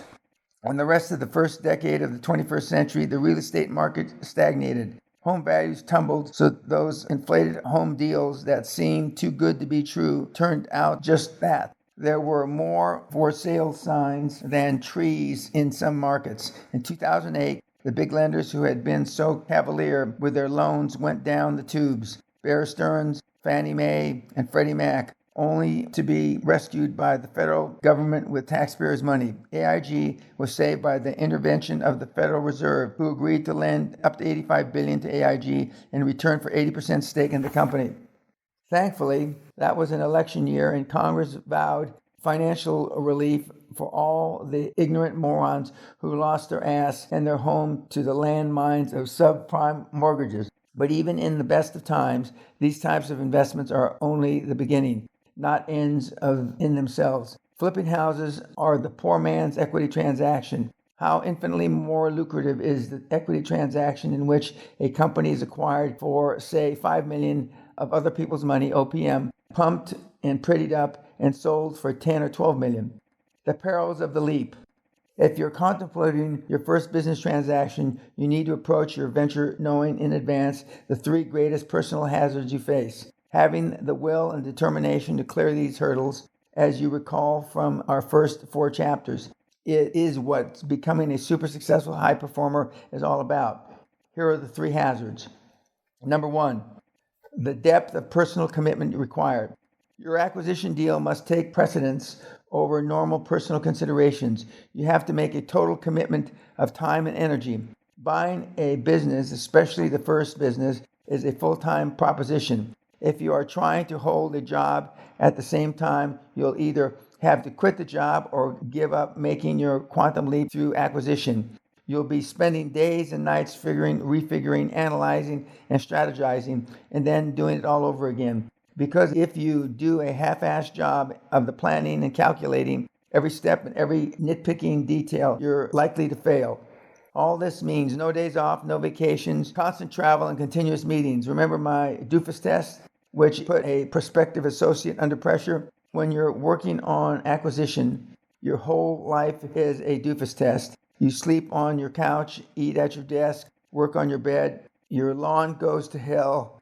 Your friends think you're crazy, and your family stays mad at you for ignoring them, forgetting their birthdays and missing their recital. You must have commitment of support from your family. If not, you'll have to make a decision, your quantum leap or your family. I'm not fooling around here. When I hold my week-long seminars at Guthrie Castle, I stress the importance of couples attending, wives or significant others because the depth of the commitment required is such that the other in the personal relationship must be a signatory to the quantum leap his or her partner is about to make. On occasion, the castle attendee has ultimately divorced his or her spouse or business partner because the other person was unwilling to make correspondence and commitment to that dream. 2.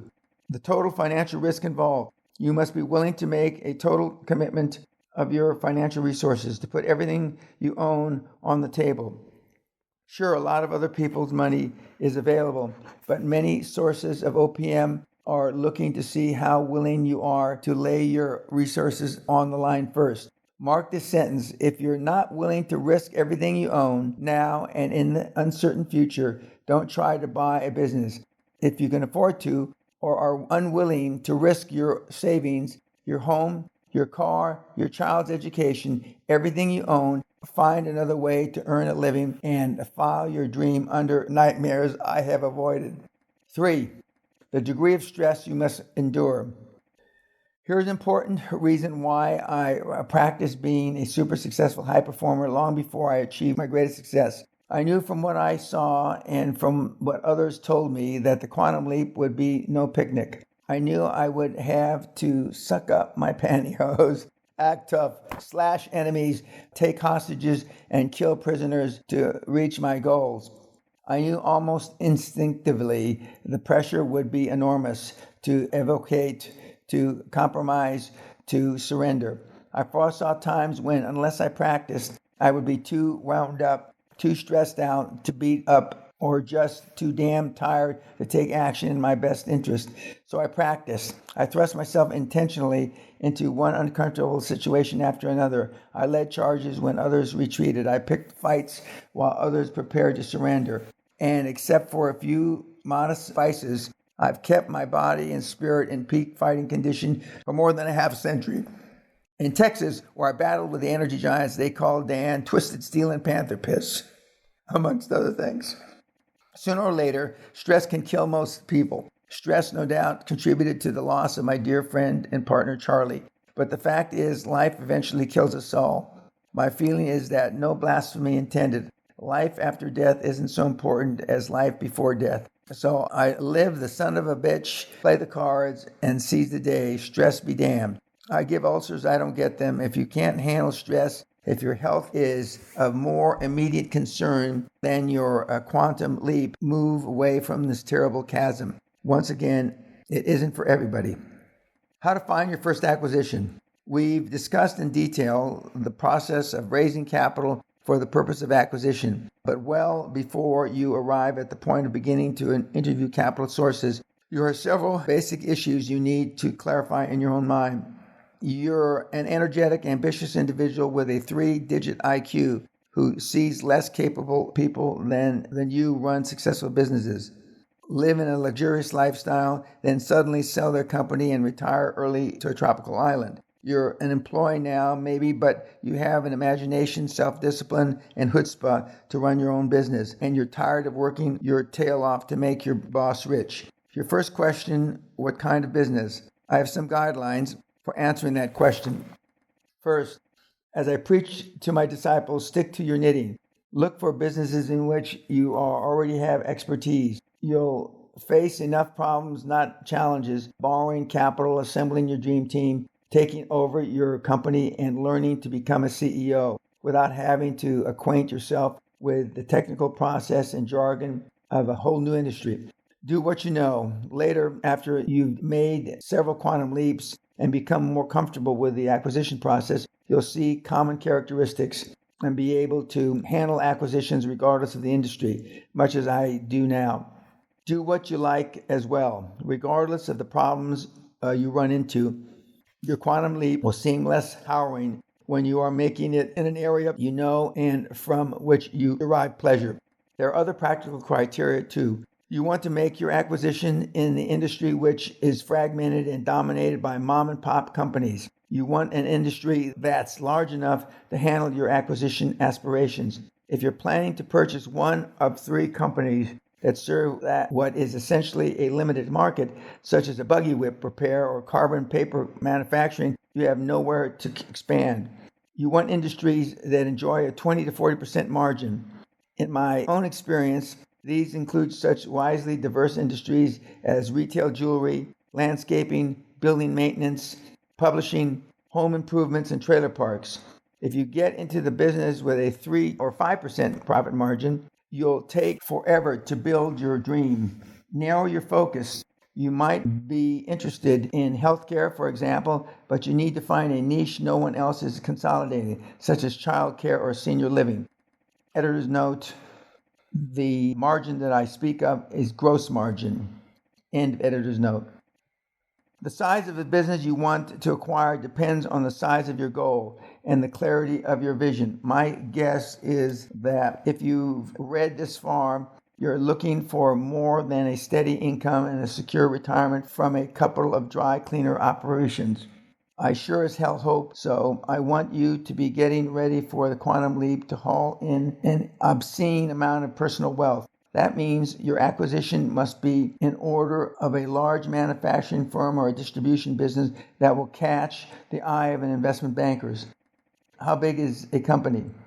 As a general rule, you as the owner can reasonably expect to receive income before debt service of about $25,000 from intangible services or consulting fees of $50,000, which there is no inventory and usually no equipment beyond office equipment, about $25,000 from retail sales of $100,000, and the same from manufacturing equipment, depending on the degree of automation and the cost of materials. The bottom line is take some quality time to define exactly what you want before spending money and effort shotgunning the market.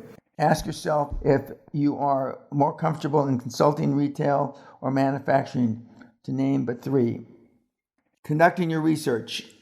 Once you've defined the type and size of business that meets your requirements, there are several avenues to take for locating likely prospects. The most important thing to remember at this point in your eagerness to buy is not to buy the first great deal that comes along. If you looked at the 20 houses or more before you purchased your most recent home, why would you grab the first business that sticks a for sale sign in your face? Even if you find the perfect sweetheart deal the first day or you search, shop around anyway. Take the time to analyze and compare several prospects, and so you'll know a great deal when one comes along. Editor's note, many years ago, T. Boone Pickens told me that, Danny, if you want a deal bad enough, you'll make a bad deal. End of editor's note. Begin by scanning the business opportunities sections of your local and regional metropolitan newspapers and the Wall Street Journal. If you don't yet subscribe to such magazines as Forbes, Entrepreneur, and Inc., my first question is why not? Get current copies of each of these and look for opportunities that match your criteria. Get copies of trade publications in the industry of which your prime interest, and check the marketplace and classified sections of the business for sale. Editor's note, now with the internet, all this is made much more simple, and you can get this information online. End of editor's note.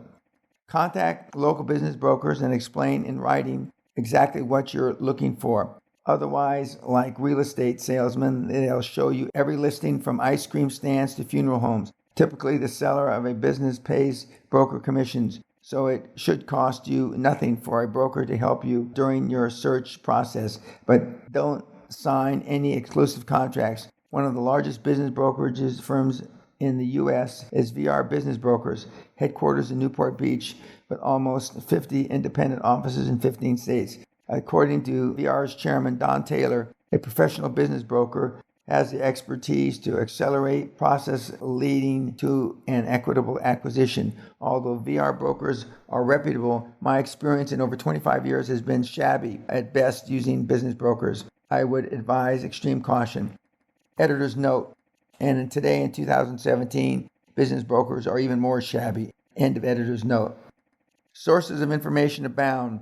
Ask your banker, your accountant, lawyer, industry supplier, wholesaler for any companies which might entertain a purchase offer. As an aside, an inside tip gives you the head start on any deal. The most direct approach is to contact a list of qualified companies directly. A lot of burned out owners are hiding in the corporate jungle, desperately wishing they could retire. You should be their salvation. In fact, you'll be amazed at how receptive so many business owners are, at least considering selling their business. My partner in tax consulting firm decided the best way to approach prospects in the industry was to cold phone call to the owner. He says that he frequently got a respective response to the effect, "Our company's not for sale. We're having a great year. When do you want to get together?" Another of my partners was an ambitious publishing entrepreneur. He sent out 240 inquiry letters to publishers he found although through Dun & Bradstreet. The letter was intentionally vague as to the size and type of publishing companies he was looking to acquire. What it did say was that he was in the process of building a unique kind of publishing company. From the 240 inquiries, he got more than 80 responses, about 35% response rate. Of those, he qualified his pursuit list to about 50 publishing companies, which satisfied his revenue parameters, and whose principals wanted to discuss selling their firm. By the way, the first question many of those who called asked was, "What do you mean by unique kind of publishing company?" A little teaser on the bait never hurts. That partner has continued to refine this simple yet powerful inquiry letter. It is so effective that I have included it in the handout of my high-ticket Doing Deals and Acquisition seminar. As an added value, I've included it here for you in Appendix M, along with other letters and outlines used successfully by my protégés and partners, all at the price of this book. Want another example? The fired-up Philadelphia airline pilot turned entrepreneur sent me a copy of the letter he has sent out under his company Impressive Letterhood to prospects in his target industry. You could literally change the industry and price range and use it yourself. The letter is reproduced here below. Mr. Winchester Healthcare Clinical Labs, Corona, California. Dear Mr. Winchester, we are interested in acquiring a medical laboratory firm located within the greater Los Angeles area with sales ranging from $2.5 to $5 million. Our preference is for a company that supplies the needs of most local physicians. However, we are flexible and will consider other opportunities. We are principals, not business brokers, with adequate capital and financing, and we're prepared to close very quickly on the right situation. If you have an interest in selling, please call us at your earliest convenience. You have our assurance that all matters will be held in strictest confidence. We enclose our business card for future reference in the event you have no present interest in selling. Of course, we would greatly appreciate your directing this letter to any of your colleagues within the field whose business may be on the market. Sincerely, name Managing Director. Every element of this letter nurtures the perception of his company as a large, professional, well-financed organization. He assures the reader he's not a broker fishing for leads, that he's got capital in the stacks of large unmarked bills sitting on his desk, and that he'll buy immediately if the company and terms are right. Hey, if I were Mr. Winchester and wanted to say, "Screw it, I'm retiring to Barbados," I'd pick up the phone in a heartbeat and call this guy. One of my finest deal hunting partners was an Aussie named Martin Heller. Martin was already a committed entrepreneur, but after listening to my tapes, attending my seminars, and reading the first edition of this book, he decided he was ready to hunt with the big dogs. Here's what his letter wrote.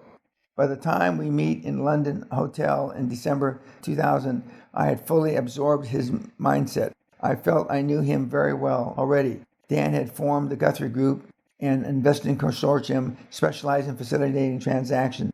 I was determined to join them. Many doofus tests later, and after 3 months of investigation, he finally made me an offer to join the Guthrie Group. I stayed with the group for over 5 years, lived in the castle for a time, and eventually became one of the principals. Dan taught me how to best hunt for deals. We had over 100 meetings that I set up with banks, venture capitalists, and private equity firms. We interviewed CEOs, assessed acquisitions and divestments, MBOs and SMBOs. We worked on industry consolidations, and all of us working together sent thousands of emails.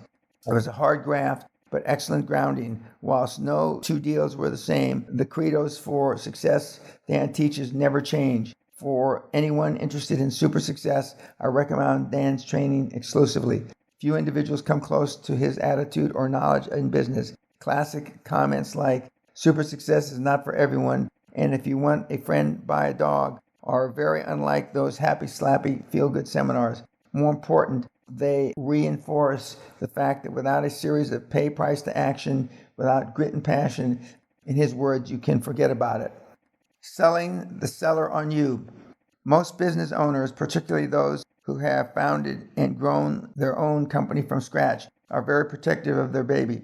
It is their baby, and even though they're entertaining the idea of selling it, they want that baby in good hands. They want their employees protected and secure. They want their customers taken care of. The first question they are going to ask, at least in their own mind, are, who are you and how do I know you can run my company the way it should be run? They do not want to sell it to a kamikaze pilot who's going to drive it into the ground. That's why it may be best for your lawyer or your Big Four accountant to make the initial call on your behalf to get instant credibility. Or if you prefer to make that first call and you detect those questions bubbling around, offer as reference the names and numbers of your lawyer, your accountant, and maybe one or two of your directors whose names he may recognize. Once the prospective seller has chatted with your man at Deloitte and Touche or Ernst & Young, you can bet his diligence is done. Another method that is equally good is to send a short letter which includes the profiles of your board of directors, much as you did when seeking your accounting firm. This also gives you instant credibility and should remove any hesitancy on a prospective seller's part. What if your prospect cuts to the bottom line just to see if you're serious? He says, well, I may be willing to sell. Are you willing to pay? You say something like, 3 to 8 times after-tax earnings, but of course, we have to look at the books. I probably do an acquisition audit, but we can talk about that later. You sidestep his probe with an answer that tells him that what the hell you're talking about, so don't ask any more stupid questions. Regardless of the deal you eventually hammer out, here's a key point. Make the other side part of the transaction so that his net worth increases. If he makes the deal, factor the seller into the future revenues for a specified period. Give him cash or stock, or cash and stock. Pay him a consulting salary for a specified time, but give him a spoonful of sugar. Make this departure from his company as honorable and as painless as you can. And most comforting balm you can apply is money. What if you find a dream company meeting your criteria beyond your expectations and the owner says it's not for sale and means it? You may well move on to the next prospect, or you may employ a strategy Dan Peña uses on occasion, especially with companies that are in big trouble but are in denial vis-a-vis their real financial condition. Virtually every company in the business has debt. Your target has $300,000 of credit with $60,000 outstanding. You find out which bank is holding the paper and pay the banker a visit. You negotiate to purchase the note at a premium from the bank. Yes, you can do that because banks enjoy profit as much as you do. And then visit the reluctant prospect. You ask him nicely once more if he'd care to sell. And when he says no, but before he throws you out, you advise him that you own his note. You're calling it and you demand immediate payment in full. Now, sir, let's talk quietly about buying your company. That's chilling, you think. Somebody could do that to me? Not if you have your lawyer draw up your own lending documents, which specifically forbids purchase by a third party. You don't have to use the bank's standard document. Most companies just do without questioning it and without reading the fine print. Editor's note, I found very rarely that a bank will allow you to write your own documents. End of editor's note. Another tactic is to contact your prospective customers and offer them a deal which makes you more attractive supplier than the present ownership. Or you may prefer to move to the next project on the list. That's fine, but I give you these alternative strategies because business is hardball. And if you're more comfortable pitching softballs, somebody sometime is going to knock your butt right out of the park. Speaking of hardball, I tell my seminar attendees that any deal there is a high road and a low road. You should always assume that the other side will take the high road, giving them the benefit of the doubt. But if and when they step off the high road, be ready. I've referred to litigation as a legitimate business tool. Of course, you always want to avoid litigation. It's costly and it takes your focus off your real priorities. But if the other party even mentions litigation, sue the bastard. Never threaten to sue. That's because you want to be the plaintiff. The plaintiff gets 2 shots at the jury and picks the venue for the civil trial. How do I know? Dan Peña has been involved in more than 250 lawsuits over his career, and his record is 253 in U.S. and in England. So whether they just testing your resolve or maneuvering to stick it to you, instruct your lawyer to act quickly and decisively and with sufficient force of how to have them realize their miscalculation. Then resume negotiations. Doing your pre-purchase homework. After you got some prospective acquisitions identified on the type and size of business, take a look at the profit picture of each.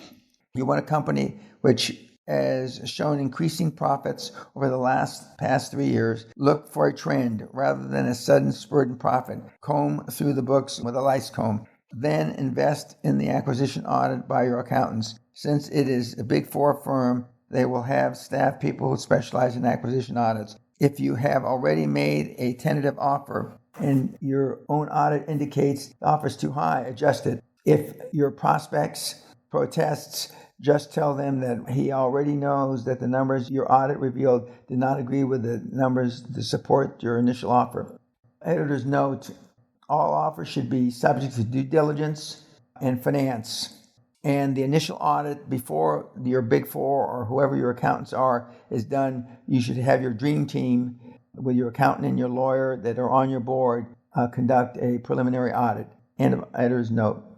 Your capital source, especially investment bankers, will want your annual return on investment after you take your salary and make debt payments to be about 35%. Regardless of where you get your funding, you should accept nothing less than ROI of 20%. Of course, there are acquisitions you may consider that have no profit, but which you might be able to turn around. But I would be hesitant unless I had a couple of buyers tucked under my belt. All the answers you're looking for are not in the books. Books can be cooked and simmered to perfection. So begin your investigation immediately. Check court records for outstanding lawsuits, claims against the company or companies in which you have interest. Investigate the owner and senior management. Are they honest? Are they who and what they say they are? Look for red flags and don't ignore red flags because you want the acquisition so badly. Be willing to walk away from the most promising deal if a red flag pops up. As you can see, the financial and legal considerations become complex quickly. Now you can better understand why you want the best acquisition lawyers and best accounting firm you can get. Some of your investigation is best done by you. Once you've narrowed your search to 1 or 2 companies and you've made contact with their owner, it's time to talk to the key management people. If and when the company is purchased, do they plan to stay? Or is their primary loyalty to your former owner? In instances where highly technical processes are involved in manufacturing, how do the skilled technicians feel about staying on? There are vital issues because existing customers look for continuity. The fact is, everybody wants continuity, especially you. Continuity of operations and the strength of continuity to generate increasing profits is what you're buying. A quantum leap is actually a direct leap from zero to full profit-making capacity, giving you opportunity to skip all the growing pains in between, and your ability to convince employees, suppliers, and especially customers that nothing will change after the buyout and make them believe you will do more than anything else to get your money's worth out of the new company. Unfortunately, every predatory corporation which buys out a competitor grins and says, "We have no plans to make any changes in personal or operations at this time. Besides, you may have a better vice president waiting in the wings." So the best you can do is create a perception of continuity and feed it to those who need it. Your investigation should include a lot of listening as well. When I visit a prospective acquisition, the scenario goes something like this. First, I'll have dinner with the CEO, just the two of us, no wives, husbands, or significant others. I'll listen to where he's coming from and what he's looking for. Most important, I'm trying to get to measure of the individual, and I'll soon be negotiating with.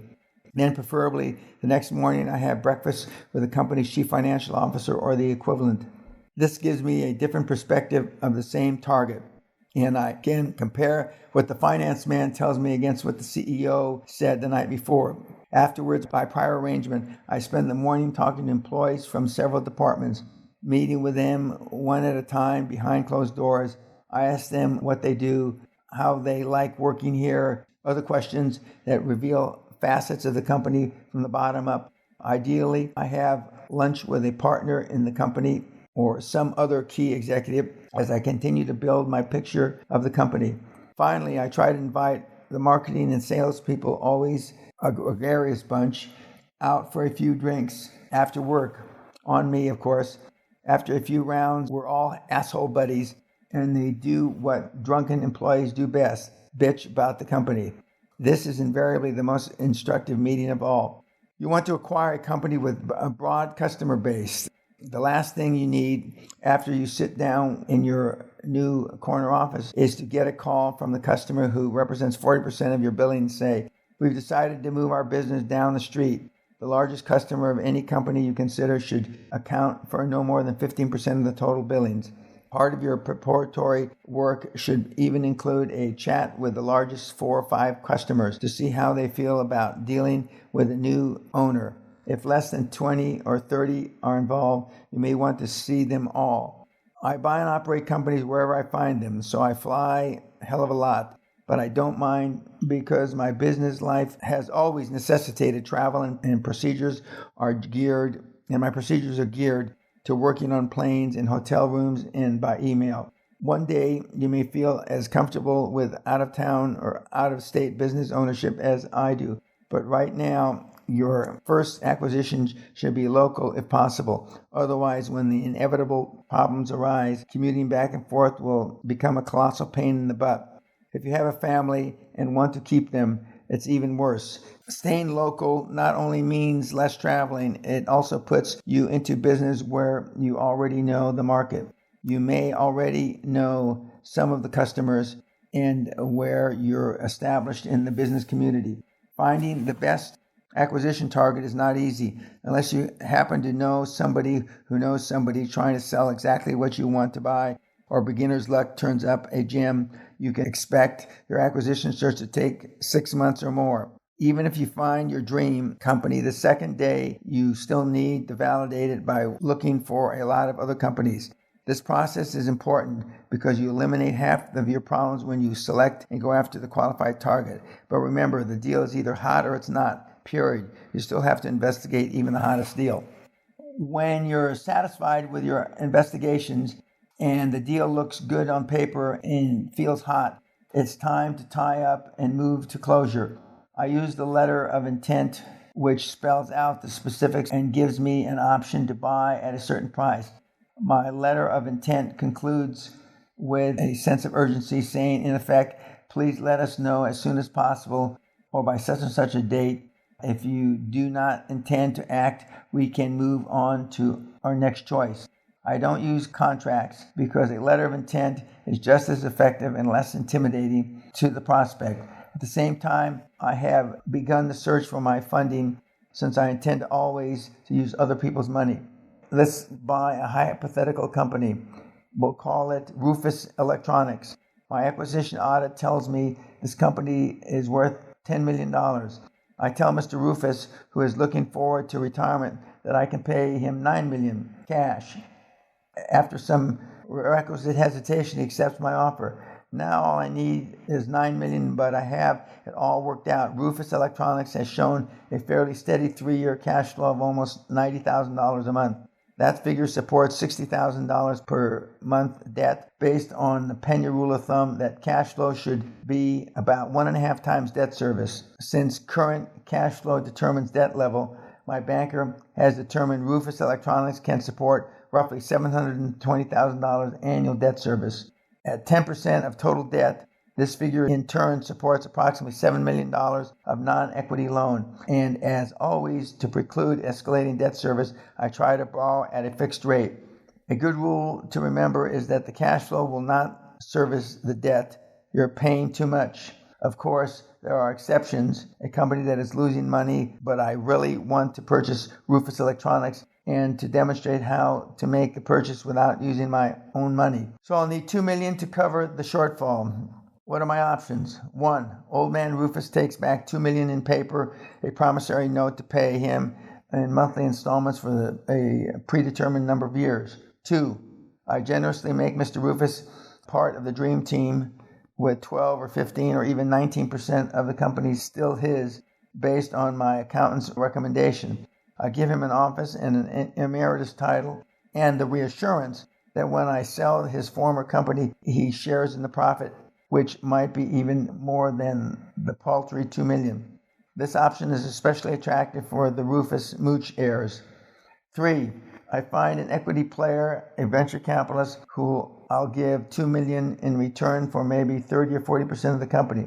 In fact, the capital needed might be $2.2 million or $2.4 million to cover all the fees and professional expenses, and in many instances, a coupon at some fixed rate will have to be paid on the equity portion of the purchase. Obviously, cash flow will have to cover the debt service. 4. I locate another lender who'll take assets as collateral with cash flow as a secondary collateral. By the way, since I run my figures so cleverly, my bank loan is actually $7.2 million, and I have $200,000 slush to pay with, or even better, to distribute as bonuses to my employees who, in the sudden burst of love and loyalty for me, will forget all about the years that they devoted to the old man Rufus. The point of all this is there are many ways and combinations to secure OPM. You just have to keep probing the financial market until you find the right combination. But trust me, the money's out there. Sometimes, however, in spite of your most adroit deal-making skills, a promising acquisition negotiation begins to unravel. Most people then try to fix the deal. It's a natural urge to say, hey, we've spent too much time on this to let it go fall through now. Or maybe you hang on because you don't want to admit you've made a mistake. The time and expenses you've invested to that point is nothing compared to what you're likely to lose with a patched up compromise deal that closes on crutches. Step back and give yourself the clarity and courage to cut your losses and move on to the next deal. And there will be a next deal. The second acquisition, not a carbon copy. Let's assume the best. You found the perfect company for your first acquisition. You located financing. You maintain continuity. And this morning, sometime later, you woke up with the acquisition fever. If you're like most budding high performers, the fever is really an outgrowth of your realization that you'll never achieve another quantum leap out of your present company until the day you sell it. Until you make an equity transaction, profits are inching up, revenues are steady, sales are up from the last year, and you're bored. Before mold forms on your elbows, it's time for more quantum growth. A few years ago, this exact scenario was being played out in the business life of a close friend and protege of mine, Casey Stevenson. Casey, who passed away in 2008, was an energetic, ambitious guy from Hanford, California, near Fresno. He owned his own jewelry store by the time he was 21. After a couple of years, he had been there, done that, in jewelry sales and wanted more. He tried to grow his company by opening new locations, but he was just working harder, doing the same thing, perpetuating his job at the same level. Casey attended my seminar in May 1993 and heard me talk about quantum growth through acquisitions. I was overwhelmed, he told me later. The idea would work, but how could I use it? He targeted the acquisition of a jewelry store 2.5 times the size of his own. Everybody thought he was crazy. The owner didn't want to sell. He didn't even care for Casey as an individual. Casey remembered that Dan Peña says, no means yes. So he approached the company's largest jewelry store acquisition company, and they tried getting behind his back to buy it for themselves.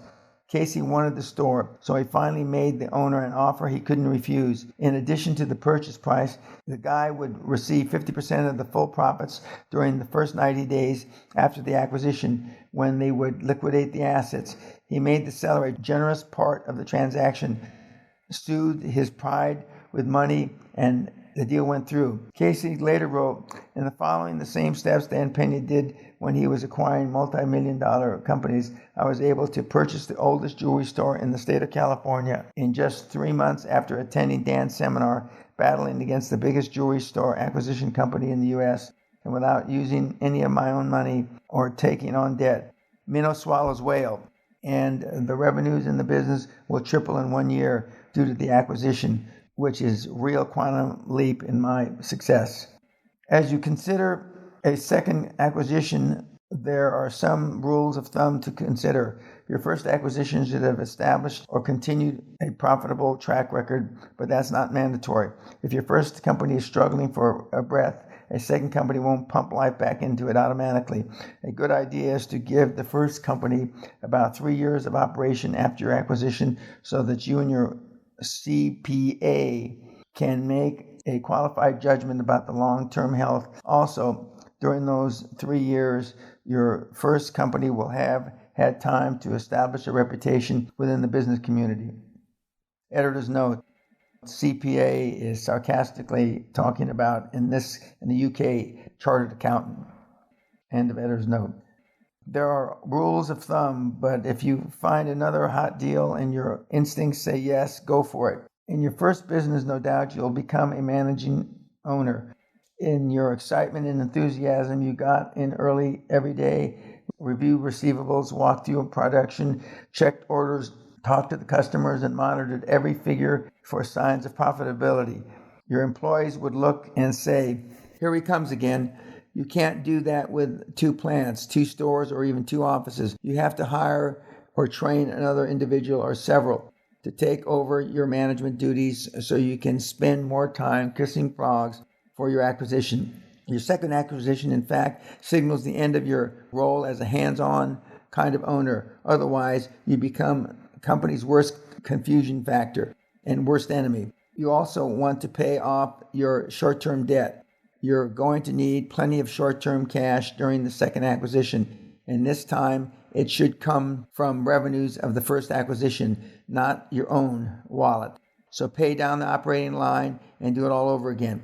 I'll tell my seminar attendees, never apply short-term solutions for long-term problems. The same holds true here. Never use operating funds to make the equity contribution in a second leveraged buyout. Don't use short-term borrowing to make long-term purchase. Look for a second company that complements the operation of your first. Stick to your knitting. Part 2. At Great Western, we stayed in the energy business, expanding only from oil and gas to coal, construction pipeline, and drilling and marketing. Our acquisitions were energy support companies so that we were vertically integrating our organization in an area in which we were already familiar. Casey Stevenson, the jeweler, stuck with what he knew. A few years ago, Time Warner, already a communications giant, targeted Turner Broadcasting Systems, and putting a very complex deal very simply. Disney sought out outlets for its entertainment products by purchasing Capital Cities ABC. You will have learned volumes from your first acquisition, which you can apply to your second. At the same time, you'll be regarded in a different light by bankers, lawyers, owners, and potential acquisition targets. Your first time around, you were regarded as a novice and given slack and consideration for your lack of experience. This time, you may be regarded as a greedy capitalist reaching out to grab other men's dreams to extend your own. You may be met with suspicion, and every word you say or write will be examined for content and implied meaning. Your best defense is calm reassurance of your intent and the determination to remain fair to all parties. Once you're done a successful acquisition or two, an amazing thing will occur. Deals will start to seek you out. Accountants, lawyers, owners, and brokers will bring you deals because you're a proven player. The acquisition of a company, its development and improvement as a player in the marketplace, and its inevitable sale for millions in profit. That process has been, for me, the most exciting part of my career. and certainly the most profitable. I'm a committed frog kisser. I hunt for acquisition deals every day. I solicit deal proposals for consideration from those who attend my seminars. I'm always ready to participate in any deal which will help an enterprising individual make more money than he or she ever dreamed possible, and naturally make a bundle for myself. I encourage you to think beyond cost reduction and more sales. Adjust your thinking and your vision just 10% and look past day-to-day business banalities toward the chasm beyond. Go for your quantum leap with your acquisition of a company just waiting for your level of commitment and caliber of expertise. As Casey Stevenson said on the heels of his success, now I look at everything differently. I'm able to see opportunities, and there are lots of them around. I've got so many things coming at me now. People in the industry are calling me to buy their stores. It's phenomenal. Finally, when you get just a glimpse of your potential for success, qualified and measured by the flood of money into your own bank account, I guarantee with no reservation that you'll never, ever be the same again. Chapter 12, Your Grand Exit, Dying or Selling. Some long for the glories of this world, and some sigh for the prophet's paradise to come. I'll take the cash and let the promise go. Omar Khayyam said that in the Rubaiyat. The CEO world is largely populated with careful, comfortable founders and owners who were once bold and courageous entrepreneurs. No matter where you live, they're familiar names. Business leaders who speak to the Rotary Club and head up the United Way drive. They run a mid-sized CPA firm or a lumber company, a car dealership, an ad agency, or a manufacturing plant. They are all perceived and respected as pillars of the community. At one point in their lives, they snatched control of their destinies, stacked all the chips they had on the table, and created or acquired a business of their own. They took a ballsy chance and succeeded. Then, recoiling from the shock of their own unexpected success, they decided that their one big score was a lucky break, a fluke, and they could never repeat it. So they took up a safe defensive posture to protect what they had miraculously achieved. They dug in and frittered away the rest of their career, trying not to lose what they had achieved. Today, years or even decades later, they're still dug in, basking in the respectable mediocrity. Their names are on the letterhead, their portraits are in the lobby, and their stupid sons are in the vice president's offices down the hall waiting for them to die. I've come out of retirement again and committed myself to saving as many energetic, determined entrepreneurs as I can from the fate I've just described. If I kick you around and hold your attention long enough to inspire your first quantum leap, I'll be damned if I'm going to let you do it once, then quiver behind your desk for the rest of your career. The truly successful high performer understands that the strategies and skills which he marshaled to generate the first quantum leap can be called upon to repeat that success over and over. That's why he doesn't hang on his first venture like some sort of corporate teddy bear. He's secure enough in all his abilities to build it up, then sell it off for a bundle and start the process over again. You as a progressing or even entry-level entrepreneur can make a quantum leap, hold on to your company, and sit on your assets the rest of your life. Or you can keep your dream humming along for a few years, improve its profitability, then dress it up and unload it for a substantial profit. Succinctly put, unless you're thrown out by your own shareholders, you have two exit strategies options: die or sell. Author's note: having been thrown out of more than one company myself as a founder, I relate to this section extremely well. End of author's note. I can't help you prepare for the first option. Fortunately, I've never used that strategy nor taught anyone who did. I'm far more familiar with the latter, selling, and I can give you some pointers on how to puff up the hog ready for the fair and get it ready to bring you top dollar. Owners sell their companies for several reasons. Some are simply ready to retire, take the cash and enjoy a more leisurely life. Others want an injection of capital to continue to grow their company, or an affiliation with a larger company with greater distribution, marketing, and manufacturing resources. The best reason I can think of to sell a company is to free up assets and turn equity into cash, lots of cash. Selling is the natural end of a cycle that began when you decided years ago to begin or acquire your first company and make your quantum leap. If you're young and energetic enough, and most of us are, you can take part of your newly liquefied asset or the leverage it provides and acquire a second or even a third company and start the process over again. One thing I learned quickly, making an enormous amount of money suddenly from a single transaction is habit forming, absolutely erotic. And you're 18 again and you can't get enough. The more you do it, the more you want to. Author's note, having just had my 72nd birthday and working with approximately 100 mentees yearly, which are a result of my 4 to 6 seminars a year, I can tell you that the kids, once they've tasted the quantum leap, can't get enough. End of author's note. Pay yourself first. Before we get into the specifics of implementing your exit strategy, let's talk about paying yourself and your people. A company owner whose aim is to grow the company arithmetically will characteristically plow profits back into the company to strengthen its financial profile, to purchase new equipment or expand however necessary. I can't emphasize enough that you, as a company owner, need to pull money out of the company to pay yourself so you can begin to enjoy the lifestyle that you and your family have earned. Many owners feel guilty about rewarding themselves, as if they're betraying the company. The mentality is fine if you never intend to sell, but if you plan to sell, as I hope you do, you'll feel less obligated to squeeze every penny out of the deal if you've been paying yourself all along. While you are paying people, never forget the employees who have made your company successful enough to become a marketable item. Your employees may love you for your charismatic leadership, but trust me, they're in it for the money.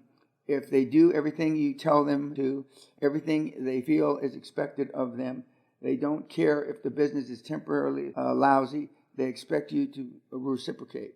They need a bonus now and then, especially at Christmas or end of year, which confirms their value to the company. So take money out and put it aside for you and your employees so you can pay several deserved bonuses in all business conditions and cycles. When you borrow money, borrow enough tuck away for the employees' bonuses. Don't make yourself wait, and don't make your people wait for the rewards they deserve. The cliche is true. Take care of your people and they will take care of you. How much is the company worth?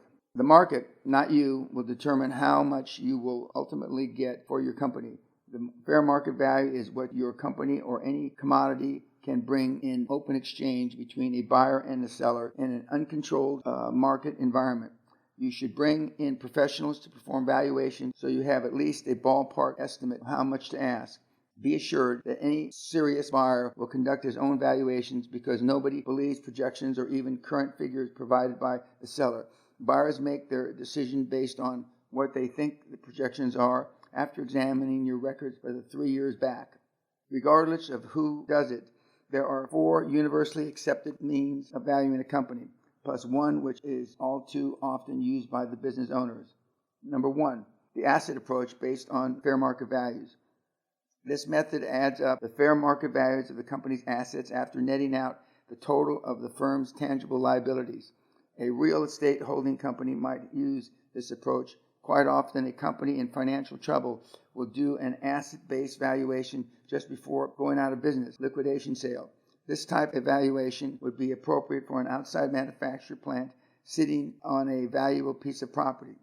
Number 2, the income capitalization approach. This valuation method, also called discounted value of future cash flows, is based on the current worth of economic benefit that will be enjoyed by the buyer in the future. It tracks the company's expected future earnings stream over a predetermined payback period, expressed in the percent values dollars. This method is filled with iffies because who can predict interest rates, inflation, or hypothetical future revenues and expenses? Nevertheless, most prospective buyers want to use this approach to assess your company's value since it stresses future performance.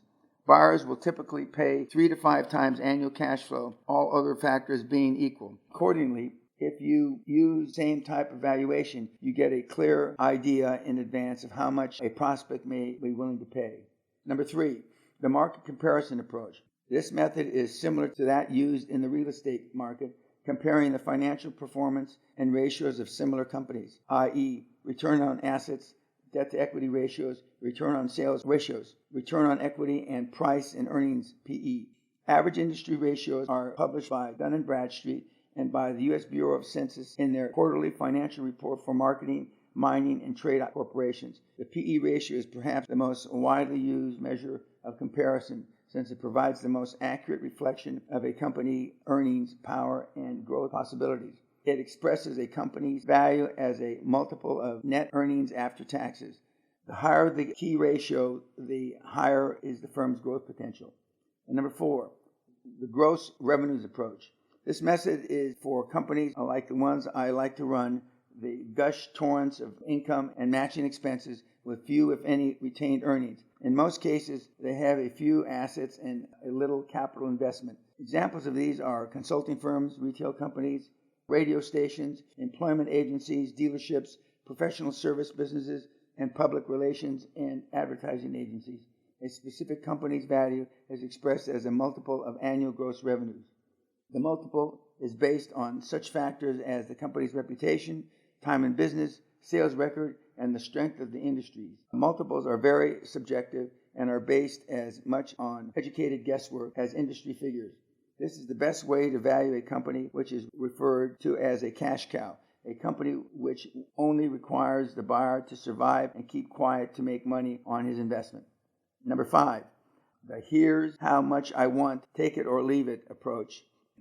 Some business owners, especially those who have developed a deep emotional attachment to their company over the years or who have specific cash needs, will begin their valuation not from the worth of their company, but from the amount of money they want or need out of the company. Unfortunately for them, companies are valued on their respective strengths and weaknesses, not on the personal desires or agendas of the owner. Puffing up the hog to take it to the fair. Puffing the show hog is no ideal phrase, as any former 4-H kid will tell you. When your prize porker is going to be judged by the pound and the round of its figure, you make sure that before the two of you head up to the fairgrounds, the fat sucker is fed to the snout with its favorite corn. What better scrap of Americana could I apply to your taking your own prize company to market? Timing. Search for a perfect wave. As you will have learned after you've been in business for a while, you compete in a cyclical economy and a cyclical industry. It grows without saying that you want to sell your business in a strong market. The problem is that there are several indicators you need to read and consider before putting your company on the block. The ups and downs of the economy sweep over your company like waves, influenced by interest rates and periods of stable and general confidence in business. Concurrently, your specific industry may be in the upswing or the downswing. The mid-90s, for example, saw such industries as computer technology, communication, and healthcare sweep like tidal waves into the hearts of investors. Others, which cater for fairly stable wants and needs, hardly feel the bumps and dips. Add to these variables the condition of your own company and its profit picture over the past 3 years. You're hardly in the position to demand top dollar if your revenues over the past few years have been flaccid. Achieve at least 3 years of solid profit. Make it jump out of your books to grab the attention of the most casual reader. You're likely never to ride the crest of all 3 of these waves in the same time. Nevertheless, you need to monitor them. The economy, the industry, your company, so that you can at least aim for the seller's market when you decide to sell. If your overall plan calls for you to sell in 5 to 10 years, you'll track through several cycles of change before you finally sell. As a rule of thumb, however, I tell owners that if you're over 40 years of age, to sell during the next upcycle and get the hell out. Author's note. As I said in November of 2016, when President Trump won the election in the United States, we were going to see the greatest transformation of wealth in the world since World War II. Now, in end of September 2017, we've seen about $4 trillion added to the U.S. stock markets alone, and thousands of jobs and many industries growing again in the United States. I believe, or I know, that we only just begun to see the effects of the Trump presidency. with all its hazards. End of author's note. A clean house brings a higher price. The snapshot of your company on any given day, its financials, its contracts, even its physical condition, is not the picture you want to present to the potential buyers. When a potential buyer strolls through your premises, the most insignificant images stick in the mind. The receptionist greeting, the clutter in the stockroom, the dirty carpets, the crowd in the lounge, the wards on the walls, the demeanor and the noise level of the employees. Remember, whether a person is buying a car, a house, or a business, much of the decision is emotionally based. Above and beyond the financials, buyers feel whether a company is right or not, just as you, the seller, can feel whether a buyer is the kind of individual or conglomerate you want to sell your hard-earned company to. Prior to trying to sell your pride and joy, paint and repair as needed. Clear corridors, storage areas of accumulated files and boxes. Replace outmodel equipment. Repave the parking lot if necessary, and redecorate your offices to reflect an efficient, productive, yet warmly human environment. This is called puffery. Now, shoring up your organizational structure. Housekeeping at the most elementary level requires that you update or create salary guidelines, board meeting minutes, job descriptions. In fact, even the smallest company needs a policy and procedures manual for employees covering hours, vacations, health, insurance, retirement plans, and record-keeping procedures. An organizational chart complete with the titles and lines of accountability will convey a sense of organization and suggest that you as a CEO are already grooming others for senior executive positions. A credible board of directors. Another preparatory step is one we've discussed relating to establishing your company in the financial community, that of assembling a distinguished board of directors. In some part of the world, these are called advisory boards. Just as a list of respected executives on your board impresses a banker, it also speaks volumes of the potential buyers. Recruit them carefully, person by person, as if it were putting together a team of all-stars. Offer them free stock or options and warrants to compensate them for the use of their name and the time they may spend advising you and your successor.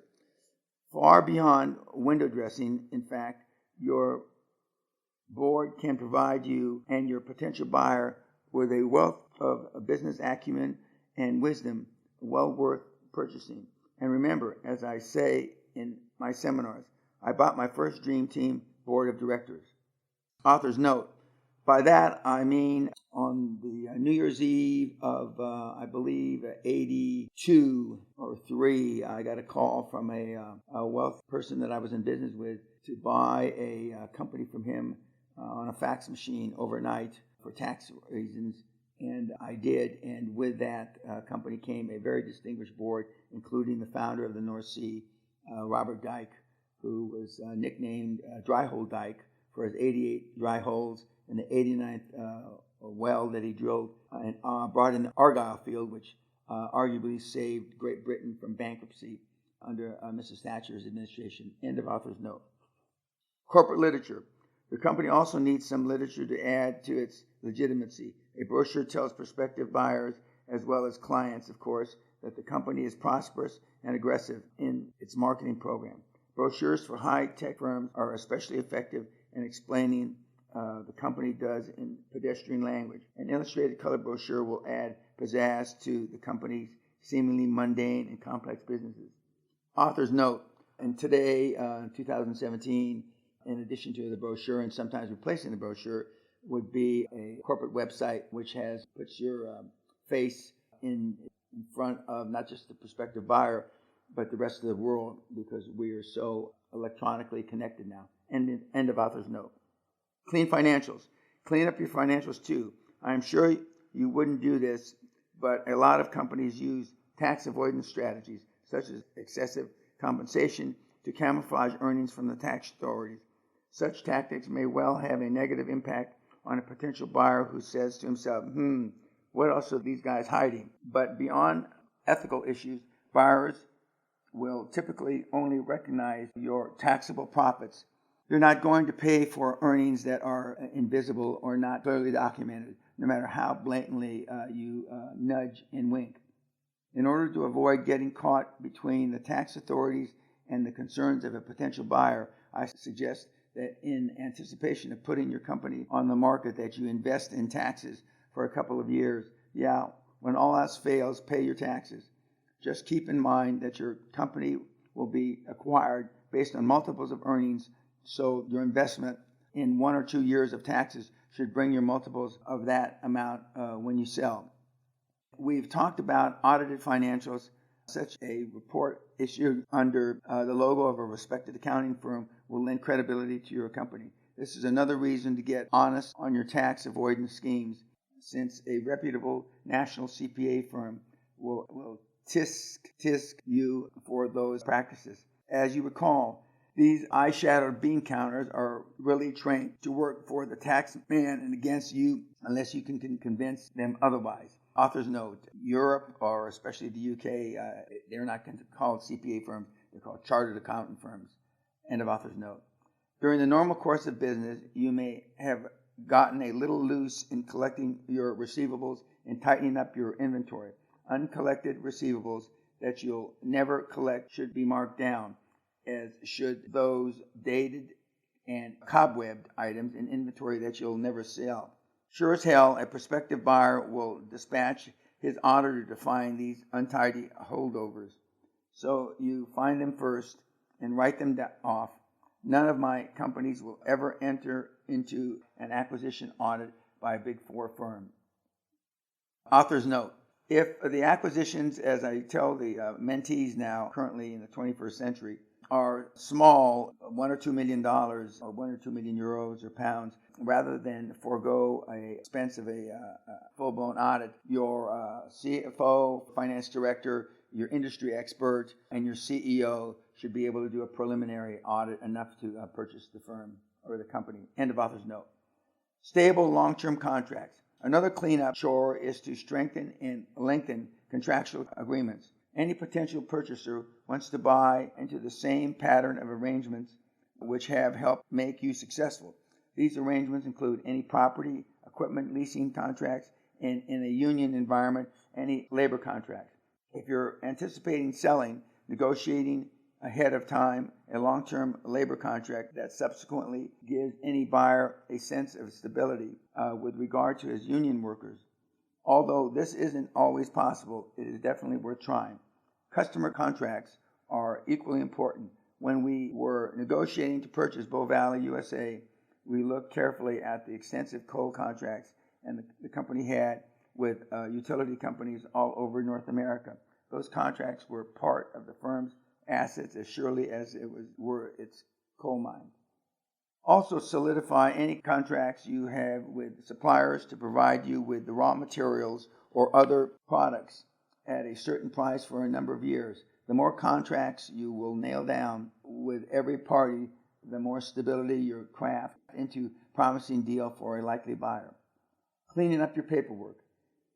If you're like most owners of private companies operating outside the public spotlight of the SEC disciplines, you've got a hell of a lot more to do than clean, timely records, like run the damn company. That's fine if you never intend to sell. Otherwise, it's in your best interest to maintain all the data a prospective buyer looks for as evidence of organized and efficiently run operation. For example, payroll records, tax records reflecting up-to-date filings, documentation of any bank loans, documentation of copyrights, trademarks, or patents, copies of current licensing, distribution, or franchise agreements, all documentation required by OSHA or EPA and other bureaucratic tentacles of government. Speaking of the Environmental Protection Agency, make sure your company is in compliance with any appropriate environmental regulations and guidelines. Hire an outside evaluator to check your procedures and processes for dealing with handling and disposal of any waste your company may be generating and documenting everything. Information and financial control systems. Buyers who see a working system of controls in place are more likely to pay a premium for the company. They know that your systems will save them the agony of having to install these processes at a time they're going through post-acquisition transition. I suggest you have your accountants or an external consultant review your controls and data processing systems to ensure they meet your needs. The cost of these reviews will be more than recouped in the price paid by a satisfied buyer. The transition management team.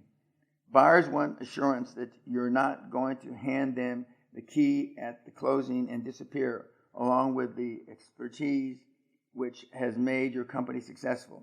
You may now be running your company single-handedly, but if you're planning to sell, you'd better begin to develop a management team, a second level of competent management, and a control which will ultimately make you dispensable and raise your buyer's comfort level about people he is inheriting.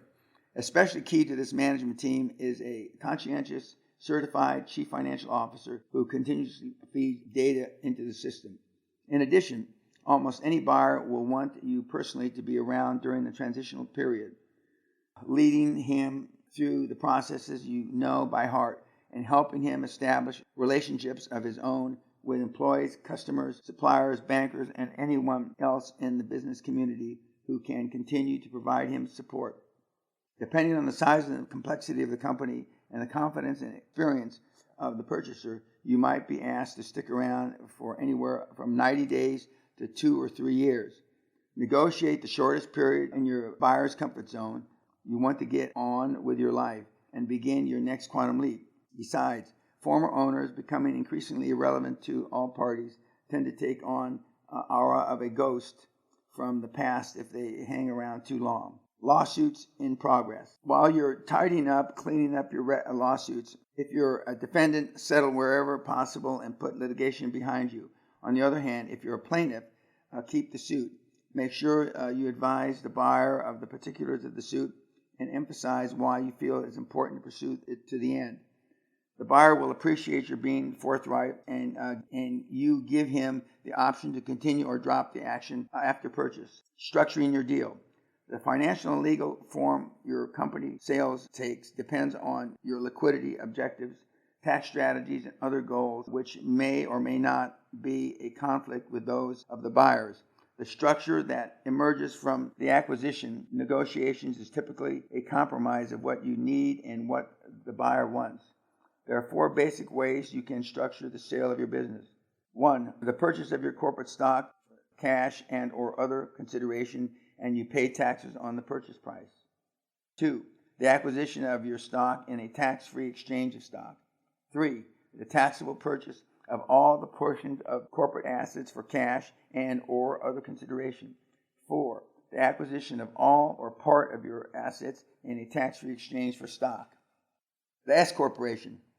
With regard to taxes in the U.S., if you're at the stage of founding or purchasing a company, talk to your accountant about establishing it at the outset as an S Corporation. This is a vehicle that has been popular with qualifying companies since the Tax Reform Act of 1986. It gives companies a protection and structure of a corporation, but a tax treatment as a partnership. The S Corporation sells assets, passes the gains or losses to individual shareholders who are then taxed at their individual tax rate. There are no corporate taxes. The law stipulates that to qualify as an S corporation, your firm must have only individuals as shareholders, not investment groups. For example, only one kind of stock and no more than 35 shareholders before you think about converting your existing company to an S corp. Bear in mind that the IRS says you can't sell or liquidate within 10 years of your company conversion. So if so, you'll be taxed like a regular corporation. Author's note, we are not giving you tax guidance. You should consider any advice of your own personal tax advisor. And if the law has changed reference S corporations, I'm not qualified to say. End of author's note. In summary, the time to begin thinking about your exit strategy is at the beginning of your entrepreneurial experience. From the first day you open your doors, keep full records and documentation, maintain written policies and procedures, and regardless of how much of a pain it is, operate as if you were planning to sell in 3 months.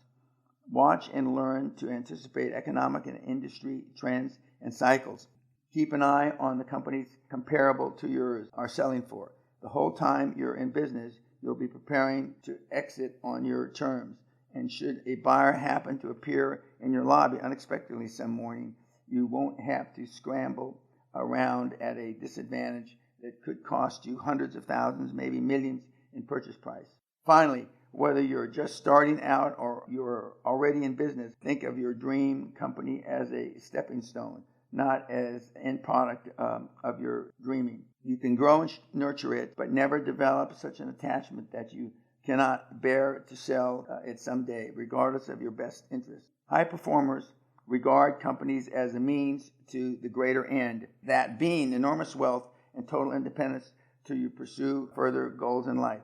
Your quantum leap will have already propelled you further than most dare to dream and put you at the starting mark of a lifetime of quantum leaps. Author's note, as I tell the seminar attendees at the castle, that when you start your company, you start with a dream, but it's in preparation for a sale. The only person that does not look for that end sale is if you are building a legacy business to turn over to your family, which we do have some from time to time. End of author's note. Chapter 13, author's note. 13 has always been my lucky number, my favorite number, and this book ends with this chapter. End of author's note. Take action now or never. If you don't take action to begin your quantum leap within 21 hours after finishing this book, you never will. Author's note, this is a quote by me, and it has stood me in good stead all my 24 years of coaching. End of author's note. If you've read me this far, you've had a damn good dose of Dan. We talked about creating your personal foundation for success by thinking yourself out of the box of conventional wisdom. You will recall that I told you conventional wisdom is almost always wrong. I'm talking here about doofus wisdom, not the expert opinion of people who have achieved success. You will know from experience that you can't talk about your goals and aspirations with your business peers, your friends, neighbors, or even family because they're all mirrored in conventional wisdom. They also have a loser mentality. The only advice they'll give you is you can't do it, or quizzical look and a good luck, pal. Now you know you can. You also know you have to get comfortable with making decisions by realizing that every decision is not a Sophie's choice, and nobody is going to die if you screw up. You have to take risks too, understanding that failure is only learning opportunity, not a social disease.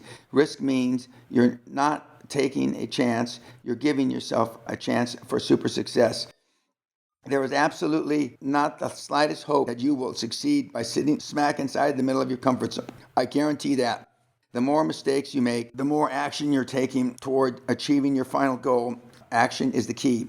Author's note, unless you're in the life-death business, and we have had physicians, medical doctors, and surgeons come through over the years, nothing you're going to do is going to cause anybody their life. For those of you that are in that kind of business, take note. I'm sure you know how to handle it. End of author's note. You know that you must focus on the ends, not the means. Think macro and big picture, executing a good plan right now, to paraphrase Patton, instead of a perfect plan next week or never. As an entrepreneur, you've got to think big, not only for yourself, but for those you take along with you. Your dream, and that's what it is, must be big enough for everybody to see. Like the flag at the front of a parade, like a beacon of clarity that cuts through the fog of bullshit. You must have passion and be obsessed with your dream and the values it represents. As we learned from President Ronald Reagan, when values are clear, decisions are easy. Author's note, I was also told that by Roy Disney Jr., the son of Roy Disney, brother of Walt Disney. End of author's note. You know you can't just wake up one morning and be successful any more than you can wake up and play the piano. Seminar gurus who tell you that you can have it all and instantly are lying just as surely as the ads that promise you will be able to play the piano within 10 hours of receiving their course. You have to practice success. Take actions that assume you are successful. Act as if you have no limits to your abilities. Put yourself in risky situations and work your way out. Build your confidence, expand your comfort zone, and all the time visualize your dream down to the smallest detail. The carpet style in your corner office, pictures on the wall. I agree with the strategy voiced by success guru Dennis Waitley. Write down your dreams, keep it in your wallet, and read it every day. Don't just think it, ink it. Find a mentor too, a super successful executive or CEO who has been where you're going. Some of the nation's finest minds are retired from active business and have the time and wisdom they'd love to share with you. Retired successes are national treasures we ignore. Claim one of your own. While you're taking care of all these substantial tasks, you have an image building task as well, to create and feed the perception that you already are who you want to be. Act successful. Dress and travel in the style of your success. Never share your doubts. Like Trump in bankruptcy, keep on smiling and keep on dealing. If you are perceived to be successful, people will want to be associated with you. Author's note. When I wrote this originally, Donald Trump, who I'd met back in the early 90s and late 80s, I had no idea, nor did anybody in the world ever think that he'd be president. He is our current president. He's been in less than a year, but Mr. Trump, now President Trump, has personified many of the QLA methodologies. End of author's note.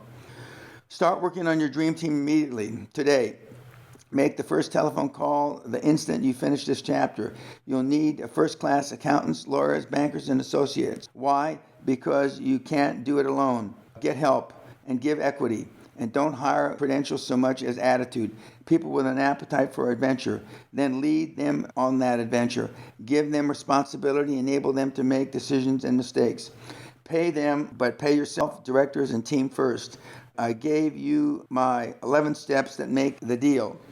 Start with identifying your idea and defining the deal, then investigate thoroughly and continuously throughout the process. Then you make the commitment, establish your critical path, continuously modify as you need to, follow up every step to make sure it's taken, and execute. Forget about Plan B or safety nets, just like the Chinese general who posted the troops where their backs to the river, fight or die. Commit yourself and your people to fight for the deal. Your dream as if there's no tomorrow. If I had to identify one factor which is seriously lacking today, it is guts, and that grim, unalterable determination to fight and win. If you are a gutless tree hugger, a new age mystic, or at all touchy-feely, then this path is not for you. This book will have been an individual's aid towards defining what you don't want to be in life, super rich and super successful. Author's note, in this day and age, in September 2017, with me going around the world speaking at universities, and my first university last year was Oxford University, 2016, one thing is undeniable. The snowflakes are gaining in population, and that means two things. Number one, their chances for quantum leaps are slim and none, and slim left town. And two, that means that the universe for us doing deals is that much fucking greater. So take advantage of it. End of author's note. As far as raising capital is concerned, you have more hard information about how to find other people's money and get your banks on it in Chapter 9 and 10. The 98% of the people who ever tiptoed into the bank use it. Nothing you can do in the business suit is more satisfying than to outflank a doofus banker, shake his hand, and take his money. Author's note. We're not taking anything from anybody illegally. It has to be legal, moral, and ethical. But that's just a phrase that I've used for almost 50 years. End of author's note. We also talked about the heart of any quantum leap adventure, equity transactions. This is where the real money is made. You should begin immediately to search for likely acquisition targets. Finally, you now know that unless you plan to hang on to your company, sit right and be buried someday under your mahogany desk, you should begin planning your exit strategy now. There are two main exit strategies. One is to clutch at your heart one day and slump forward, face into your file marked cost reduction targets 2010. The second is to find a great fool to offload your turkey and stagger away with barrel loads of green folding liqueur and then start again if the mood takes you. You choose. Author's note: nobody falls into their exit basket now. Now they just fall over dead on their laptop or their handheld. End of author's note. With such wealth, a trove of information, you've no reason not to get off your ass or your couch and get moving. Adding to your urgency is that once you finish this final chapter, a proven countdown kicks in. I used to tell my seminar attendees that if they didn't take at least some small action toward making their quantum leaps within 21 days, they never would. I've since come to believe that the take action time is far shorter. Now I'll tell them that if you don't take action within 21 hours, it's almost guaranteed you'll never do anything. Stick this book in your bookshelf with all those other feel-good volumes you wasted money on. Call an accounting firm, call a local banker, use Chapter 9 as a script, at least to set up a practice interview. Call your local newspaper or the nearest metropolitan paper to where you live and ask the business department for the most recent list of financial institutions who are currently begging for a chance to lend you a capital. Do something, for God's sake. Get off your dead ass now. Well, Dan, you may be winning in your mind. It all sounds good, but how do I know what you've said is valid for anyone else but Dan Peña type, a guy with an in-your-face approach to business? Author's note: yes, I am a super aggressive alpha male, and the kids now come to me from a different demographics. When I first wrote this book, Your First 100 Million, my demographics were roughly 35 years of age to late 40s. In the last 5 or 6 years, my demographics have now changed from teenagers to 35, with an occasional person over 35. As the last seminar that just ended a few days ago, we had kids from 19 to a woman 52. End of author's note. I'm glad you asked such an obvious question. After my seminars, there's always some moron who writes on his critique sheet, how does this apply to me? A lobotomy would be a step in the personal development for people like this. Instead of restating everything I stated so far, I want to introduce you to some of the business people I've worked with over the past few years. In every instance, these people were already successful entrepreneurs, individuals running their own companies and making money.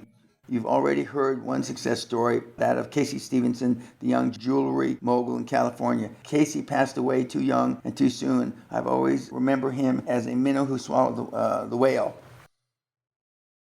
Here are a few more.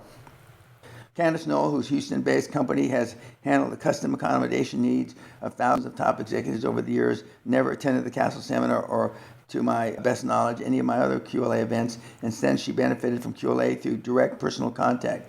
Back in the 80s, Dan broadened our caliber and scope of service, said Candace, just by requesting many of the same services he is accustomed to receiving in five-star hotels of London.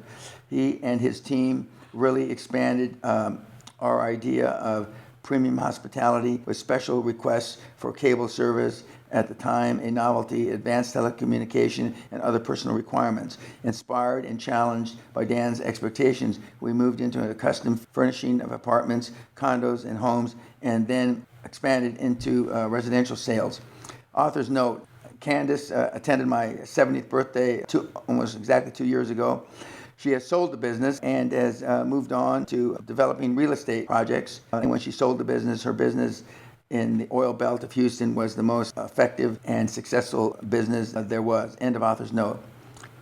Or as Deanne Verdier, during the mid-90s, she and her partner George, who happens to be her husband, were already making good money, and with Sugarloaf Mountain Works organizing upscale craft shows in the mid-Atlantic states. They were working hard and growing a little each year by every conventional standard. They had no reason to change their thinking and their mode of operations. A year after her dose of Deanne wrote to me saying, as a direct result of attending your seminar, many changes have taken place. On the cash flow front, we've already found and instituted a way to increase our cash flow $500,000 this year. Since our seminar, we've also added 4 new shows to our next year's schedule, a 50% increase over the number we're doing this year.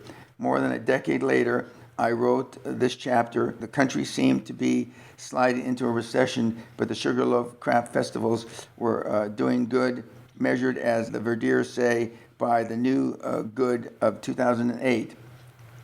They have 10 festivals scheduled for the fall of this year and 8 more already in the works for early 2009. And already their market ranges from New England to New York to Michigan, from Maryland to Delaware, Atlanta, Georgia, for almost 20 years, 20 shows a year. Deanne points out that Dan's Peñaisms are firmly incorporated into their business thinking. Perception is reality.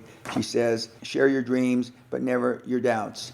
So, ladies, I'll repeat this Peñaism just for you. And I'm sure with Deanne's blessing, act as if you have no limits to your abilities. You can make your quantum leap with your heads down, looking at goals in the dirt. You've got to see clearly that other side of the chasm and have the unbridled confidence to know that the next time your feet touch the ground, it'll be on the other side of the cliff. In addition, acquiring a new and bolder mindset, QLA practitioners come away from my training with a tool kit jammed with tidbits of business wisdom. My longtime hunting partner, Martin Heller, sure as hell agrees. Here's what he says.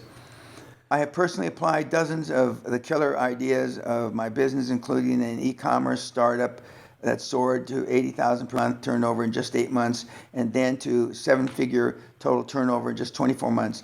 In another current business venture, in just a few years, we've gone from a company to become one of the leading private healthcare companies in Europe and the UK. We focus on sleep disordered breathing, sleep apnea, a number of the UK and EU exclusive product deals, and license rights in our portfolio. We are now planning larger acquisitions with the build or buy, sell or float focus in mind.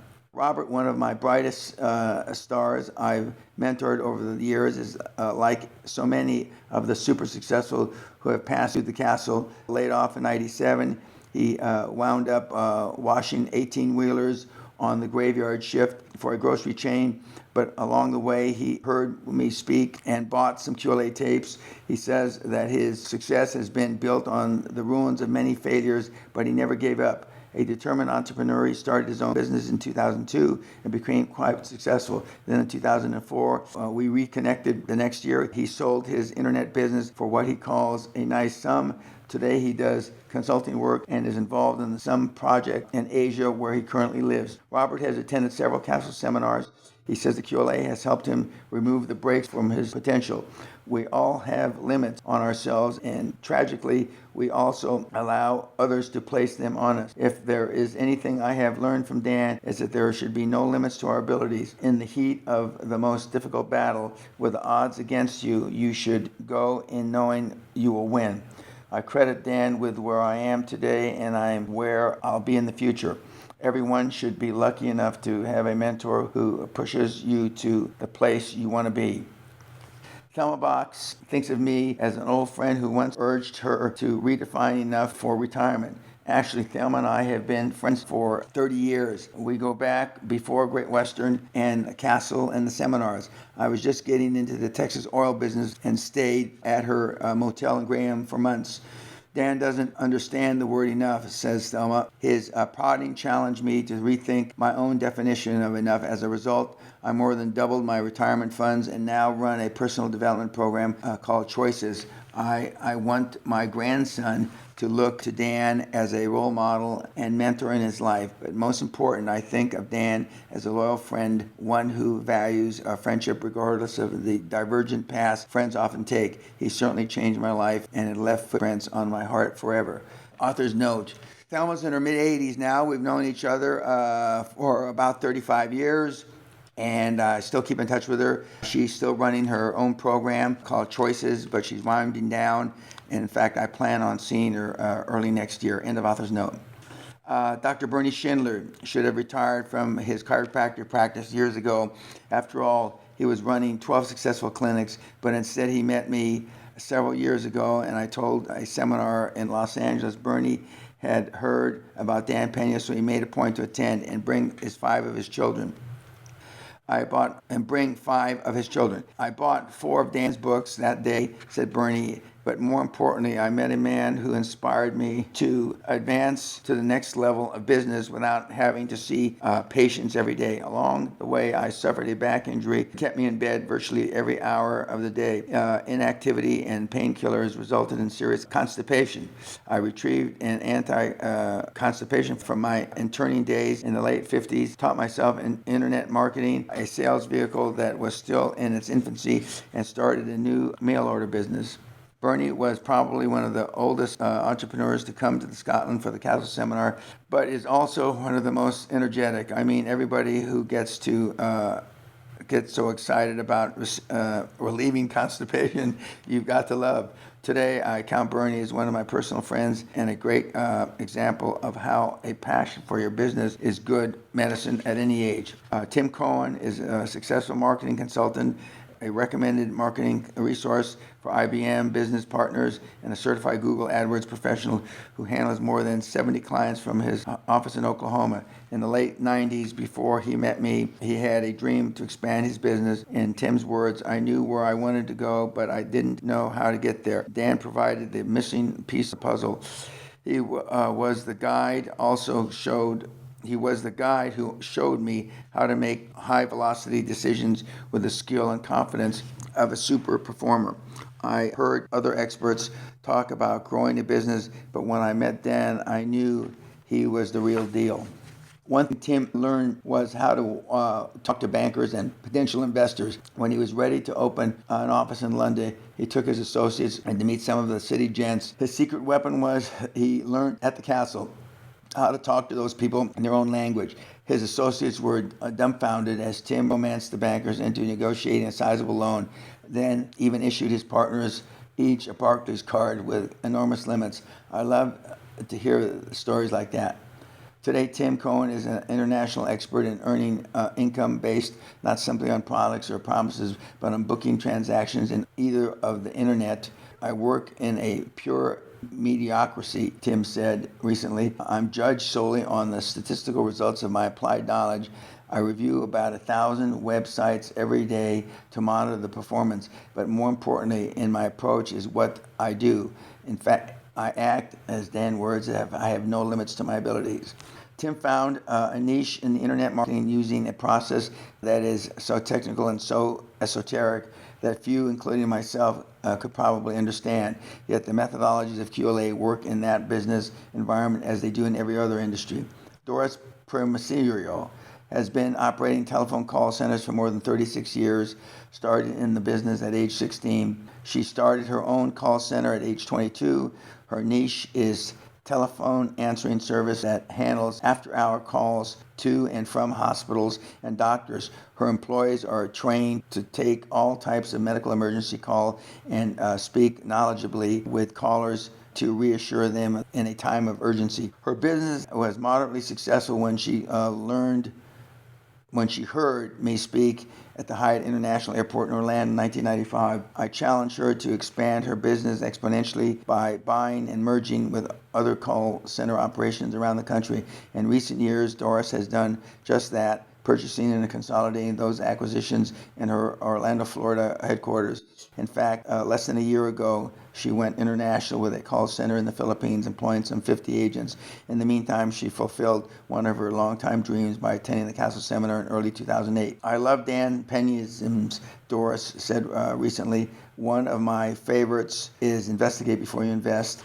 That's one of that saved me thousands of dollars in purchasing companies that were not as stable or forthright in their reporting as they seemed on the surface. Not long ago, I challenged my son Jared to memorize the first 21 Peñaisms. What I didn't tell him was that I would pay him $1,000 for every Peñaism he memorized. He learned 15 and kicked himself when I gave him $15,000 instead of $21,000 he could have earned. Peñaisms are that important to me, and I want them to be important in business and his personal life as well. My only regret is that I waited 13 years to attend the castle. I put it on my goal back in 1995. If you are thinking about it or have it on your goal list, don't hesitate. Go to the castle and listen to what Dan Peña, who I call the $400 million man, has to say. The entire castle experience was absolutely incredible. One of the best testimonies I've ever received came from a world-class professional in the field of which I am only beginning. I previously mentioned Ted Nicholas, one of the few other seminar lecturers active today besides Dan Peña that I've recommended hearing. Ted, who spent a week with me in Scotland during the Castle Experience, said, "I think this is the greatest seminar I've ever attended. This information is worth millions of dollars in the right hands. You could go to Harvard or Stanford and never get the practical, hard-hitting information that Dan presented this week. It's often said that if you get one good idea from a seminar, time well spent." I've counted 103 specific notes of ideas I've gotten from the seminar, and I plan to use them. Author's note: Ted is retired now. Ted Nicholas, he is one of the great marketing guys of the last 30 or 40 years. He's a gentleman that taught me that words matter, and not just written words, but spoken words. And he attended my first Castle seminar back in 93, 94, and I consider him a good friend. End of author's note. I look for deals everywhere at my seminars where 400 people or more may attend. I conclude my lectures with an invitation. I tell my audiences, established business owners, entry-level entrepreneurs, and wannabes that if they have a project, a deal they think might be interested in, fax me one page, not 2 pages, but 1 page, single page. I can read that. It's hot or just mush-brain fantasy. If it's hot, I can determine in a heartbeat what it needs to take off to become a multi-million-dollar quantum leap. I no longer extend this offer to people because I only give one seminar now, and it's at the Castle. This century, since 2000, I've only given this seminar. My final words: if you've stuck with me this far, you've passed a doofus test of your own. You're probably a serious individual scratching and clawing your way towards a dream that you may have seemed further away this morning than it did yesterday. You may even unconsciously doing the same wrong things over and over and expecting different results. As I've often said, this is my definition of insanity. You've got a good business that is getting by, paying the bills. You're on the cusp of giving birth to a new venture, but just can't get her going. Or you got a hell of an idea, one you've been tweaking for years, one every expert says will make you rich and famous, but after all this time, it's just an idea. Other people are doing it. You know something is missing in your formula. Maybe that's why you go to all the seminars and buy those books and tapes and tables in the back. So what the hell is the answer? I had a guy who filled out a critique sheet at the end of the recent seminar, and it was like a light of knowledge had just burned right through his eyeballs into his brain. I've been looking for the secret of raising money and building my super success. I found out the secret today. There's no secret. Dan Peña explains why people who I'd never suspect of financial acumen are out there building monster companies and monster deals, while I'm on the sideline trying to figure out how they did it. Now I know. And now you know, and you have no one to blame but yourself if you don't make it happen. Action really is the key to making it big in this world, littered with layabouts and armchair dreamers. Anyone can say they want super success. Anyone can set goals for super success. Anyone can dream of super success, but the rewards come only to those who actually do something, not talk about doing something. I hope I've made up my point. Look at your watch. Your 21 hours have started. Author's note: the book that I've just read, the 13 chapters of, gives you or allows you the ability now to be able to play the entire financial orchestra. Heretofore, you have had just individual tools. Now you have the whole, I hate to say toolbox, but more importantly, you know how to use the different tools as a conductor. I look forward to hearing about your success. Signing off, the $50 billion man. End of author's note.